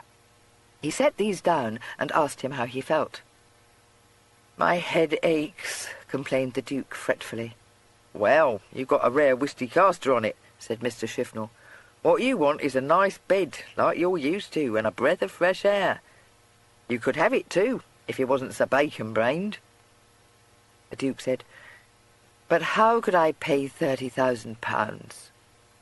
Mr. Shifnal caught the note of doubt in his voice, and congratulated himself on his wisdom in having left the young swell alone all day. He explained to the Duke how the sum could be found, and the Duke listened and raised objections, and seemed first to agree and then to think better of it. Mr. Chifnell thought that by the following morning he would know no hesitation, and was sorry that he had fortified him with meat and drink. He had been a little afraid that so delicate a young man might become seriously ill if starved, and a dead Duke was of no use to him. He determined not to allow him any breakfast if he should still be obdurate in the morning, and he refused to leave the lantern behind him. Continued darkness and solitude, he was certain, would bring about a marked improvement in the Duke's frame of mind. He went away again, warning the captive that it was of no use to shout, for no one would hear him if he did. The Duke was glad to know of this, but he hunched a shoulder pettishly, and turned his face to the wall. He forced himself to wait for what seemed an interminable time. When he judged that the hour must be somewhere near 10, he stood up and felt in his pocket for the device he used to light his cigars. Under his finger the little flame sprang up obediently. He kindled one of the matches at it, and holding it carefully on high, located the position of the heap of lumber. He went over to it, and had picked up a splinter of wood before the match went out. He could feel that the wood was dry, and when he kindled a second match and held it up to the splinter, it caught fire. The Duke found a longer splinter and kindled that from the first, and stuck it into one of the bottles on the floor. The light it threw was not very good, and it several times had to be blown to renewed flame, but the Duke was able, in the glimmer, to find what he wanted and to carry it over to the door. He built up there a careful pile of shavings of wood, scraps of old sacking, the broken chair, the broom, and anything else that looked as though it might burn easily. His tablets went to join the rest, the thin leaves being torn out and crumpled and poked under the wood. The Duke set fire to his heap and thanked God that the cellar was not damp. He had to kneel down and blow the fitful flames, but his efforts were rewarded. The wood began to crackle and the flames to leap higher. He got up and observed his work with satisfaction. If the smoke rose to the upper floor, as he supposed it must, he could only hope that it would be drowned by the fumes of clay pipes in the tap-room. He collected his hat and his cane, buttoned up his long drab coat, and added an old boot to his bonfire. It was becoming uncomfortably hot, and he was forced to stand back from it, watching anxiously to see whether the door would burn. In a short time, he knew that it would. His heart began to beat so hard that he could almost hear it. He felt breathless, and the smoke was making his eyes smart. But the door was burning, and in a few minutes more the flames would be licking the walls on either side of it. The Duke caught up the horse blanket, and, using it as a shield, attacked the flaming woodwork. He scorched himself in the process, but he succeeded in kicking away the centre of the door. He paid no heed to where the burning fragments fell, but he did smother the flames around the aperture he had made, and then, abandoning the charred blanket, swiftly dived for his hole and struggled through it. One moment he spent in recovering his breath and settling his hat somewhat gingerly on his head, and then, taking a firm grip on his cane, he stole up the stairs. He reached the top and knew that he had been correct in his assumption that he was imprisoned in the bird in hand. He remembered that there was a door leading into the yard at the back of the house, and he made for this. From the tap-room came the sound of convivial song and laughter. There was no one to be seen in the dimly lit space by the yard door, and he thought for a moment that he was going to make his escape unperceived. And then, just as he was within a few steps of his goal, a door on his right opened, and Mr. Mims came out, carrying a large jug. Mr. Mims gave one startled grunt, dropped the jug, and lunged forward. The Duke was expert in the use of the single stick, but he employed none of the arts he had been taught. Sidestepping Mr. Mims's bull-like rush, he made one neat thrust with his cane between his legs and brought him crashing to the ground. The next instant he had reached the yard door and had torn it open and was stumbling over the cobbles and the refuse outside the inn. It was a dark night, and the yard seemed to be full of obstacles, but the Duke managed to get across it, to grope his way round a corner of the barn, and, as his eyes grew accustomed to the murk, to reach the field beyond. In the distance behind him, he thought he could hear voices. He thanked God that there was no moon, and ran for his life, heading in what he hoped was the direction of the village of Arlesey. By the time he reached the straggling hedge that shut the fields off from the lane, he was out of breath and staggering on his feet. He was obliged to stand still, to recover himself a little, and he took the opportunity of looking back towards the inn. It was hidden from him by trees, but he was able to see a faint red glow, and realized that his fire must have taken good hold. He gave a panting laugh and pushed his way through the hedge onto the lane. Mr. Mims would have enough on his hands without adding the pursuit of his prisoner to it, he thought. And if the man in riding dress thought the recapture of his prize of more importance than the quenching of the fire, the deep ditch beside the lane would afford excellent cover for a fugitive. The Duke walked as fast as he could down the lane, straining his ears for any sound of footsteps behind him. But he thought that he would be searched for in the fields rather than in the road. The first cottages of Arlesey came into sight. Chinks of lamplight shone between several window blinds. The Duke, reeling from mingled faintness and fatigue, chose a cottage at random and knocked on the door. It was presently opened to him by a stolid-looking man in fustian breeches and a velvet jacket, who opened his eyes at the sight of his dishevelled visitor and ejaculated, "Lord have mercy! Whatever be the matter with you, sir?" "Will you allow me to rest here till daylight?" said the Duke, leaning against the lintel of the door. "I have suffered an accident, and I rather fancy some murderous fellows are on my heels."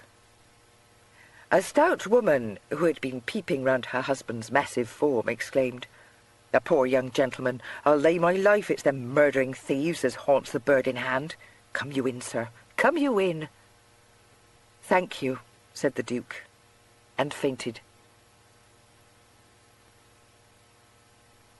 Chapter 18. The Duke left Arlesey on the following morning unmolested but slightly bedraggled. His hosts, upon his dramatic collapse, had carried him up to the second bedroom, and had not only stripped him of his outer garments, but had revived him with all manner of country remedies. They were very much shocked.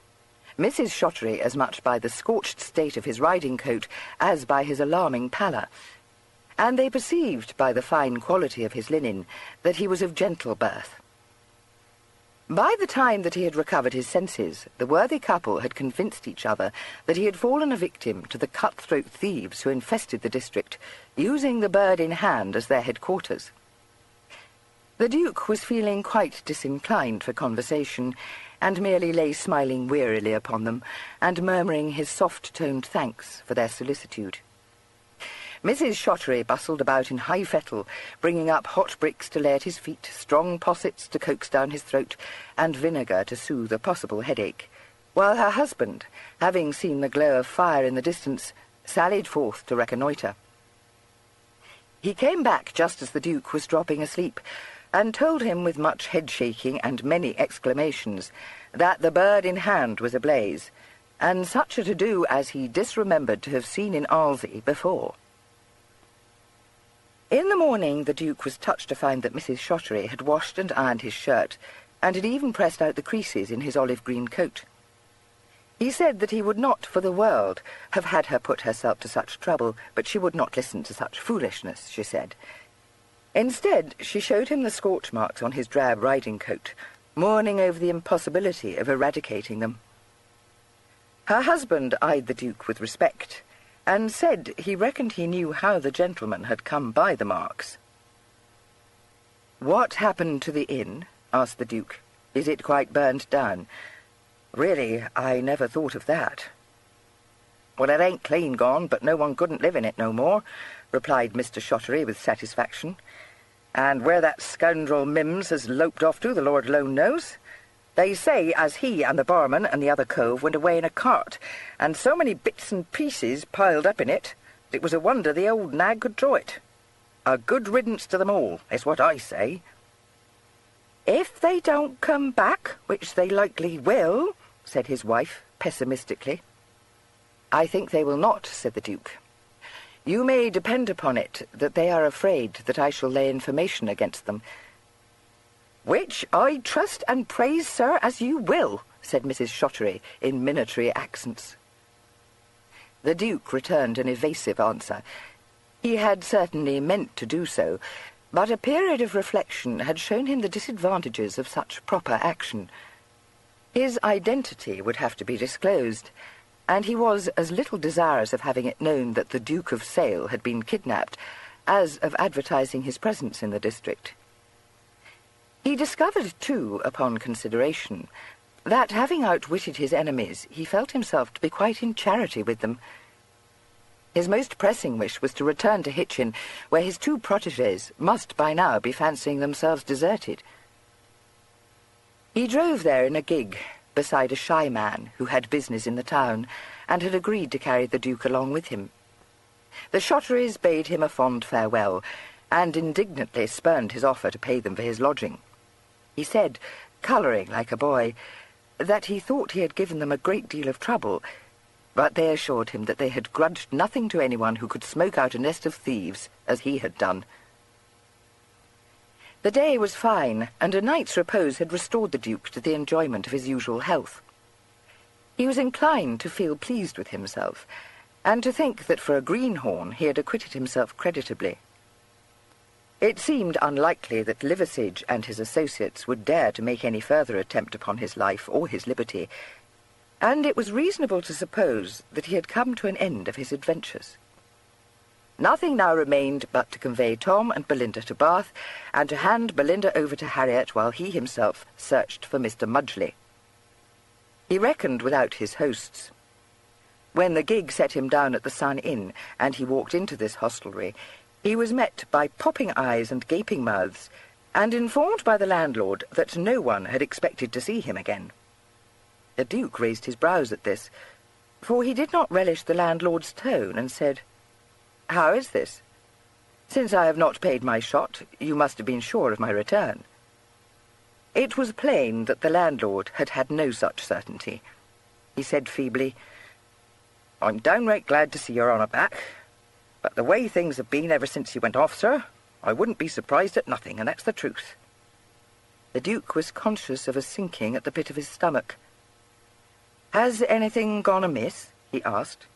"Oh, no," said the landlord sarcastically, his wrongs rising forcibly to his mind. "Oh, no, sir. I've only had the constables here, my good name blown upon, for to have the constables nosing around an inn is enough to ruin it. And this is a posting-house, which has given beds to the gentry and the nobility too, and never a breath of scandal the years I've owned it." The Duke now perceived that he had not yet come to the end of his adventures. He sighed and said, "Well, I suppose it is Master Tom. What mischief has he been engaged upon while I was away?" The landlord's bosom swelled.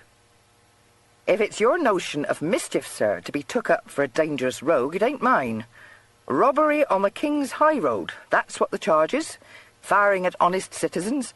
Oh, Mr. Stallybridge, too, as is highly respected in the town. He'll be transported if he ain't hanged, and a good thing, too, that's what I say." The Duke was a good deal taken aback by this disclosure, but after a stunned moment he said, "Nonsense. He has no gun, and cannot possibly—" "Begging your pardon, sir, he had a fine pistol, and it was God's mercy he didn't kill Mr. Stallybridge's coachman with it, for the shot went so close to him it fair scorched his ear." "Good God!" ejaculated the Duke, suddenly bethinking him of his duelling pistols. "Ah, and well you may say so," nodded the landlord. "And a great piece of black cloth hanging down over his face, with a couple of holes in it like a mask, enough to give anyone a turn. Locked up in prison he is now, the young varmint." "Did you say that he missed his shot?" demanded the Duke. The landlord reluctantly admitted that he had said this, and the Duke, wasting no more time with him, went up to his room to inspect his guns. As he had suspected, one was missing from the case. A quick inspection showed that Tom had taken the pistol, which had never been loaded. The box containing powder and ball did not seem to have been tampered with, rather strangely. The Duke collected his fast-dwindling capital from the locked drawer in his dressing-table and sallied forth to see what could be done to extricate Tom from his predicament. Just as he was about to leave the inn, he bethought him of his other protégée and turned to ask the landlord where she was. "She went away with Mr. Clitheroe," replied the landlord simply. The Duke took a moment to assimilate this piece of information. Nothing in Belinda's artless prattle had led him to foresee the introduction of a Mr. Clitheroe into his life. A happy thought occurred to him. He said quickly, "Did Mr. Clitheroe quite lately marry a Miss Street?" "Mr. Clitheroe ain't married at all, nor likely to be," answered the landlord. "He's an old Quaker gentleman as lives with his sister, Ickleford way." As it seemed to him most improbable that an old Quaker gentleman should have offered Belinda either a ring to put on her finger or a purple silk dress, the Duke was now totally at a loss. The landlord, staring fixedly at a point above his head, added in an expressionless voice, "Mr. Clitheroe don't nowise hold with town bucks seducing of innocent young females, by what he told me." The Duke allowed this aspersion upon his character to pass without remonstrance. It seemed reasonable to suppose that Belinda had fallen into safe hands, and a faint hope that one at least of his charges was provided for began to burgeon in his breast. He set forth to find the local roundhouse. It was one of Lord Lionel's maxims that every man, however wealthy, should be able on all occasions to fend for himself. And to this end he had had his ward taught such useful things as how to shoe a horse and how to clean his own guns.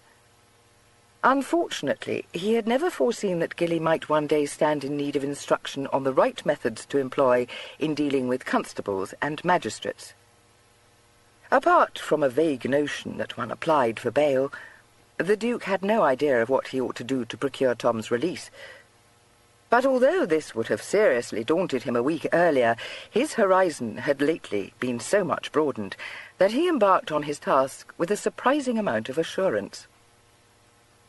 This assurance stood him in good stead with the constable, whom he found in charge at the roundhouse. The constable, an elderly man of comfortable proportions, treated him with an instinctive deference, which was only slightly shaken by the disclosure that he was responsible for the young varmint locked up in number 2 cell. He did indeed look reproachfully at the Duke, and say that it was a serious business which would end in Tom's being committed for trial. But since, he added, there was never any knowing what devilment such pesky lads would engage in, the Duke was encouraged to hope that he knew enough about boys not to regard Tom's exploit in too lurid a light. He sat down on one of the benches and laid his hat on the table. "Well now," he said, smiling up at the constable, "will you tell me just what happened? I have heard what sounds to me a pack of nonsense from the landlord of the Sun. He is plainly a foolish fellow, and I should prefer to listen to a sensible man." "Now there," said the constable, warming to him, "you are in the right of it, sir. You might truss up Mr. Moffat's wit in an eggshell. Not but what this young varmint has gone for to commit a felony, no question. I'll have to take him up to Mr. Orr's place this morning, him being a magistrate, and Mr. Stallybridge laying a charge against him, as he is entitled to do." The Duke perceived that since Tom had not yet been haled before the magistrate, his task must be to induce Mr. Stallybridge to withdraw the charge against him. He said, "Where did all this happen?" "It was last night, just after dusk," said the constable. "A matter of a mile outside the town on the road to Stevenage. There was Mr. Stallybridge a-riding in his carriage with his man sitting up beside the coachman, him having been on a visit, you see, when up jumps this young varmint of yours out of nowhere, on a horse which he hires from Jem Datchet, which I am bound to say he paid Jem for honest, else Jem would never have let him take the nag, him being one of them as lives in a gravel pit, as the saying is. And he up and shouts out, 'Stand and deliver!' quite to the manner born, and looses off this pop of his, which fair scorches the ear of Mr. Stallybridge's coachman, according to what he tells me. Well, not to wrap it up in clean linen, sir, Mr. Stallybridge was scared for his life, and he had out his purse and his gold watch and all manner of gewgaws to hand over to this young varmint, when his man, which is not one as has more hair than wit, slips off the box when no one ain't heeding him, and has your young varmint off of Jem Datchett's nag just as he's about to take Mr. Stallybridge's purse. I will say the lad is a proper fighter, for he put in a deal of cross and jostle work, but betwixt the lot of them they had him overpowered, and brought him in here, and give him over to me, as is proper. Ah, and he had both his daylights darkened, but Mr. Stallybridge's man, he had had his cork drawn, so that it was wonderful to see how the claret did flow. And once he found himself under lock and key, would he open his mummer? Not he, downright sullen. That's what he be now, and he won't give his name, nor where he lives, or nothing. I dare say he is frightened, said the Duke. He is only 15, you know. You don't say, marvelled the constable. Well, I did used to think my own boys was well-growed lads, if that don't beat all. I thought you had boys of your own, said the Duke softly. Full of mischief too, I dare say. He had struck the right note. The constable beamed upon him and enunciated, 4 fine lads, sir, and every one as lawless as the town bull. The Duke settled down to listen sympathetically for the next 20 minutes to an exact account of the prowess of the constable's 4 sons, their splendid stature, their youthful pranks, and present excellence. The time was not wasted. When the recital ended, the Duke had added an officer of the law to his circle of friends and well-wishers, and the constable had agreed to allow him to visit the prisoner. The Duke then asked to see the pistol. The constable at once produced it, and the most cursory examination was enough to show the Duke that it had never been loaded, much less fired. The constable looked very much taken aback by this. He admitted that he had not cared to meddle with such a gun, since it looked to him like one of them murdering duelling pistols which went off if a man so much as breathed on them. "Well, it will not do so when it is unloaded," said the Duke. "Take a look at it now." The constable received the gun gingerly from him and inspected it.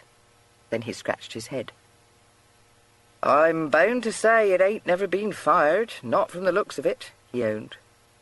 "But Mr. Stallybridge and his man and the coachman, they all say as the young varmint pretty nigh shot the ear off the coachman." "But what does the boy say?" asked the Duke. "Well, that's it, sir. He don't say nothing. Proper sullen, that's what he is." The Duke rose. "He'll talk to me. Will you take me to him?" When the door was opened into Tom's cell, that young gentleman was discovered seated on the bench in a dejected attitude, his head propped in his hands. He looked up defensively, disclosing a bruised countenance, but when he perceived the Duke, his sulky look vanished, and he jumped up, exclaiming, with a distinct sob in his voice, "Oh, sir! Oh, Mr. Rufford, indeed! I am very sorry, but I didn't do it." "No, I don't think you did," replied the Duke in his serene way. "But you have been behaving very badly, you know, and you quite deserve to be locked up." Tom sniffed. "Well, when he went away, I didn't know what to do, for I had very little money, and there was the shot to be paid, and I quite thought you had deserted us. Why did you go, sir? Where have you been?" "To tell you the truth, I couldn't help but go," said the Duke ruefully. "I am very sorry to have made you uncomfortable, but I think you should have known I would not desert you. Now, tell me this, Tom. What did you do to make 3 persons swear that you fired at one of them?" The cloud descended again onto Tom's face. He flushed, glanced up under his lashes at the interested constable, and growled, "I shan't say." "Then I am much afraid that you will either be hanged or transported," replied the Duke calmly. The constable nodded his approval of this, and Tom looked up, his ruddy colour fading swiftly, and cried, "Oh, no, no, no, they would not. I didn't hurt anyone, nor even take the old man's purse." "What did you do?" asked the Duke. Tom was silent for a moment. Then he muttered, staring at his boots, "Well, if you will know, it was a ginger beer bottle." His worst fears were realized. The constable's jaw dropped for a moment, and then he burst into a hearty guffaw, slapping his leg with ecstasy, and saying that it beat the Dutch downright. "Ginger beer bottle," repeated the Duke blankly. "That's right, sir," said the constable, wiping his eyes. "Regular boy's trick. You shakes the bottle up good, and out flies the cork just like it was a pistol shot. Lordy, lordy, to think of 3 grown men scared of a popping cork. It'll be the laugh of the town, that's what it'll be." It was plain that Tom would almost have preferred to have owned to firing a pistol. He hunched his shoulder and glowered at the constable. The Duke said, "Well, thank God for that. What did you do with the bottle?" "I threw it into the ditch," muttered Tom. "And you need not think I meant to steal the old man's purse, because Pa would have paid him back. And in any event, it is different when one is being a highwayman." "Now, that's where you're wrong, young man," said the constable severely. "There ain't a mite of difference. Not but that," he added, turning despairingly to the Duke, "you'll never get a young varmint like this here to believe you. Tell him till doomsday. All the same they be, talking a pack of nonsense about Dick Turpin and the like." The Duke, who could remember thinking that a career as a highwayman would be fraught with romance and adventure, refrained from comment. He merely said that the ginger beer bottle must be searched for to prove the veracity of Tom's story. The constable agreed that this should be done. Tom was locked once more into his cell, and the Duke set off, with a junior constable and in a hired gig, to the point on the road where Mr. Stallybridge had deposed that he had been held up. This, fortunately, was easy to locate, and after a short search the bottle was found. It was borne back in triumph to the senior constable, and after the Duke had slid a gleaming golden coin into his hand to compensate him, he said, for all the trouble he had been put to, no one could have been more anxious than this comfortable officer to see Tom set at liberty. He favoured the Duke with some valuable information about Mr. Stallybridge, fortified with which the Duke set out to pay a call on this injured citizen. He found a pompous little man who was obviously set on vengeance. He strutted about his book-room declaiming, and the Duke soon perceived that an appeal to his charity would be useless. He let him talk himself out, and then said gently, "It is all very bad, but the boy did no more than loose the cork of a ginger beer bottle at your coachman, sir." "I do not believe you, sir," stated Mr. Stallybridge, staring at him out of a pair of protuberant eyes. "But it will be so proved," said the Duke. He smiled rather mischievously at his host. "I found the bottle, you know, with one of the constables, and it will be shown that the pistol has never been fired. I am so very sorry." "Sorry?" said Mr. Stallybridge explosively. "Yes, but perhaps you will not care for it after all. Only everyone will laugh so. To be giving up one's purse because a cork flies out of a bottle." The Duke broke off and raised his handkerchief to his lips. "Forgive me," he apologized. "I am sure it was enough to frighten anyone." "Sir," said Mr. Stallybridge, and stopped. "And the boy is only 15 years old," added the Duke in a stifled voice. Mr. Stallybridge spoke without drawing breath for several moments. The Duke heard him with an air of polite interest. Mr. Stallybridge sat down plump in the nearest chair and puffed, glaring at him. The Duke sighed and made as if to rise. "You are adamant, then," he said. "I had best visit the magistrate. Mr. Orr, is it?" Mr. Stallybridge swelled slightly, and delivered himself of a bitter animadversion on the jobbery that raised to posts of authority those who were demonstrably unfit to hold them. The Duke perceived with satisfaction that the constable had not misled him. Mr. Stallybridge and Mr. Orr were at loggerheads. Mr. Stallybridge eyed him in a frustrated way and said, "If I withdraw the charge, it will be out of pity for one who is of tender years." "Thank you," said the Duke, holding out his hand. "You are a great deal too good, sir. You must believe that I am excessively sorry that you should have been troubled by this badly behaved boy. Indeed, he shall come up to beg your pardon and to thank you himself." Mr. Stallybridge hesitated, but after looking very hard at the Duke for a moment or two, he took the hand, saying, however, "You go too fast, young man. I said, if." The Duke smiled at him understandingly. "Of course." "And I don't want to see the young rascal," said Mr. Stallybridge angrily. "I only hope it may be a lesson to him, and if you are a relative of his, I beg you will take better care of him in the future." "I shall not let him out of my sight," promised the Duke. "And now, perhaps, we had best visit Mr. Orr." It seemed for a time that Mr. Stallybridge was going to draw back, but after the Duke had artlessly suggested that nothing should be said of the ginger beer bottle, he consented to go with him, and to withdraw his charge against Tom. By the time this had been accomplished, and all the other formalities necessary for Tom's release fulfilled, the day was considerably advanced, and the Duke a good deal the poorer.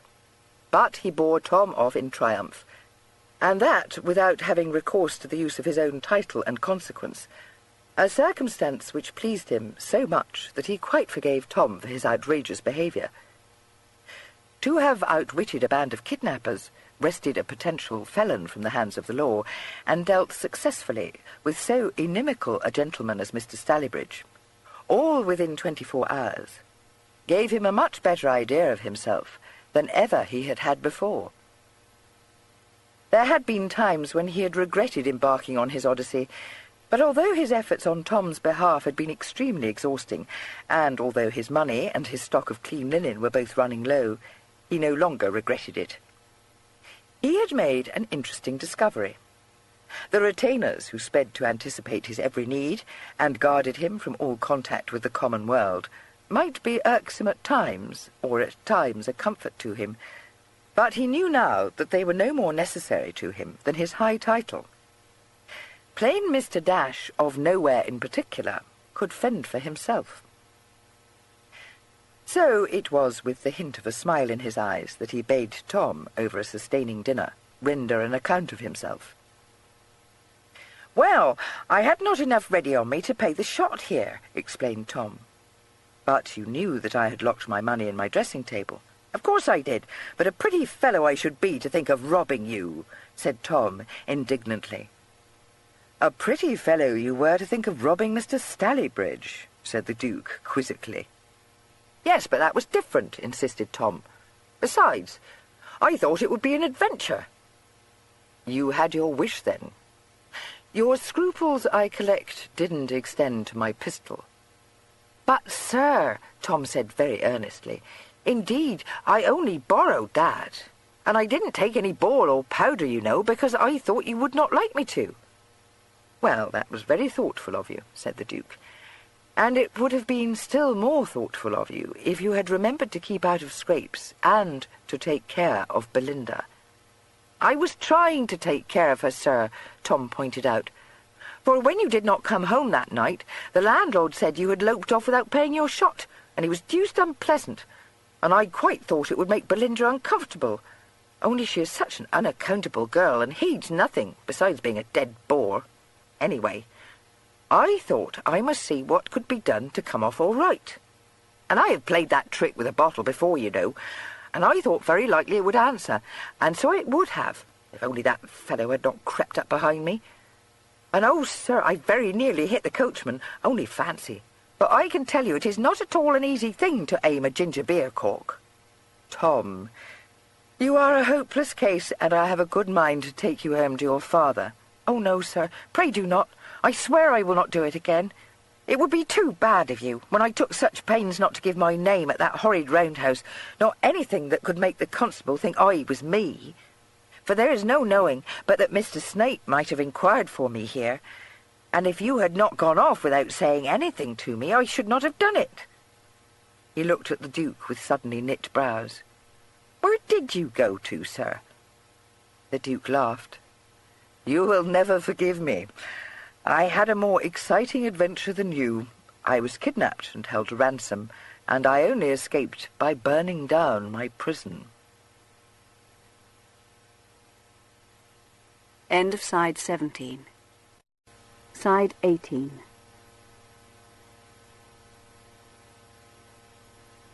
Tom's eyes glistened enviously. He instantly demanded to be told the whole.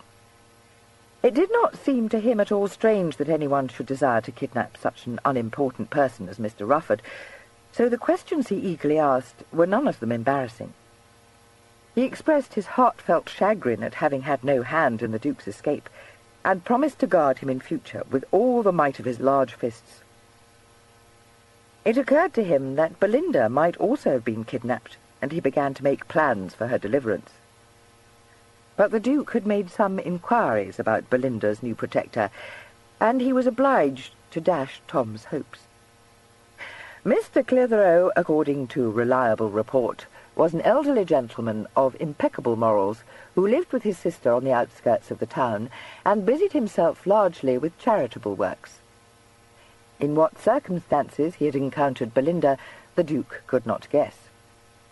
She had gone out after she had breakfasted that morning, and had returned quite shortly under Mr. Clitheroe's escort to collect her 2 bandboxes. The landlord had been unwilling to allow these hostages out of his hands, but he seemed to stand in some awe of Mr. Clitheroe. From what the Duke had been able to discover, that stern Quaker had severely rated him for admitting seducers and abductionists into his house, and had cut short all his attempts to explain that Belinda was travelling in the company of her brother and his tutor. "And what's the use of me telling him she has a brother when he's bound to ask where the brother may be, and all I can answer him is that he's clapped up in the roundhouse?" demanded the landlord, justly aggrieved. "I'm sure I don't know how you've got him out, sir, but if it's all the same to you, I'd as lief you didn't bring him here, and—" "It is not all the same to me," had said the Duke very gently indeed. There was much that the landlord had meant to say, the chief item of information being that he would not harbour any of the Duke's party in his house another night. But the air of hauteur which this rather insignificant young man could upon occasion assume made him uneasy, and he decided to leave it unsaid. He told his indignant wife that he hadn't dealt with equality for 25 years without knowing when a high-up gentleman had entered his inn. "He can call himself a tutor if he so chooses," he said, nodding darkly. "But I never saw a tutor that wore a coat like that of his, nor one that looked at you as though you was tuppence earth of nothing," he added philosophically. "Besides, he ain't staying more than one night." So the Duke, who had now formed the intention of boarding the London stage on the following day, was allowed to remain at the Sun for one more night. Tom, delighted by this change of plan, promised very handsomely to behave with the utmost propriety, and at once began to make interest with his protector for visits to Astley's Amphitheatre, the Royal Exchange, and other such places of interest. He was just confiding to him his burning desire to witness a bout of fisticuffs at the Fives Court, and the wax effigies at Madame Tussaud's, when the door opened, and Belinda tripped into the parlour, carrying her bandboxes, and looking as unruffled as she was beautiful. She smiled blindingly upon the Duke, and said, "Oh, you are come back, sir. I am so very glad to see you again." "Oh, Tom, I quite thought you had gone to Newgate." "Much you would have cared," growled Tom, by no means gratified by her sudden appearance. "Oh, no, but I am so pleased Mr. Rufford is here. It is beyond anything great. How do you do, sir?" He had risen from his chair, staring at her. "Belinda!" he exclaimed. She untied the strings of her bonnet and cast it onto a chair. "We have been in such a pickle," she informed him. "Only fancy, Tom was arrested for a highwayman, sir." "Belinda, what became of you?" demanded the Duke. "Oh, I was never so taken in," she informed him mournfully. "For when you went away, sir, and Tom was put in prison, I didn't know what I should do. And I must tell you that they were all in an uproar here, so that it was excessively uncomfortable. And the landlord was so uncivil to me this morning that there was no bearing it. So I went out after breakfast to look at the shops. They are the shabbiest in the world, I am sure. I saw the quiz of a hat and was in whoops. And just as I was looking into a window, where there were all manner of trinkets, but none of them in the least pretty, a very kind gentleman came up to me and made me a bow." "Mr. Clitheroe," interpolated the Duke. She laughed. "Gracious, no, sir. I don't know what his name was, but he was quite a young gentleman, and modish, too, and handsome. And he asked me if I would like to have a ring to put on my finger." "And what," asked the Duke with deep misgiving, "did you reply to that?" "I said I should like it above all things," said Belinda innocently. "Lord, I think girls are the stupidest things," said Tom in disgust. "If he had asked me, I would have told him I would rather have a pair of stilts or something jolly like that. Oh, Mr. Rufford, there was a man at the fair walking on a pair so high that I dare say he could have looked into all the upper windows in the town. If I had a pair like that, I could have such larks and frighten all the old ladies in their beds by looking in at them. Will you buy me a pair, sir? I dare say there may be a shop which sells them, and I know I could learn to walk on them in a trice." "No, I will not," answered the Duke, not mincing matters. "Belinda, didn't I tell you you must not speak to strange men?" "Not even when they offer to buy me a ring?" she asked. "Least of all when they offer to buy you a ring." "But how shall I ever have a ring or a silk dress if I must not speak to any gentleman?" she asked reasonably. "If only you will be good and mind what I tell you," said the Duke, "perhaps you shall have a silk dress." Belinda sighed. "That is what Uncle Swithin said, only he never gave it to me," she observed. "Well, never mind that now. What happened when you told this buck that you would like a ring?" "Oh, it was so sad," she exclaimed, her eyes filling with tears. "He said we should go into the shop, and he offered his arm, and I am sure I had not so much as noticed Mr. Clitheroe, for why should I?" "Wait a minute," begged the Duke. "What has Mr. Clitheroe to do with all this? When did you meet him?" "Why, just then, sir. He was standing on the other side of the road, though I had not noticed him, for he is quite old, you know, and not at all handsome. He came smash up to us and began to abuse the kind gentleman, and said I should not go with him. But I would have gone with him, only that he went away as red as fire. I thought that was so poor-spirited of him, and then Mr. Clitheroe asked me where I lived, and how old I was, and all manner of things." "Well, I call that a great piece of impudence," declared Tom. "You should have sent him to the deuce, only I dare swear you did not." "Oh, no, how could I? I told him that I did not live anywhere, but that I was staying with you." She smiled enchantingly at the Duke as she spoke, but although he found it impossible to be angry with anyone so lovely or so ingenuous, he was easily able to refrain from returning the smile. He said in a tone of resignation, "Did you tell him that I was a very kind gentleman, Belinda?" She nodded, and her curls danced. "Of course I did," she assured him. "And he said he would like to meet you." The Duke shuddered. "I may readily believe it. I trust he may never have his wish granted." "Oh, no, he is a dead bore," agreed Belinda. "Besides, I told him that you had gone away and left me, so he knew he could not meet you." The Duke sank his head in his hands. "Belinda, Belinda, if I do not speedily contrive to hand you into safe-keeping, I foresee that there will be scarce a town in England where I shall dare to show my face again. So, you told him I had deserted you. And what then?" "Then he said he should take me home with him and give me something better than a silk dress or a ring to put on my finger. And he said his sister would be very glad to take care of me. So I came back with him here, sir, and fetched my bandboxes, and he took me to his home. But I don't think Miss Clitheroe was glad at all, for she seemed very cross to me.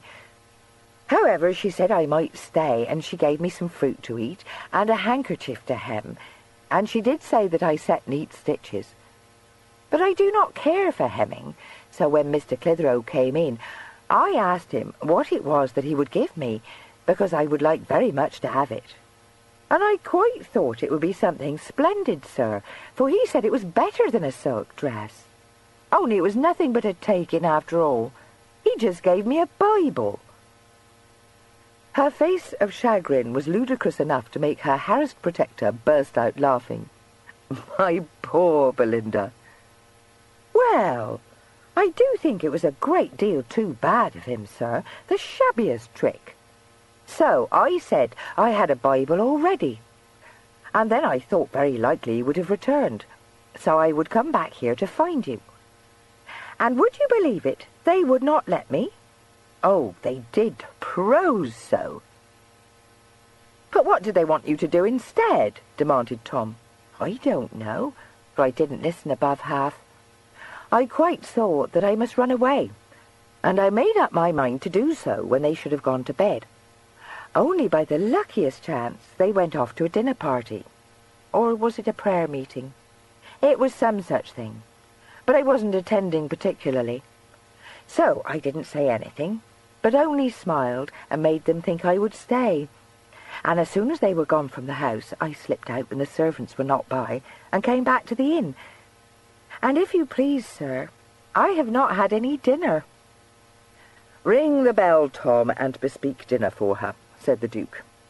"I am going to find a coach timetable." "Oh, are we leaving now?" asked Belinda, brightening. "No, tomorrow, you stupid thing," said Tom. "Immediately," said the Duke, walking towards the door. "What?" cried Tom. "Oh, famous sir! Where do we go?" "Beyond Mr. Clitheroe's reach," replied the Duke.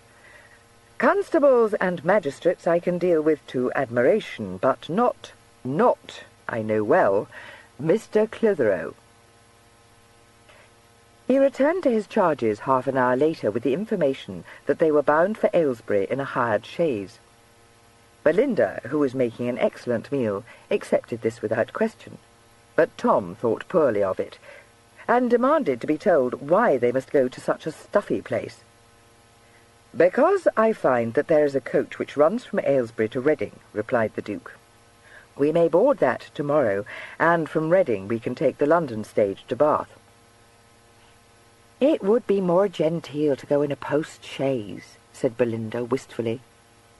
"It would not only be more genteel, it would be by far more comfortable," agreed the Duke. "It would also be more expensive, and I have been drawing the bustle to such purpose this day that my pockets will soon be to let." "Well, I would rather go on the stage," said Tom, his eyes sparkling. "I shall ride on the roof, and make the coachman give me the reins. I have always wanted to tool a coach. I shall gallop along at such a rate. What a jest it would be if we overturned." This agreeable prospect made both him and Belinda laugh heartily. The Duke sent him off to pack his belongings, devoutly trusting that there did not exist a coachman mad enough to entrust the ribbons to him. Chapter 19. While these stirring events were taking place in Hitchin, Mr. Liversidge was still knocking abortively on Captain Ware's door. He gained admittance to the chambers at about the time the Duke and his two charges set out from the Sun Inn in a hired chaise, with Aylesbury for their destination.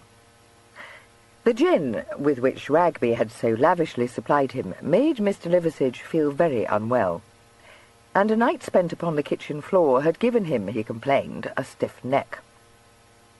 An assurance from Ragby that a halter would soon cure this was received by him in high dudgeon. He spoke with great dignity for several minutes, but to deaf ears. Ragby recommended him to shut his mummer, and to make haste and shave himself, since the captain would certainly refuse to take such an oyster-faced rogue up beside him in his curricle. Mr. Liversidge said that he had no desire to be taken up beside the captain.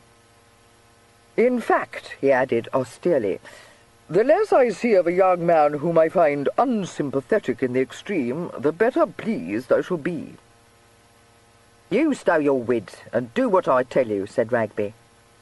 "It is a marvel to me," said Mr. Liversidge, picking up the razor, and looking at it contemptuously, "that any gentleman should employ such a vulgar fellow as you."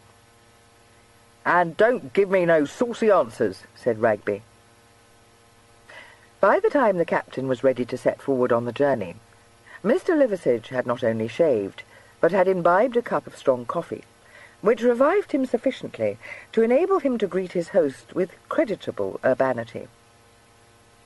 His optimistic temperament led him to busy himself with the forming of various schemes for turning the present distressing state of affairs to good account, rather than to waste time kicking against the pricks.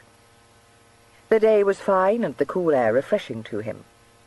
It was not long before he was complimenting Captain Ware upon his horses and his skill in handling the ribbons. "Devilish obliging of you to say so," said Gideon sardonically. "You are, no doubt, a judge?" "Yes," said Mr. Liversidge, tucking the rug more securely round his legs. "I fancy I may be held to be so, sir. You must know that many years ago I was employed in the stables of a notable whip. Quite a nonsuch indeed, a menial position, and one from which I swiftly rose, but it enabled me to judge a horse and a whip." Gideon was amused. "A groom, were you? And what then?" "In course of time, sir, I attained what was then the sum of my ambition. I became a gentleman's gentleman." Gideon glanced curiously at him. "Why did you abandon that profession?" Mr. Liversidge described one of his airy gestures. "Various causes, sir, various causes. You may say that it did not afford enough scope for a man of my vision. My ideas have ever been large, and my genius is for the cards and the bones. In fact, had I not suffered certain ill-merited reverses, I should not today be in your company, for I assure you that the business in which I have lately been engaged is wholly alien to my tastes, quite repugnant to me, indeed. But necessity, my dear sir, takes no account of sensibility." "You are a consummate rogue," said Gideon forthrightly. "Sir," responded Mr. Liversidge, "I must protest against the use of that epithet. A consummate rogue, you will allow, is a rogue from choice, and feels no compunction for his roguery. With me, it is far otherwise, I assure you. Particularly have my feelings been wrung by the plight of your noble relative, a most amiable young man, and one whom I was excessively loath to put to inconvenience." "You scoundrel! You would have murdered him at a word from me," Gideon exclaimed. "That," said Mr. Liversidge firmly, "would have been your responsibility, Captain Ware." At this point Ragby, who from his seat behind them had been listening to this conversation, interposed to beg his master to pull up so that he might have the pleasure of drawing Mr. Liversidge's cork. "No," said Gideon, "I prefer to hand him over in due course to the law." "I am persuaded," said Mr. Liversidge, "that when I have restored your relative to you, as I am really anxious to do, you will think better of that unhandsome notion, sir. Ingratitude is a vice which I abhor." "We shall see what my relative has to say about it," replied Gideon grimly. Mr. Liversidge, who could not feel that 48 hours spent in a dark cellar would engender in his victim any feelings of mercy, relapsed into a depressed silence. But his mercurial spirits could not long remain damped, and by the time Gideon stopped to change horses, he had recovered enough to regale him with a very entertaining anecdote to his first employer's discredit. While Ragby besought the ostlers to fix out 2 lively ones, and made arrangements for the captain's own horses to be led back to London, he considered the chances of escape. But even his hopeful mind was obliged to realize that these were slim. However, he was a great believer in Providence, and he could not but feel that Providence would intervene on his behalf before the end of the journey. He had not yet divulged the locality of the Duke's prison, and he had not been urged to do so. Captain Ware was taking it for granted that he would lead him to it. Upon reflection, Mr. Liversidge acknowledged gloomily that unless something quite unforeseen occurred, this was precisely what he would do. Baldock was reached all too soon for his taste, and without the slightest sign of an intervention of Providence. Captain Ware reined in his horses in the middle of the broad street, let them drop to a walk, and said, "You may now direct me, Mr. Liversidge, unless you would prefer me to inquire the way to the nearest magistrate. It is all one to me." Mr. Liversidge was irritated by this remark, and answered with some asperity, "Now that, sir, is a manifestly false observation. It is not all one to you, or would not be to a gentleman of the smallest sensibility. Nothing, I am persuaded, could be farther from your wishes than to create a stir over this business. In fact, the more I think on it, the more convinced I become that you and your noble relative will be very much in my debt if I contrive the affair without anyone's being the wiser. Consider what must be the result if I compel you to call the law. Not only will his Grace—" He stopped, for it was apparent to him that Captain Ware was not attending. The captain, glancing idly at an approaching tilbury, had stiffened suddenly and pulled his horses up dead. "Matt!" he thundered. The next instant he had perceived that Nettlebed was sitting beside his cousin in the tilbury, and he ejaculated, "Good God!" Young Mr. Ware, on being hailed in such startling accents, jumped as though he had been shot, and dragged his horse to a standstill. "Gideon!" he gasped. "You here?" "Gideon, something has happened to Gilly. Something must have happened, because, we can't talk here in the road." "Yes, something has indeed happened to Gilly," replied his cousin. "But what the devil are you doing here? And what do you know about it?" Mr. Ware looked extremely wretched, and said, "It is all my fault, and I wish I had never consented to let him. But how was I to guess? Though I told him I knew something would happen to him if he persisted, and then when Nettlebed came to Oxford and told me—" "I suspicioned Mr. Matthew had a hand in it," said Nettlebed with ghoulish satisfaction, "sitting up till all hours and keeping his Grace from his bed the way he was, the very day before he went off. If I hadn't been so set about, I would have thought of Mr. Matthew sooner, no question." "I never asked him to do it, and I would not have," Matthew said hotly. "He would go, in spite of all I could say." "Come to the George," commanded Gideon. "I'd better get to the bottom of this before I do anything else. I suppose you're in a scrape again." "Gideon, where is Gilly?" Matthew called after him urgently. "Kidnapped," Gideon threw over his shoulder, and drove on towards the posting inn. Mr. Liversidge, who had been sitting wrapped in his own thoughts, gave a genteel little cough and said, "Another relative, I collect, Captain Ware. Possibly, Mr. Matthew Ware?" "You seem to be remarkably well acquainted with my family," returned Gideon shortly. "No," said Mr. Liversidge sadly. "Had I been better acquainted with them? But it is useless to repine. So that is Mr. Ware. Dear me, yes. Strange how the dice will sometimes fall against one. Do what one will. I wish I had had the good fortune to have met Mr. Ware earlier. He is just the kind of young man I had supposed him to be.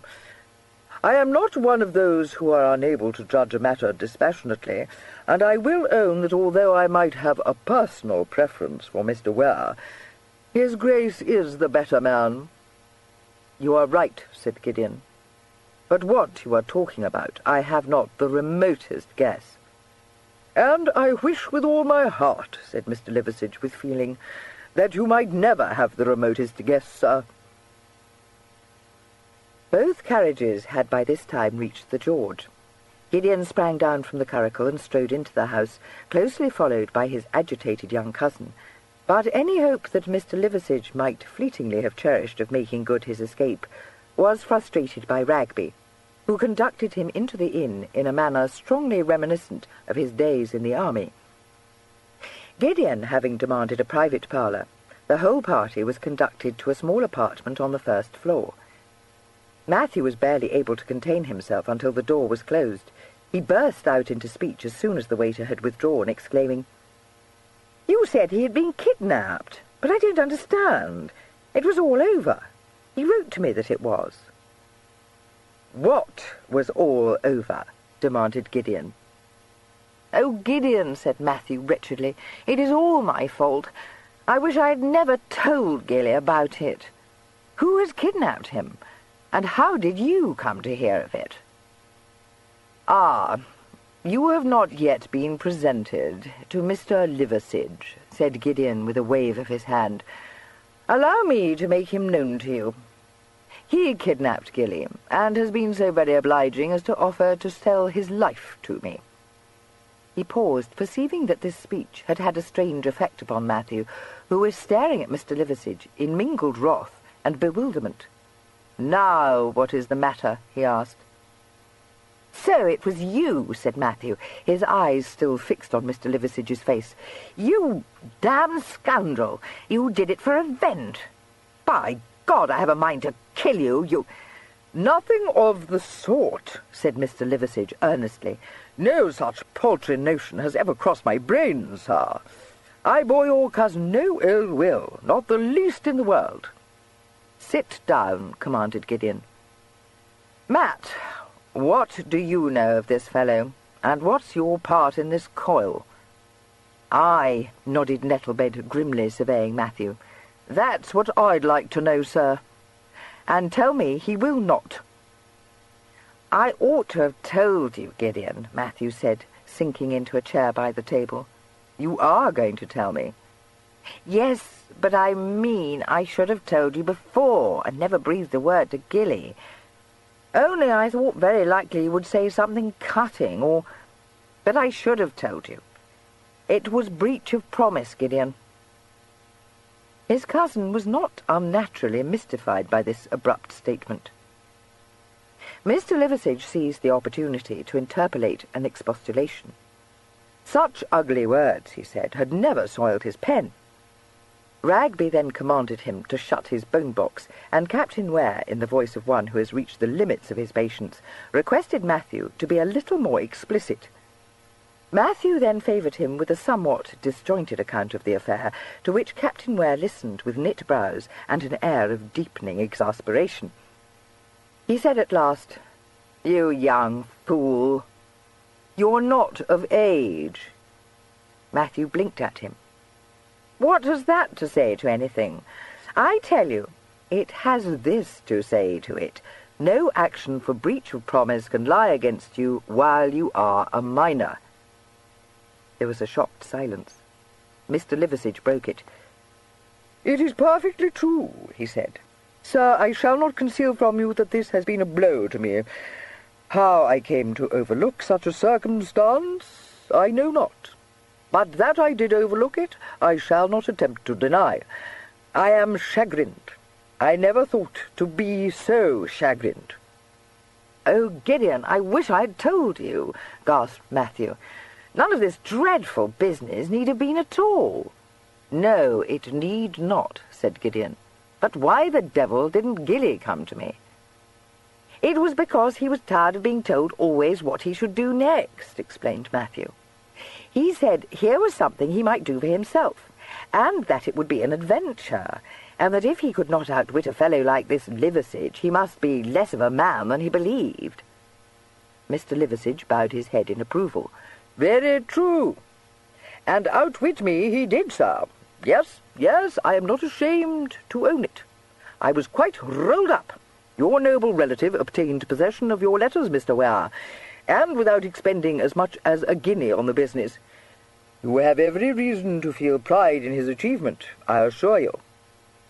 Both the Wares turned to stare at him. Gideon said, "How did he outwit you?" Mr. Liversidge sighed and shook his head. "Had he not appeared to me to be so young and so innocent, I should not have fallen a victim to such a trick. But my suspicions were lulled. I thought no ill, taking advantage, I regret to say, of my trust. He drove a heavy table against my legs, as I was in the act of rising, and felled me to the ground, where, striking my head against the fender of the grate, I lost consciousness. By the time I had regained my senses, his Grace had made good his escape, bearing with him, to my chagrin, the fatal letters. A slow smile curled Gideon's uncompromising mouth. "Adolphus," he said softly. "Well done, my little one. So here was your dragon." "Drove the table against your legs," repeated Matthew. "Gilly!" "Well, by God!" "So far, so good," said Gideon. "But how came he to fall again into your clutches?" "That," said Mr. Liversidge evasively, "is a long story, Sam. But it should be borne in mind that it is I who have been the humble instrument whereby your interesting relative has met with the adventure his soul craved." Nettlebed, who had been listening to this interchange with scarcely concealed impatience, interrupted to say fiercely, "You gallows cheat! You'll say where you have his Grace hid, or you'll have it choked out of you." "This fellow lives at the Bird in Hand, that I do know," Matthew declared, "and there Gilly found him, for he told me so." "Aye, that's what you say, Master Matthew, But a solid hour have we been in this town trying to find where this place may be, and not a soul able to tell us," said Nettlebed bitterly. "And if we can't discover it, how can his Grace have done so?" "His Grace would appear to have his own ways of going about his business," remarked Gideon, his eyes glinting. "We need exercise no ingenuity, however, for Mr. Liversidge will now guide us to the Bird in Hand. Eh, Mr. Liversidge?"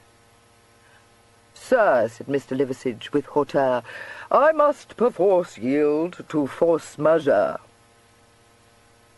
But when, half an hour later, the curricle and the tilbury drew up outside the shell of the Bird in Hand, he was at last bereft of all power of self-expression, and could only gaze upon the blackened ruins in incredulous dismay.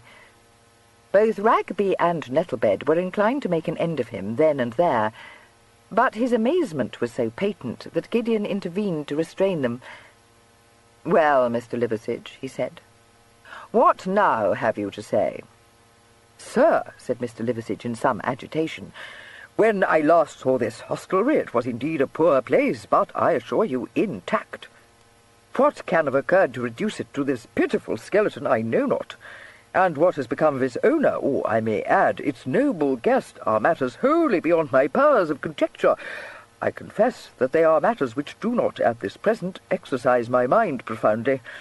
I have no reason to suppose, Captain Ware, that you are a man of feeling, but even your hardened heart may be touched by the reflection that the few worldly possessions remaining to me were encased in that unworthy building." "My hardened heart remains untouched. I want my cousin," Gideon said brusquely, and touched up his horse. "There must be someone in the village who can tell us when this fire broke out." Inquiries in Arlesey led him presently to the cottage inhabited by the Shotteries. Their account of the fire was necessarily imperfect, but they knew enough to be able to convince Gideon that it had been started by his enterprising cousin. He listened to them at first in surprise, and then with his crooked smile. But Nettlebed was quite thunderstruck, and said roundly that he had never known his Grace to do the like, and didn't believe a word of it. "Peace, fool," said Gideon. "You know nothing about his Grace, as little as the rest of us. So he won free without our help. He is doing very well, in fact." "Captain Ware," said Mr. Liversidge warmly, "you are in the right of it. Though I am a sufferer from his ingenuity, I bear him no malice. Indeed, it is very gratifying to see a man so young and so untried acquit himself so creditably. You will permit me to tell you that this little adventure has been the making of him. When I saw him first, he was uncertain of himself. He had been too much cosseted, too carefully shielded from contact with the world. The experiences he has passed through will have done him a great deal of good. I have no scruple in asserting it, and it is a happiness to me to reflect that he owes his emancipation to me." This was too much for Nettlebed, who advanced upon Mr. Liversidge with such deadly purpose that he had to be called sharply to order. "Master Gideon," he said explosively, "I have known you from your cradle, and stand by while that jailbird gammons you with his talk I will not. and his Grace the while in the Lord knows what case." "If one thing is more plain than another," responded Gideon, "it is that his Grace stands in no need of our help. I own, if I had known what dangers he would run into, I would not have let him set out as I did. But by God, I am glad I did not know. This fellow is a rogue, but he is speaking the truth. His Grace has found himself. I wonder what took him to Hitchin." Matthew, who had been puzzling over it in silence, said, "Well, I don't understand any of it. Why did he not go home when he had done what he came to do? What should have kept him in Hertfordshire?" "Aye, and it's my belief you can answer that," said Nettlebed, addressing himself to Mr. Liversidge. "Fellow," said Mr. Liversidge loftily, "do not try my patience too far, or you will regret it. I have so far held my peace, but if you provoke me, I shall disclose certain information so damaging to the Duke's reputation that you will be sorry." Nettlebed wrung his hands.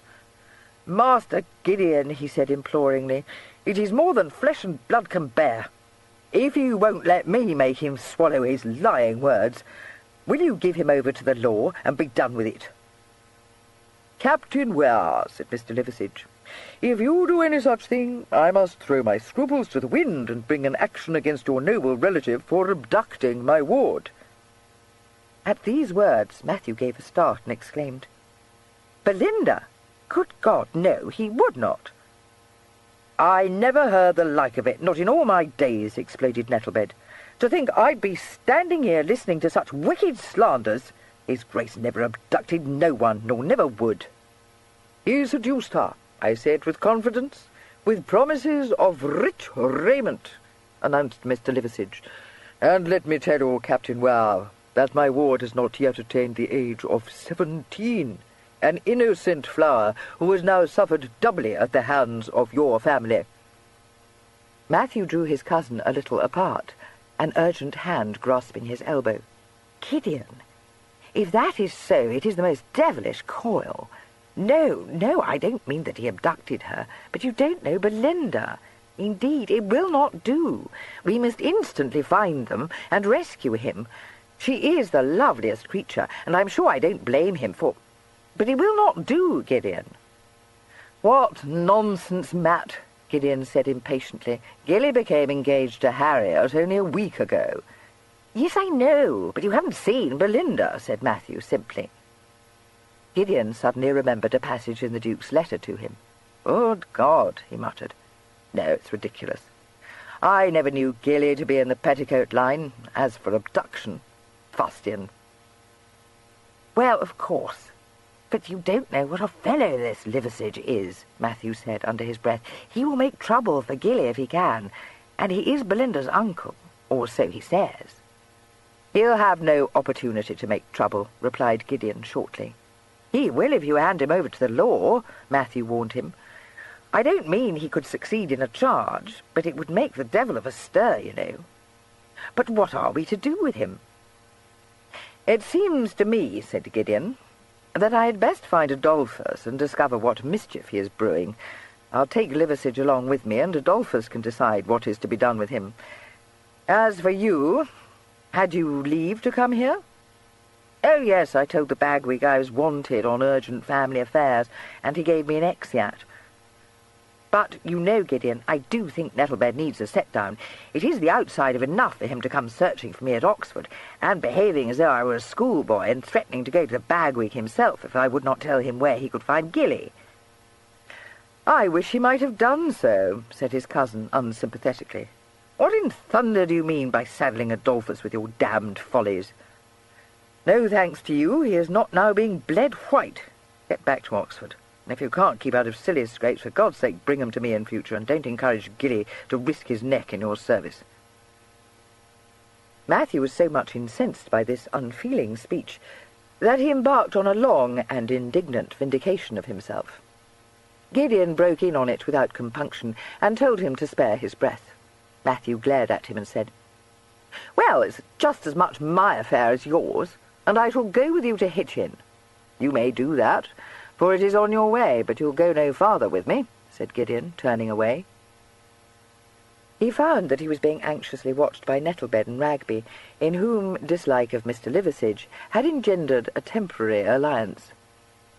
Mr. Liversidge was seated at his ease in the curricle, his plump hands folded, and a benign, not to say saintly expression on his countenance. Mr. Liversidge saw in his sudden recollection of Belinda the hand of Providence working powerfully on his behalf, and was able to meet Captain Ware's hard eyes with an indulgent smile. "We are now bound for Hitchin, my hopeful friend," said Gideon. "It appears to me that my noble relative might be glad to have you delivered into his hands." "If," retorted Mr. Liversidge superbly, "your noble relative has the least regard for justice, sir, he will see in me a benefactor."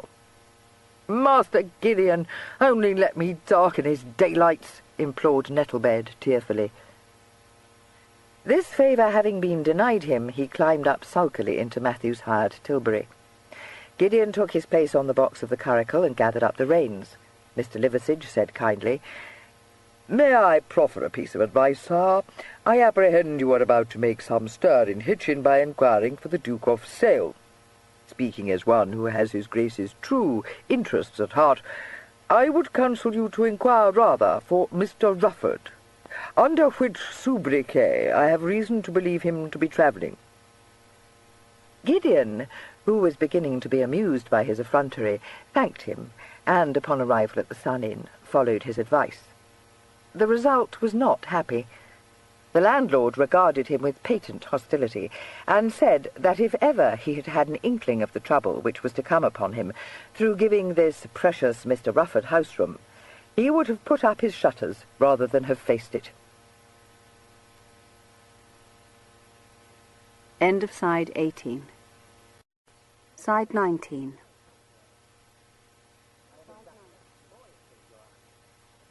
"And if it's that pesky boy of his you're after, it ain't no manner of use asking me," he added, "because it's none of my business, nor never was.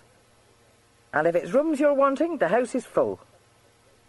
Captain Ware, whose autocratic temperament did not make it easy for him to swallow impertinence with a good grace, took instant exception to this form of address, and was on the point of adding to a pithy summary of the landlord's failings and probable end his own name and style, when Mr. Liversidge, with his deprecating cough, laid a hand on his sleeve and said, "Ahem.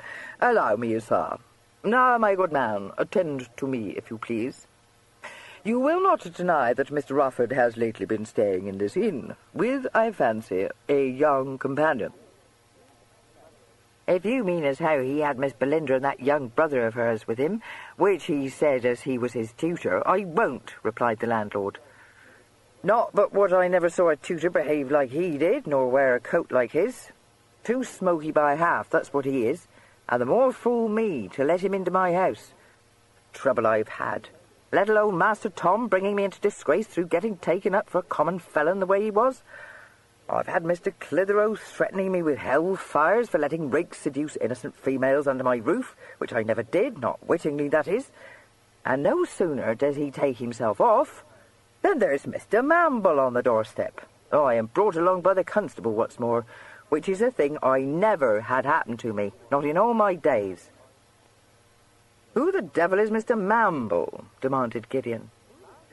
"Ah, you may well ask, sir. Master Tom's father, that's who he is." Matthew, who had been wholly bewildered by the landlord's speech, said, "But who is Master Tom? Gideon, it can't be Gilly. Liversidge, who is this Master Tom?"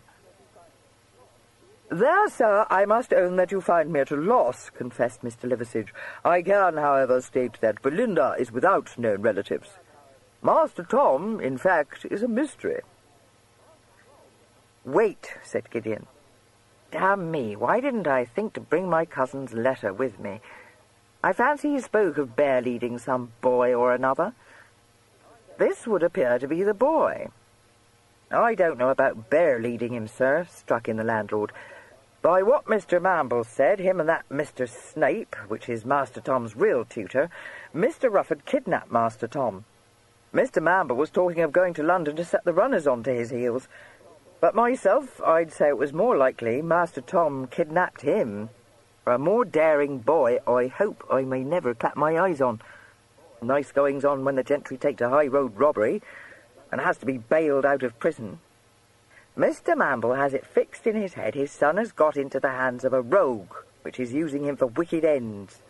And nothing the constable could say could make him change his mind. Mind you, I never thought such of Mr. Rufford myself, and no more didn't the constable or Mr. Orr, which is the magistrate here. High-road robbery? Gasped Matthew incredulously. Gilly? Fellow, do you say that Mr. Rufford was arrested? No, not him, sir. He wasn't here when that happened. Dear knows where he was, and I'm sure I never thought to see him again. It was Master Tom that set out to win a purse and got himself locked up in the roundhouse. And then what must happen but Miss went off with old Mr. Clitheroe, which is a highly respected Quaker gentleman living in the town. That, said Mr. Liversidge, shaking his head, was a mistake. It would not answer at all. No, sir, nor did it, for back she came again that very evening. But Mr. Rufford was here by that time, and it wasn't any business of mine, whatever Mr. Clitheroe may choose to say. But it was on account of Mr. Clitheroe that Mr. Rufford up and left with the pair of them last night, instead of spending it here like he meant to. One of the waiters, which chanced to be outside the door of the private parlour, heard him say he could deal with constables and magistrates, but not with Mr. Clitheroe.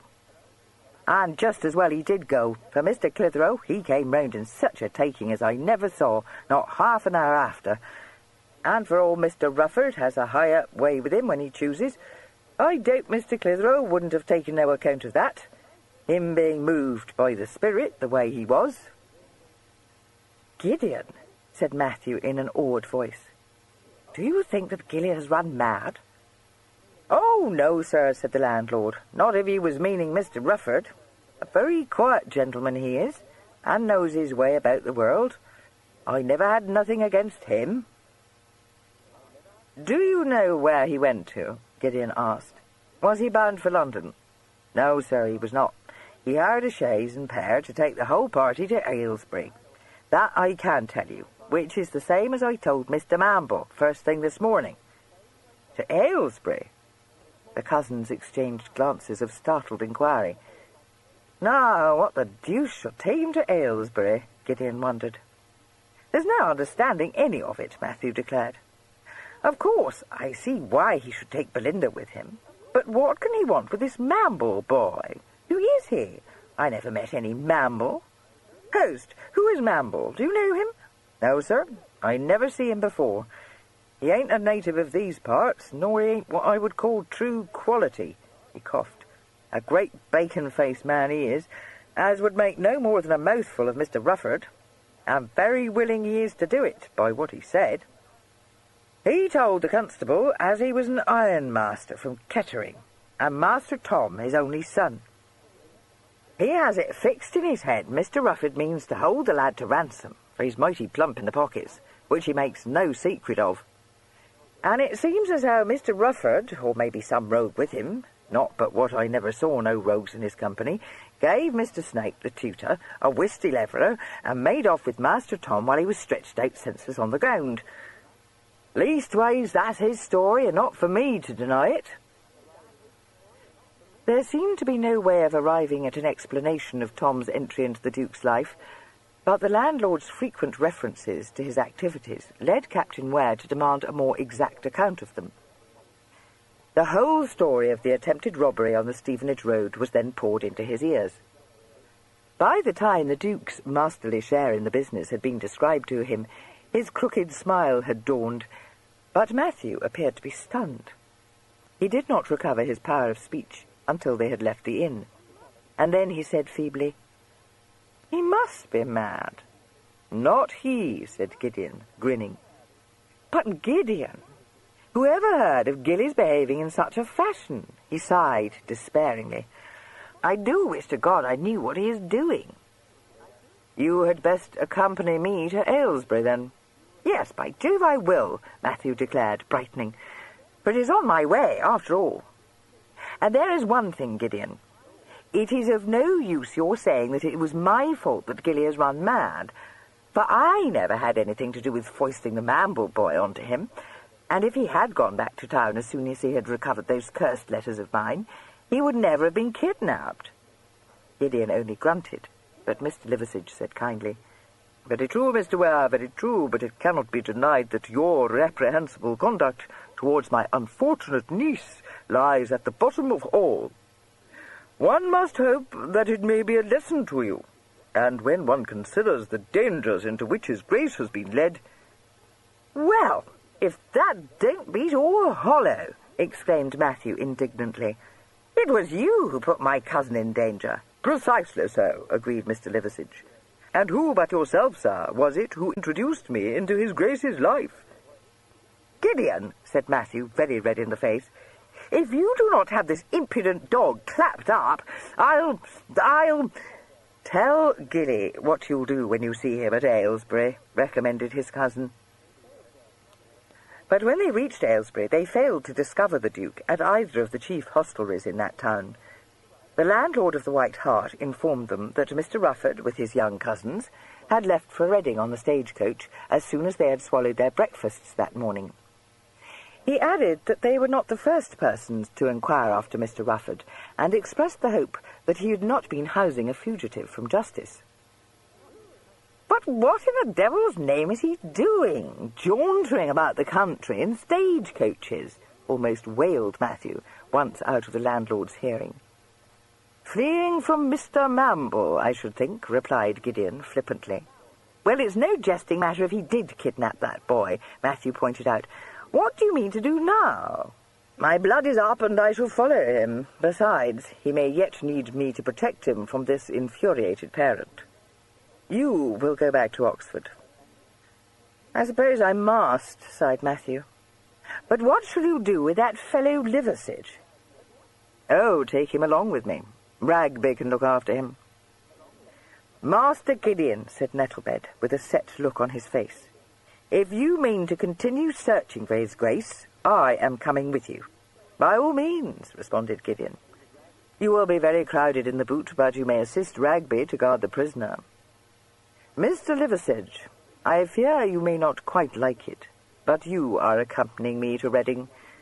"On the contrary, sir," replied Mr. Liversidge affably, "I should be sorry to leave you. Owing to the disaster which has befallen the bird in hand, I find myself temporarily bereft of the means of subsistence. To be abandoned in this town, where I own no acquaintance, would put me to serious inconvenience. I shall be happy to go with you. Let us hope that we may be more fortunate in Reading than we have been in Hitchin or in Aylesbury." But when, at the end of a 40-mile drive over an indifferent road, the curricle reached Reading, fortune, said Mr. Liversidge, seemed disinclined to smile upon its occupants. The Duke's erratic trail was lost from the moment of his alighting with his young companions from the stage, and an exhausting search of all the inns in the town failed to pick up the scent again. Gideon, who had been driving all day, was tired and consequently exasperated, and after drawing blank at the 5th inn, said that he was determined to find the Duke, if only for the pleasure of wringing his neck. "What the devil has become of him, and what am I to do now?" he demanded. Mr. Liversidge, who had been awaiting his moment, said, with admirable common sense, "If, sir, I may venture to make a suggestion, we should now repair to the Crown, which appeared to be a very tolerable house, and bespeak dinner in a private parlour, and beds for the night. I shall give myself the pleasure of mixing for you a potation of which I alone know the secret. It was divulged to me by one of my late employers, since deceased, alas, a gentleman often in need of revivifying cordials. I fancy you will be pleased with it." "We must find his Grace," declared Nettlebed obstinately. "It will be dark in another hour," said Gideon. "Damn it, the fellow's right. We'll rack up for the night." He yawned suddenly. "God, I'm tired." "Leave everything to me, sir," said Mr. Liversidge graciously. "That man of yours, a worthy enough fellow, I dare say, is quite unfit to arrange all those little genteel details so necessary to a gentleman's comfort. In me you may have every confidence." "I have no confidence in you at all," replied Gideon frankly. "I foresee, however, that we shall end by becoming boon companions. Lead on, you unmitigated scoundrel." Chapter 20. Serenely unaware that he was being pursued by two sets of persons in varying degrees of wrath or exasperation, the Duke conveyed his charges to Bath on the stagecoach without incident. He made no stay in Reading, arriving there with only just enough time to catch the London to Bath coach. He experienced a little difficulty in procuring places at such short notice, but by dint of bribing several interested persons, he secured one inside seat for Belinda and two outside ones for himself and Tom. Belinda was inclined to cry when she found that she could not sit on the roof, but by a fortunate chance, a delicate-looking young gentleman boarded the coach and took his place inside. He stared at Belinda in such blatant admiration that she at once became cheerful and spent a very happy journey encouraging his respectful advances. He did not look to be the sort of dashing blade who would endeavour to seduce her with promises of rings and silken gowns, so the Duke, thankful to be spared the embarrassment of her easy tears, handed her in with no more than a mild request that she would refrain from informing her fellow passengers that she was travelling to Bath under the escort of a very kind gentleman. He then climbed onto the roof to take his seat beside Tom, and resigned himself to a long and uncomfortable journey. Tom, having begged in vain to be allowed to tool the coach, sulked for some few miles, but revived upon recollecting that he had in his pocket a catapult, which he had found time to buy in Aylesbury. His skilful handling of this weapon led to a little unpleasantness with an old lady by the roadside, whose fat pug dog was startled into unwonted activity by a pellet in the ribs. But as no one but the Duke had seen Tom aim the catapult, and he seized and pocketed it the instant he realized what Tom was so surreptitiously engaged upon, no one was able to bring the crime home to the culprit. "Tom, you are the most shocking boy," said the Duke severely. "If you have any other devilish engine in your pocket, give it to me at once." "No, upon my honour, I have not, sir," Tom assured him. "But wasn't it famous when the pug jumped and he ran off yelping?" "Yes, a splendid shot. If only you will behave with propriety, I will take you to Cheney one day and give you a day's real shooting." A glowing face was turned towards him. "Oh, sir, will you indeed? I think you are the most bang-up, out-and-out person in the world. Where is Cheney? What sort of a place is it?" "Cheney," said the Duke absently. "Oh, it's one of my... It is a house which belongs to me near a village called Upton Cheney, some 7 miles from Bath, towards Bristol." "Is that where we are going?" asked Tom, surprised. "You never said so, sir." "No," said the Duke, "we are not going there." "Why not?" demanded Tom. "If there is shooting to be had, it would be much jollier than a stuffy inn in Bath." "Do let us, sir." The Duke shook his head. He had a very lively idea of what would be the feelings of the devoted retainers in charge of Cheney were he to arrive there in disgracefully travel-stained clothes, unheralded, unescorted, carrying a cheap valise, and leading Belinda by the hand.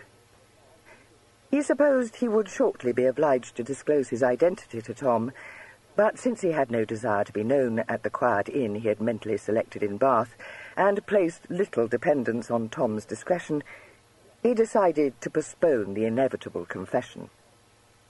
He said instead that his house was too far removed from Bath for convenience.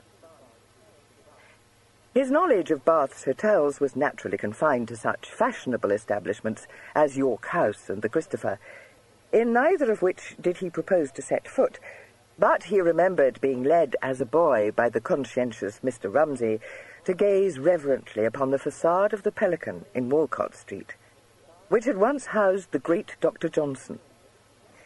This respectable inn was no longer patronized by modish people, and had the added advantage of being situated not far from Laura Place, where the Dowager Lady Ampleforth resided. It was not to be expected that a quiet and unpretentious hotel would meet with the approval of the Duke's charges. Tom said that if they must put up at an inn, he would like to choose the busy posting house on the marketplace. And Belinda told the Duke reproachfully that she had once conveyed a bonnet to a lady staying at the Christopher, and had formed the opinion that it was a very genteel, elegant hotel, in every way superior to the Pelican. The Duke agreed to it, but gently shepherded his protégés into the Pelican. In the middle of protesting that it was a shabby place, Tom was suddenly overcome by a suspicion that Mr. Rufford might not be able to afford to put up at the more fashionable houses, flushed scarlet, and loudly asserted his conviction that they would do very well at the Pelican after all. He then took the Duke aside to remind him that Pa would reimburse him for any moneys expended on his behalf, and begged permission to sally forth to see the sights. As it was already time for dinner, this was refused him. But the blow was softened by the Duke's promise to let him go to the theatre that very evening. Belinda at once said that she would like to go too, and upon being told that it would be quite ineligible, was only induced to stop crying by a timely reminder of the awful fate in store for her if, by some malign chance, her late employer should be in the audience and perceive her. She stood in such awe of Mrs. Pilling that she trembled and turned quite pale, and had to be reassured before she could be brought to eat her dinner. While the covers were being set upon the table, the Duke called for paper and ink, and dashed off an urgent letter to his agent-in-chief. "My dear Scriven," he wrote, "upon receipt of this, be so good as to dispatch Nettlebed to me with such clothing as I may require, and £200 or £300 in bills. He may travel in my private chaise, and bring my footman with him. It will be convenient for me to have also my curricle and the match bays, and these may be brought by easy stages, together with my purdies, also at sale, and the grey mare. I shall send this to you express, and beg you will not delay to follow out its instructions. Yours, etc., Sale." He was shaking the sand from this missive when it occurred to him that a little information about himself might be welcome to his well-wishers. He added a postscript. "Pray inform Lord Lionel that I am in excellent health." Having, in this masterly fashion, allayed any anxiety or curiosity which his household might cherish, he sealed his letter, directed it, and arranged for its express carriage to London. After that he joined his young friends at the dinner table, partook of a neat, plain meal, sped Tom on his way to the theatre, persuaded Belinda to go to bed, and took rueful stock of his appearance. No amount of wear and tear could disguise the cut and quality of Scott's olive green coat, or the excellence of Hobie's top boots, but a riding coat and buckskin breeches, even when in the pink of condition, could not by any stretch of the imagination be considered eligible garments in which to pay an evening visit in Bath. A week earlier the Duke would have shrunk from the very idea of presenting himself in Laura Place in such a guise, but the experiences through which he had passed had hardened his sensibilities so much that he was able presently to confront old Lady Ampleforth's porter, who opened her door to him, without a blush. The sound of a violin and a glimpse of a great many hats and cloaks in the hall conveyed the unwelcome intelligence to him that Lady Ampleforth was entertaining guests. He did not blame the porter for eyeing him askance, but he said in his calm way, "Is Lady Harriet Prestine at home?" "Well, sir," replied the porter doubtfully, "in a manner of speaking, she is, but my lady has one of her musical parties this evening." "Yes, so I hear," said the Duke, stepping into the hall and laying down his hat. "I am not dressed for a party, and I shall not disturb her ladyship. Be so good as to convey a message to Lady Harriet for me." The porter, having by this time taken in the full enormity of the Duke's costume, said firmly that he didn't think he could do that, Lady Harriet being very much occupied. "Yes, I think you can," said the Duke tranquilly. "Inform Lady Harriet that the Duke of Sale has arrived in Bath and wishes to see her, privately." The porter was staggered by this speech. He knew, of course, that Lady Harriet was betrothed to the Duke of Sale, but it seemed to him highly improbable that anyone so exalted would visit a lady in a crumpled coat and stained buckskins. He said cunningly, "Yes, your Grace. I will have your Grace's card carried up to my lady." "I haven't one," said the Duke. Upon hearing this brazen utterance, the porter saw his duty clearly marked out for him. He prepared to eject the uninvited guest, saying, "In that case, sir, you'll pardon me, but I could not take it upon myself to disturb her ladyship." Fortunately for the Duke's dignity, Lady Ampleforth's butler sailed into the hall at this moment. The Duke said, "Ah, here's Wimple. I hope you do not mean to disown me, Wimple. I wish to have some private speech with Lady Harriet."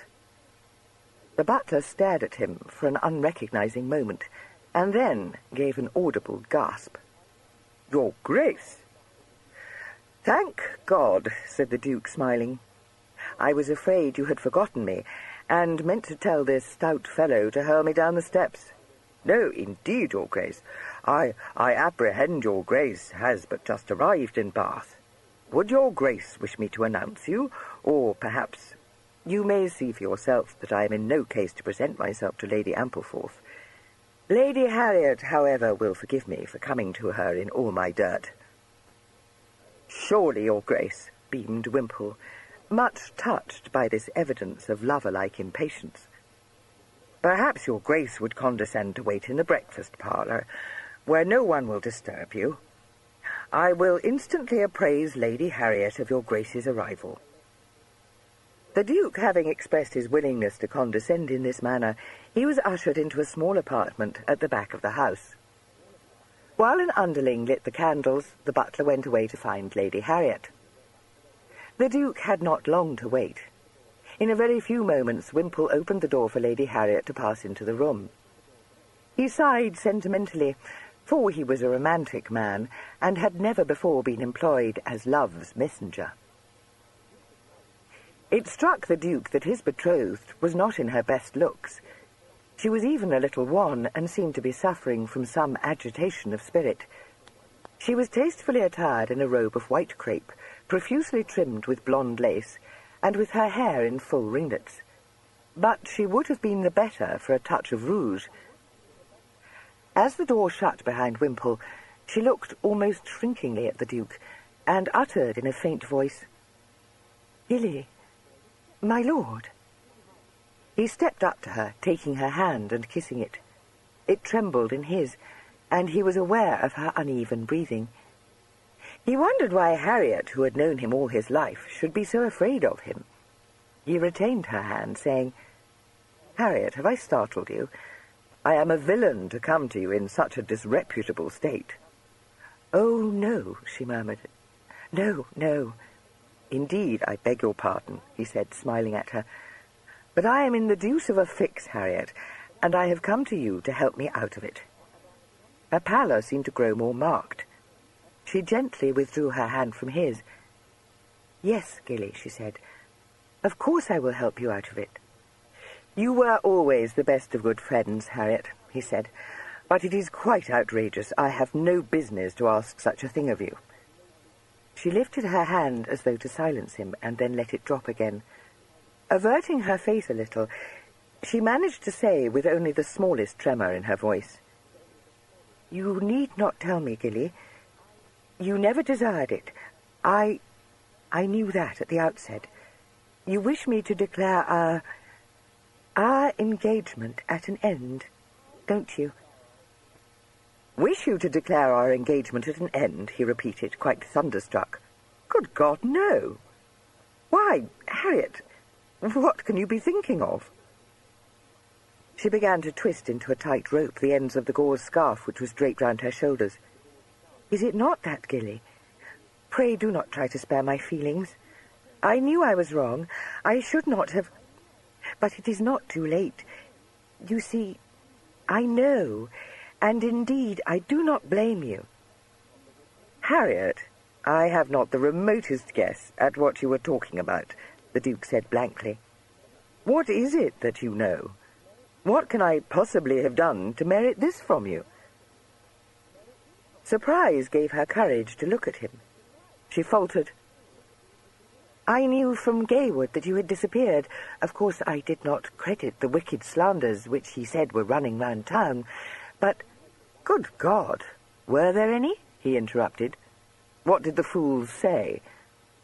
Gaywood told me that people suspected Gideon of having murdered you, but he went off into a peal of laughter.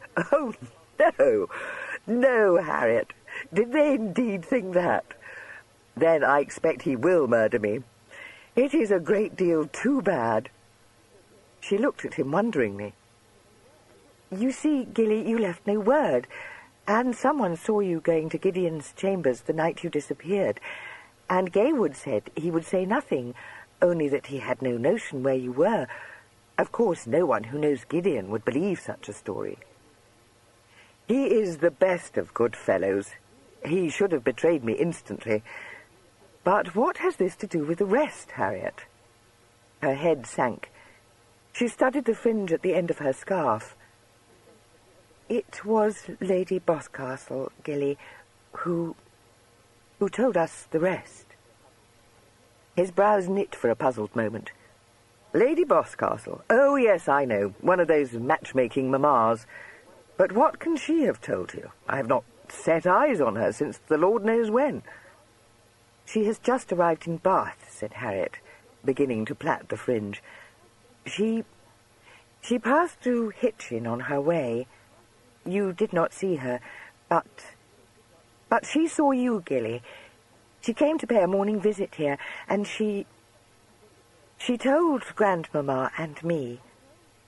She ventured to peep up at him, and was startled to see his eyes dancing. The devil she did, he said. Did she tell you I had Belinda on my arm? An excessively beautiful girl, faltered Harriet, gazing at him in mingled hope and trepidation. Oh, the loveliest creature imaginable, he said gaily, with not two thoughts in her head to rub together. No, I wrong her. There are just two thoughts. One is of golden rings, and the other of purple silk dresses.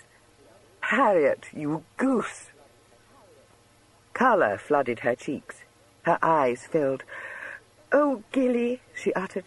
Oh, Gilly, I thought... Indeed, I beg your pardon. No, it is all my fault. I wonder you don't send me to the devil. He saw that tears hung on her eyelashes and put his arm around her and kissed her. Harry, don't cry. I swear it is all a hum. Her head drooped onto his shoulder. Yes, Gilly, I have been very stupid. Only I could not help thinking that perhaps you had met a lady whom you liked better than me. I have not. I am sure I never could, he replied. She blushed and wiped the drops from her cheeks. He drew her towards the table and set a chair for her, pulling up another for himself. You always helped me out of scrapes, Harry, he said. I am in such a scrape now. She smiled tremulously at him. Oh, no, how could you be? Tell me. What made you run away from London? I was so tired with being Duke of Sale. Do you understand that, Harriet? She nodded. Yes, for they worried you so. Gideon used to say that one day he would kick over the traces. Was that what it was? Not quite. Matthew was in a scrape, and I thought I could rescue him from it. And I was quite right. I did rescue him, and that was where Belinda came into my life. Harriet, I don't know what the devil to do with Belinda. At least I didn't know until I thought of you, and then it seemed to me that the best plan would be to bring her to you. She is the most tiresome girl. There was quite a pretty colour in Harriet's cheeks. She gave a gurgle of laughter and said, Is she, Gilly? But who is she, pray? She is a foundling, he replied. Oh, I shall have to tell you the whole story. You will think I have run mad. But although Harriet was considerably astonished by the tale unfolded to her, she did not think he had run mad. She listened to him in breathless silence, her colour fluctuating as she heard of the dangers which had threatened him. But as the tale proceeded, she began to perceive that his adventures had subtly altered him. She had never seen him look so well, or known him to be so gay, and there clung about him an air of assurance he had previously lacked. He chose to turn it all to a jest, and to laugh at himself for falling into such pitfalls. But it was plain to Harriet that this diffident young man to whom she was betrothed had a quite unexpected strength of character, and was very well able to take care of himself. She glowed, and although she could not help laughing at the absurdity of his position, she admired him too, and would have accepted a dozen foundlings at his hands without uttering a word of reproach. "Oh, Gilly, what a scrape to be in," she said, when he came to the end of his story. "It is the most ridiculous thing I ever heard. What will Lord Lionel say if he finds out?" "He will clap me into Bedlam, I dare say. To tell you the truth, I care very little for what he may say, if only I can be rid of Belinda. I must find this Mudgley fellow, and of course that nonsensical girl has not the least notion where he lives. But the thing is, Harriet, I can't continue at the Pelican with her, and I dare not be seen abroad with her, in this of all towns, for fear of meeting someone I know." "No, indeed. Only think of my feelings," she agreed, twinkling shyly at him. "Yes, and then there is this milliner to whom she was apprenticed. Harry, I am quite ignorant about apprentices. Do you know what happens to them if they break their indentures?" "No, but I am sure it is something dreadful. I believe they are quite bound for a number of years, almost like slaves." "Good God! What must I do to get her honourably released, I wonder?" "Well, do you know, Gilly, I think perhaps I could do that," she confided, blushing a little. "No, could you indeed?" he said eagerly. "I am afraid she is a very disagreeable woman. Belinda finds nearly every woman so, I own. But from what she has said to me about Mrs. Pilling, I do think she is an unkind, tyrannical female. Belinda is frightened to death of her.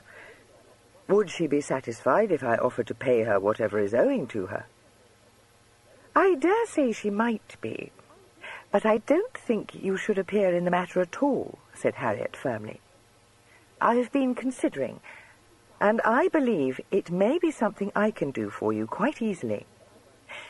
You know, Gilly, everyone knows that we are to be married in the spring, and all the dressmakers and the milliners want to make my gowns and trim my hats, because it is a great thing to be marrying a duke, and they think it will be the most fashionable wedding of the season. I cannot but feel that if I were to go to Mrs. Pilling's establishment and tell her that I wish her to make me several hats to go with my bride clothes, she would be very willing to forgive Belinda." He was much moved. "Harriet, you are the best-natured girl in the world, but from her direction I cannot think that she is at all a modish milliner. You will not like to buy hats from her." "I shall not mind, dear Gilly," replied Harriet simply. He kissed her hand. "But your mamma, what would she have to say?" I shall not mind that either, if it is for you," said Harriet. "And I think I shall drive there in Grandmamma's barouche and take my footman as well as my maid. I expect Mrs. Pilling would like that. And then, you know, she will let it be widely known that she is to make several hats for me, and it will bring her a great deal of much more fashionable custom than perhaps she has ever had." He was not very conversant with feminine foibles, but he was dimly aware that his betrothed was making a considerable sacrifice for him. He thanked her warmly, adding after a moment's thought, "And if you do not like them, you may throw them away, after all." She laughed at that. "Oh, no, how extravagant! I think Mamma would certainly have something to say at such shocking waste of money." "Would she?" he said, dashed. A happy thought occurred to him. "It doesn't signify. You may throw them away as soon as we are married and buy some new ones. Should you like to go to Paris? They have very good bonnets there. If only we can contrive to go without my uncle's foisting Belper onto us." She said earnestly, "Gilly, no one can foist anyone onto you any more." He smiled a little ruefully. "Do you think so?" "I know it. Only if you let them, and you will not." "Now I come to consider it," he remarked, Even my uncle would not expect me to take my tutor with me on my honeymoon. Harriet, I think we should go to Paris. We could have the most diverting time. Should you care for it?" "Yes, of all things," she said, looking tenderly at him. "But first we must provide for Belinda." "So we must. I was forgetting about her. How vexatious it is. Are you sure you do not mind having her to stay with you until I have found Mudgley?" "No, indeed," she assured him. He looked a little doubtful. "Yes, but I have just bethought me of your grandmother. What shall you tell her?" "I shall tell her the truth," Harriet replied. "For, recollect, she already knows that horrid Lady Boscastle saw you in Hitchin with Belinda.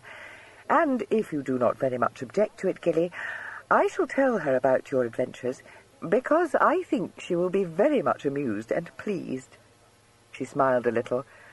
"Grandmamma is not at all like Mamma, you know, and she has been saying to me that although she likes you very well, she would like you better still if you were not so very conformable and well-behaved. Of course, I shall not tell her about Matthew, and I dare say she would like you to bring Tom to visit her, for she dearly loves anything that makes her laugh. She will be in whoops when she hears of the backward race. I wonder, will he get into mischief here?" "My God, I hope not," exclaimed the Duke. "Perhaps I had best go back to the Pelican, for if he comes home from the theatre and does not find me, heaven alone knows what he may take it into his head to do." "Perhaps you had," Harriet said regretfully. "And I must go back to the drawing-room, for people will begin to wonder. Grandmamma will let me bring her carriage to fetch Belinda in the morning." "What shall you do then? Do you mean to remove to Cheney?" "Oh, no, I don't wish to bury myself there. When Nettlebed has brought me my clothes, and I am fit to be seen again, I think I shall go to the Christopher. Do you attend the dress balls? Will you stand up with me for all the country dances?" She laughed. "Oh, yes. But what will Tom do?" "Good God, Tom! I must send off an express to his father. I fear he is shockingly vulgar, and will forgive me for my atrocious conduct merely because I am a duke." She rose and gave him her hand, saying playfully, "It will be well for you if he does, Gilly." He kissed her hand and then her cheek. "Yes, very true. He sounds a terrifying person, and would no doubt make short work of plain Mr. Dash of nowhere in particular. Thank God I am a duke." Chapter 21. When the news was broken to Belinda that she was going to stay with a kind lady in Laura Place, she looked very doleful, and said that she would prefer to stay with Mr. Rufford, because ladies were always cross, and she did not like them. "You will like this lady," said the Duke firmly. "She is quite a young lady, and she is never cross." Belinda looked beseechingly at him. "Please, I would like to find Mr. Mudgley," she said. "And so you shall. At least, you shall if I can discover where he lives." Belinda sighed. "Mr. Mudgley would not let Mrs. Pilling put me in prison," she said. "He would marry me instead, and then I should be safe." "I shall do my best to find him for you," promised the Duke. "Yes, but if you don't find him, I shall not know what to do," said Belinda sadly. "Nonsense. We will think of something for you." "Oh," said Belinda, "will you marry me, sir?" "No, that he will not," declared Tom, revolted. "Why not?" asked Belinda, opening her eyes at him. "He is not such a gudgeon as to be thinking of marrying like a stupid girl," Tom said contemptuously. The Duke intervened rather hastily. "Now, Belinda, you know you don't want to marry me," he said. "You want to marry Mr. Mudgley." "Yes, I do," agreed Belinda, her eyes filling. "But Uncle Swithin took me away from him, and Mr. Ware did not marry me either. So what is to become of me?" "You will go with Lady Harriet and be a good girl while I try to find Mr. Mudgley." Belinda's tears ceased to flow. She looked very much awed and asked, "Is she a lady, sir?" "Of course she is a... Oh, I see. Yes, she is Lady Harriet Prestine, and she will be very kind to you. And if you do as she bids you, she will not let Mrs. Pilling send you to prison. And what is more," he added, perceiving that she still seemed unconvinced, "she is going to fetch you in a very genteel carriage, in fact, a lozenge carriage." "What is that?" asked Belinda. "The crest on the panel, a widow's crest." "I shall drive in a carriage with a crest on the panel," Belinda said, gazing at him incredulously. "Yes, indeed you will," he assured her. Tom gave a guffaw. "Stupid thing, he's bamming you." Her face fell. The Duke said, "No, I am not. Tom, if you cannot be quiet, go away." "Well, I shall. I shall go out to see the sights. Oh, Mr. Rufford, there are some famous shops here, the waiter told me. Would you be so very obliging as to lend me some money? Only a very little, and I swear I will not get into a scrape, or do the least thing you would not like." End of side 19. Side 20.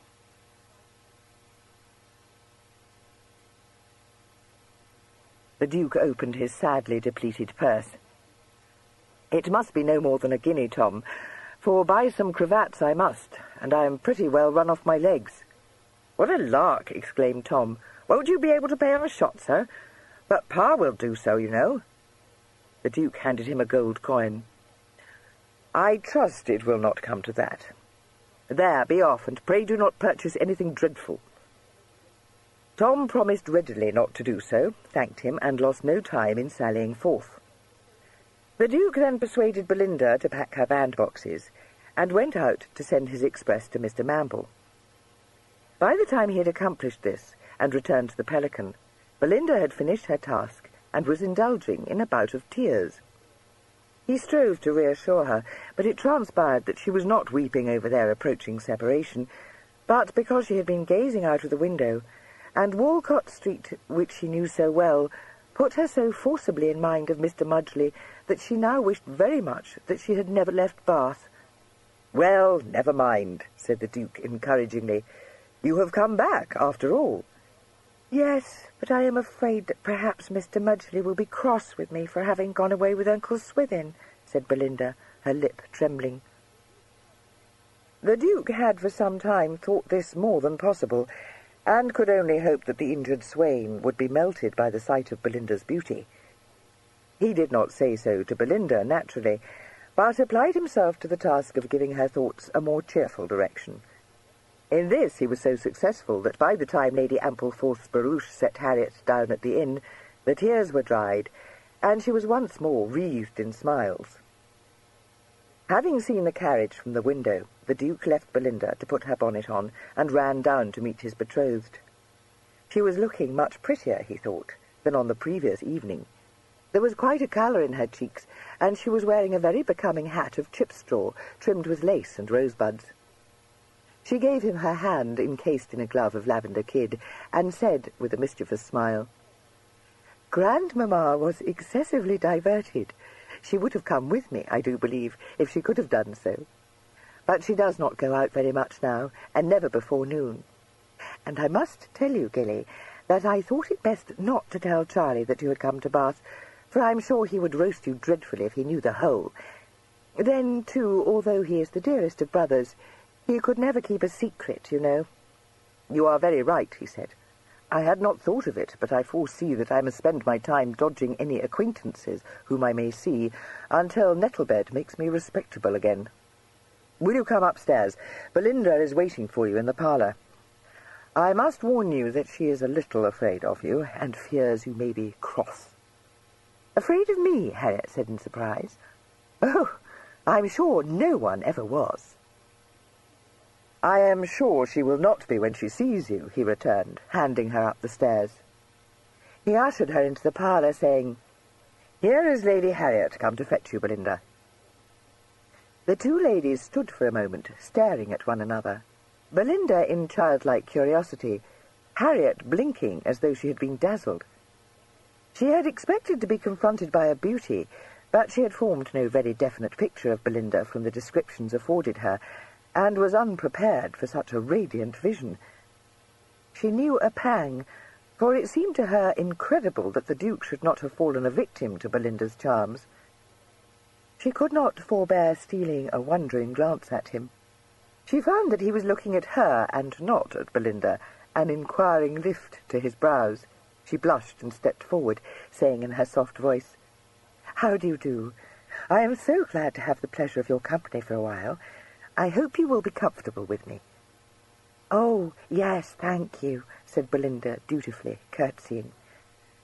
"But I do not like hemming handkerchiefs, if you please." "No, indeed, it is the most tedious thing," agreed Harriet, her eyes twinkling.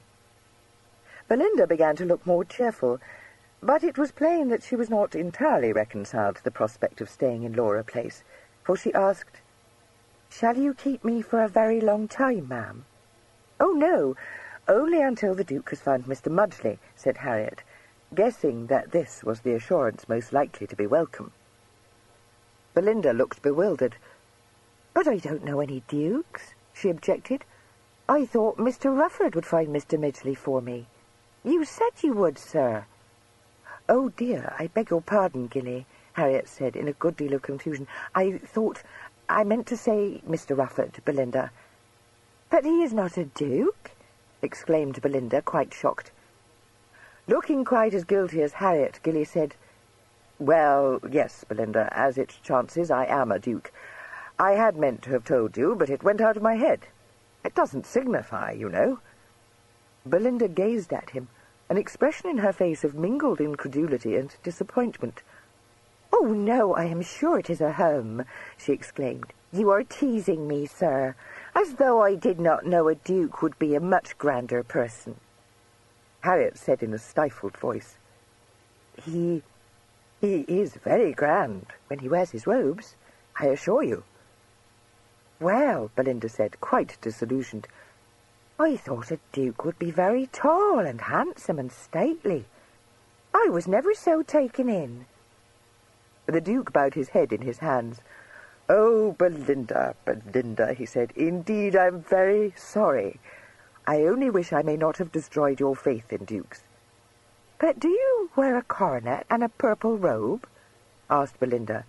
"No, no, only one of scarlet cloth." "Cloth? The shabbiest thing!" she cried. "I thought you would have worn a velvet one." "Ah, but it was lined with white taffeta and doubled with 4 guards of ermine," he said gravely. "Gilly, don't be so provoking to the poor child," said Harriet, controlling a quivering lip. "You know that was only your parliamentary dress. I am sure you have a crimson velvet mantle for state occasions, for I know Papa does. Don't look so sad, Belinda. Indeed, it is a very grand dress, and I will show you a picture of it presently, in a book belonging to my grandmamma." "I should like to see it," said Belinda wistfully. "And of course, if you are truly a duke, sir, no wonder you do not wish to marry me. If you cannot find Mr. Mudgley, it would not do at all, for who ever heard of a duke marrying a foundling? It would be the most shocking thing," he said gently. "I am sure it would be a very lucky duke who did so, Belinda, but, you see, I am already betrothed to Lady Harriet." She was quite diverted by this, and after exclaiming at it, and looking speculatively from him to Harriet, politely wished them both very happy. The information seemed in some way to reconcile her to her immediate fate, and she went away presently with Harriet, perfectly complacently.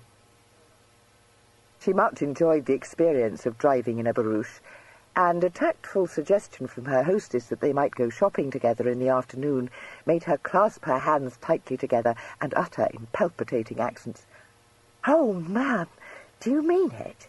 In the modish shops on Milsom Street? I should like it above anything great." "Then of course we will go," Harriet said, her kind heart touched. This promise had the effect of casting Belinda into a beatific dream.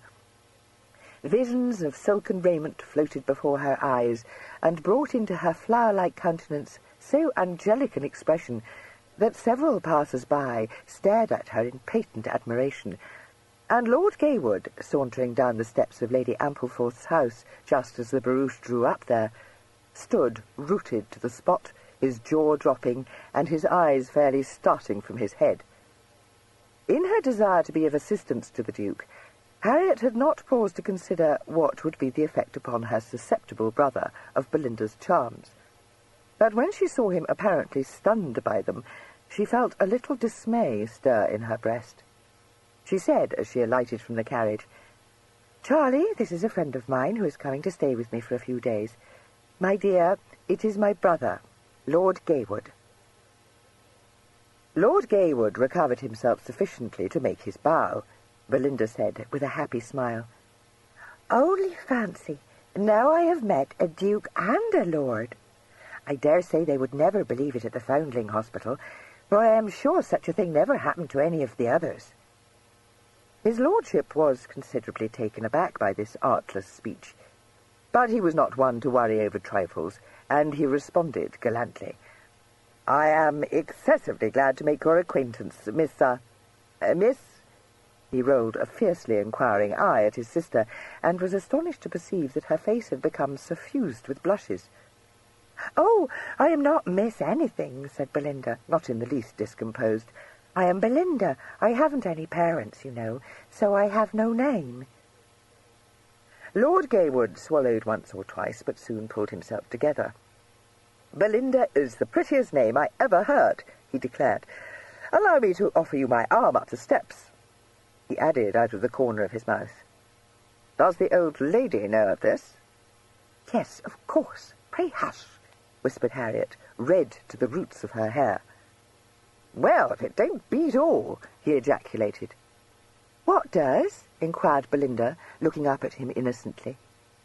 "Why, you, of course," he responded without hesitation. "Dash it, you beat 'em all to flinders. Why haven't I seen you before? You can't have been in Bath for long, I'll swear." "Oh, no, Mr. Rufford brought me here yesterday," she told him. "Mr. Rufford? Who's he?" demanded his lordship.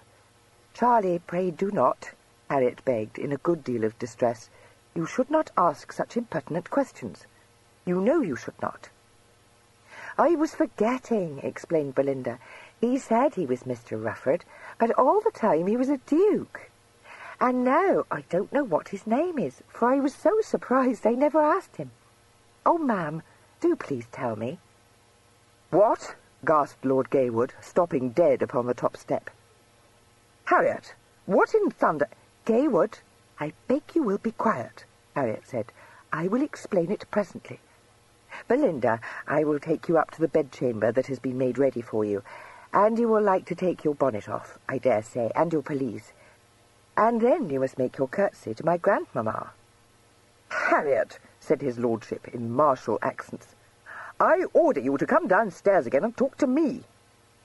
"Yes, yes, I will do so directly," promised his harassed sister, propelling Belinda towards the stairs.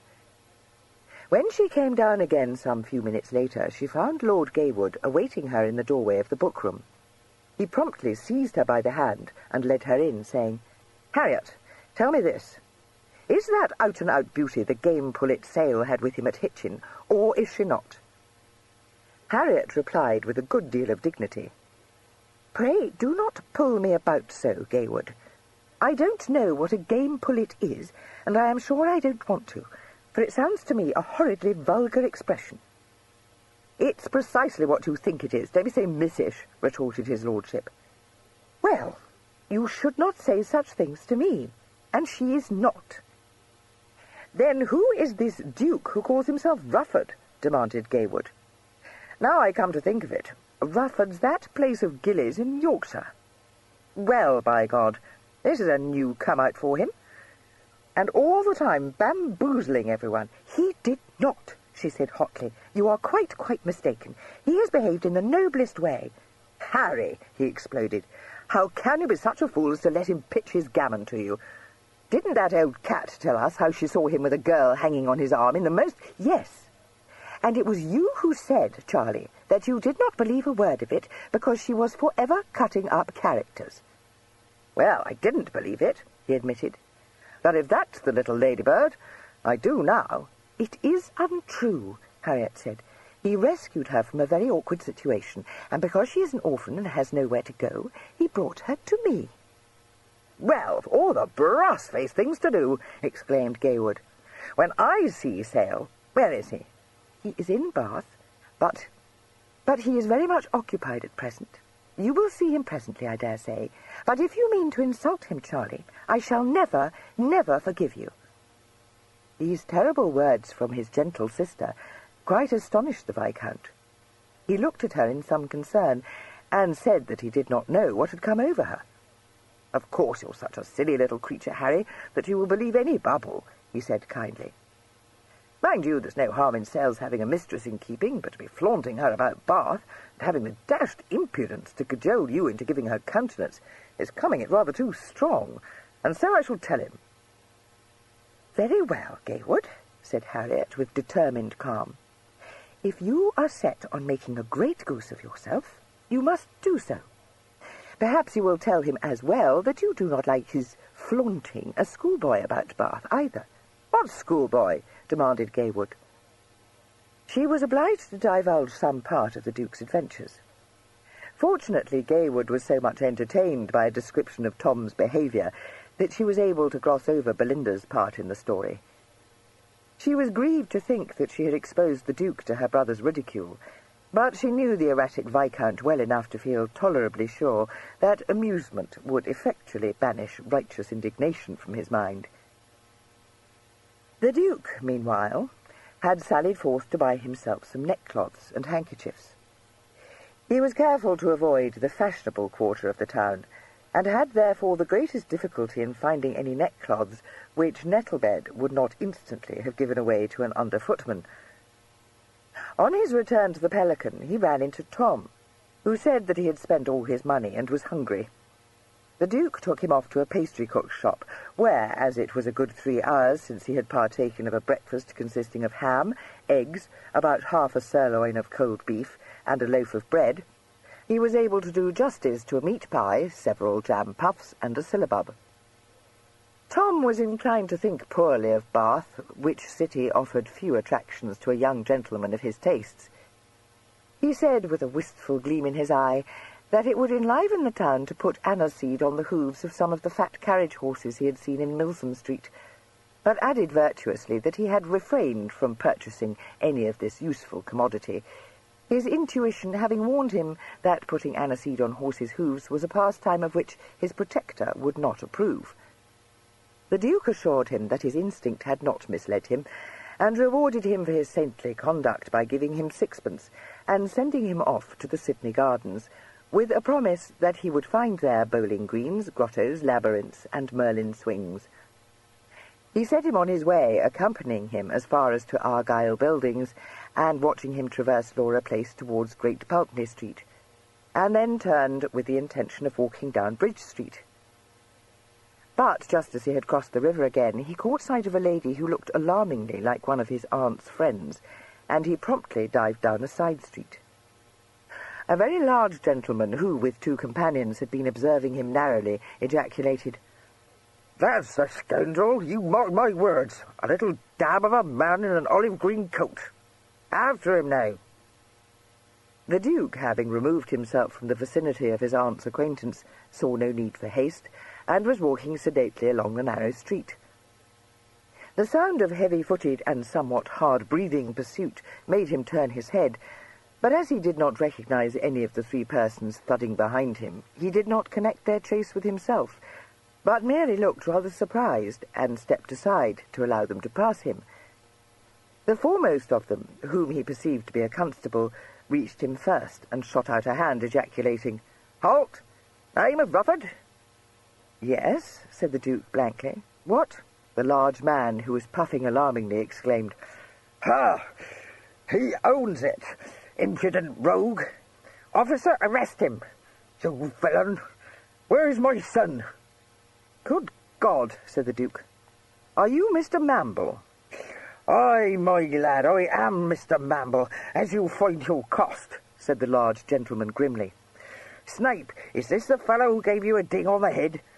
The third gentleman, who was nearly as brawny as his employer, said hastily, "I never saw the man, sir. You know I told you I was taken unawares." "Well, it don't make any odds," said Mr. Mamble. "He admits he's this Rufford. Oh, and I'll soon Rufford you, my lad. Why don't you arrest him, you fool?" "On what charge?" asked the Duke calmly. charge of kidnapping," the constable informed him. "You come along quiet now, no argy-bargy." "Nonsense," said the Duke. "I haven't kidnapped your son, Mr. Mamble. In fact, I have just sent you an express concerning him." Mr. Mamble's countenance slowly assumed a purple hue. "You heard that, Snape," he said. "He sent me an express. By God, if ever I met such a brazen rogue. So you want a ransom, do you, my cully? Well, you ain't gonna get one. The man hasn't been foaled as can diddle Sam Mamble, and when he is, he won't be a snurp the like of you, that I can tell you." "I don't want a ransom. I did not knock Mr. Snape on the head or kidnap your son, and my name is not Rufford," said the Duke. "No, that won't do," the constable said severely. "I axed you, and you admitted it. You'll come along to the roundhouse, that's what you'll do." "I wish you will not be so hasty," the Duke said, addressing himself to Mr. Mamble. "If you will accompany me to the Pelican Inn, I will engage to satisfy you on all counts, but I really cannot do so in the open street." "You perceive, sir, what an artful rogue he is," Mr. Snape said, plucking at Mr. Mamble's sleeve. "Do not trust him." "Sam Mamble never trusted no one," announced Mr. Mamble comprehensively. "Where's my son, villain?" The Duke opened his mouth and shut it again. He had taken an instant dislike to the unctuous Mr. Snape, and felt that to betray Tom's whereabouts at this stage would be a dastardly act. "Ah, so you think you won't say, do you? We'll see to that," said Mr. Mamble. "On the contrary, I am perfectly willing to restore your son to you," replied the Duke, "but I have a few things to say to you first." "If I have to listen to any more of this fellow's impudence, I'll burst," said Mr. Mamble. "What the devil makes you stand there like a fool, Snape? Go and call up a hack." Mr. Snape said obsequiously that he had only been awaiting a command to do so, and hurried off. The Duke tried to remove the constable's hand from his shoulder, failed, and said wearily, "You are making a mistake, you know. If you must have it, I'm the Duke of Sale." This disclosure produced anything rather than the desired effect. Both his auditors were for the moment struck dumb by such effrontery, and then combined to revile him. Upon reflection, he was obliged to own that their disbelief was not surprising. Several passers-by had by this time gathered round, and rather than run the risk of creating a scene in the street, the Duke abandoned the attempt to argue with his captors. When Mr. Snape presently reappeared in a hackney, he got into it without protest, and allowed himself to be driven to the roundhouse. Mr. Mamble was urgent with the constable to seek out a magistrate directly, but the constable seemed to think that the matter first called for closer investigation. So the whole party trooped into the roundhouse, where the Duke speedily learned that he was being accused of having, with or without accomplices, laid a cunning plot to kidnap Tom, felled Mr. Snape to the earth, and made off with his charge with intent to hold him to ransom. He glanced contemptuously at the tutor and said, "Yes, I had thought from what Tom told me that you were a shabby, mean sort of a fellow. And I suppose it might be expected that you would concoct some such tale to protect yourself. It was Tom who hit you on the head, and I think you know that, and are hoping that he will be too much frightened to tell the truth." "Sir, I am persuaded I have no need to deny such a wicked charge," said Mr. Snape, looking appealingly at his employer. "The truth," said the Duke, ignoring him, "is that I came upon your son, sir, near Baldock. He informed me that he had escaped from his tutor, and was desirous of going either to London or to the sea-coast, where he had some notion of shipping on a bark as cabin-boy.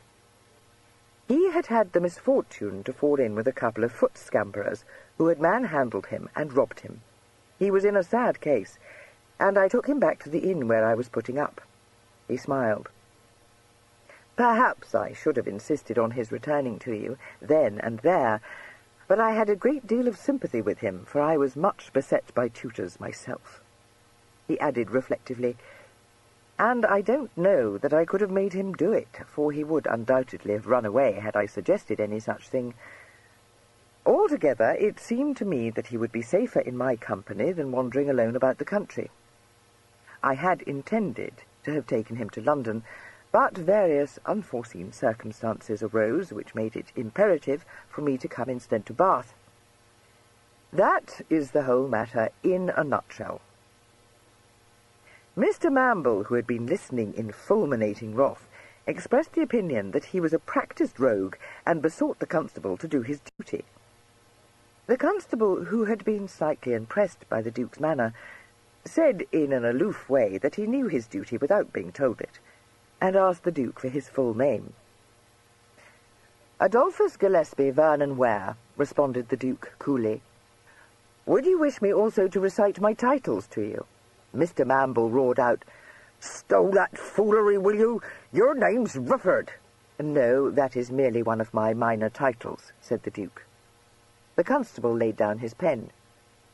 "Now, look'ee here," he said mildly. "If so be you're his Grace of Sale, you'll have to prove it, because it don't seem a likely tale, and you don't look like no duke, nor you wouldn't be staying at the Pelican." Mr. Snape smiled with malign satisfaction. "No doubt you have your visiting card upon you, sir," he said. "Aye, that's the dandy," agreed the constable, brightening and looking hopefully at the Duke. The Duke, now quite confirmed in his dislike of Mr. Snape, said, flushing slightly, "No, I have not. I am travelling strictly incognito." Mr. Mamble gave a crack of sardonic mirth. "Aye, I'll be bound you are. How much more time am I to waste kicking my heels here?" "But I have got my watch," suddenly remembered the Duke, drawing it from his pocket and laying it upon the table. "You will perceive that it is engraved with my arms on one side and with the letter S on the other." All three men closely inspected the timepiece, and the constable began to look uneasy. However, Mr. Snape pointed out that such a daring rogue would make nothing of picking pockets, and was felt to have scored a point. The constable then had a happy thought, and said with some relief, "It's easy settled, and it won't do for me to go making no mistakes. I'll have a man go out to Cheney, which is his Grace of Sale's place, and if this gentleman is the Duke, he can easily be identified by them as knows him." Mr. Mamble, who had been watching the Duke, said shrewdly, "Don't like the sound of that, eh, my fine fellow?" The Duke did not like the sound of it at all. It seemed to him more than probable that those in charge at Cheney would spurn with contumely the suggestion that he might be in the roundhouse at Bath, while if it was disclosed to them that he had come to Bath with one coat and no attendants, they would quite certainly refuse to believe it. He was not really at all anxious that they should believe it either, for they would be very much shocked, and he would find himself obliged to enter into long and fatiguing explanations. "No, I do not like it," he said. "I have no desire to sit here for the rest of the day while someone goes to Cheney and back. I have a better notion than that." He turned to the constable. "Are you familiar with Lord Gaywood?" he asked. The constable said bitterly that he was very familiar with Lord Gaywood, and added some pungent criticisms on high-spirited young gentlemen's notions of amusement. "Does he box the watch?" asked the Duke sympathetically. "I don't do it myself, but I feel sure Gaywood does. When he is in his cups. Let me have a pen and some paper, if you please." Mr. Mamble at once protested against this further waste of time, but the constable, on whom, for all his dislike of that young gentleman, Lord Gaywood's name was working powerfully, fetched some writing materials, and told Mr. Mamble it would be as well not to act hasty. The Duke drew up his chair to the table and began to write a note to his betrothed. "My dear Harriet," he scrawled rapidly, "I fear you will utterly cast me off, for I am now under arrest for being a dangerous rogue. Unless I can convince Mr. Mamble that I am indeed myself, nothing short of my instant incarceration in a dungeon will satisfy him. I beg your pardon for putting you to so much trouble, but pray tell Gaywood the whole, and desire him, with my compliments, to come to the roundhouse and identify me. Ever yours, Sale." He folded this missive, wrote Harriet's name and direction upon it, and handed it to the constable, with instructions to have it conveyed immediately to Laura Place. The constable said he would do this, and added apologetically that duty was duty, and he hoped, if he should have made a mistake, that it would not be held against him. The Duke reassured him on this head, but Mr. Mamble exploded with wrath, and said that all this tomfoolery was not helping him to find his boy. "Well, I will help you to find him, provided you go to look for him yourself, and do not send this objectionable fellow to bully him into saying what he wants him to," said the Duke. "You may then ask him if I kidnapped him, and I hope you will be satisfied that I did not." "Where is he?" demanded Mr. Mamble. "Are you going to go yourself?" "Damn your impudence! Yes, I am." "He is in Sydney Gardens, probably lost in one of the labyrinths. And don't storm and roar at him, for it doesn't answer at all." "I don't need you to tell me how to treat my own son," said Mr. Mamble angrily. "That is precisely what you do need," replied the Duke, his serene tones in striking contrast to Mr. Mamble's explosive method of speech. "Presently I shall have a good deal to say to you on that score, but you had best find Tom first. I don't know where you are putting up in Bath, but you may send this fellow to await you there. I have no wish for his company." Mr. Mamble glared at him, but he was a fair-minded man, and having endured Mr. Snape's unadulterated society for several days, he could not but admit the reasonableness of the Duke's request. He told Mr. Snape to go back to the White Horse, since he was of no use to anyone, being a mutton-headed fool no more fit to be in charge of a guinea-pig than of a growing lad. He then said that if the Duke was trying to fob him off while his accomplices spirited Tom away, he would rend him limb from limb, and departed, calling loudly for a hack. The Duke resigned himself to await Lord Gaywood's arrival. As the minutes crawled by, it began to be borne in upon him that the messenger had not found Lady Harriet at home. He hoped very much that her return to Laura Place would not be long delayed, for not only did he find the chair on which he was sitting excessively uncomfortable, but he fancied that the constable was regarding him with increasing suspicion. After about 3/4 of an hour, a diversion took place. Tom, looking heated and pugnacious, bounced into the room and launched himself upon the Duke, grasping him by the arm with painful violence and crying, "They shan't arrest you, they shan't! I'll fight them all! Oh, sir, don't let Pa take me away, for I won't go with him, I won't!" Mr. Mamble, who had followed his son into the room, said, "You young rascal, that's a pretty way to talk, and me your Pa! Aye, and as for you, Mr. Whatever your name is, if you didn't kidnap my boy, which, mind you, I'm not by any means sure you didn't, you've probably cozened him out of his senses with your smooth talk. And what's more, he says you're no more the Duke of Sale than what I am." "No, he doesn't know I am," said the Duke. "Sir, you're not," said Tom, apparently feeling that it must be to his discredit. "Well, yes, Tom, I'm afraid I am," said the Duke apologetically. "You're Mr. Rufford. Oh, do say you are, sir. I know you are only bamming. Dukes are grand, stuffy people, and you aren't." "No, of course I am not," said the Duke soothingly. "I cannot help being a Duke, you know. You need not let it distress you. I am still your Mr. Rufford, after all." The sullen look, which indicated that he was very much upset, descended upon Tom's face. He said gruffly, "Well, I don't care. I won't go home with Pa, at all events. I hate Pa. He has spoiled everything." "That is not a proper way to speak of your papa, Tom, and it is moreover quite untrue," replied the Duke, removing the clutch from his arm. "What you need," Mr. Mamble informed his son bodingly, "is to have your jacket well dusted, my lad. Aye, and it's what you'll get before you're much older." "And that," said the Duke, "is hardly a felicitous way of recommending yourself to your son, sir." What Mr. Mamble might have replied to this was never known, for at that moment the constable, who had been sent to Laura Place, ushered Lady Harriet into the room. The Duke leapt to his feet, exclaiming, "Harriet!" She put back her veil, blushing, and saying in her soft, shy voice, "I thought I should come myself, Gaywood has gone out, and you know how he would roast you.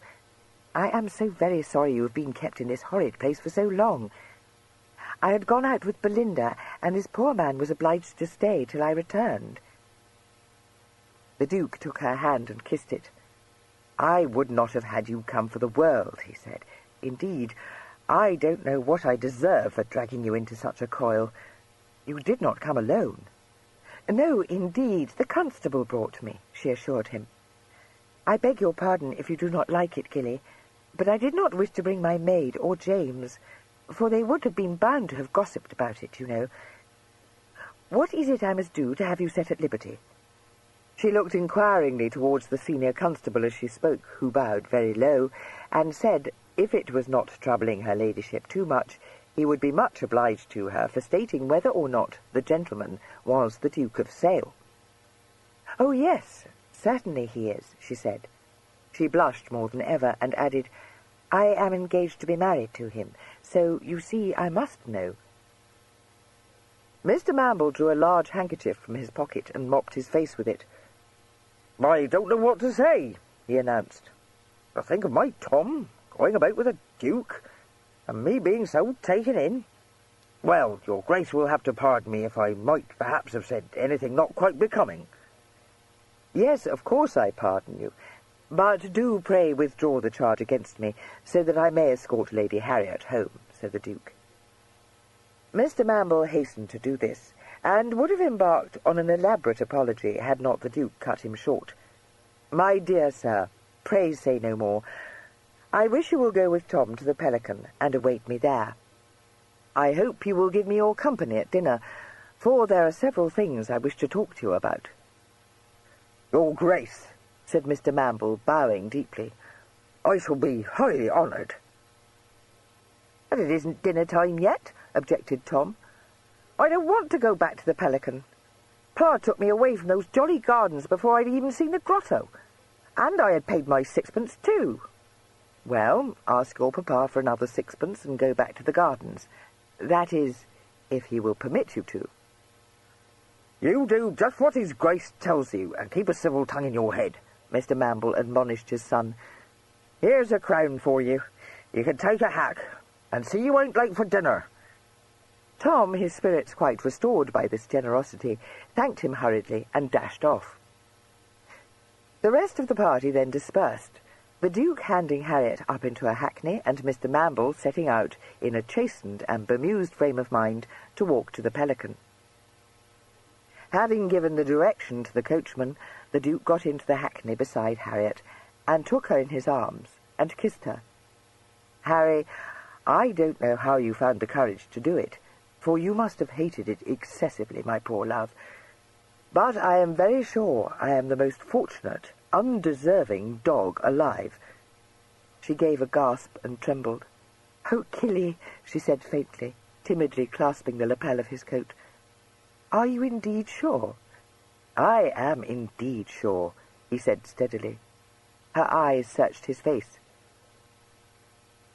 "When you offered for me, I did not think—" Her voice failed. She recovered it. "I know, of course, that persons of our rank do not look for the tenderer passions in marriage, but—" "Did your mother tell you so, my love?" he interrupted. "Oh, yes, and indeed I do not mean to embarrass you with infamous. It is precisely what my uncle said to me." "Was that what made you so shy that dreadful day? I know I was ready to sink. My uncle told me I must not look for love in my wife, but only complaisance." "Oh, Gilly, how could he say so? Mamma said it would give you a disgust of me if I seemed to care for you very much." "What very odd creatures they are. They should deal extremely together, as extremely as we shall." She sighed and leaned her cheek against his shoulder. "How comfortable this is," she said, "and so delightfully vulgar. Does plain Mr. Dash put his arm round ladies in hackney coaches?" "When not in jail, he does," the Duke responded. Chapter 22. When Tom returned from his second visit to Sydney Gardens, he was relieved to find his parent in a subdued frame of mind. He had been half afraid that he might discover Mr. Snape at the Pelican, but when he peeped cautiously into the private parlour, he saw only the Duke and his father, seated on either side of a small coal fire and drinking sherry. Mr. Mamble had not imbibed enough to put him at his ease, and was sitting rather on the edge of his chair and treating his host with a deference which the Duke disliked even more than he had disliked his earlier manner. He had not neglected, however, to turn Mr. Mamble's reverence for a title to good account, but had lectured him with great authority on his mishandling of his son. "He's my only one, your Grace," Mr. Mamble explained. "I never had any advantages, not being one who came into the world hosed and shod like you did, and by the time I was as you see me now, and I fancy I'm as well equipped as anyone, I doubt it was too late for me to be thinking of learning to be a fine gentleman. They say black will take no other hue, and black I'll remain to the end of my days. But if it bursts me, I see my boy a regular out-and-outer. I won't deny I've been disappointed in Snape, though, mind you, he came to me out of a lord's house, and he was mighty well spoken of, else I wouldn't have hired him. For I'm one as likes good value for my money, aye, and gets it, what's more. But a tutor he must have, like the nobs. For if he don't, how will he learn to behave gentlemanly and to speak the way you do?" "Send him to school," said the Duke. Mr. Mamble eyed him suspiciously. "Begging your Grace's pardon, was that what your father did with you?" "My father died before I was born. I hope he would have, had he lived. As it was, my guardian had so great a care for me that he saddled me with a tutor. But I was very sickly, which Tom is not. Even so, I can assure you that it is wretched for a boy to be educated in such a way. I used to envy my cousins very much, for they were all at school." "Ah, dessay, your Grace," said Mr. Mamble gloomily. "But the sort of school I want for Tom maybe wouldn't have him, on account of me not being a gentleman born." "I expect," said the Duke diffidently, "I might be able to help you. I fancy I have an interest at one good school at least." Mr. Mamble drew a breath. "By God," he said with deep feeling, "if your Grace will speak for Tom, there's no saying where he won't end." Thus it was that by the time Tom came in for his dinner, his parent greeted him with the tidings that if he would be a good boy and mind his book, and abjure low company, he should go to a school of his Grace's choosing. Tom was at once amazed and overjoyed by this unexpected piece of good fortune, and as soon as he could master his tongue, expressed his readiness to conform in every way to his sire's wishes. Mr. Mamble grunted, regarding him with a fond but sceptical eye. "Aye, I dessay, prate is prate, but it's the duck lays the eggs," he observed. "Be off and make yourself tidy. You ought to know better than to come into his Grace's room looking like a clodpole." "Oh, bother, he don't give a fig for all that," said Tom cheerfully. "Oh, sir, shan't I go to London with you after all?" "Yes, indeed you shall, if your papa will let you," the Duke said, smiling at him reassuringly. "Perhaps you might come to me after Christmas, and see the pantomime and all the famous sights. I will invite 2 of my young cousins as well, only you must not lead them into mischief." "Oh, no," Tom said earnestly. "I promise faithfully I will not." Another thought occurred to him. He said anxiously, "And shall I go shooting at your house here? You said I should." "Yes, certainly, unless your papa wishes to take you home directly." Mr. Mamble, who was ecstatically rubbing his knees at the thought of his son's approaching visit to a ducal mansion, said that he didn't know but what he might not remain in Bath for a few days after all. The Duke mentally chid himself for the feeling of dismay which invaded his breast. End of side 20. Side 21.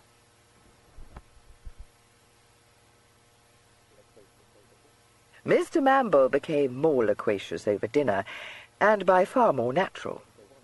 He ventured to ask the Duke why he had elected to wander round the country under a false name. "Because I was tired of being a duke," replied his host. "I wanted to see how it would be to be a nobody." Mr. Mamble laughed heartily at this, and said he warranted some people didn't know when they were well off. "Oh, Pa!" exclaimed Tom, looking up from his plate. "He isn't, but I told him you would pay him back for all the money he spent on me, and you will, won't you?" Mr. Mamble said he would certainly do so, and showed an embarrassing tendency to produce his purse then and there. The Duke hastily assured him that his difficulties were only of a temporary nature. Mr. Mamble begged him not to be shy of mentioning it if he would like the loan of a few bills. He said that he knew that the Nobs were often at low tide through gaming and racing and such, which, though he did not hold with them himself, were very genteel pastimes. He then said in a very lavish way that he hoped that the Duke would not trouble himself about his shot at the inn, but hang it up, since he would count himself honoured to be allowed to stand huff, and would question no expense. "No, no, indeed, I am only awaiting a draft from London," the Duke said, in acute discomfort, "and pray do not try to reimburse me on Tom's account. I should dislike it excessively." Mr. Mamble, fortified by several glasses of Burgundy, then set himself to discover the extent of the Duke's fortune. The Duke, who had not previously encountered his kind, gazed at him quite blankly, and wondered of what interest his fortune could be to anyone but himself. Mr. Mamble said that he supposed it was derived mostly from rents, and asked him a great many questions about the management of large estates, which, while they certainly showed considerable shrewdness, reduced the Duke to weary boredom. The covers were removed, the port had sunk low in the bottle, and still Mr. Mamble seemed to have no intention of taking his leave. A horrible suspicion that he had brought his baggage from the White Horse to the Pelican and meant to take up his quarters there had just entered the Duke's head when the door was opened, and he looked up to see his cousin Gideon standing upon the threshold. The expression of gentle resignation was wiped from his face. He sprang up, exclaiming, "Gideon!" Captain Ware grinned at him, but stepping across the room, grasped him ungently by the shoulders and shook him, saying, "Adolphus, I think I will murder you." The Duke laughed, wrenching the big hands from his shoulders and holding them hard. "I'm told you're already thought to have done so. Oh, but I am glad to see you, Gideon. How the devil did you know where I was? I have tracked you all the way from Arlesey, my abominable cousin, and a rare dance who have led me." "From Arlesey?" The Duke stared up at him, the liveliest astonishment in his face. "Good God! How comes this about? You cannot have known that I was there." "But I did know it. Your amiable friend Liversedge very handsomely offered to sell you to me. He thought I might like to succeed to your dignities. I don't know what mischief you have been brewing, Adolphus, but if ever you cause me to lose so much sleep on your account again, I will make you sorry you were ever born." "No, that you won't," suddenly interjected Tom, who had been gazing upon this scene with strong disapprobation. He doubled his fists and eyed Captain Ware belligerently. "I won't let anybody touch him, and so I warn you." Gideon was amused. "Famous! Now, had I known you had such a stout bodyguard, Adolphus, I need not have worried about you." "Well, you let him alone, for I mean it," said Tom. The Duke laughed. "No, no, Tom, you must not pick a quarrel with my big cousin, for he takes very good care of me, I promise you. Gideon, I must make you known to Mr. Mamble, who is Tom's father. Mr. Mamble, Captain Ware." Mr. Mamble got up ponderously from his chair and executed a bow. Tom, a fanatical light in his eye, demanded, "Is he a soldier?" "Yes, he is," said the Duke. "Cavalry?" said Tom anxiously. "Life Guards," said the Duke in thrilling accents. Tom drew a deep, worshipful breath and uttered, "And you never told me? Sir, were you ever in a battle?" "I was in a skirmish at Genappe and in a battle at Waterloo," replied Gideon. "Wounded?" Tom asked hopefully. "Just a scratch," said Gideon. "Tell me all about it, sir, please." "Yes, some other time he will," said the Duke, recklessly committing his cousin. "But not, I think, tonight, for it is growing late, and—" He broke off suddenly, catching sight of his valet standing in the doorway and dumbly regarding him. "Nettlebed." But, good God, how in the world— I brought him along with me, explained Gideon. Found him with Matt in Baldock, hunting for you. My lord, said Nettlebed in a queer voice, my lord, I thank God I found your grace. I shall never forgive myself. Never. Oh, no, no, no, said the Duke, laying a hand on his arm and shaking it playfully. Now, Nettlebed, pray don't be upset for nothing. You see I am very well, yes, and extremely glad to have you with me again, for I have missed you very much, I assure you. But I do wish you had not left London. I sent an express to Scriven last night, desiring him to tell you to come to me with all my gear. My lord, I had to do it, Nettlebed said, but I will never do anything your grace does not wish again, if only your grace will forgive me. But I have nothing in the world to forgive, the Duke said gently. Oh, are you thinking how cross you were with me on the morning I ran away from you all? Well, I meant you to be cross, so perhaps it is I who should be begging your pardon. Now do pray go and set all to rights in my room, Nettlebed. I am not the least hand at keeping my traps in order, and I shall be very glad to have them tidied for me again. This request had the desired effect of making Nettlebed pull himself together. His eye brightened, and he assured the Duke that he had no longer any need to trouble his head over such matters. Before he left the room, he swept the cloth from the table, which the waiter had neglected to do, made up the fire, and straightened the cushions on the sofa, as though in the performance of these acts of service his wounded soul found balm.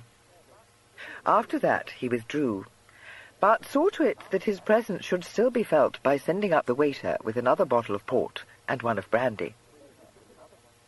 The Duke, who wanted to be alone with his cousin, was then guilty of a piece of strategy. He told Tom that it was time he went off to bed. This aroused Mr. Mamble from some dream of grandeur, and he not only endorsed the command, but said that it was time he went back to the White Horse. He seemed undecided whether to remove from this house to the Pelican on the morrow, or to wrest the unwilling Tom from the Duke. The possibility of having Mr. Mamble as a fellow guest wrought so powerfully on the Duke's mind that the first thing he said to his cousin when he returned from seeing one Mamble off and the other to his bedchamber was, "There's only one thing to be done. I'll send them both to Cheney. I promised Tom he should go there to shoot, and I expect his father would like, of all things, to stay in the Duke's house." Gideon grinned. "No doubt he would. What very queer company you are keeping, Adolphus. I wonder how Mamble and Liversidge will deal together." The Duke stared at him. "Liversidge?" "Not knowing what else to do with him," explained Gideon, "I have left him at Cheney, in Ragby's care." "Gideon, you have not brought that fat rogue here with you," the Duke said incredulously. "But I have," replied Gideon. "He awaits your judgment, my little one." "But I don't want him," objected the Duke, looking harassed. "Really, Gideon, it is quite absurd of you. I have enough on my hands without your adding Liversidge to the rest." Gideon was amused. "Are you aware that he not only kidnapped you, but would have been prepared to murder you for a suitable recompense?" "Yes, you told me so. I am glad I did not know it while I lay in that cellar. I should have been frightened out of my wits. I supposed that ransom was what was wanted of me. But now I come to think of it, the other fellow did utter a number of dark threats, which I set no store by. Did Liversidge really think you would pay him to murder me? He is the most amusing villain." Gideon regarded him with a flickering smile. "Am I to understand that you are going to condone his villainy?" "Well, what else can I do?" asked the Duke reasonably. "If I hand him over to justice, what a stir there would be.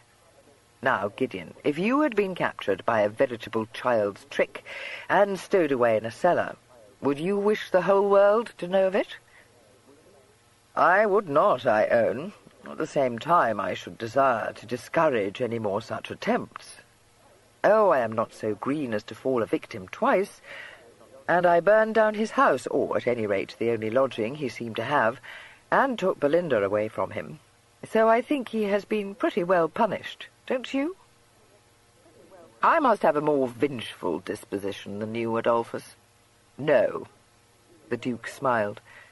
Well, he did you no service, after all, but I cannot but feel that he did me a great deal of service. Only wait until I have told you the sum of my adventures. You will be bound to agree that, but for Liversidge, nothing in the least out of the way would ever have happened to me. No, it would be the shabbiest thing to hand him over to the law. Besides, he made me laugh. He looked speculatively at his cousin. And if you forced him to lead you to my prison, Gideon, I will hazard a guess that you used him very roughly first. Yes, was it not odd of me, retorted Gideon. But this will not do, my child. He is not less villainous for making us laugh. If you had not written to me from Baldock, I should not have known where to look for you, and all might have gone very ill indeed with you. Nothing of the sort, said the Duke, with one of his impish smiles. You did not rescue me from my cellar, Gideon. I rescued myself. You can have no notion of how much I am set up in my own esteem. Liversidge shall go free. I have more important things to think about. Gideon poured himself out a glass of port and sat down, stretching his long legs before him. Very well, let it be as you please. But what is to be done with him? He appears to be penniless, and has informed me, with his engaging candour, that of all towns in the world, Bath is the one where he least desires to show his face. It would not surprise me if you found it hard to be rid of him. He has effrontery enough for anything. Oh, let him make himself useful at Cheyne until I have time to consider what must be done with him, said the Duke carelessly. If I can induce Mamble to take Tom there, they will be glad of an extra servant in the house. I dare say he may make an excellent butler. This made Gideon choke over his port, but when he had recovered, he admitted that there was much in what his cousin said, as well he knew, since, from the moment of his reaching Reading on the previous evening, Liversidge had taken it upon himself to act as major domo. I have no doubt he was intent only on softening my hard heart, but I will own that no one could have been more zealous to discover some trace of you, Adolphus. In fact, I owe it to him that we did at last pick up the scent, for when no one could be brought to remember a little fellow in an olive-green coat, he inquired for your inamorata, describing her in terms which have given me an overmastering desire to meet her. There was no difficulty then. No one, it seems, could fail to remember the lady. No, very true. She is the most dazzling girl. You shall certainly see her, but mind, Gideon, you are not to seduce her with promises of a purple silk gown. Good God! Could I? Yes, she will come off with anyone who does so. Oh, Gideon, I am glad you have come. I have so much to tell you. He refilled the glasses and sat down opposite his cousin. No sooner am I clear of one scrape than I fall into another. Harriet had to rescue me from the roundhouse here only this afternoon, and you would not believe what an odious reputation I have in Hertfordshire. Would I not? You forget that I sought for you in Hitchin. But begin at the beginning, Gilly. By the by, I sent that young fool, Matt, back to Oxford with a flea in his ear. He ought to be flogged for embroiling you in his silly starts. Poor Matt, he did not embroil me, I embroiled myself. But how came he into the business? Nettlebed recalled that he had been closeted with you the night before you disappeared, and went after him.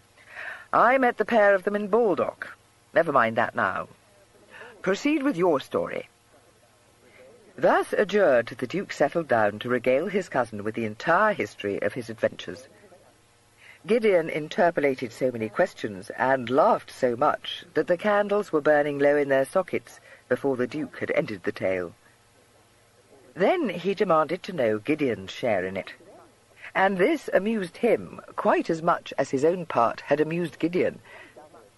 When he heard of Lord Lionel's discovery of his ring in Gideon's desk, he gave such a crack of mirth that a fellow guest in the adjoining room thumped indignantly on the wall. Yes, excessively droll, no doubt, said Gideon, thrusting a hand into his pocket and bringing out the ring.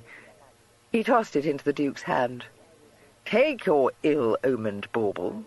And now, little cousin, I will break you a trifle of knowledge you do not appear to have been informed of before. No action for breach of promise can lie against a minor." For a moment the Duke stared at him.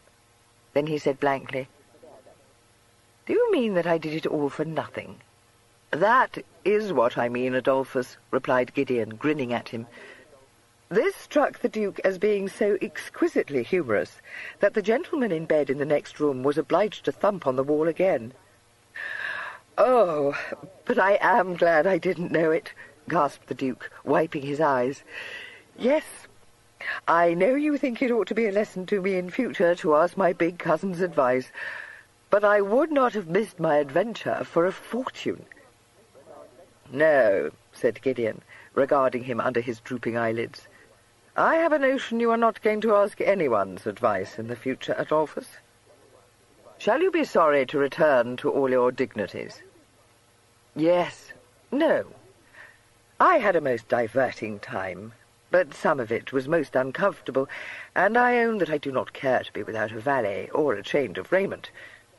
I do trust that Scriven will not delay to send someone here with my baggage."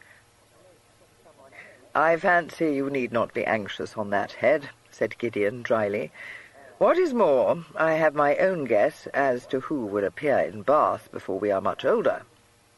"Good God, not my uncle! What the devil shall I do with him, if you are right? I must find this fellow Mudgley, and I am sure my uncle will be the greatest hindrance to me." Gideon's eyes gleamed appreciatively at the unconscious change in his cousin, which made it possible for him to contemplate the possibility of his being able to do anything at all with Lord Lionel. But he replied gravely, "You had best send him to join your new friend at Cheney." "Yes, I think I had," said the Duke, quite seriously. "He dislikes hotels, so perhaps he will choose to go there. I wonder, will he think Mamble preferable to the damp sheets he is convinced all landlords put upon their beds? And then there is Liversedge. Gideon, I charge you most straitly not to say one word to your father about Liversedge. He would raise such a breeze, and for heaven's sake try to think of some plausible tale for me to fob him off with. It would never do for him to know the truth. Turning him up sweet, you won't do it. I must do it. There is Matt to be thought of, remember. But first, I do think I should get rid of Mamble. If he stays in Bath, I shall never be able to shake him off. Gideon, you shall drive him and Tom out to Cheney for me tomorrow." Gideon groaned. "And tell Tom how I got my wound. I thank you." "Nonsense, it will not hurt you to tell him about a battle, and you are just the sort of fellow to give him other ambitions than high-road robbery." "Rid your mind of the hope that you are going to fob your hell-born babe off on me," recommended Gideon. But the Duke only smiled at him with deep, if rather sleepy affection, and murmured, "Kind Gideon. Not really a hell-born babe, you know, just a trifle wild. I dare say he will mind you tolerably well. I am glad you are come to Bath." He said the same thing when he took himself off to bed and found Nettlebed waiting to attend on him. Nettlebed had contrived in some inexplicable way to make his bedchamber much more comfortable, and there could be no denying that it was extremely pleasant to find candles already burning there, the fire made up, his nightshirt laid out in readiness, and a devoted servitor to pull off his boots, pour out hot water for him, and tenderly divest him of his raiment. He said, "It has done me a great deal of good to be without you, Nettlebed, for it has made me appreciate you as I never did before. Can anything be done, do you think, to make me respectable enough to be seen abroad?" "Now, don't you worry your head over that, Your Grace," Nettlebed admonished him. "I will soon have your coat fit to wear, never fear." "Thank you. I bought some new neckcloths today, so—" "Your Grace won't have to wear them," said Nettlebed repressively. "I was afraid you would not quite like them," said the Duke in a meek voice. Nettlebed was not deceived. He was still too much chastened to treat this demure mischief as it deserved, But he shook his head at the Duke and said severely, as he drew the curtains round the bed, "Aye, right well your Grace knew I wouldn't like them. And a good thing his lordship isn't here to see the case you're in. Now, you go to sleep, your Grace, and no more of your tricks." Chapter 23. In the morning it was discovered that not only had Nettlebed removed the stains and the creases from the Duke's coat, but he had also furbished up Tom's apparel. Nettlebed by no means approved of Master Mamble, but if his master chose to take under his wing a youth of vulgar parentage, there was nothing for it but to do what lay in his power to make him respectable. From having attended the Duke and his various cousins in their boyhood, he was perfectly well able to deal with even so recalcitrant a subject as Tom, even succeeding in sending him into breakfast with his neck clean and his hair brushed. Tom, no sufferer from matutinal moroseness, enlivened the board with a ceaseless flow of conversation. As much of this took the form of pertinacious questions addressed to Captain Ware, his victim revised his overnight decision and grimly informed the Duke that he would obey his behests with the utmost willingness. "And how you have borne it for close on a week, I know not, Adolphus," he said. The Duke laughed, but bade Tom postpone his questions. "For my cousin is always very cross at breakfast," he explained, "and you will have, besides, plenty of opportunity to ask him what you like presently. I have been thinking that you might like to go out to Cheney and stay there for a day or two. Captain Ware will tell my head keeper to look after you, and you may take a gun out, and very likely see Shillingford's ferrets, and go ratting as well." The magnificence of this proposal served not only to render Tom speechless for quite 10 minutes, but to make him assail his parent, upon his arrival at the Pelican, with such eager entreaties to him to permit him to accept the most splendid invitation of his life, that Mr. Mamble was almost dazed by them. When he understood more clearly what the invitation was, he protested that he did not wish to be any longer separated from his heir. This made it easy for the Duke to extend the invitation to him, and so adroitly did he do it, that Mr. Mamble had no suspicion that he was being got rid of, and Gideon had to hide an appreciative grin. Fortunately for the success of the Duke's scheme, Mr. Mamble had fallen foul of the landlord, the boots, and one of the waiters at the White Horse, and had already declared his intention of shaking the dust of this hostelry from his feet. If he thought an invitation to stay at Cheney while its owner remained in Bath irregular, this consideration was outweighed in his mind by the prospect of being able to floor his oldest crony and chief rival in Kettering with the careless announcement that he had been visiting the Duke of Sale at his house near Bath. He accepted with a low bow, and in a speech in which the words condescension, your grace, distinguishing attention, and all obligation occurred so frequently that the Duke could only be grateful to Tom, who interrupted it without ceremony, demanding to know when they might set forward on the journey. "You may come with me there at once," said Gideon. "We will go ahead of your father in my curricle, and see all in readiness." "Oh, sir, and may I drive it, may I? Do pray say I may." His parent bade him mind his manners, and recommended Captain Ware to give him a clout if he should be troublesome. Gideon, however, nodded, and bade him make haste and pack up his valise. Tom dashed off at once, and in a very short time the Duke was alone, and able to set forth on his quest for Mr. Mudgley. He found it disagreeably reminiscent of his earlier quest for the bird in hand. None of the more obvious places of inquiry seemed ever to have heard of Mr. Mudgley, and visits to two gentlemen who bore names slightly resembling Mudgley proved abortive. The Duke drove back to the Pelican in the gig he had hired for these visits, in a mood of considerable misgiving. He found that his cousin had returned from Cheney, and that Nettlebed had had the forethought to bespeak suitable accommodation for them both at the Christopher. He nodded absently and said, "Yes, very well, when my baggage has arrived. I must go round to Laura Place." "What's amiss, Adolphus?" inquired his cousin. "The devil's in it that no one has heard of Mudgley. If I can't discover him, I shall be in a worse scrape than any. That unfortunate child has nowhere to go, and no relatives who will own her. And what in thunder am I to do with her?" Gideon raised his brows.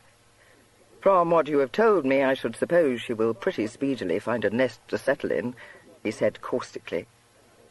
"That is the very thing I am seeking to prevent," said the Duke, irritated. "Is it worth the pains? Good God, can you not understand that I made myself responsible for her? She is only a child. A pretty fellow I should be if I were to abandon her at this stage. I must try if I cannot induce her to recall more particularly where Mudgley lives. Did you leave all well at Cheney?" "I left your servants a trifle stunned by your guests, but it seems probable that Liversidge will assume control of the household. He informed me that I might have the most complete confidence in him. By the by, that bailiff of yours, Moffat, is it, is overjoyed to learn that you are in Bath, and trusts that you will go to Cheney. He has all manner of matters to lay before you." "If Moffat wants to see me, he must come to Bath. I have no time to go out to Cheney now." "I told him so, and he said that he would come to you," said Gideon. "There is no escape for you." "You might have fobbed him off," complained the Duke. "Your retainers are not so easily fobbed off. If you are going to Laura Place, I shall come with you. I can no longer exist without a sight of the fair Belinda. Besides, I dote on the Dowager. I wonder if she has bought a new wig. When I last saw her, she had a red one. Devilish dashing." But when they arrived in Laura Place and were taken up to the drawing-room on the first floor, they found that wiser counsels had prevailed with the Dowager Lady Ampleforth, and she had exchanged the red wig for one of iron grey. But as she chose to set a turban of rich violet silk, shot with orange, on top of these new ringlets, the effect was still extremely colourful. She was a handsome old lady, with a beak of a nose and a wicked eye. In her day she had been, as she had not the slightest hesitation in informing her acquaintance, a great rake. But gout and increasing years now largely chained her to her chair. She tolerated her son, despised her 3 daughters, and cherished towards her daughter-in-law a violent animosity. Since she belonged to a more robust and by far less prim a generation than theirs, she had no difficulty at all in shocking her descendants, a pastime to which she was greatly addicted. She received the Duke indulgently, and his cousin with acclaim. Gideon corresponded exactly with her notions of what a young man should be like, and she received his outrageous advances in high delight, encouraging him in every extravagant flattery, and adjuring him to murmur into her ear all the more scandalous stories current in military circles. She was able to regale him with quite a number of warm anecdotes herself, and it was not long before she had signed to him with one twisted hand to draw his chair closer to hers. This left the Duke free to confide his errand to Harriet. She was concerned to learn that he had been unable to discover Mr. Mudgley. "It is not that I do not wish to keep her with me, Gilly," she explained, "but I know Mamma will never permit me to, and there is another circumstance which makes me feel a little uneasy. I am afraid Charlie admires her excessively." "Good God," said the Duke, "I had not thought of that. What is to be done?" "Well, Gilly, I do think we should find a suitable establishment for her, but pray do not be worried. Charlie is not staying here, you know. He has a lodging in Green Street, and I have explained to him that he must be good. But nothing would do but he must squire us to the theatre last night, and I fear he did flirt rather dreadfully with Belinda. I was a goose to go with him, but Belinda wanted so very much to see the play that I did not know how to refuse. But I won't let him be alone with her, I promise. I must go with Grandmamma to Lady Ombersley's party tonight, But Charlie told us himself that he was promised to some friends of his own, which is why he cannot go with us. I hope you will not think I did wrong to go to the play. No, no, how could you do wrong? I am only distressed that you should be put to so much anxiety. My poor Harry. Is Belinda in? Would it be of the least use for me to ask her if she cannot cudgel her brains a little? Oh, yes, she is trimming a hat for herself. I will fetch her down directly. But, Gilly, I don't know how it will answer. She is the strangest creature. It does seem as though this Mr. Mudley and his mother are the only people who have ever been kind to her, and I own that she speaks of the young man with a wistful look that quite touches one's heart. But she has not the least notion of constancy. It is quite dreadful. And, oh, Gilly, by the unluckiest chance, we saw a purple gown in one of the shops on Milsom Street, and I do believe it put everything else out of her head. He laughed. Harriet, do pray buy it for her and set it to my account. Perhaps if she had her purple gown— Gilly, I could not, said Harriet earnestly. You have no idea how unsuitable it would be.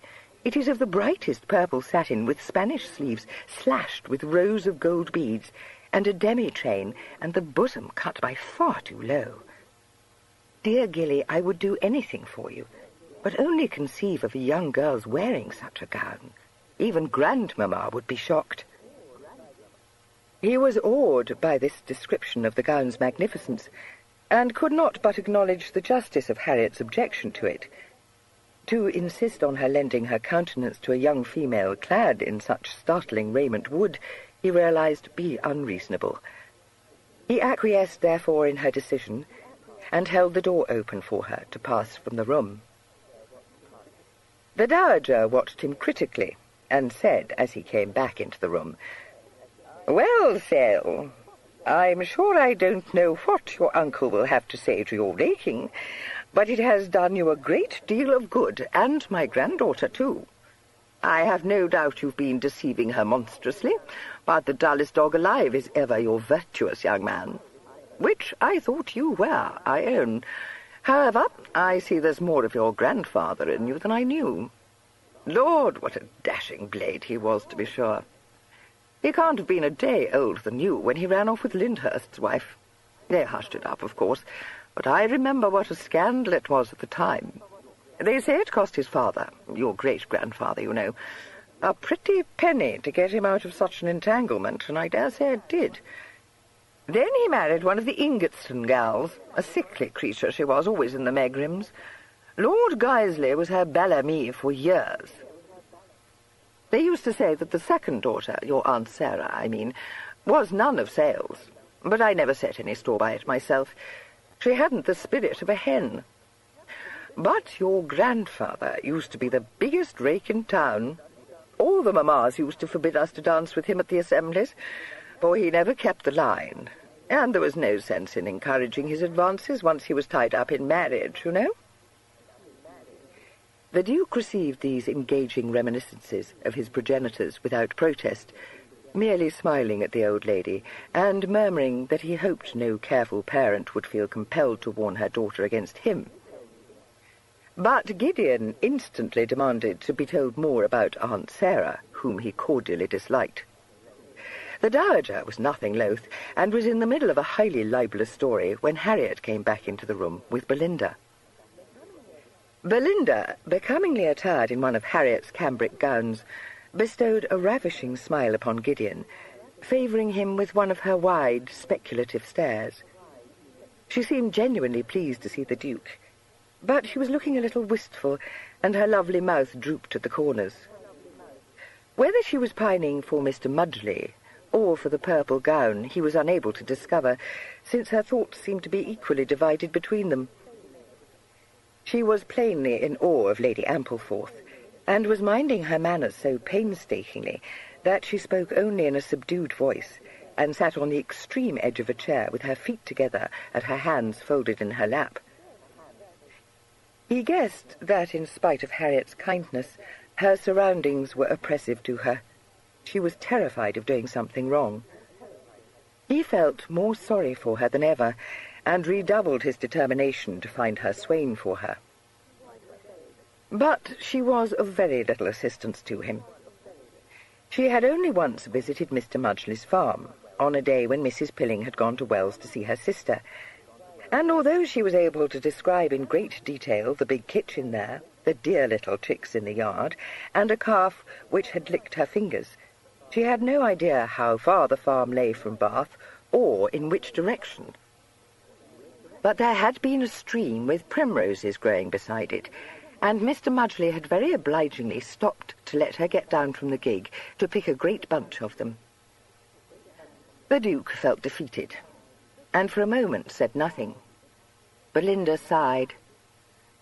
"Perhaps he went away, like Maggie, and I shall never see him any more," she said. He did not think this was likely, and shook his head. Belinda sighed again. "I dare say he is married now, because he was very handsome, and it was such a nice house with a garden and beautiful red curtains in the parlour. I am very unhappy." Both he and Harriet said what they could to console her, but she seemed to have sunk into a mood of gentle resignation. She said simply, "I wish I was not a foundling. It is very hard, you know, because no one cares what becomes of one, and one has nowhere to go. And when I thought that Uncle Swithin would make me comfortable, I was quite taken in. And so it is always." This sad little speech brought the tears to Harriet's eyes, and she took one of Belinda's hands in hers and clasped it, saying, "No, no, do not say so. The Duke and I will always stand your friends, I promise." "Yes, but it is not the same," said Belinda unanswerably. The Duke could only reiterate his determination to find Mr. Mudgley. Belinda smiled gratefully at him, but without conviction, and catching Gideon's eye, he rose to take his leave. "Well," said Gideon, as they walked towards Bridge Street together, "she is certainly a non-pare Adolphus, and I think you are wasting your time. She is destined to become a Covent Garden nun." The Duke compressed his lips, returning no answer. Captain Ware glanced quizzically down at him. "I have offended you, Adolphus?" "No. I expected you to say something of the sort. You have never the least sympathy for those born in less easy circumstances than yourself. Witness your contempt of Matt." Captain Ware blinked. "Phew! What can I do to atone?" "Find Mudgley for me," said the Duke tartly. "Yes, Your Grace," said Captain Ware in servile accents. This made the Duke laugh. He slid a hand in his cousin's arm, pressing it slightly and saying, "I have learned some few things in this week that I never knew before, you see, Gideon. Did you ever think how it would be to be without a single relative in the world? I did not, I own. I thought you had done so, however, and envied those in that happy state." "I have discovered my mistake," replied the Duke. Gideon could not help smiling at this. He said, "I hope you will still think so when my father arrives in Bath." This event took place that evening, just as Nettlebed had brought sherry and Madeira into the private parlour, drawn the blinds and made up the fire. The door was suddenly opened, and Lord Lionel stalked into the room before the trembling waiter had had time to announce him. His lordship, having passed through every stage of anxiety, was suffering from the inevitable reaction, and looked to be in anything but a conciliatory mood. His eagle glance swept past his son and became fixed upon the Duke. "Ha!" he ejaculated explosively. "So you have seen fit to inform us of your whereabouts, Sale. Extremely obliging of you. And now perhaps you will have the goodness to explain the meaning of this caper." The Duke, rising quickly from his seat by the fire, fancied that he could detect fresh lines on his uncle's face. He went forward, holding out his hands and saying, "Dear sir, I am so very glad to see you. Forgive me." Lord Lionel champed upon an invisible bit. With all the air of a man constrained against his will, he took the outstretched hands and gripped them. "I want none of your cajoleries, Sale," he announced, his penetrating gaze searching the Duke's face. "I do not know what the devil you mean by behaving in this way. I am very angry with you, very angry indeed. How dared you, sir?" The Duke smiled up at him. "Indeed, I don't know how I dared. But I did not mean the fools to worry you with my capers." "Let me tell you that I have better things to do than to worry over your conduct," said his lordship inaccurately. "Are you quite well, Gilly? Yes, I see that you are. It would have served you right if I had found you laid down on your bed with one of your sickly turns, let me tell you.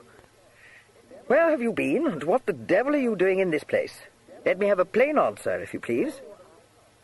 "Oh, I have been in all manner of places, sir, trying to discover if I am a man or only a duke," responded the Duke. "Balderdash," pronounced his lordship comprehensively. He released the Duke's hands and discovered Nettlebed's presence in the room. His exacerbated feelings found a certain measure of relief in the utterance of a severe rebuke to him for having left Sale House without notice or permission.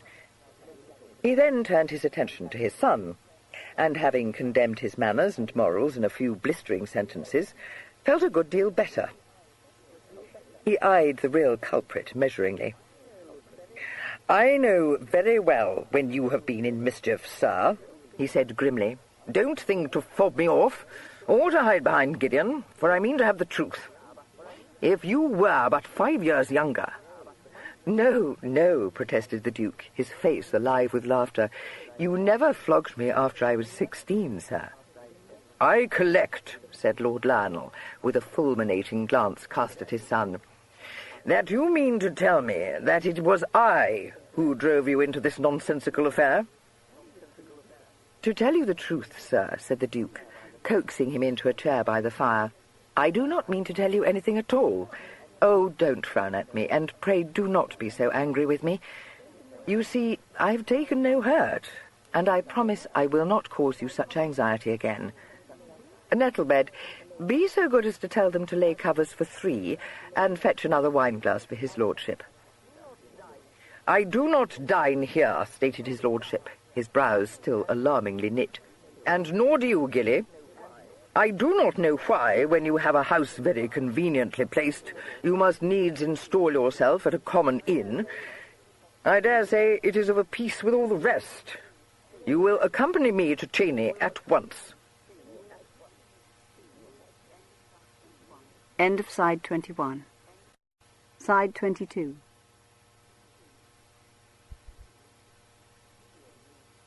Gideon leaned his shoulders against the wall, and waited with interest to hear what his cousin would reply to this command.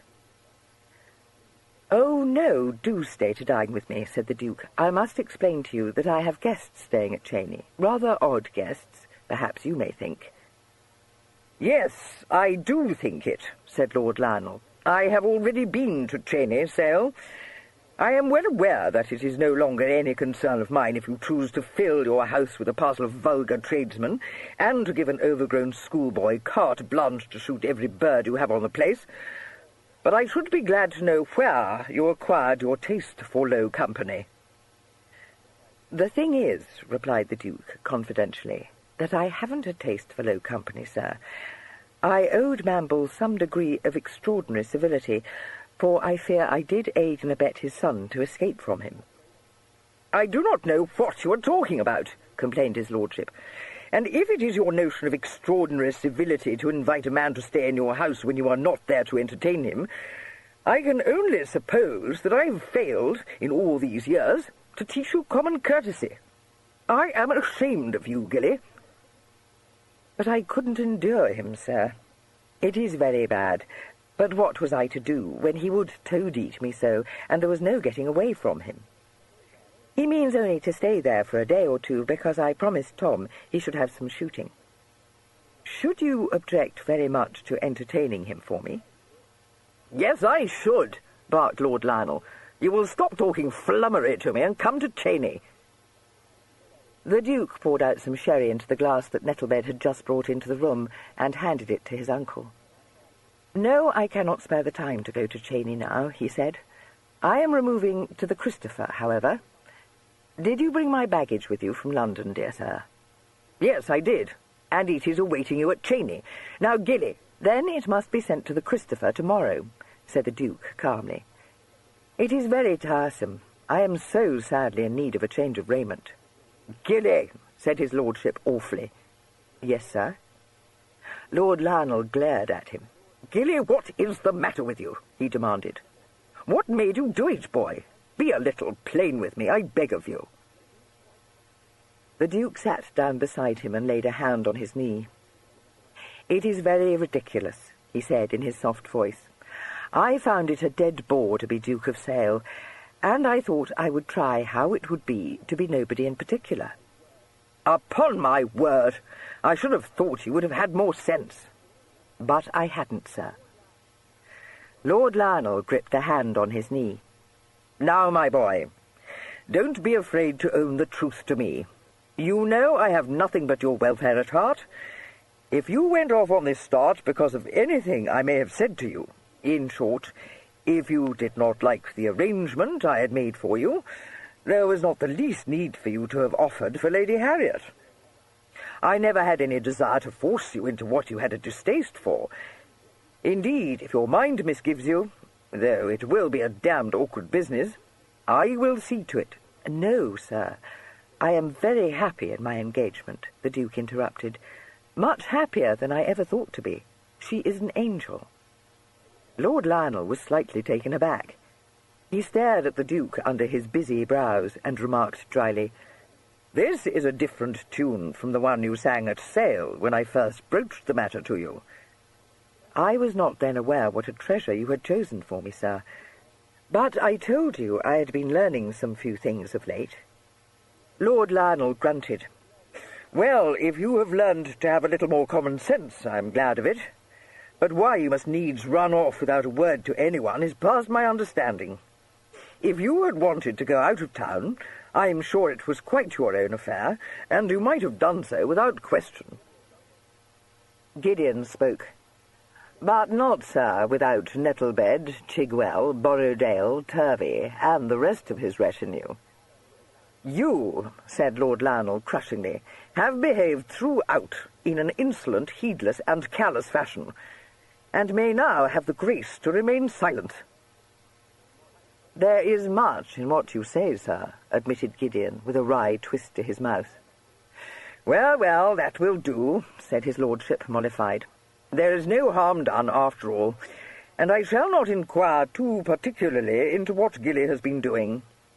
I am not one of those who expect a young man to lead the life of a saint. You are looking very well, Gilly, very well indeed, and that, I must own, makes up for everything. The Duke's hand turned under his and clasped it. You are very much too good to me, sir, and I don't know what I deserve for causing you so much anxiety. Pooh, nonsense, said his lordship testily. I know your coaxing ways, boy. Don't think to cozen me with them. But it is the outside of enough when you give every idle gossiper in town cause to say that Gideon has murdered you. Not but what it was quite his own fault, and I have no sympathy to waste on him, none at all. But I cannot have you so cross with Gideon, said the Duke gently. He is quite my best friend, you know, and besides, what could he do when I had sworn him to secrecy? And when he heard that I was in a scrape, he came to rescue me from it.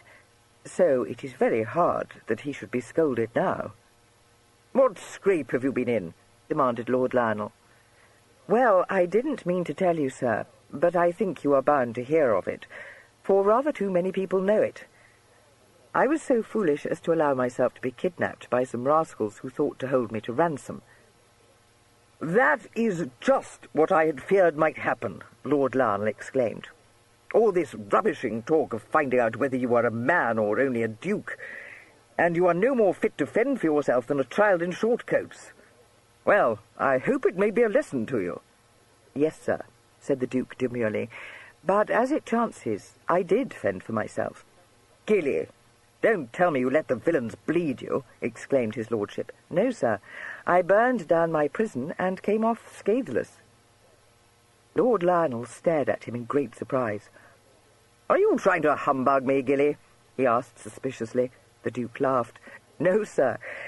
I thought I had to bestir myself, for I didn't know that Gideon was coming hot-foot to the rescue. They were not very clever villains, perhaps, which was fortunate, but they did me a great deal of good." "Did you a great deal of good?" exclaimed Lord Lionel. "What nonsense you talk, boy! How came it about? Tell me the whole." If the Duke did not comply exactly with this request, he told Lord Lionel enough to astonish and shock him very much. But it was evident that he was also pleased to think that his nephew had behaved with such spirit, and he forgot, in his interest in the affair, to inquire how Gideon had come by the knowledge that Gilly had been kidnapped. But he was not at all pleased to learn that nothing had been done to lay the villains by the heels, and roundly denounced such foolish clemency. "They must be brought to book," he declared. "You will inform the magistrates, Gilly. You should have done so before you left the district, of course." "No, sir, I think not," the Duke replied tranquilly. "What you think is of no consequence," said his lordship. "A pretty state of affairs it would be if all such rascals were to go unpunished. You owe a duty to society, as I have been forever telling you. Now, do not argue with me, I beg of you." "Certainly not, sir. You know I can never bear to do so. I am very sorry for society, but my mind is quite made up. I beg your pardon, but I could not endure to have such a stupid story made known to the world." Lord Lionel had been about to scarify him soundly, but this utterance gave him pause. He frowned over it for a moment or two, and at last said grudgingly, "Well, there is something in what you say, but I cannot like it. And there is another thing, Gilly. I do not understand why you have engaged a new steward without a word to anyone. You will naturally be enlarging your staff, but it will be better to leave such a matter in Scriven's hands. He is far more able to judge of what will suit you than you can possibly be. Not but what," he added fairly, "this man of yours seems to know his work very well, and to be just the sort of fellow you should have about you. I have nothing to say against him, but in future I advise you to let Scriven attend to the hiring of your servants." He perceived that his son was struggling not to laugh, and directed one of his quelling glances at him. "Now, what do you find to amuse you in that, pray?" "Nothing, sir," gasped Captain Ware, wiping his eyes. Lord Lionel found that his nephew was similarly affected. "Well, well, you are a couple of silly boys," he said indulgently. "So, you wish to remain in Bath, do you, Gilly? You will be squiring Harriet to the balls at the Assembly Rooms, I dare say, and certainly it would not do for you to be driving out to Cheney late at night. But you would be more comfortable in a set of lodgings, my dear boy, than in an hotel. There are some very tolerable ones to be had, and you may have your own servants to wait on you, and be sure of the beds." "Thank you, sir. I shall do very well at the Christopher.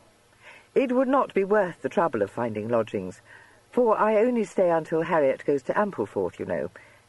Shall you join me there, perhaps?" "No, no, you know very well that I detest hotels.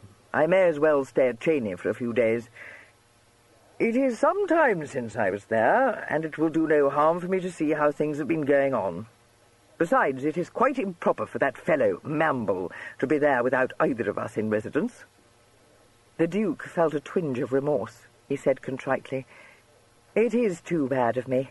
I'm afraid you will dislike it excessively, sir." "I dare say," said Lord Lionel dryly, "but I shall not dislike it as much as you would. I have not lived in the world for 55 years without learning how to deal with fellows of that stamp, I assure you. But how came you to fall in with him? And what is all this nonsense about aiding his son to escape from him?" By this time the waiter had come in, and began, under Nettlebed's severe surveillance, to lay the covers for dinner.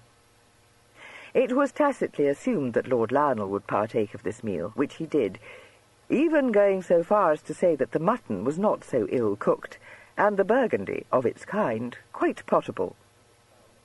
Nettlebed, who despised all the servants at the Pelican, would not permit the waiter to attend upon his master, but received the various dishes from him in the doorway, so that the Duke was able to regale his uncle uninterrupted with the story of his dealings with Tom. It was not to be expected that his lordship would approve of such unconventional conduct, and he had no hesitation at all in prescribing the proper treatment for boys who played such pranks. But he listened appreciatively to the Duke's part in them, putting several shrewd questions and nodding at the answers as though he were well satisfied. Indeed, it was felt by both cousins that he had expressed a high measure of approbation when he said, "Well, Gilly, you are not such a fool as I had thought." Encouraged by this encomium, the Duke said in his meekest voice, "There is one other little matter which perhaps I should tell you, sir. I dare say you will be paying your respects to Lady Ampleforth." "Certainly," said his lordship. "Then I think I had better tell you about Belinda," said the Duke guiltily. His uncle lifted his brows at him. "Oh, ho! So now we come to it, do we? I thought there was a petticoat in it." "No," said Gideon lazily. "Adolphus has merely been playing the knight-errant. He has been ready to eat me for telling him he is wasting his time. I hope you may have better success with him." But Lord Lionel, when he had listened to as much of Belinda's story as his nephew saw fit to impart, was rather amused. Schoolboys of plebeian parentage were to be deplored, but the intrusion into the Duke's life of beautiful damsels he regarded as inevitable and not in the least blameworthy. Whether he believed in the propriety of the Duke's dealings with Belinda seemed doubtful, but all he said, and that in a tolerant voice, was, "Well, well, it has all been highly romantic, no doubt, and I consider that Harriet has behaved with great good sense. She is a well-trained girl, and will make you an excellent wife. But this Belinda of yours should now be got rid of, my boy." "Yes, sir. We hope to establish her creditably," said the Duke. Lord Lionel nodded, ready to dismiss the matter. "That's right, you can afford to be generous, but do not run to extremes. If you do not like to set about the business yourself, I will do it for you." "I think, sir, that it will be better if I settle it," said the Duke firmly. "As you please," said his lordship. "It will not hurt you to get out of this scrape by yourself, though I dare say you will be humbugged into paying her far too much. Never be deceived by a pretty face, my boy. All the same, these ladybirds." He then favoured his awed young relatives with several surprising reminiscences of his own youth, pointed the moral to them, and said that it was high time he drove back to Cheney. Gideon saw him to the Duke's chaise. He paused for a minute or two in the doorway of the inn, and said in a burst of confidence, "You know, Gideon, the boy has not managed so ill. I own I had not thought he had so much resolution. I begin to have hopes of him. I should not be at all surprised if he turns out to be as good a man as his father. It is 1,000 pities he is so undersized, but you may have noticed that he has his own dignity." "I have frequently noticed it, sir." "It would not have been wonderful if he had been daunted by all these constables and kidnappers and beadles. But no. Mind, he should not have done such a foolish thing, but as it chances no harm has come of it, and I shall say nothing more on that head. You are both of you past the age of being scolded." "Yes, sir," said his son, grinning affectionately at him. Chapter 24. The Duke's chaise, with his footman and all his baggage, having been dispatched by Lord Lionel from Cheney at an early hour on the following morning, Gilly lost no time in removing to the Christopher, where he instantly discarded his travel-stained raiment, and gratified Nettlebed by telling him that he might give the olive coat away, since he never wished to see it again. Not to be outdone in generosity, Nettlebed said that another such coat could be ordered from Scott, if his Grace preferred his cut to Weston's. He then eased the Duke into a coat of blue superfine, carefully smoothed his nankeen pantaloons, flicked some quite imaginary dust from his hessians, and added that if his opinion was asked, he would feel himself obliged to say that no one could cut a coat with quite that refinement of taste shown by Weston. The Duke, glancing at the reflection of his trim figure in the mirror, admitted that there was a good deal of truth in what he said, and went off, knowing that he had amply recompensed his servitor for any anxiety he had previously caused him to feel. He found his footman hovering in the passage, waiting apparently for no better purpose than to open the door for him into his private parlour. This well-trained individual wore a more than ordinarily inhuman expression, not even permitting himself one furtive glance at his master. But the Duke paused outside the parlour door and said smilingly, "I have not thanked you for contriving so cleverly for me that day in London, Francis. I am very much obliged to you." The footman, bringing his gaze down, found that the Duke was plainly waiting to slide a coin into his hand. He accepted this with becoming gratitude, and the Duke said, "I hope they did not ask you a great many awkward questions." "No, Your Grace, they never asked me any," replied Francis, encouraged by the twinkle in the Duke's eye to relax his quelling rigidity. "And if they had, I wouldn't have said a word. Not if they'd offered me £50, I wouldn't." The Duke was a trifle startled by this evidence of devotion. "You are a very good fellow. Thank you," he said. This unlooked-for courtesy threw Francis quite off his balance. He turned a dull red, and uttered in far less refined accents, "It weren't nothing. I would be main glad to serve your Grace any ways you might wish." The Duke murmured a suitable acknowledgment, and passed into the parlour. Francis, discovering that the coin in his hand was a golden one, instead of the shilling that was his due for any extraordinary service, drew a profound breath, and fell into a blissful reverie. The Duke found his cousin in the parlour, glancing through the Morning Post, which had just arrived from London by the mail coach. He said in an awed voice, "Gideon, the most dreadful thing. I have been quite deceived in that footman of mine." Captain Ware lowered the newspaper. "Good God! What has he done?" "Why, nothing. But I thought he did not care a button what became of me, and I find he is as bad as all the rest. They must have drummed their nonsense into his head, for I never did the least thing to attach him to my interests. It is the most disheartening thing. He will grow old in my service, and become a dead bore to my sons." Captain Ware roared with laughter. "Dismiss him instantly, Adolphus. Dismiss him instantly." "Oh, I couldn't do that. It would be the unkindest thing," said the Duke involuntarily. "Then I fear that until you can bring yourself to do unkind things, you must submit to being the idol of your servants. Tell me, would you be content to accept a Rudgley for your Mudgley?" "Are you trying to roast me?" "What do you mean?" "Only that in obedience to your commands I have been pursuing some few inquiries. I am credibly informed that the receiving office here has frequently handled letters addressed to a Mr. Rudgley, residing at Little End, Priston. Could Belinda have been mistaken in the name, do you suppose?" "Oh, very easily." "You are the best of good fellows, Gideon. Where is Priston?" "Somewhere to the southwest, I'm told. Not very far, but off the Pike Road." "I'll go there at once. What a cursed nuisance it is that my curricle has not yet arrived in Bath. Oh, well, I'll take my chaise. Francis? Oh, there you are. Tell them to bring my chaise to the door, if you please. I shan't need more than a pair, but the postilion must acquaint himself with the road to Priston. Gideon, do you come with me?" "No, I thank you. I am going to promenade in the pump-room. I think I shall drive out to dine at Cheney later, to take a dutiful leave of my parent." "Oh, no, must you? Do you go back to town so soon?" "Tomorrow, if I am not to face a court-martial." "Well, my uncle always dines early in the country, so you may join us at the dress-ball later," said the Duke. "Yes, if I had provided myself with evening dress, I might," retorted his cousin.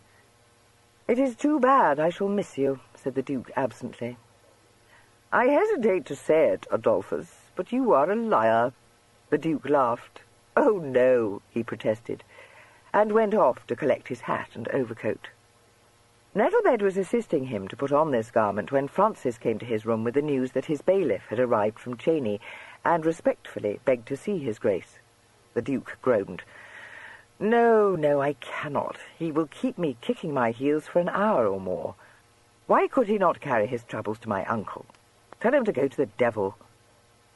He perceived that Francis was about to carry out this command, and added hastily, "No, do not. Tell him that I am very much occupied and cannot see him until noon, or perhaps even later."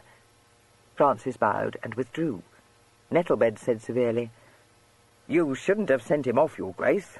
A very good man is Mr. Moffat, and one as has your interests at heart." "Well, I have more important business to attend to," replied the Duke impenitently. But he was once more doomed to disappointment. When, after being misdirected twice, he reached Little End, which was a small but respectable house beyond Priston, and was admitted to the presence of its master, he was dismayed to find himself confronting a gentleman greatly stricken in years. A stammering inquiry elicited the information that Mr. Rudgley was a bachelor, and had no young relatives corresponding even remotely with Belinda's description of her swain. There was nothing to be done but to extricate himself as gracefully as he could from a situation that had become unexpectedly awkward.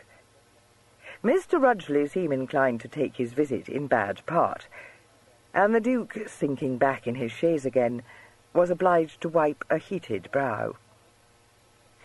He drove back to Bath in a mood of considerable despondency, which was not alleviated by the news that his bailiff was now patiently awaiting his pleasure.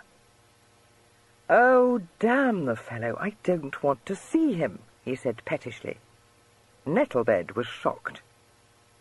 "Is that what your Grace wants me to tell him?" he asked, taking his hat and Benjamin from the Duke. "No, I suppose not," sighed the Duke. "Is he in the parlour? I'll go to him.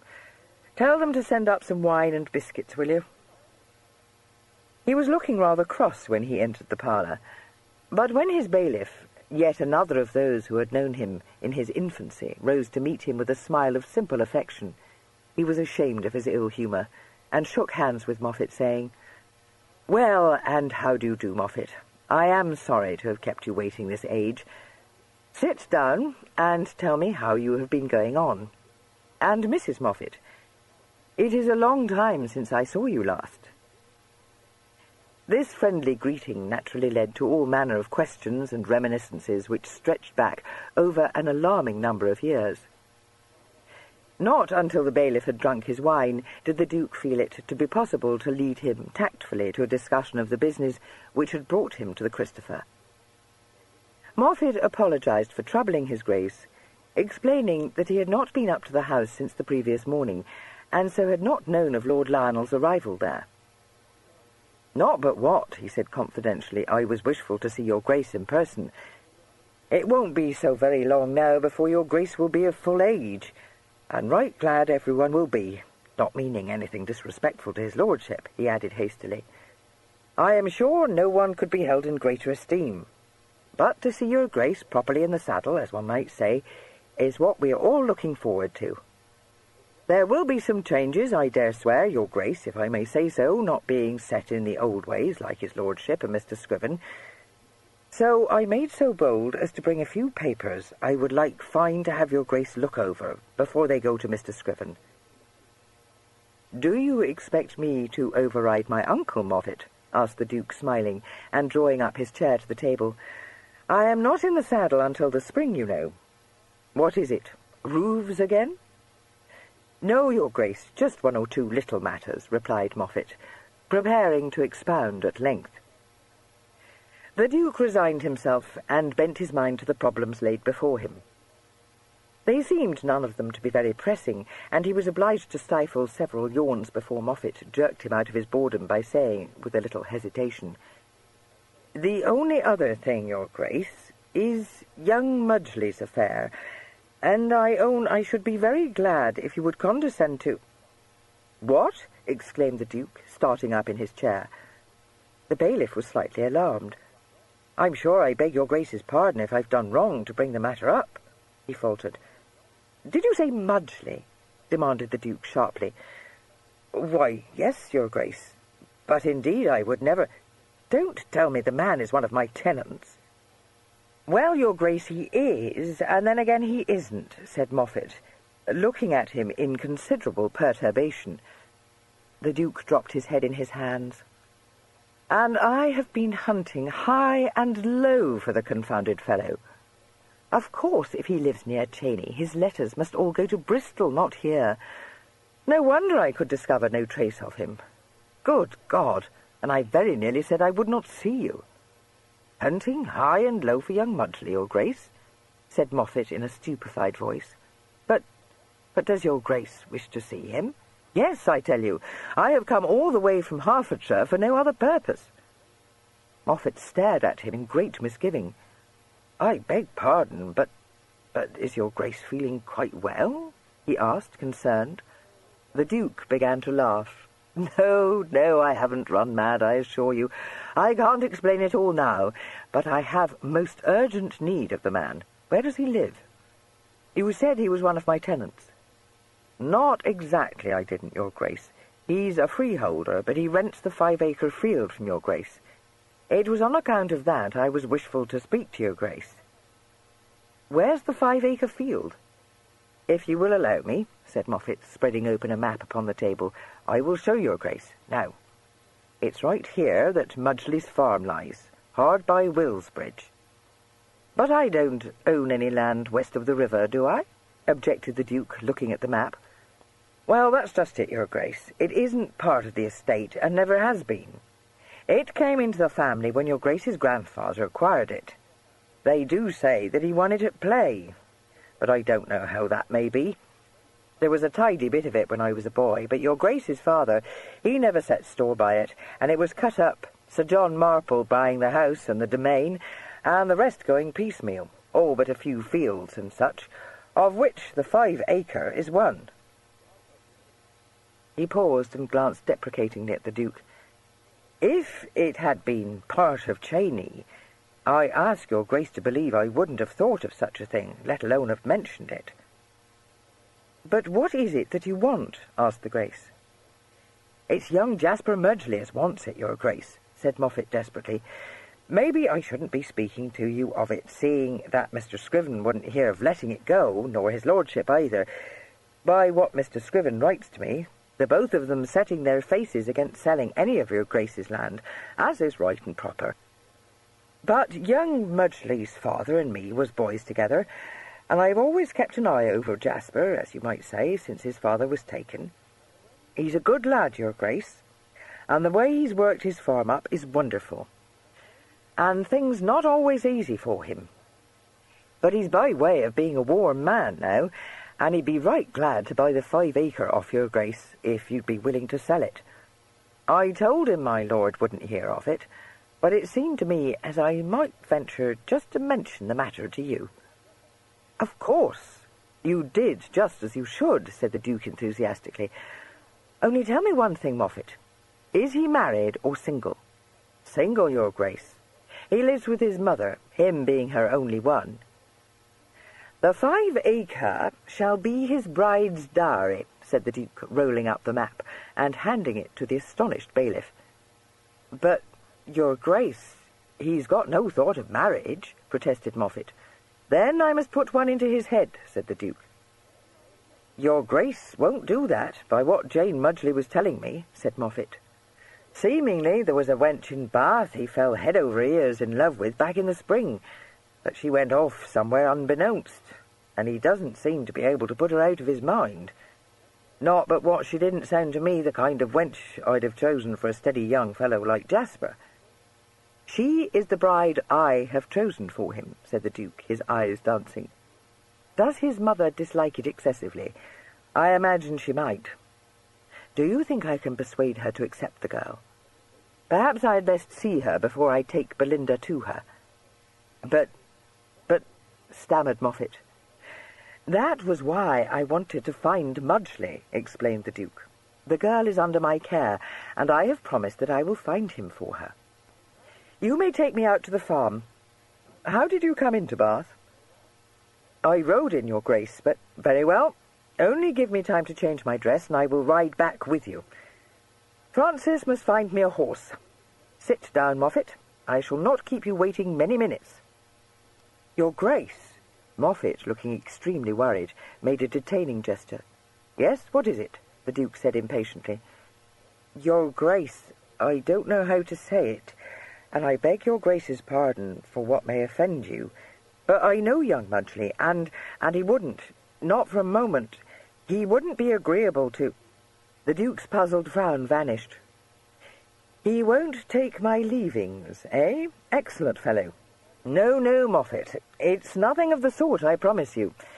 She is staying in Bath under Lady Harriet Prestine's protection. I do hope Mudgley will believe me. Is he a fine, lusty fellow? Well, I shall depend upon you to guard me from his vengeance if he doesn't believe me." He vanished, leaving his bailiff to stare after him in great perplexity. Nettlebed, upon being summoned to lay out his master's riding breeches and coat, demurred at once. He said that his Grace would be quite knocked up with all this dashing about the country, and a ball on top of it. "Help me out of this coat," ordered the Duke. "Now, your Grace, do but listen to reason," begged Nettlebed.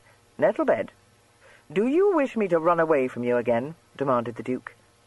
"No, no, you wouldn't do that, your Grace," said Nettlebed, quailing. "That, or engage a new valet," said the Duke inexorably. This terrible threat utterly subjugated Nettlebed, and in almost trembling haste he helped to array his master in his riding dress. "I am not in the least fatigued," said the Duke, straightening his cravat. "No, your Grace." "I shall not be knocked up," said the Duke, walking over to the door. "No, your Grace." "I shall dance into the small hours." "Yes, your Grace." "And," pursued the Duke, opening the door and casting a mischievous look at his cringing servitor, "I shall not engage a new valet." "Now, your Grace," said Nettlebed, in quite a different voice. But the Duke had gone. He rode out towards Willsbridge beside his bailiff in a mood of gay good humour, which much rejoiced that worthy man's heart. By his request they gave Cheney a wide berth, the Duke having no desire to encounter his uncle while going upon an errand of which Lord Lionel would violently disapprove, and Moffat understanding this without the Duke's having the least need to explain it to him. They reached Furze Farm without meeting anyone with whom the Duke was acquainted, and, tethering the horses to the gate-posts, walked across the yard to the open kitchen door. A girl in a cotton apron and a mob cap who had stepped out to empty a pail of water dropped a curtsy to Moffat, and informed him that the missus was in the kitchen rolling out the pastry. Her voice brought a spare, middle-aged woman to the door.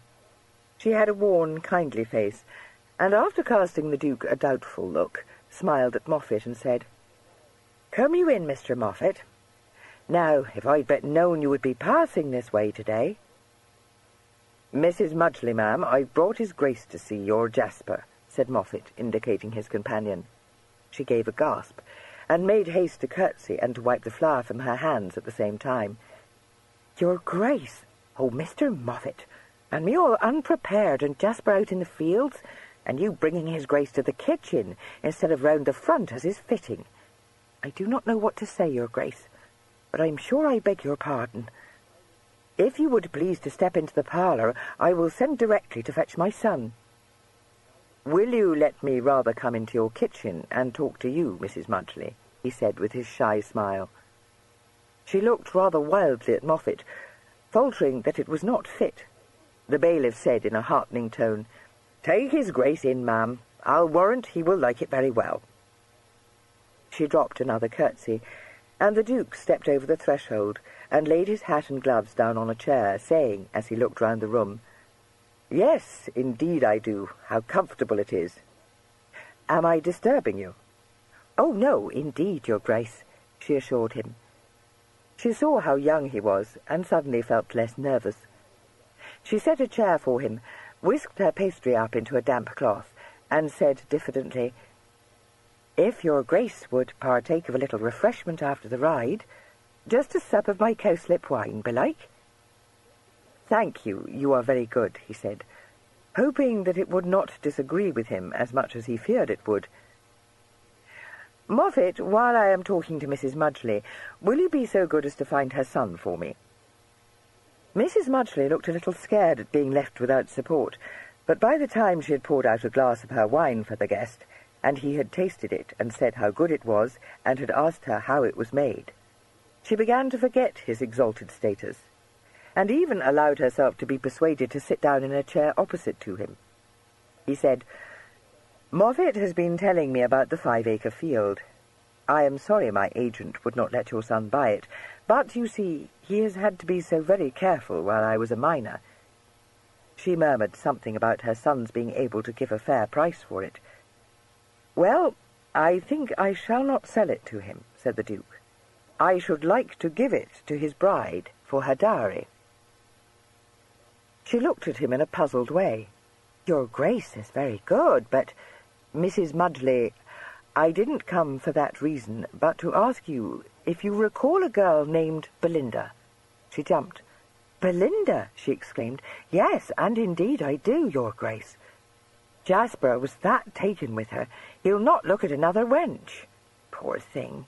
It wasn't what I wished for him, sir, but seeing him so set on her, and him no more changeable than his father was before him, I would have let him wed her, and said naught, but she was so pretty you couldn't but compassion her, and good-natured besides, even if she hadn't much sense in her head, which dear knows she hadn't. But she ran off from the woman she was apprenticed to, and try as he would, my boy could never discover what had become of her." "Why, sir, it couldn't be that you know where she is." "Yes, I do know," he replied. "She fell into the hands of a plausible rogue, who wished to use her for his own ends, and I think she has been very unhappy since she ran away from Bath. But although she has been drifting about the country, and is a very silly girl, I am quite sure she is still quite an innocent girl." He paused. "I think I ought to tell you all I know of her," he said, meeting her startled blue eyes candidly. "You won't judge her harshly, I believe, and it would not be right not to tell you." She looked anxiously at him, but said nothing. But as he gently unfolded Belinda's story to her, the anxiety faded. She shook her head over it often, and clicked her tongue in censure, but at the end sighed and said, "It all comes of her being a foundling, Your Grace, and no one to bring her up right. Not that they don't do their best at the Foundling Hospital, I'm sure, but it's not the same, and never could be. It's like as if the poor children don't have the feelings they would with homes of their own, and folks to care for them. It always seemed to me that Belinda was just like that leaf, that's just blown in through the door, sir, cast about, she didn't know where, and nothing to hold to, if Your Grace takes my meaning." He nodded. "I never thought she was a bad girl, for all the silly notions she had in her head." "No, that I know she is not," he replied. "But she has the most dreadful way of going off with anyone who offers her silk dresses or trinkets, I can't deny." "Ah, but they did say at the Foundling Hospital, where my boy went to ask if they had no news of her, that her father was quality, which would account for it, sir, the quality being very easy in their ways," explained Mrs. Mudgley simply.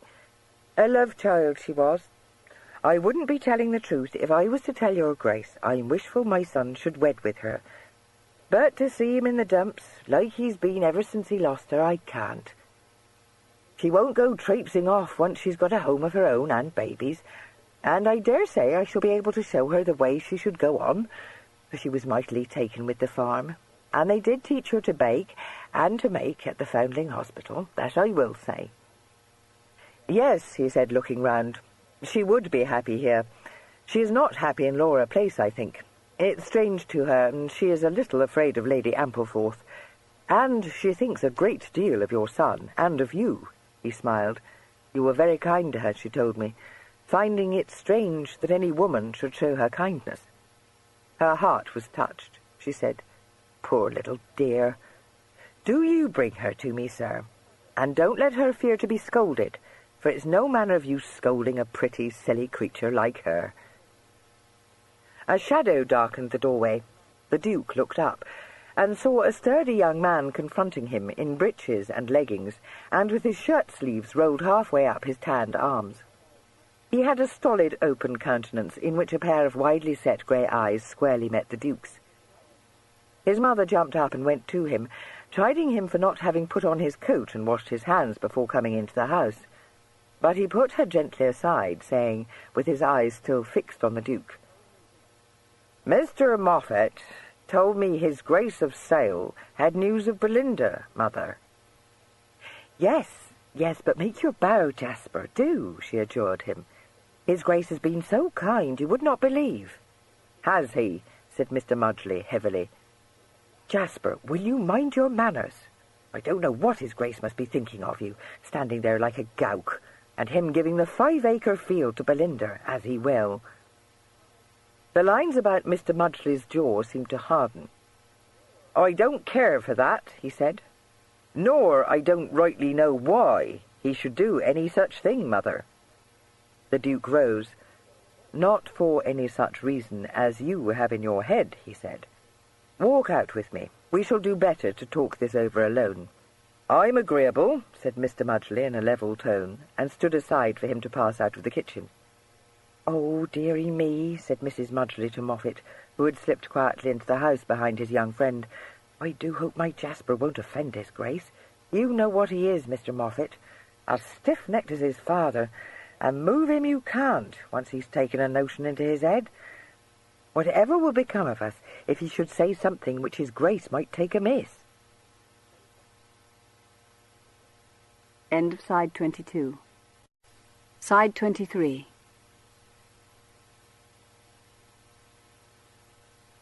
"His Grace won't take offence," Moffat said. "He's not like his uncle high in the instep, as the saying is. I've known him since he was a sickly boy, hardly out of short coats. Aye, and helped him out of trees when he got stuck, and taught him to handle a gun. And there never was a lad with a sweeter nature, that I'll swear to. What's more, ma'am, he's got a way with him. For all he's not much to look at, and if he don't have your Jasper out of his high ropes, I shall be fair astonished." He was not destined to suffer astonishment. After walking up and down the lane for long enough to make Mrs. Mudgley feel very uneasy, the two men came in, apparently on the best of terms. Mrs. Mudgley saw that the set look he had worn for so long had vanished from her son's face, and shed tears, which she dried hastily, however, explaining that she didn't know whether she stood on her head or her heels. None of the three men found this very comprehensible, but they were relieved to see that she had stopped crying, and encouraged her in several ways, her son patting her on the shoulder, Moffat saying there, in a helpless way, and the Duke announcing that it had been decided that he and Lady Harriet would bring Belinda out to Furze Farm as soon as was possible. Mrs. Mudgley then poured out cowslip wine all round, and after he had heroically swallowed his portion, the Duke took his leave of his hosts and rode back to Bath, feeling that a weight had dropped from his shoulders. He had been invited to dine in Laura Place before attending the Dowager and Lady Harriet to the assembly rooms, and when he reached the Christopher, he found that his cousin had driven out to Cheney some time earlier. He walked upstairs to be met by Nettlebed, who took his hat and gloves from him, expressing the hope that he would rest before he changed his dress. "Yes, perhaps I will," he said, yawning. "What's this?" He picked up a letter from the table as he spoke, and saw that it was addressed to him in Lord Gaywood's dashing handwriting. "My Lord Gaywood's man left it here for your Grace, not half an hour ago," responded Nettlebed disparagingly. "He said there was no answer expected. And a fly-by-night fellow he is. I wonder his lordship would have such about him." The Duke broke the wafer and spread open the letter. It was quite brief. "Dear Sale," it ran, "don't put yourself to any more trouble over your fair Cyprian, for I am taking her off your hands. It would be a cursed sin to tie such an out-and-outer up to some Somerset bumpkin. You may fob Harriet off with what tale you please, and, believe me, your devilish obliged servant, Gaywood." Chapter 25. For a full minute after he had read this missive, the Duke knew an impulse to wash his hands of the whole affair. Then a cold, unaccustomed rage took possession of him, and as he raised his eyes from the letter in his hand, his valet was startled to see in them an expression so reminiscent of the late Duke in one of his rare fits of anger that he could almost have supposed that the Duke's father and not himself stood before him. The Duke crushed the letter into a ball, his mouth tightening. He glanced at Nettlebed and spoke. "My chaise and 4 good horses," he said curtly. Nettlebed knew that voice, though he had never heard it issuing from this Duke's lips. He was frightened, but he felt himself bound by his love and duty to protest. "Now, Your Grace," he began in a scolding tone. A sudden flash of anger in the Duke's frowning eyes silenced him. "You heard what I said?" "Yes, Your Grace," said Nettlebed miserably. "Do as I bid you, then. It is to be ready for me within 20 minutes. I'm going round to Laura Place now. Call me a hackney." Devoutly trusting that Lady Harriet would be better able than himself to dissuade his master from undertaking whatever grim project he had in mind, Nettlebed said, "Yes, Your Grace," again, and hurried out of the room. The Duke bade the hackney coachman to wait for him outside Lady Ampleforth's house, and ran up the steps to the door. It was opened to him by the porter, who at once ushered him upstairs to the drawing-room, where he found the Dowager seated beside the fire, with her gloved hands clasped on the head of her ebony cane, and a bonnet overpoweringly bedecked with curled ostrich plumes tied over her improbable ringlets. At the writing-table in the window, Lady Harriet, also in walking dress, sat agitatedly scribbling on a sheet of hot-pressed notepaper. When the Duke was announced, she turned quickly, half rising from her chair, and exclaiming in a faint voice, "Oh, Gilly!" "For heaven's sake, girl," snapped the Dowager, "let us have no die-away airs, I beg of you. One would suppose the end of the world to be upon us. Well, Sale, you are come in a good hour. That fancy piece of yours has found another fool to run mad over her blue eyes." "Gilly, I have been quite unworthy of your trust in me," Harriet said in a conscience-stricken tone. "I am so mortified, and I fear you will think I have been dreadfully to blame." He trod over to her swiftly, and raised her hands to his lips, and kissed them both. "No, no, I could never think that," he said. "I should not have saddled you with such a tiresome burden." "Very true," said the Dowager. "Do you know, then, Gilly?" Harriet asked, her eyes searching his face. "Yes, I know. Belinda has run away again." "I was just writing a note to tell you of it. I have been driving out with Grandmamma, and when we returned, I discovered... Gilly, is it Charlie?" "Yes." She saw the same tightening of the mouth which had alarmed Nettlebed, and timidly laid a hand on his sleeve. "You are very angry. Pray do not be. I think Charlie did not exactly understand the nature of the affair." The irrepressible old lady by the fire gave a croak of sardonic mirth. "Small blame to him. I have no patience with these missish tricks, girl. One would say a young man had never before mounted a mistress." "Oh, Grandmamma, hush. Of course I know. But I promised Gilly I would let no harm befall Belinda." "Harm, indeed. The minx does very well for herself, I vow.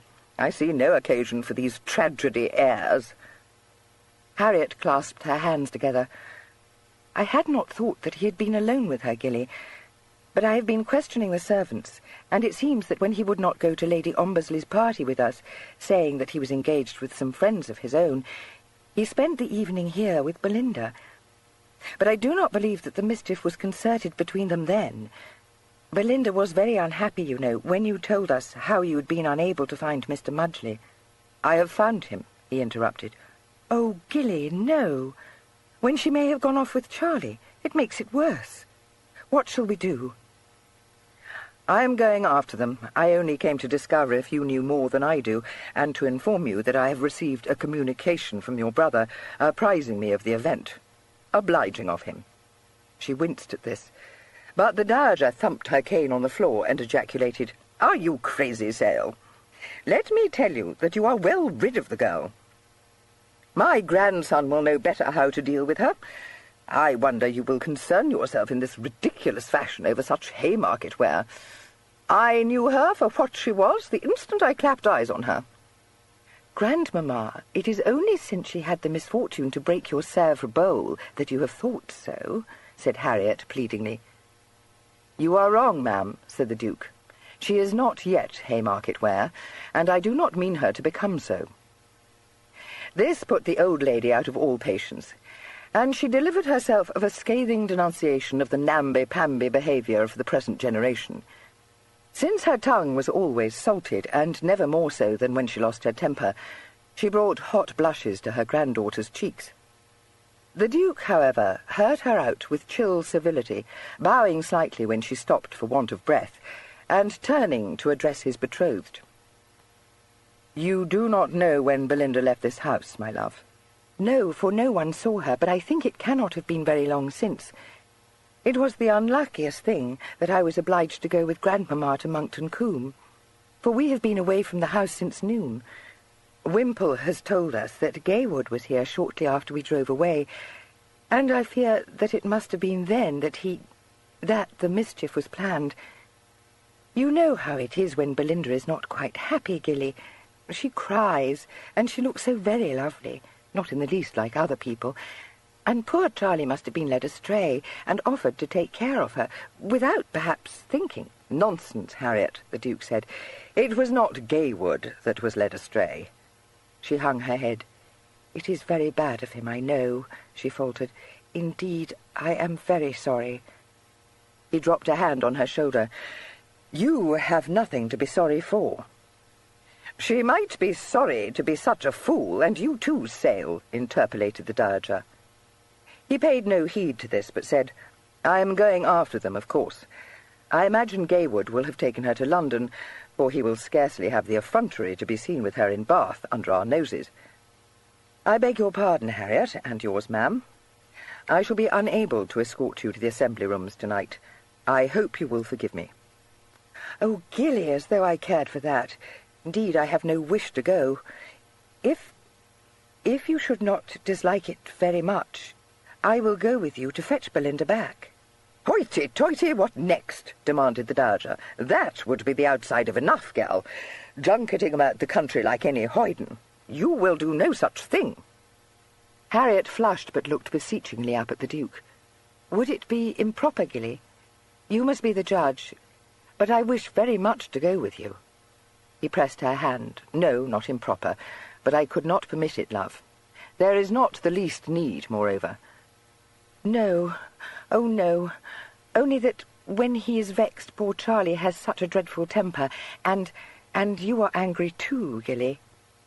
"Oh, you need have no fear on that score," he said reassuringly. "We shall not brawl in public, I hope." "I do not wish you to quarrel," she said piteously. "My dear, you are being absurd," he said. "I might give Charlie a trimming, but I do not intend to come to pistols with him." "You would not, I know, but he—" No, he said, "he is not such a fool." She was obliged to be satisfied, and he took his leave of her, promising to visit her immediately upon his return to Bath. When he reached the Christopher again, he found his chaise waiting for him. He determined to drive first to Lord Gaywood's lodging in Green Street, to learn what he might there. But as he had no expectation of finding Belinda there, and believed it to be possible that he might have a long drive before him, he went first into the hotel to provide himself with an overcoat. He ran up the stairs, and was brought up short on the landing by the sight of Tom coming out of his parlour. "Good God! What are you doing in Bath, Tom?" he demanded, misgiving in his heart.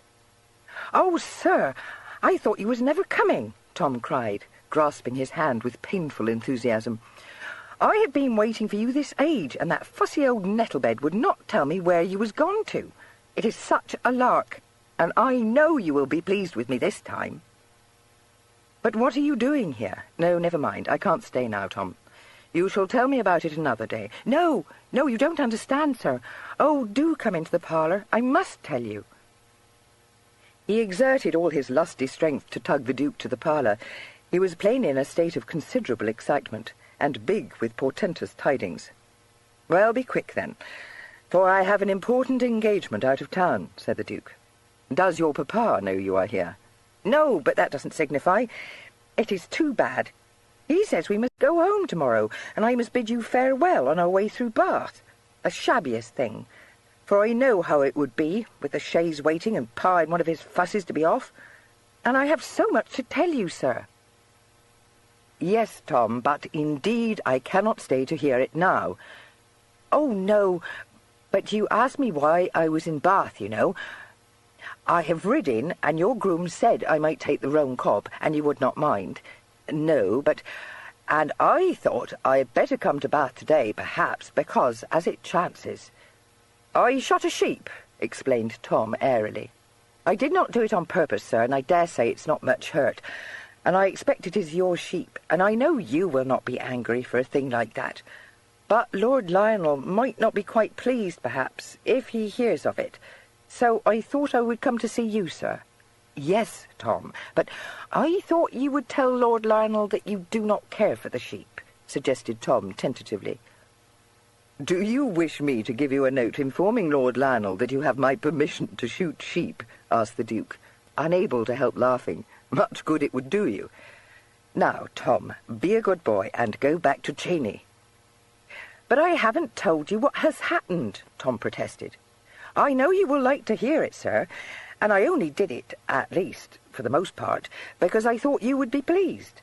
Because you were vexed when Belinda went away with that old gentleman in Hitchin, and you were forever saying she must not talk to strange men. Belinda, the Duke said sharply. What's this, Tom? Have you seen Belinda today? Tell me at once, if you please. I am telling you, sir, Tom argued, aggrieved. You were not here when I rode in, and the waiter said you was gone off somewhere with your bailiff. He is a famous fellow, sir. He took me... Never mind that.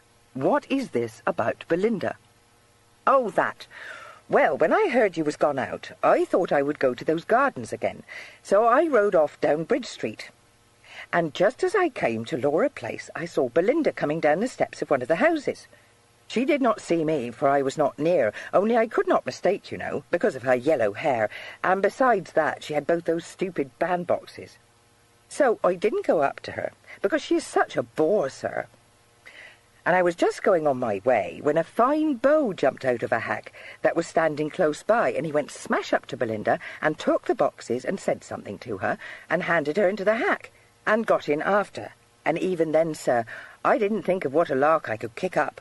Only, of course, I knew you would not like her to go off in a hack with the beau. So I thought I would follow it and very likely rescue her, if she would like it. Or at any rate see how it would be to be a runner or a spy or some such thing. And only fancy, sir, the hack drove past the Pelican, and it went on forever, almost out of the town.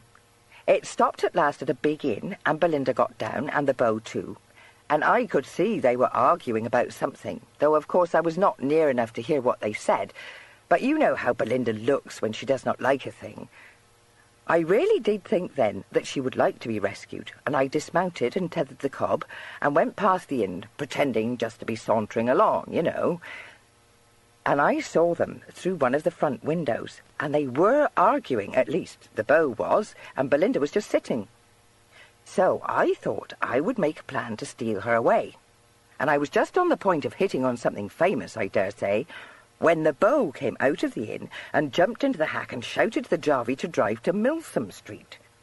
I could see he was in a furious rage, and I quite thought Belinda had sent him to the right about, only that she never does, and he was a regular dash, I can tell you, complete to a shade.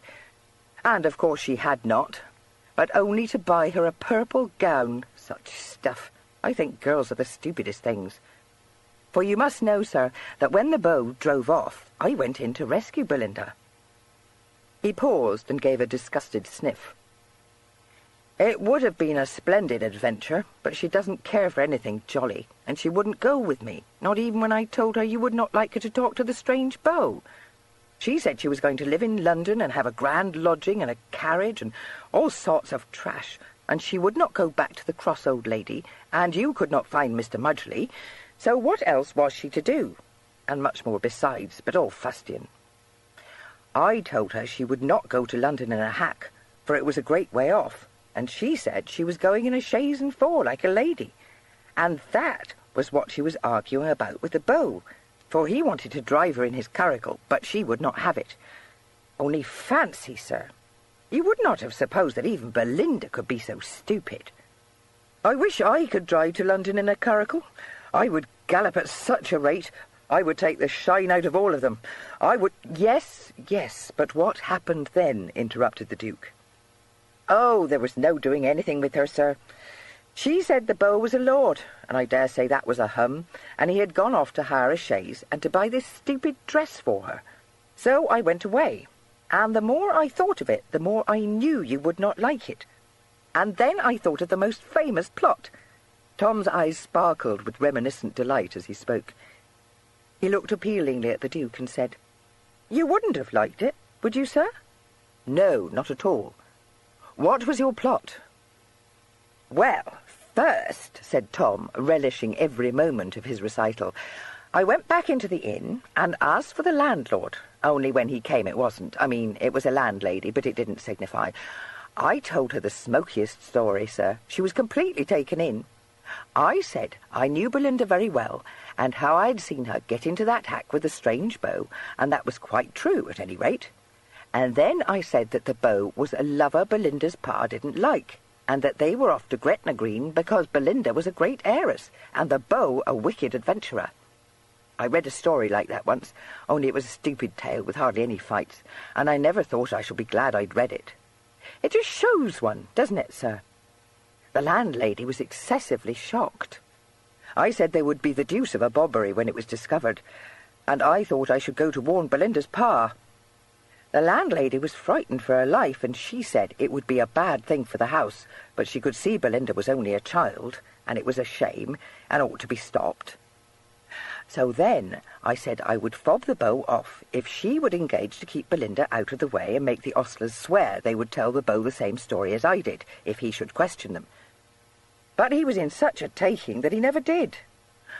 Only to ask the head ostler in the fiercest voice you ever heard if a chaise with yellow wheels and 4 grey horses had stopped at the inn, and of course the ostler said yes, grinning like mad, because it had, you know. Tom, you are going too fast for me. What has the chaise to do with it?" "Oh, yes.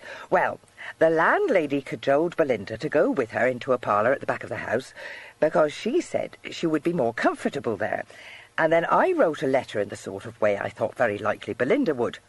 I wrote that you had come for her, sir, and would give her a better gown than the one in Milsom Street, and so she was going to London with you instead.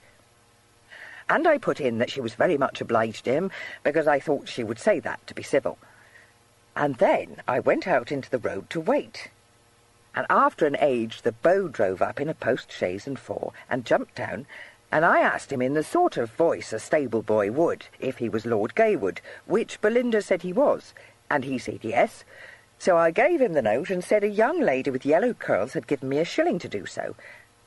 And, oh, sir, I do think it was the most first-rate lark I've ever kicked up, for he flew into the deuce of a passion, and he looked as though he would like to murder someone.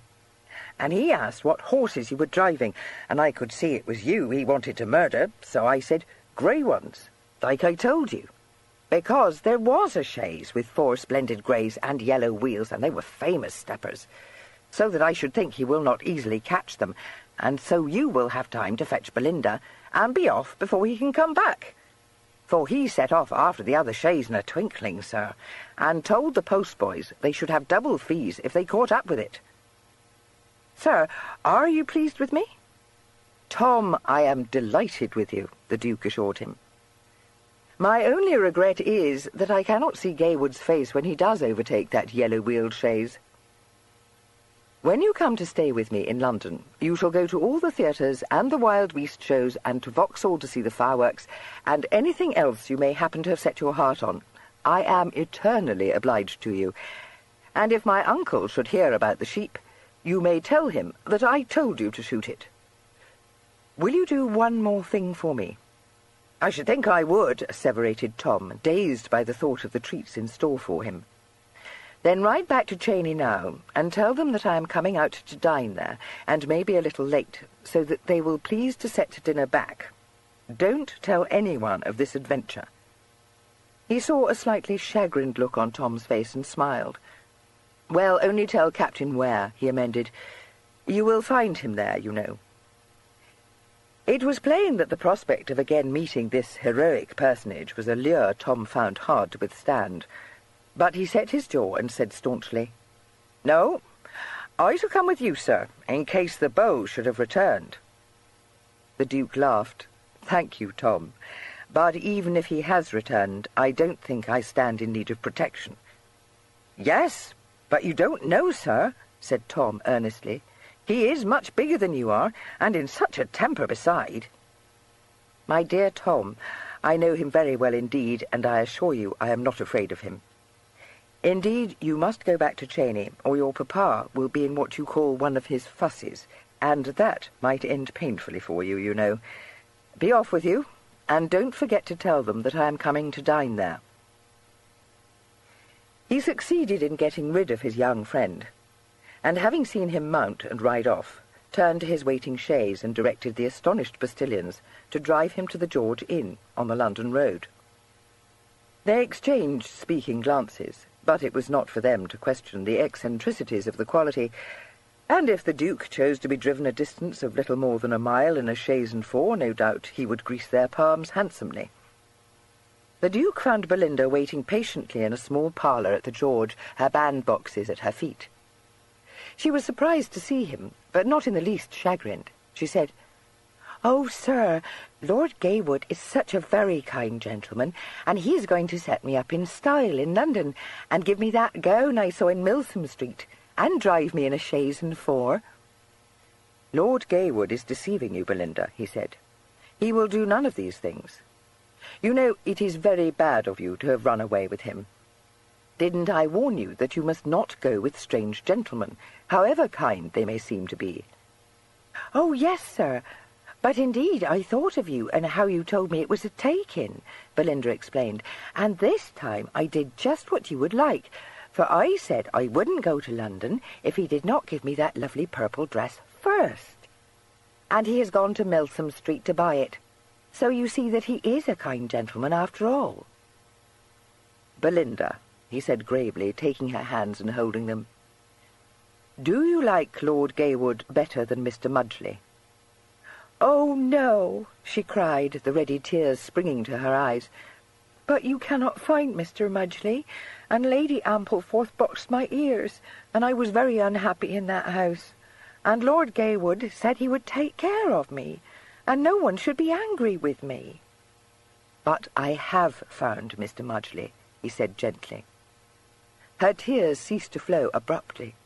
She stared at him with her eyes very wide open. "I promised that I would bring you to him. He wants you very much, and his mother does too. Which is it to be, Belinda? A purple gown or Mr. Mudgley?" "Will you take me now?" Belinda asked urgently, her cheeks softly flushed. "Oh, please, will you take me now?" "Yes, I'll take you now," the Duke replied, absurdly relieved at this instant decision. He added, feeling that her sacrifice deserved reward, "in a chaise and four." She clapped her hands in delight, saying that Mr. Mudgley would not be able to believe his eyes when he saw her drive up in such an equipage. The Duke, trying not to feel disappointed at this naive remark, led her out to the chaise and handed her up into it. He found a nervous and considerably bewildered landlady hovering beside him and turned to her. "If the gentleman who escorted this lady to your house should return presently," he said, "will you be so good as to give him a message for me?" "Yes, sir," she said doubtfully. "That is, tell him, if you please," continued the Duke, "that the Duke of Sale thanks him for his letter, but does not need any assistance from him in the management of his affairs." Chapter 26. The Duke drove Belinda to the Christopher and installed her in his parlour there while he dashed off one of his scrawls to his betrothed. It had occurred to him that he had told Mr. Mudgley that Lady Harriet would bring Belinda to him. To drive her to Furze Farm a day earlier than could have been expected, and without Lady Harriet, might, he felt, reawaken the mistrust he had been at such pains to allay in Mr. Mudgley's breast. So he begged his Harriet to prevail upon the Dowager to allow her to go with him, and to dine afterwards at Cheney, offering as sops to the erratic old lady's possible scruples The presence of Lord Lionel at Cheney, a promise to escort Harriet back to Laura Place at a seemly hour, and a reminder that there would be moonlight.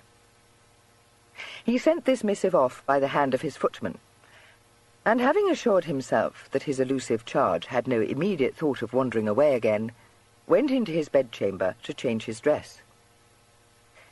Nettlebed, upon learning of the projected dinner party, did his best to persuade him into knee-breeches, but he was not really surprised when the Duke said that he should wear pantaloons and hessians, and for the first time in his long association with the Duke bowed to this decree without either grumbling or reminding his master that Lord Lionel always wore knee-breeches in the evening.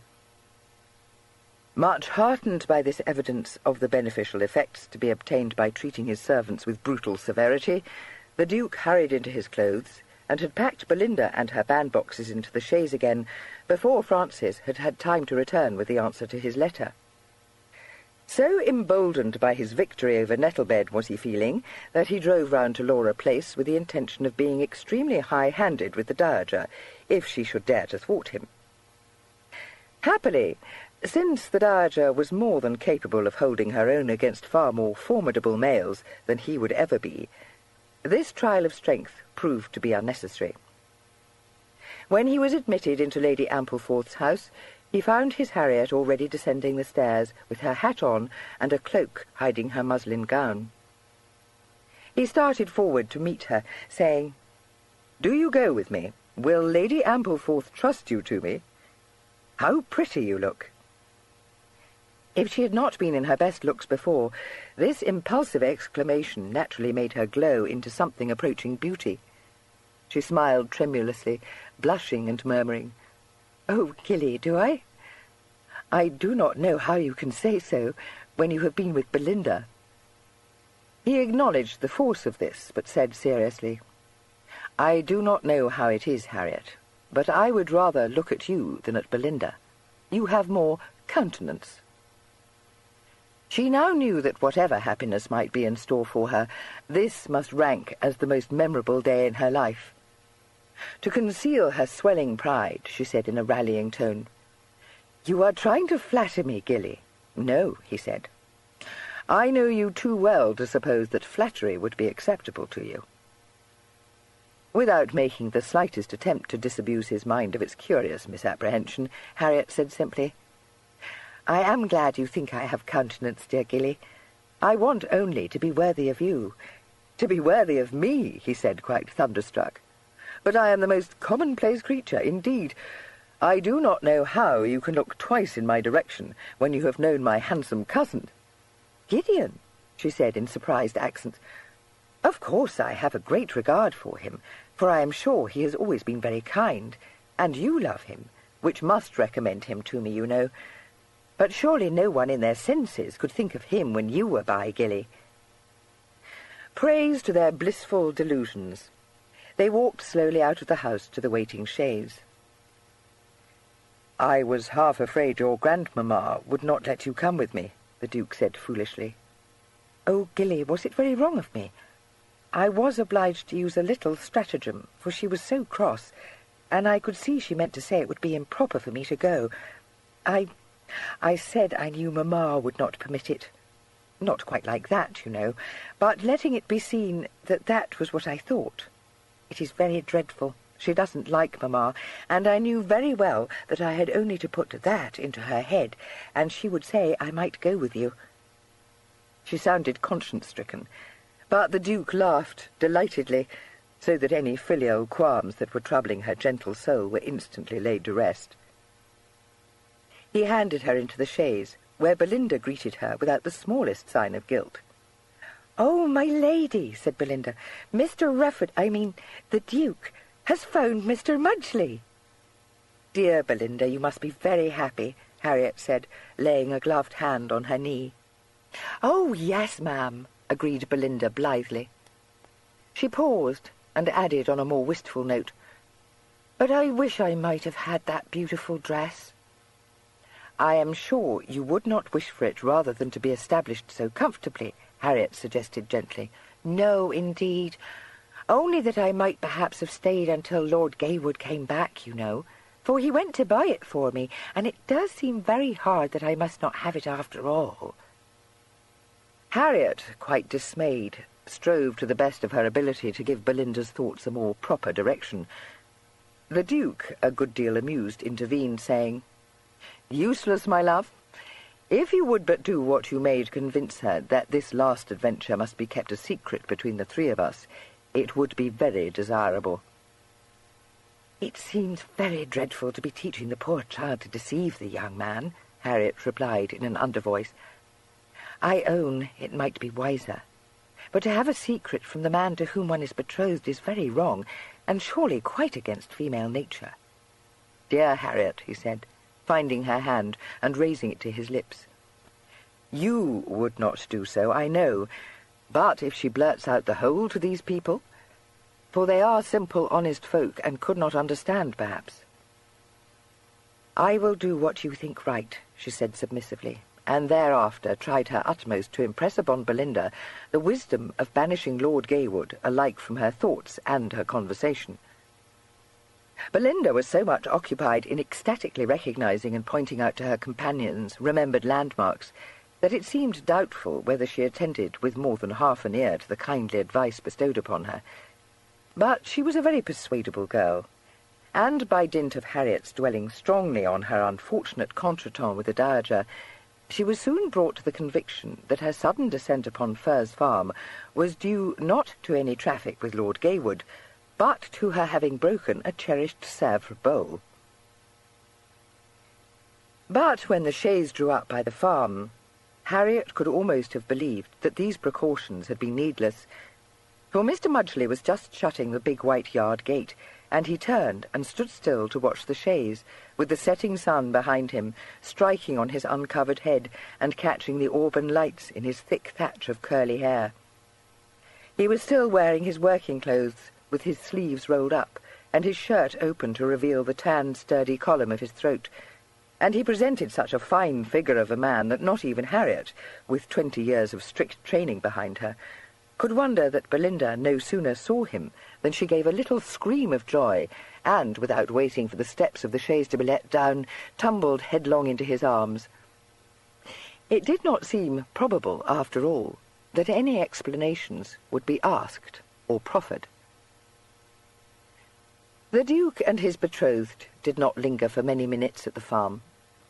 Mrs. Mudgley was sufficiently mistress of herself to do the honours of the house, but her son could scarcely be brought to take his eyes from his long-lost love, and Belinda, her eyes like stars, and happy laughter bubbling on her lips, darted about, recognizing and exclaiming at first this object and then that, and paid very little more heed to her late protectors than if they had been part of the furnishings of the big kitchen. "And I was conceited enough to fear that she liked me a little too well," confided the Duke, once more bowling along in the chaise. "I am quite set down." "Do you know, Gilly," said Harriet thoughtfully, "I am much inclined to think that Belinda is perhaps one of those people who are very pretty and amiable, but do not care profoundly for anyone.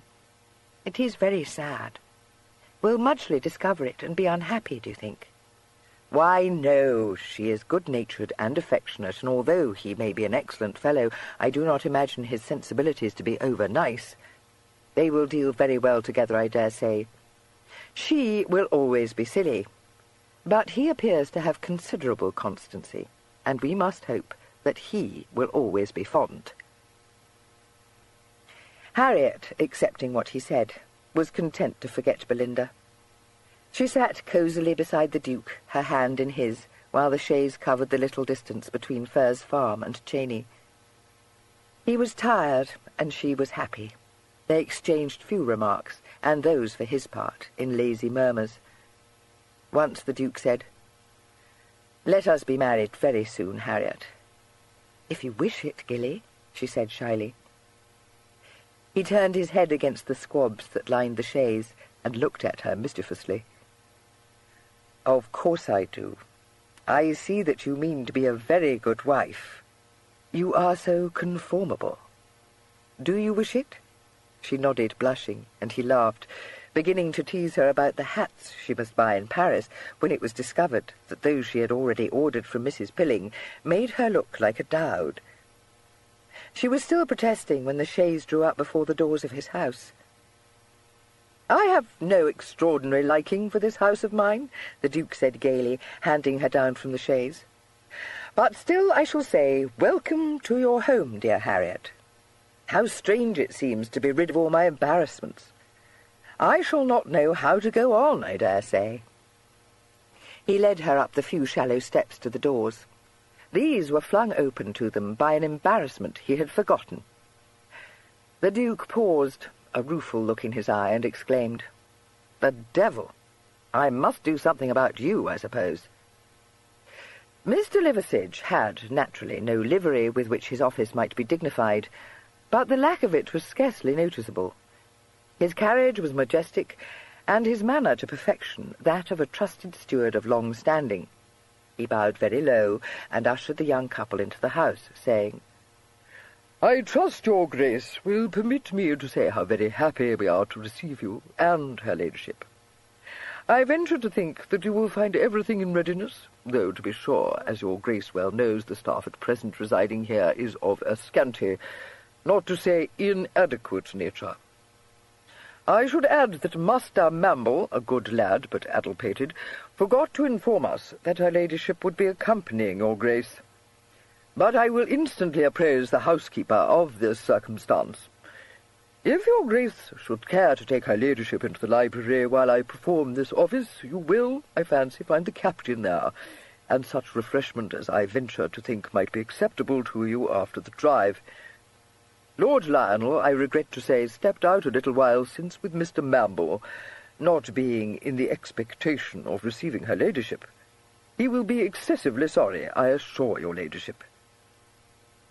He led the way as he spoke, across the wide hall to the library door, and set this open, smiling benignly upon the Duke, and informing him in a confidential undervoice that he need entertain no fear that the dinner being prepared would disgrace him in the eyes of his future Duchess. "For," he said, "I deemed it proper at the outset to give the matter my personal supervision." The Duke found himself saying thank you in what he knew to be a weak way. His cousin was lounging in a chair beside the fire. He looked up lazily, and when he saw Harriet, got to his feet, his brows lifting. "Your very obedient servant, ma'am," he said, laughing and shaking hands with her. "How very like Adolphus not to tell us that he meant to bring you with him. You may blame him for it that you find me very unsuitably dressed to receive you. How do you go on, Harry? You look very becomingly." He drew forward a chair for her. "I have been laughing this hour past, Adolphus, at your protégé's crowning devilry. Oh, yes, I was dragged out into the shrubbery to be regaled with it. I will own that he is a youth of parts. What have you done with the fair Belinda?"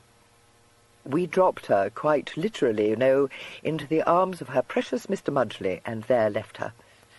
Gideon, when I said that that fellow might make himself useful, I never meant that he should take upon himself the entire conduct of my house. What is to be done with him?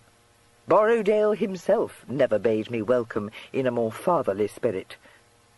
"You had better turn him off, then.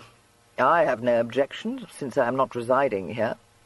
But I think it only right to warn you that he has won my father's approval, as much by his firm handling of Mamble as by his undoubted excellence as a steward and butler." The Duke could not help laughing. "He is incorrigible. Only conceive of my uncle's feelings if he knew the truth. I bear him no malice. Indeed, I am grateful to him for so much enlarging my experience. But I will not permit him to rule my household." He saw that Harriet was looking from him to Gideon in a little perplexity, and added, "My love, it is the most ridiculous situation. That is the fellow who cast me into a cellar and offered to sell me to my wicked cousin." She was very much shocked, and exclaimed in a faint voice. It was incomprehensible to her that anyone should be amused by such a circumstance, but both Gilly and Gideon plainly thought it excessively funny, so she smiled dutifully, realizing the truth of her mamma's dictum, that there was never any knowing what stupidities men would find diverting. But she could not forbear to implore the Duke not to keep such a dreadful person near him. Indeed, he ought to be put in prison, she said earnestly. Undoubtedly he ought, my dear. But you must hold me excused from denouncing him, if you please. He is by far too amusing. Besides, he did me no harm, but on the contrary, a great deal of good. End of side 23.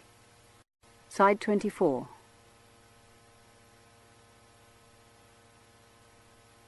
It was not to be supposed that Harriet could regard with anything but horror one who cast her gilly into a cellar, but she perceived that the Duke's mind was made up, and said no more. Liversidge himself came back into the room a minute or two later, with an offer to escort her to the housekeeper, and so bland and respectful was his manner, that she could almost have supposed the whole affair to have been a mistake.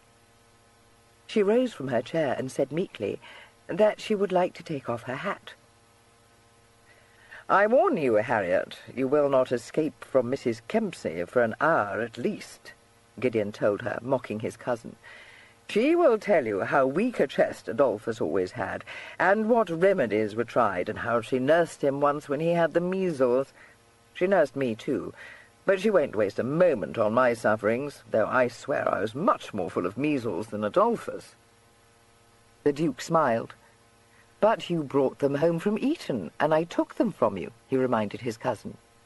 "How could you expect to be forgiven for such shocking conduct? Don't let her bore on forever, Harry." "Indeed, I shall not think it a bore," she said. "I hope she will tell me what she likes, for I mean to get upon terms with all your people, Gilly." He walked beside her to the door, handing her cloak to Liversidge and saying, as he did so, "When you have taken her ladyship upstairs, come back to me. I must settle with you." "I will certainly do so, Your Grace," Liversidge responded with a bow. "But possibly you will excuse me for a few minutes while I cast my eye over the kitchen. I fancy you will be pleased with my way of serving woodcocks à la tartare, but the menial at present presiding in the kitchen is not to be trusted with rare dishes. There is, moreover, the question of a suite, which the presence of a lady at the board makes indispensable. I doubt whether the individual aforementioned has a mind fit to rise above damson, tart, and jelly, but I hope to contrive a chantilly basket which will not disgust her ladyship." He bowed again at the conclusion of this speech, and sailed away without giving the Duke time to answer him.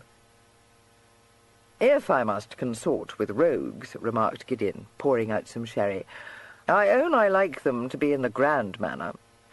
It's my belief you'll never be rid of this one, Adolphus." He was mistaken. When Liversidge presently returned to the library, it soon became evident that he had no desire to remain at Cheyne. He found the life there too circumscribed. "Had it been Your Grace's principal residence, I might have been tempted to consider the propriety of establishing myself in some useful capacity," he explained with one of his airy gestures. "Although, I must add, servitude, however genteel in its nature, has little charm for me. It does not, if I may say so, offer sufficient scope for a man of my vision. Not that I would have Your Grace think that it was with reluctance that I assume the control of this establishment. On the contrary, I have the greatest regard for Your Grace. Indeed, I may say that I was much taken with you at the very first moment of setting eyes on you, and I have been happy to feel that I was being of service to you." "Before you succumb to this eloquence, Adolphus," drawled Gideon, "I would remind you that this admirer of yours would have murdered you for a paltry sum." "There, sir," instantly replied Liversidge, "I must join issue with you. For £50,000 I might have been able to overcome my natural repugnance to putting a period to his Grace's life. But for a lesser sum I could not have brought myself to contemplate it. Those nobler instincts, which even the basest of us have, must have revolted." The Duke regarded him curiously, his chin in his hand. "Would you really have murdered me?" he asked. If, said Mr. Liversidge, I were to seek refuge in a lie, you, your Grace, would not believe me, and I should have debased myself to no purpose. I shall not seek to deceive you. For £50,000 I must have steeled myself, if not to perform the deed, at least to order its execution. I do not deny that it would have been a struggle, for I am not a man of violence, but I am inclined to think that the temptation would have been overmastering. A man of your wealth, sir, has no business to offer himself to be the prey of those less fortunately circumstanced, and that, you will allow, is precisely what you did. It was neither politic nor right, but I shall say no more on that head. Your Grace is young, and when you came incognito into my orbit, you were, if I may say so without offence, shockingly green. I flatter myself that through my exertions you have gained in experience, and will not err again after that fashion. You had better reward the fellow, interpolated Gideon. Mr. Liversidge was quite unabashed. Captain Ware, though scarcely in sympathy with me, touches the very nub of the matter, he said. Consider, your Grace, if we are to balance our accounts, which of us is the gainer? I perceive that you are of the opinion that I stand in your debt, replied the Duke, faintly smiling. Certainly, said Liversidge, inclining his head. Can it be in doubt? You were, I fancy, in search of adventure. I gave it to you. You were green. I compelled you to put off the boy and to assume the man. Let us glance for a moment at the other side of the ledger. You snatched from me the letters which I had acquired from your young cousin. You stole from me the means whereby I might have hoped to have acquired other such letters. I refer to my adopted niece. You burned down the wretched hovel which was my sole shelter. You drove into miserable seclusion the individual who owned it, and is nearly related to me, and by these several acts, unthinking, I dare say, but none the less painful in their consequences, reduced me to a state of penury, which makes it impossible for me to depart from this house. If I made it possible for you to leave this house, what would you do? Asked the Duke. God grant me patience, groaned Gideon. The Duke ignored him. Well, Liversidge? It would depend, replied Liversidge, on the extent of your Grace's generosity. My ambition has ever been to preside over a genteel establishment where those with a taste for gaming may be sure of select company, elegant surroundings, and fair play. For my experience has taught me that nothing could be more fatal to the ultimate success of such a venture than to make use of such shifts as the concave suit, fuzzing, cogging, or, in a word, any of the Greeking transactions by which novices in this form of livelihood too often think to make their fortunes. That kind of thing may answer for a space, but can never lay the foundations of a permanent establishment of the refinement I have in mind. I attempted something of the sort in this country, but the difficulties are great, and the sordid precautions one is obliged to take against unwarrantable interference set too heavy a drain upon one's resources. If the means lay within my grasp, I should repair to Strasbourg, a town where my talents could flourish, and one, moreover, where I own acquaintances who would count themselves fortunate to acquire my assistance in the management of their houses. A small beginning, you may think, but I do not doubt rising swiftly from it. Strasbourg, said the Duke, meditatively. I remember I disliked the place excessively. I was never more bored. I will revenge myself on Strasbourg, Liversidge, by sending you there to batten upon its citizens. But if any other peer should chance to come into your orbit again, do not kidnap him, for that might come to my ears, you know, and I should feel that it was time to make an end of you. He rose to his feet as he spoke and walked towards the desk that stood in the window. Sir, said Liversidge, I am not of those who do not profit by their mistakes. In departing from an occupation at which I excel, I erred. Kidnapping is too crude a trade for any man of taste and sensibility. You are wise, said the Duke. If such a greenhorn as I could— "Careful, Guinea," Gideon said under his breath, his eyes on the doorway. "The fat, I fear, is now in the fire." The Duke turned his head. Mr. Liversidge had neglected to shut the door securely upon his entrance into the library, and it now stood wide. Lord Lionel stood on the threshold, as though transfixed, an expression of such wrathful amazement in his face that any hope his nephew might have cherished that he had not overheard enough to make plain to him the whole died on the spot. "So," uttered his lordship terribly, "I am now in possession of the truth, am I? I might have doubted the fidelity of my ears had I not already had reason to suppose that you have taken leave of your senses, Sale. I came to find you, to request that you will give me an explanation of— but that can wait. Give me a plain answer, yes or no. Is this the rascal who tried to hold you to ransom?" "You know it is, sir," said the Duke. His lordship drew an audible breath. "If you have not actually lied to me, sir, you have practiced the grossest form of deceit. I would not have believed you capable of it, for with all your faults—" "Shall we leave my faults for discussion at some more convenient time, sir?" interrupted the Duke. Lord Lionel was a just man.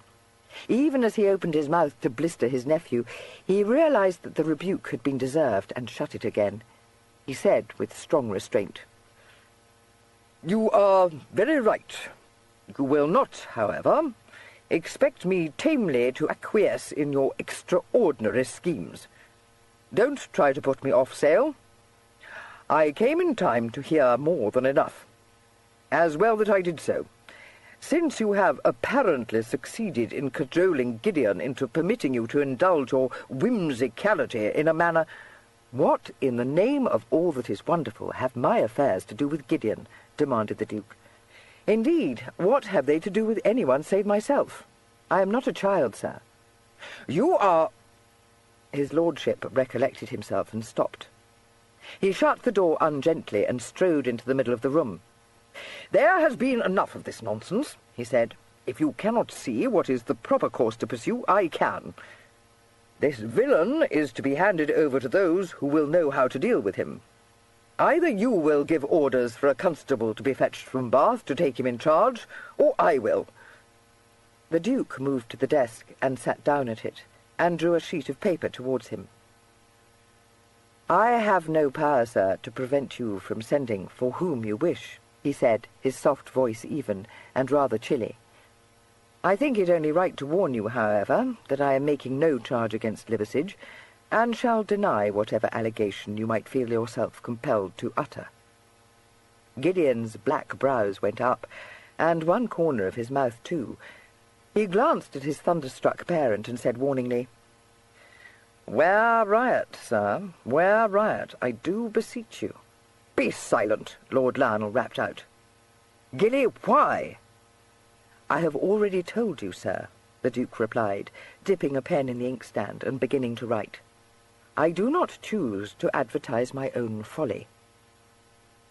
Mr. Liversidge, who had been listening with an expression of great interest to this animated dialogue, coughed in a deprecating way and said, "If I may say so, sir, such a decision is a wise one, and does you credit. It would indeed be undesirable to apprise the vulgar world of this affair. Setting aside all consideration of your dignity, not that I would for an instant advocate anyone's doing so, one cannot but reflect that the knowledge of my failure might inspire some more fortunate conspirator to lay a plot against your grace that would achieve success. And that," he added earnestly, "is a thing I should deprecate as much as the most devoted of your relatives." Lord Lionel brought his staring gaze to bear upon him. "Upon my soul," he ejaculated, "this passes all bounds." It was at this inopportune moment that Mr. Mamble came into the library, rubbing his hands together and saying with a satisfaction unshared by his hosts, "I thought I should find you here. Well, your Grace, but you look different than when I saw you in that shabby old coat you was wearing when I had you arrested for a dangerous rogue." He chuckled at the memory and advanced into the room. Well, his lordship and I have become a pair of downright cronies, as I dare say he has been telling you. He has his notions and I have mine, and maybe we've both learned summat we didn't know before. But I'm fairly put out by that young rascal of mine. It's a mercy it was no more than a sheep, and your grace kind enough to pardon it. Else I would have dusted his jacket rarely for him. "How do you do?" murmured the Duke, half rising and extending one hand. "I beg you will forget the sheep. I stand so much in Tom's debt that one sheep's life seems a small price to be called upon to pay." "Well, I don't know how that may be," responded Mr. Mamble, shaking the hand. "but it wasn't as bad as that. What's o'clock? I'm beginning to feel sharp set, I can tell you, and ready for my dinner. Ah, and there's the captain pouring out the sherry, I see. And right he is. A glass of sherry is the very thing I was needing, for I have been riding out with your good uncle, your grace, looking over your estate. It's not so large as mine, by Kettering, but he tells me it ain't more than a tithe of what you're possessed of." Mr. Liversidge rose nobly to this, as to every other occasion. He bowed politely to Mr. Mamble, sweeping him in some irresistible fashion known only to himself towards the door, and saying, in a voice in which authority and civility were nicely blended, "I shall have a bottle of sherry sent up to your room, sir, on the instant. You will be desirous of changing your raiment before sitting down to dine with his grace. The hour is already far advanced, but have no fear. Dinner will be held until you are ready to partake of it." Mr. Mamble might fancy himself to have achieved habits of easy intercourse with Lord Lionel, but he was not of the stature to compete with Mr. Liversidge, and he knew it. He allowed himself to be bowed out of the room, saying that he had not known it was so late, and must certainly change his dress. Lord Lionel's exacerbated feelings found relief as soon as the door was fairly shut behind him. "Intolerable upstart," he said. Mr. Liversidge said soothingly, "I beg your lordship will not trouble your head over him. A good man in his way, but vulgar. One cannot but feel that his grace was misguided in extending the hospitality of Trainee towards him. But old heads, as your lordship well knows, are not found upon young shoulders." Lord Lionel found himself so much in sympathy with this observation that he was almost betrayed into applauding it. He stopped himself in time, and was just about to scarify Liversidge for daring to open his mouth, when the Duke spoke. "Liversidge," he said, shaking the sand from the few lines he had written. "Your grace," responded Liversidge, turning deferentially towards him.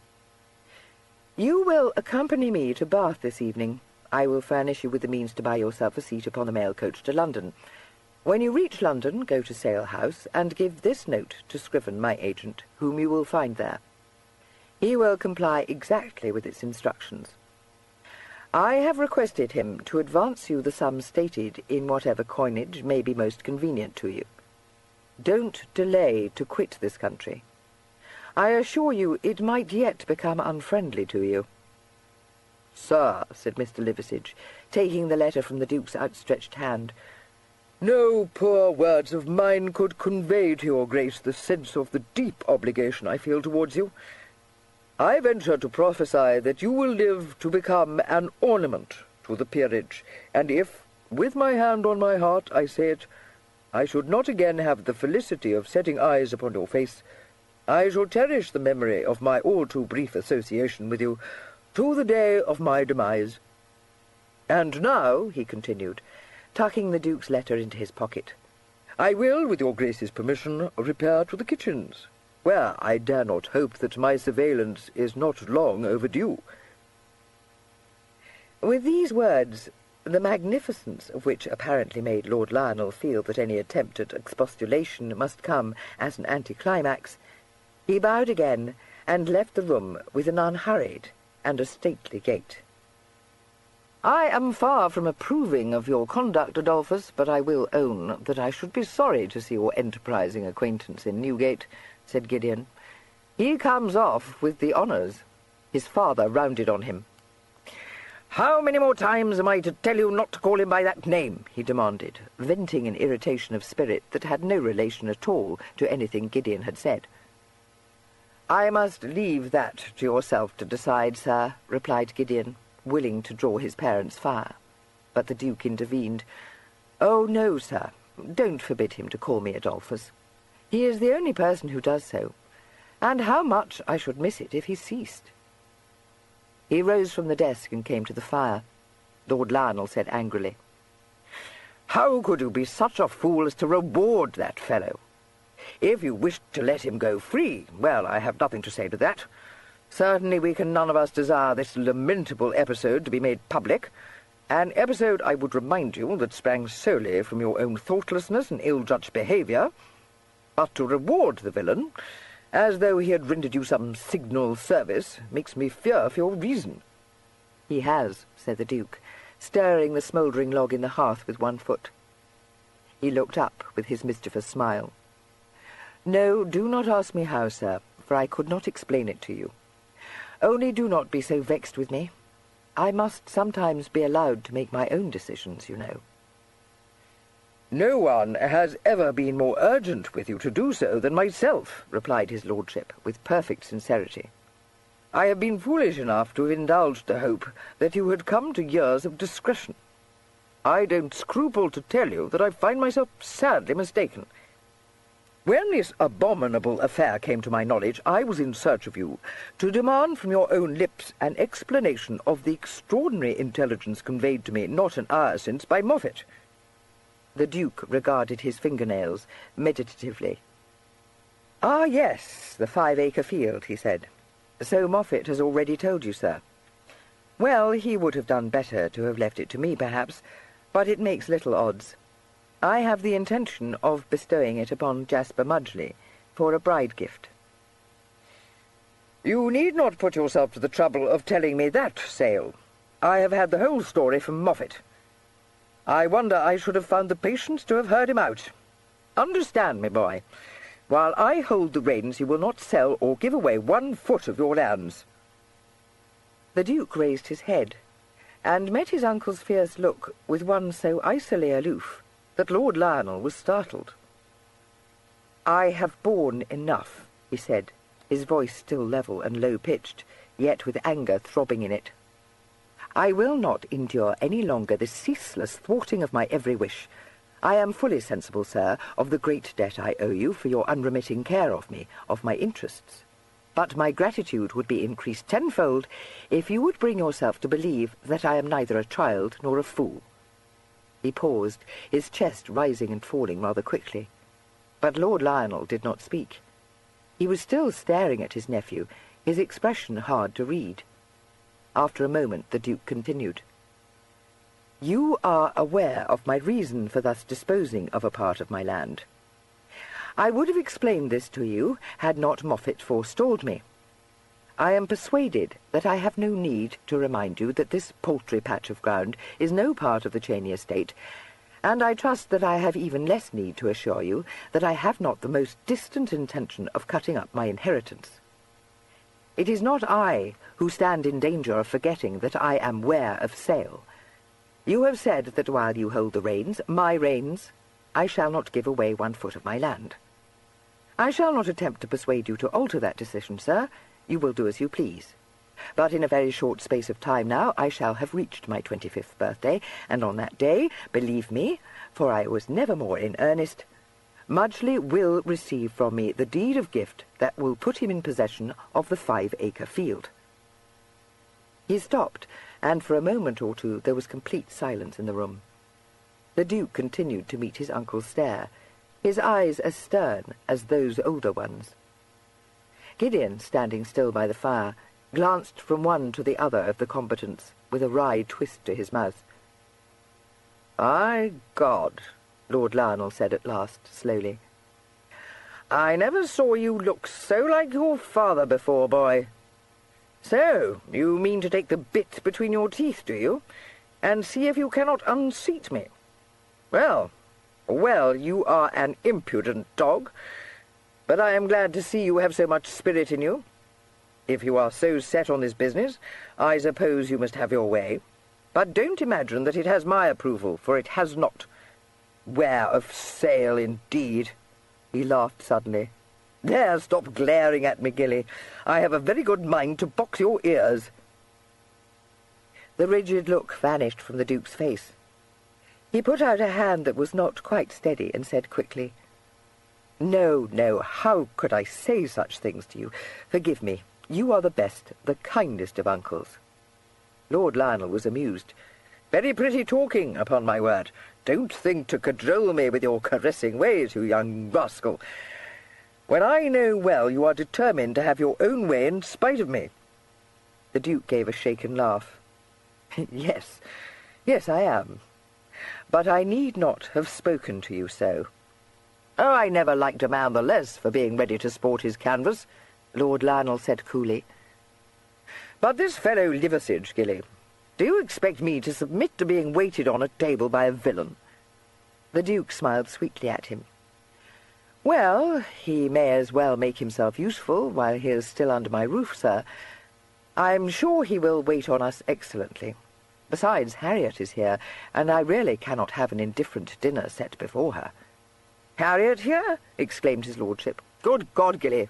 Why could you not have told me that before? Here I am in all my dirt, for I had not meant to change my dress since we were alone, and one must keep that fellow Mamble in countenance. Where is Harriet?" "I dare swear in Mrs. Kempsey's room, sir. She will not regard your riding dress, I assure you." "I would not be guilty of such discourtesy as to sit down to table with her in it," declared Lord Lionel, hurrying towards the door. "Really, you are a great deal too thoughtless. You will make my excuses to Harriet, and say that I shall be down directly." He opened the door, but checked on the threshold, perceiving that Liversidge was in the act of opening the double entrance doors. "Now, who the devil can be visiting us at this hour?" he said testily.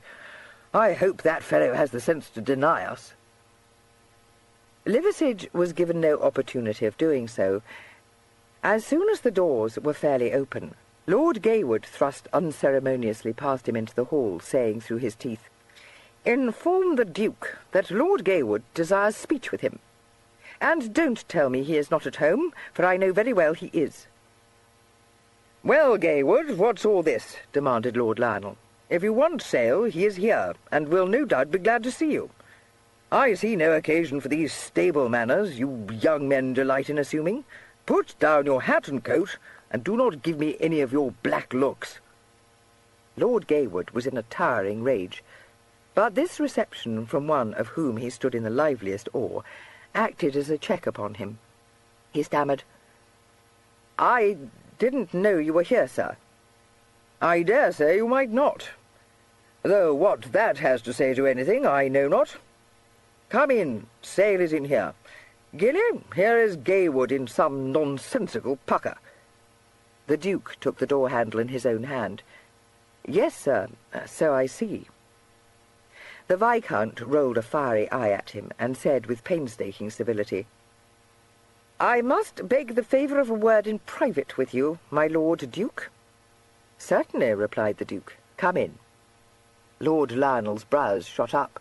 "Now, what's the matter between you two?" he asked. "I'll have no quarrelling here, understand. Don't put on airs to be interesting, Gaywood, for they don't impress me." Lord Gaywood ignored him contemptuously. "I said in private, my Lord Duke." Lord Lionel began to look rather grim. He turned as though to come back into the room, but found that the Duke's hand had been laid detainingly on his arm. "If you please, sir," the Duke said. "Now, Gilly, I don't know what may be amiss, but I'm not going to permit you—" He stopped, meeting the Duke's eyes. "Oh, very well," he shrugged. "Settle it between you. You will not do anything foolish, my boy." He went off, and the Duke, still holding the door, looked across the room at his cousin. "Gideon?" Captain Ware grinned at him. "Content yourself with your signal victory over my parent, Adolphus. Nothing short of physical violence will remove me, and it would be very unwise to attempt anything of that nature, you know." The Viscount achieved a sneer. "Hide behind Gideon, if you choose," he said. "You will not thus escape me." "You know, Charlie, When you have gamed away all your fortune, you may take to the boards and be sure of success," said Gideon admiringly. "Oh, be quiet, Gideon," said the Duke wearily. "I wish you will go away. What is it, Gaywood? Have you come to offer me an apology? I promise you, you owe me one. If I were not about to be married to your sister, I should be sorely tempted to call you to book. You are a cursed nuisance." "You call me to book?" gasped Gaywood. "By God, if that don't beat all! You foist your bit of muslin onto my sister, and I can tell you I was within an ace of calling you out for that alone. And you—" "Belinda is not, and never was, my bit of muslin, and if you were not a rattle-pated fool, you would know it." "Doing it a trifle too brown, my Lord Duke. Do you take me for a gudgeon?" "Good God, yes," replied the Duke. "I have taken you for a gudgeon any time these past 10 years. "Now, by Jupiter, that's too much!" exploded the Viscount, starting forward. He found his passage barred by Gideon's broad shoulder. "Oh, no, my boy," said Gideon, "nothing of that sort. You'd best take a damper." "Gideon, will you have the goodness to allow me to manage my own affairs?" said his cousin. Gideon looked at him for a moment and then stepped back. "As you wish, Adolphus. I am obliged to you. Now, Gaywood, we'll make an end to this nonsense, if you please, for I have quite come to the end of my patience. You served me the shabbiest trick, Sale, and by God, you shall answer for it. You're a damned dog in the manger, sir. You did not want the girl yourself, but you could not bear that anyone else should have her, so you—" "On the contrary, I have given her into the care of the one man alive who does truly want her," retorted the Duke. "Don't try to bamboozle me with that tale. I make no doubt you have hidden her away somewhere," said the Viscount furiously. "Where is she?" "Oh, in the arms of that Somerset bumpkin, of course." The Viscount stared at him suspiciously. "She is she? I should like to know who the devil gave you the right to meddle in my affairs." "I do not care a button for your affairs," replied the Duke. "It was Belinda's affairs that were my concern. You knew the truth, for Harriet told you it. How dared you, Gaywood, try to seduce a girl under my protection?" "Seduce her? That's a loud one," ejaculated his lordship with a short bark of laughter. "Much you know of it. Why, she fell into my hand as readily as any ripe plum." A gleam of amusement shone in the Duke's eyes. "Did she so?" he said dryly. "But not so readily, I fancy, that she could be persuaded to go with you until she had sent you running up Milsom Street in search of a purple gown." The wanton provocation of this remark made Gideon open his eyes a little, and caused the smouldering flames of the Viscount's wrath to leap up again. He flushed hotly, and almost audibly ground his teeth. "You'll answer to me for what you have done this day, my Lord Duke," he said. "Name your friends. They shall hear from mine." Gideon moved suddenly, as though, again, he would have stepped between them. The Duke flung out a hand. "Be quiet. Do you imagine I stand in need of a bodyguard? So, you would like to call me out, Gaywood? Famous." "You dare not refuse to give me satisfaction," Gaywood declared. "Satisfaction? You fool. If I went out with you, much satisfaction you would get from the encounter. I own there was a moment today when I would willingly have met you, yes, and have put a bullet through you, had you not been Harriet's brother, but you are her brother. And though you may forget it, I shall not." "I'm not afraid of your damned marksmanship," said Gaywood, white with anger. "You'll receive my challenge, Sale." "He will not meet you," Gideon interposed. "No one but a madman like yourself would expect it of him." "Who made you my spokesman?" demanded the Duke. "I'll meet you, Gaywood, and I will tell you just what will happen at that meeting. We shall fire at 25 paces. I in the air, you where you please." The Viscount appeared to fight for breath. "Delope! You would not! Why, I might kill you." "You are welcome to try," retorted the Duke. "I hardly dare to open my mouth," drawled Gideon, "but there is much in what he says, Gaywood. I don't reckon myself a mean shot, but I would think twice before I engaged in pistol play with Sale." And you wouldn't hit him, you know. He is such a little fellow, and you are such a damnably bad shot." What the infuriated Viscount might have been goaded into replying to this was never known, for at that moment Tom bounced into the room in an extremely muddied condition, and announced that he had been helping to dig out a badger. He then caught sight of Gaywood and exclaimed, "Oh, Mr. Rufford, that's the beau that ran off with Belinda. Did you know?" "I thought as much," said the Viscount, grasping Tom by the collar and shaking him viciously. "Not content with the rest, you must needs set this whelp of yours to bubble me sail. By God, you might at least—" "He did not," interrupted Tom, struggling to free himself. "I thought of it myself, and I'm glad I hoaxed you, and I'll do it again if ever I have the chance." "Gaywood, let that boy go," the Duke said, grasping the Viscount's wrist. "Your quarrel is with me, not with a schoolboy." "No, it ain't," declared Tom, twisting himself out of the Viscount's slackened grip and squaring up to him purposefully. "You'll have to settle with me before you touch my Mr. Rufford." "That's the spirit, Bantam," approved Gideon, much entertained. "No flourishing now. Let's see some of the home brewed." "For God's sake, Gideon, will you be quiet?" said the Duke, half laughing, half exasperated. "Tom, go and make yourself tidy. You cannot start a mill in my library." "I'm not afraid if he is," said Tom, observing with disgust the Viscount's strategic retreat behind a chair. "Hey, what's all this?" suddenly demanded Mr. Mamble's voice from the doorway. "What's he been doing, Your Grace? I'll teach him." "Nothing," replied the Duke, struggling not to break into the mirth that was consuming him. A slight misunderstanding with Lord Gaywood." Mr. Mamble executed one of his low bows in the Viscount's direction, and begged him to state what devilry the pesky boy had been engaged on. He then cuffed Tom, and told him he should think shame to come into his Grace's presence looking like a pauper brat. "Well, I couldn't help getting my clothes muddied, Pa," said Tom sulkily. "It was a badger." "You say Papa like you hear his Grace. How dare you go plaguing this gentleman with badgers? Now, you tell me this instant where you've put it, and no more tricks. I know you." The Viscount's face of astonishment proved too much for the Duke. He sank into a chair, covering his eyes with one hand and making a helpless gesture with the other. "What the devil?" exploded the Viscount, quite bewildered. "Who said anything about badgers? If that damned boy is your son—" He stopped, suddenly perceiving into what disclosures a complaint against his youthful tormentor would lead him. "Oh, never mind," he said irritably. "You tell his lordship you're sorry for what you've done," Mr. Mamble adjured his offspring. "I ain't sorry," said Tom recalcitrantly.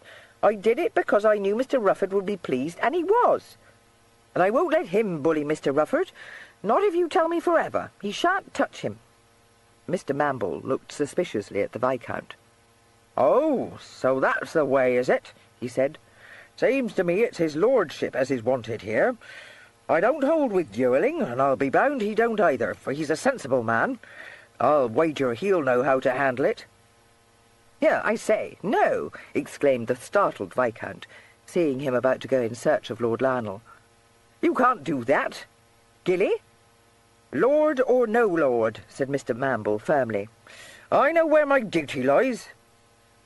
The Duke pulled himself together, raising his head from his hand and saying faintly, "You are quite mistaken, Mr. Mamble. Lord Gaywood and I have no intention of fighting a duel. In fact, Lord Gaywood and I are shortly to become brothers." Mr. Mamble still looked unconvinced, so Gideon said kindly, "Have no fear, sir. I will not let the children harm each other. They will have their little differences, you know.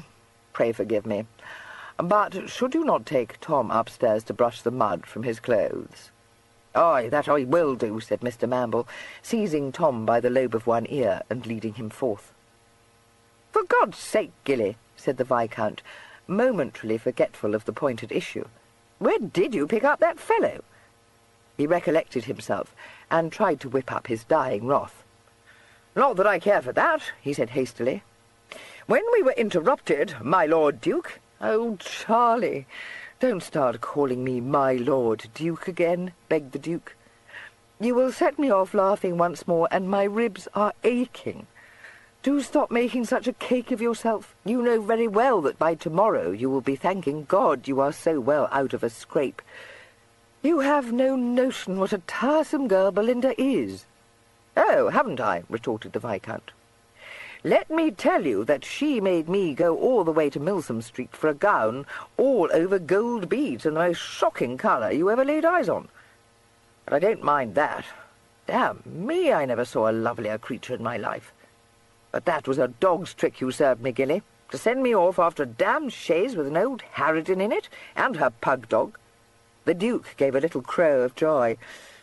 "Oh, no, Charlie, was it indeed an old harridan? If only I might have seen you. But it was none of my doing, I swear. My peerless Thomas planned and executed the whole." "I wish I'd choked the brat," said his lordship. "Oh, yes, it's very well for you to laugh, but it is a great deal too bad. And here am I with this damned purple gown on my hands, besides all else." He glanced round as the door opened to admit his sister, and blinked. "Good God! How came you here, Harry?" "Gilly brought me," she replied. "Charlie, I do not like to be cross and scolding, but I am quite vexed with you. How could you behave so? It was too bad of you." The Duke led her towards the fire. "No, no, don't be vexed with him, Harry. The poor fellow is left with a purple gown upon his hands, and has no one upon whom to bestow it." "I have been thinking about that," she replied seriously. "It quite serves Charlie right. But, you know, Gilly, I think I will buy it from him and give it to poor Belinda for a bride gift. It would make her so very happy, and perhaps, if only she had it, she would be content." "You are an angel, Harriet," said the Duke, pressing her hand. "She will look quite shockingly in it, you know, but I dare say Mudgley will not think so." "Should I give her a ring to put on her finger, do you think?" "No, for Mr. Mudgley will do that," she pointed out. "I expect, however, that it would be proper for you to offer to stand sponsor to their first child," she added thoughtfully. "I make you my compliments, Harriet," said Gideon. "I perceive that you will be an excellent Duchess, and become universally looked up to." "Oh, no," she said, blushing. "How can you say so? Only I mean to try to do my best, and I shall have Gilly to tell me how I should go on, you know." "What? Will you do as he bids you?" exclaimed Gideon. "Of course," she said simply. "Adolphus," said Captain Ware, picking up his sherry-glass, "from my heart I felicitate you. The days of your bondage are clearly at an end. I drink to your future career, wherein you will doubtless assert yourself, tyrannizing over your family, bullying your servants, and filling your house with foundlings, Newgate scoundrels, hobbledy-hoy schoolboys, and whatever scaff and raff of society your fancy prompts you to befriend. Adolphus, my little one, I salute you."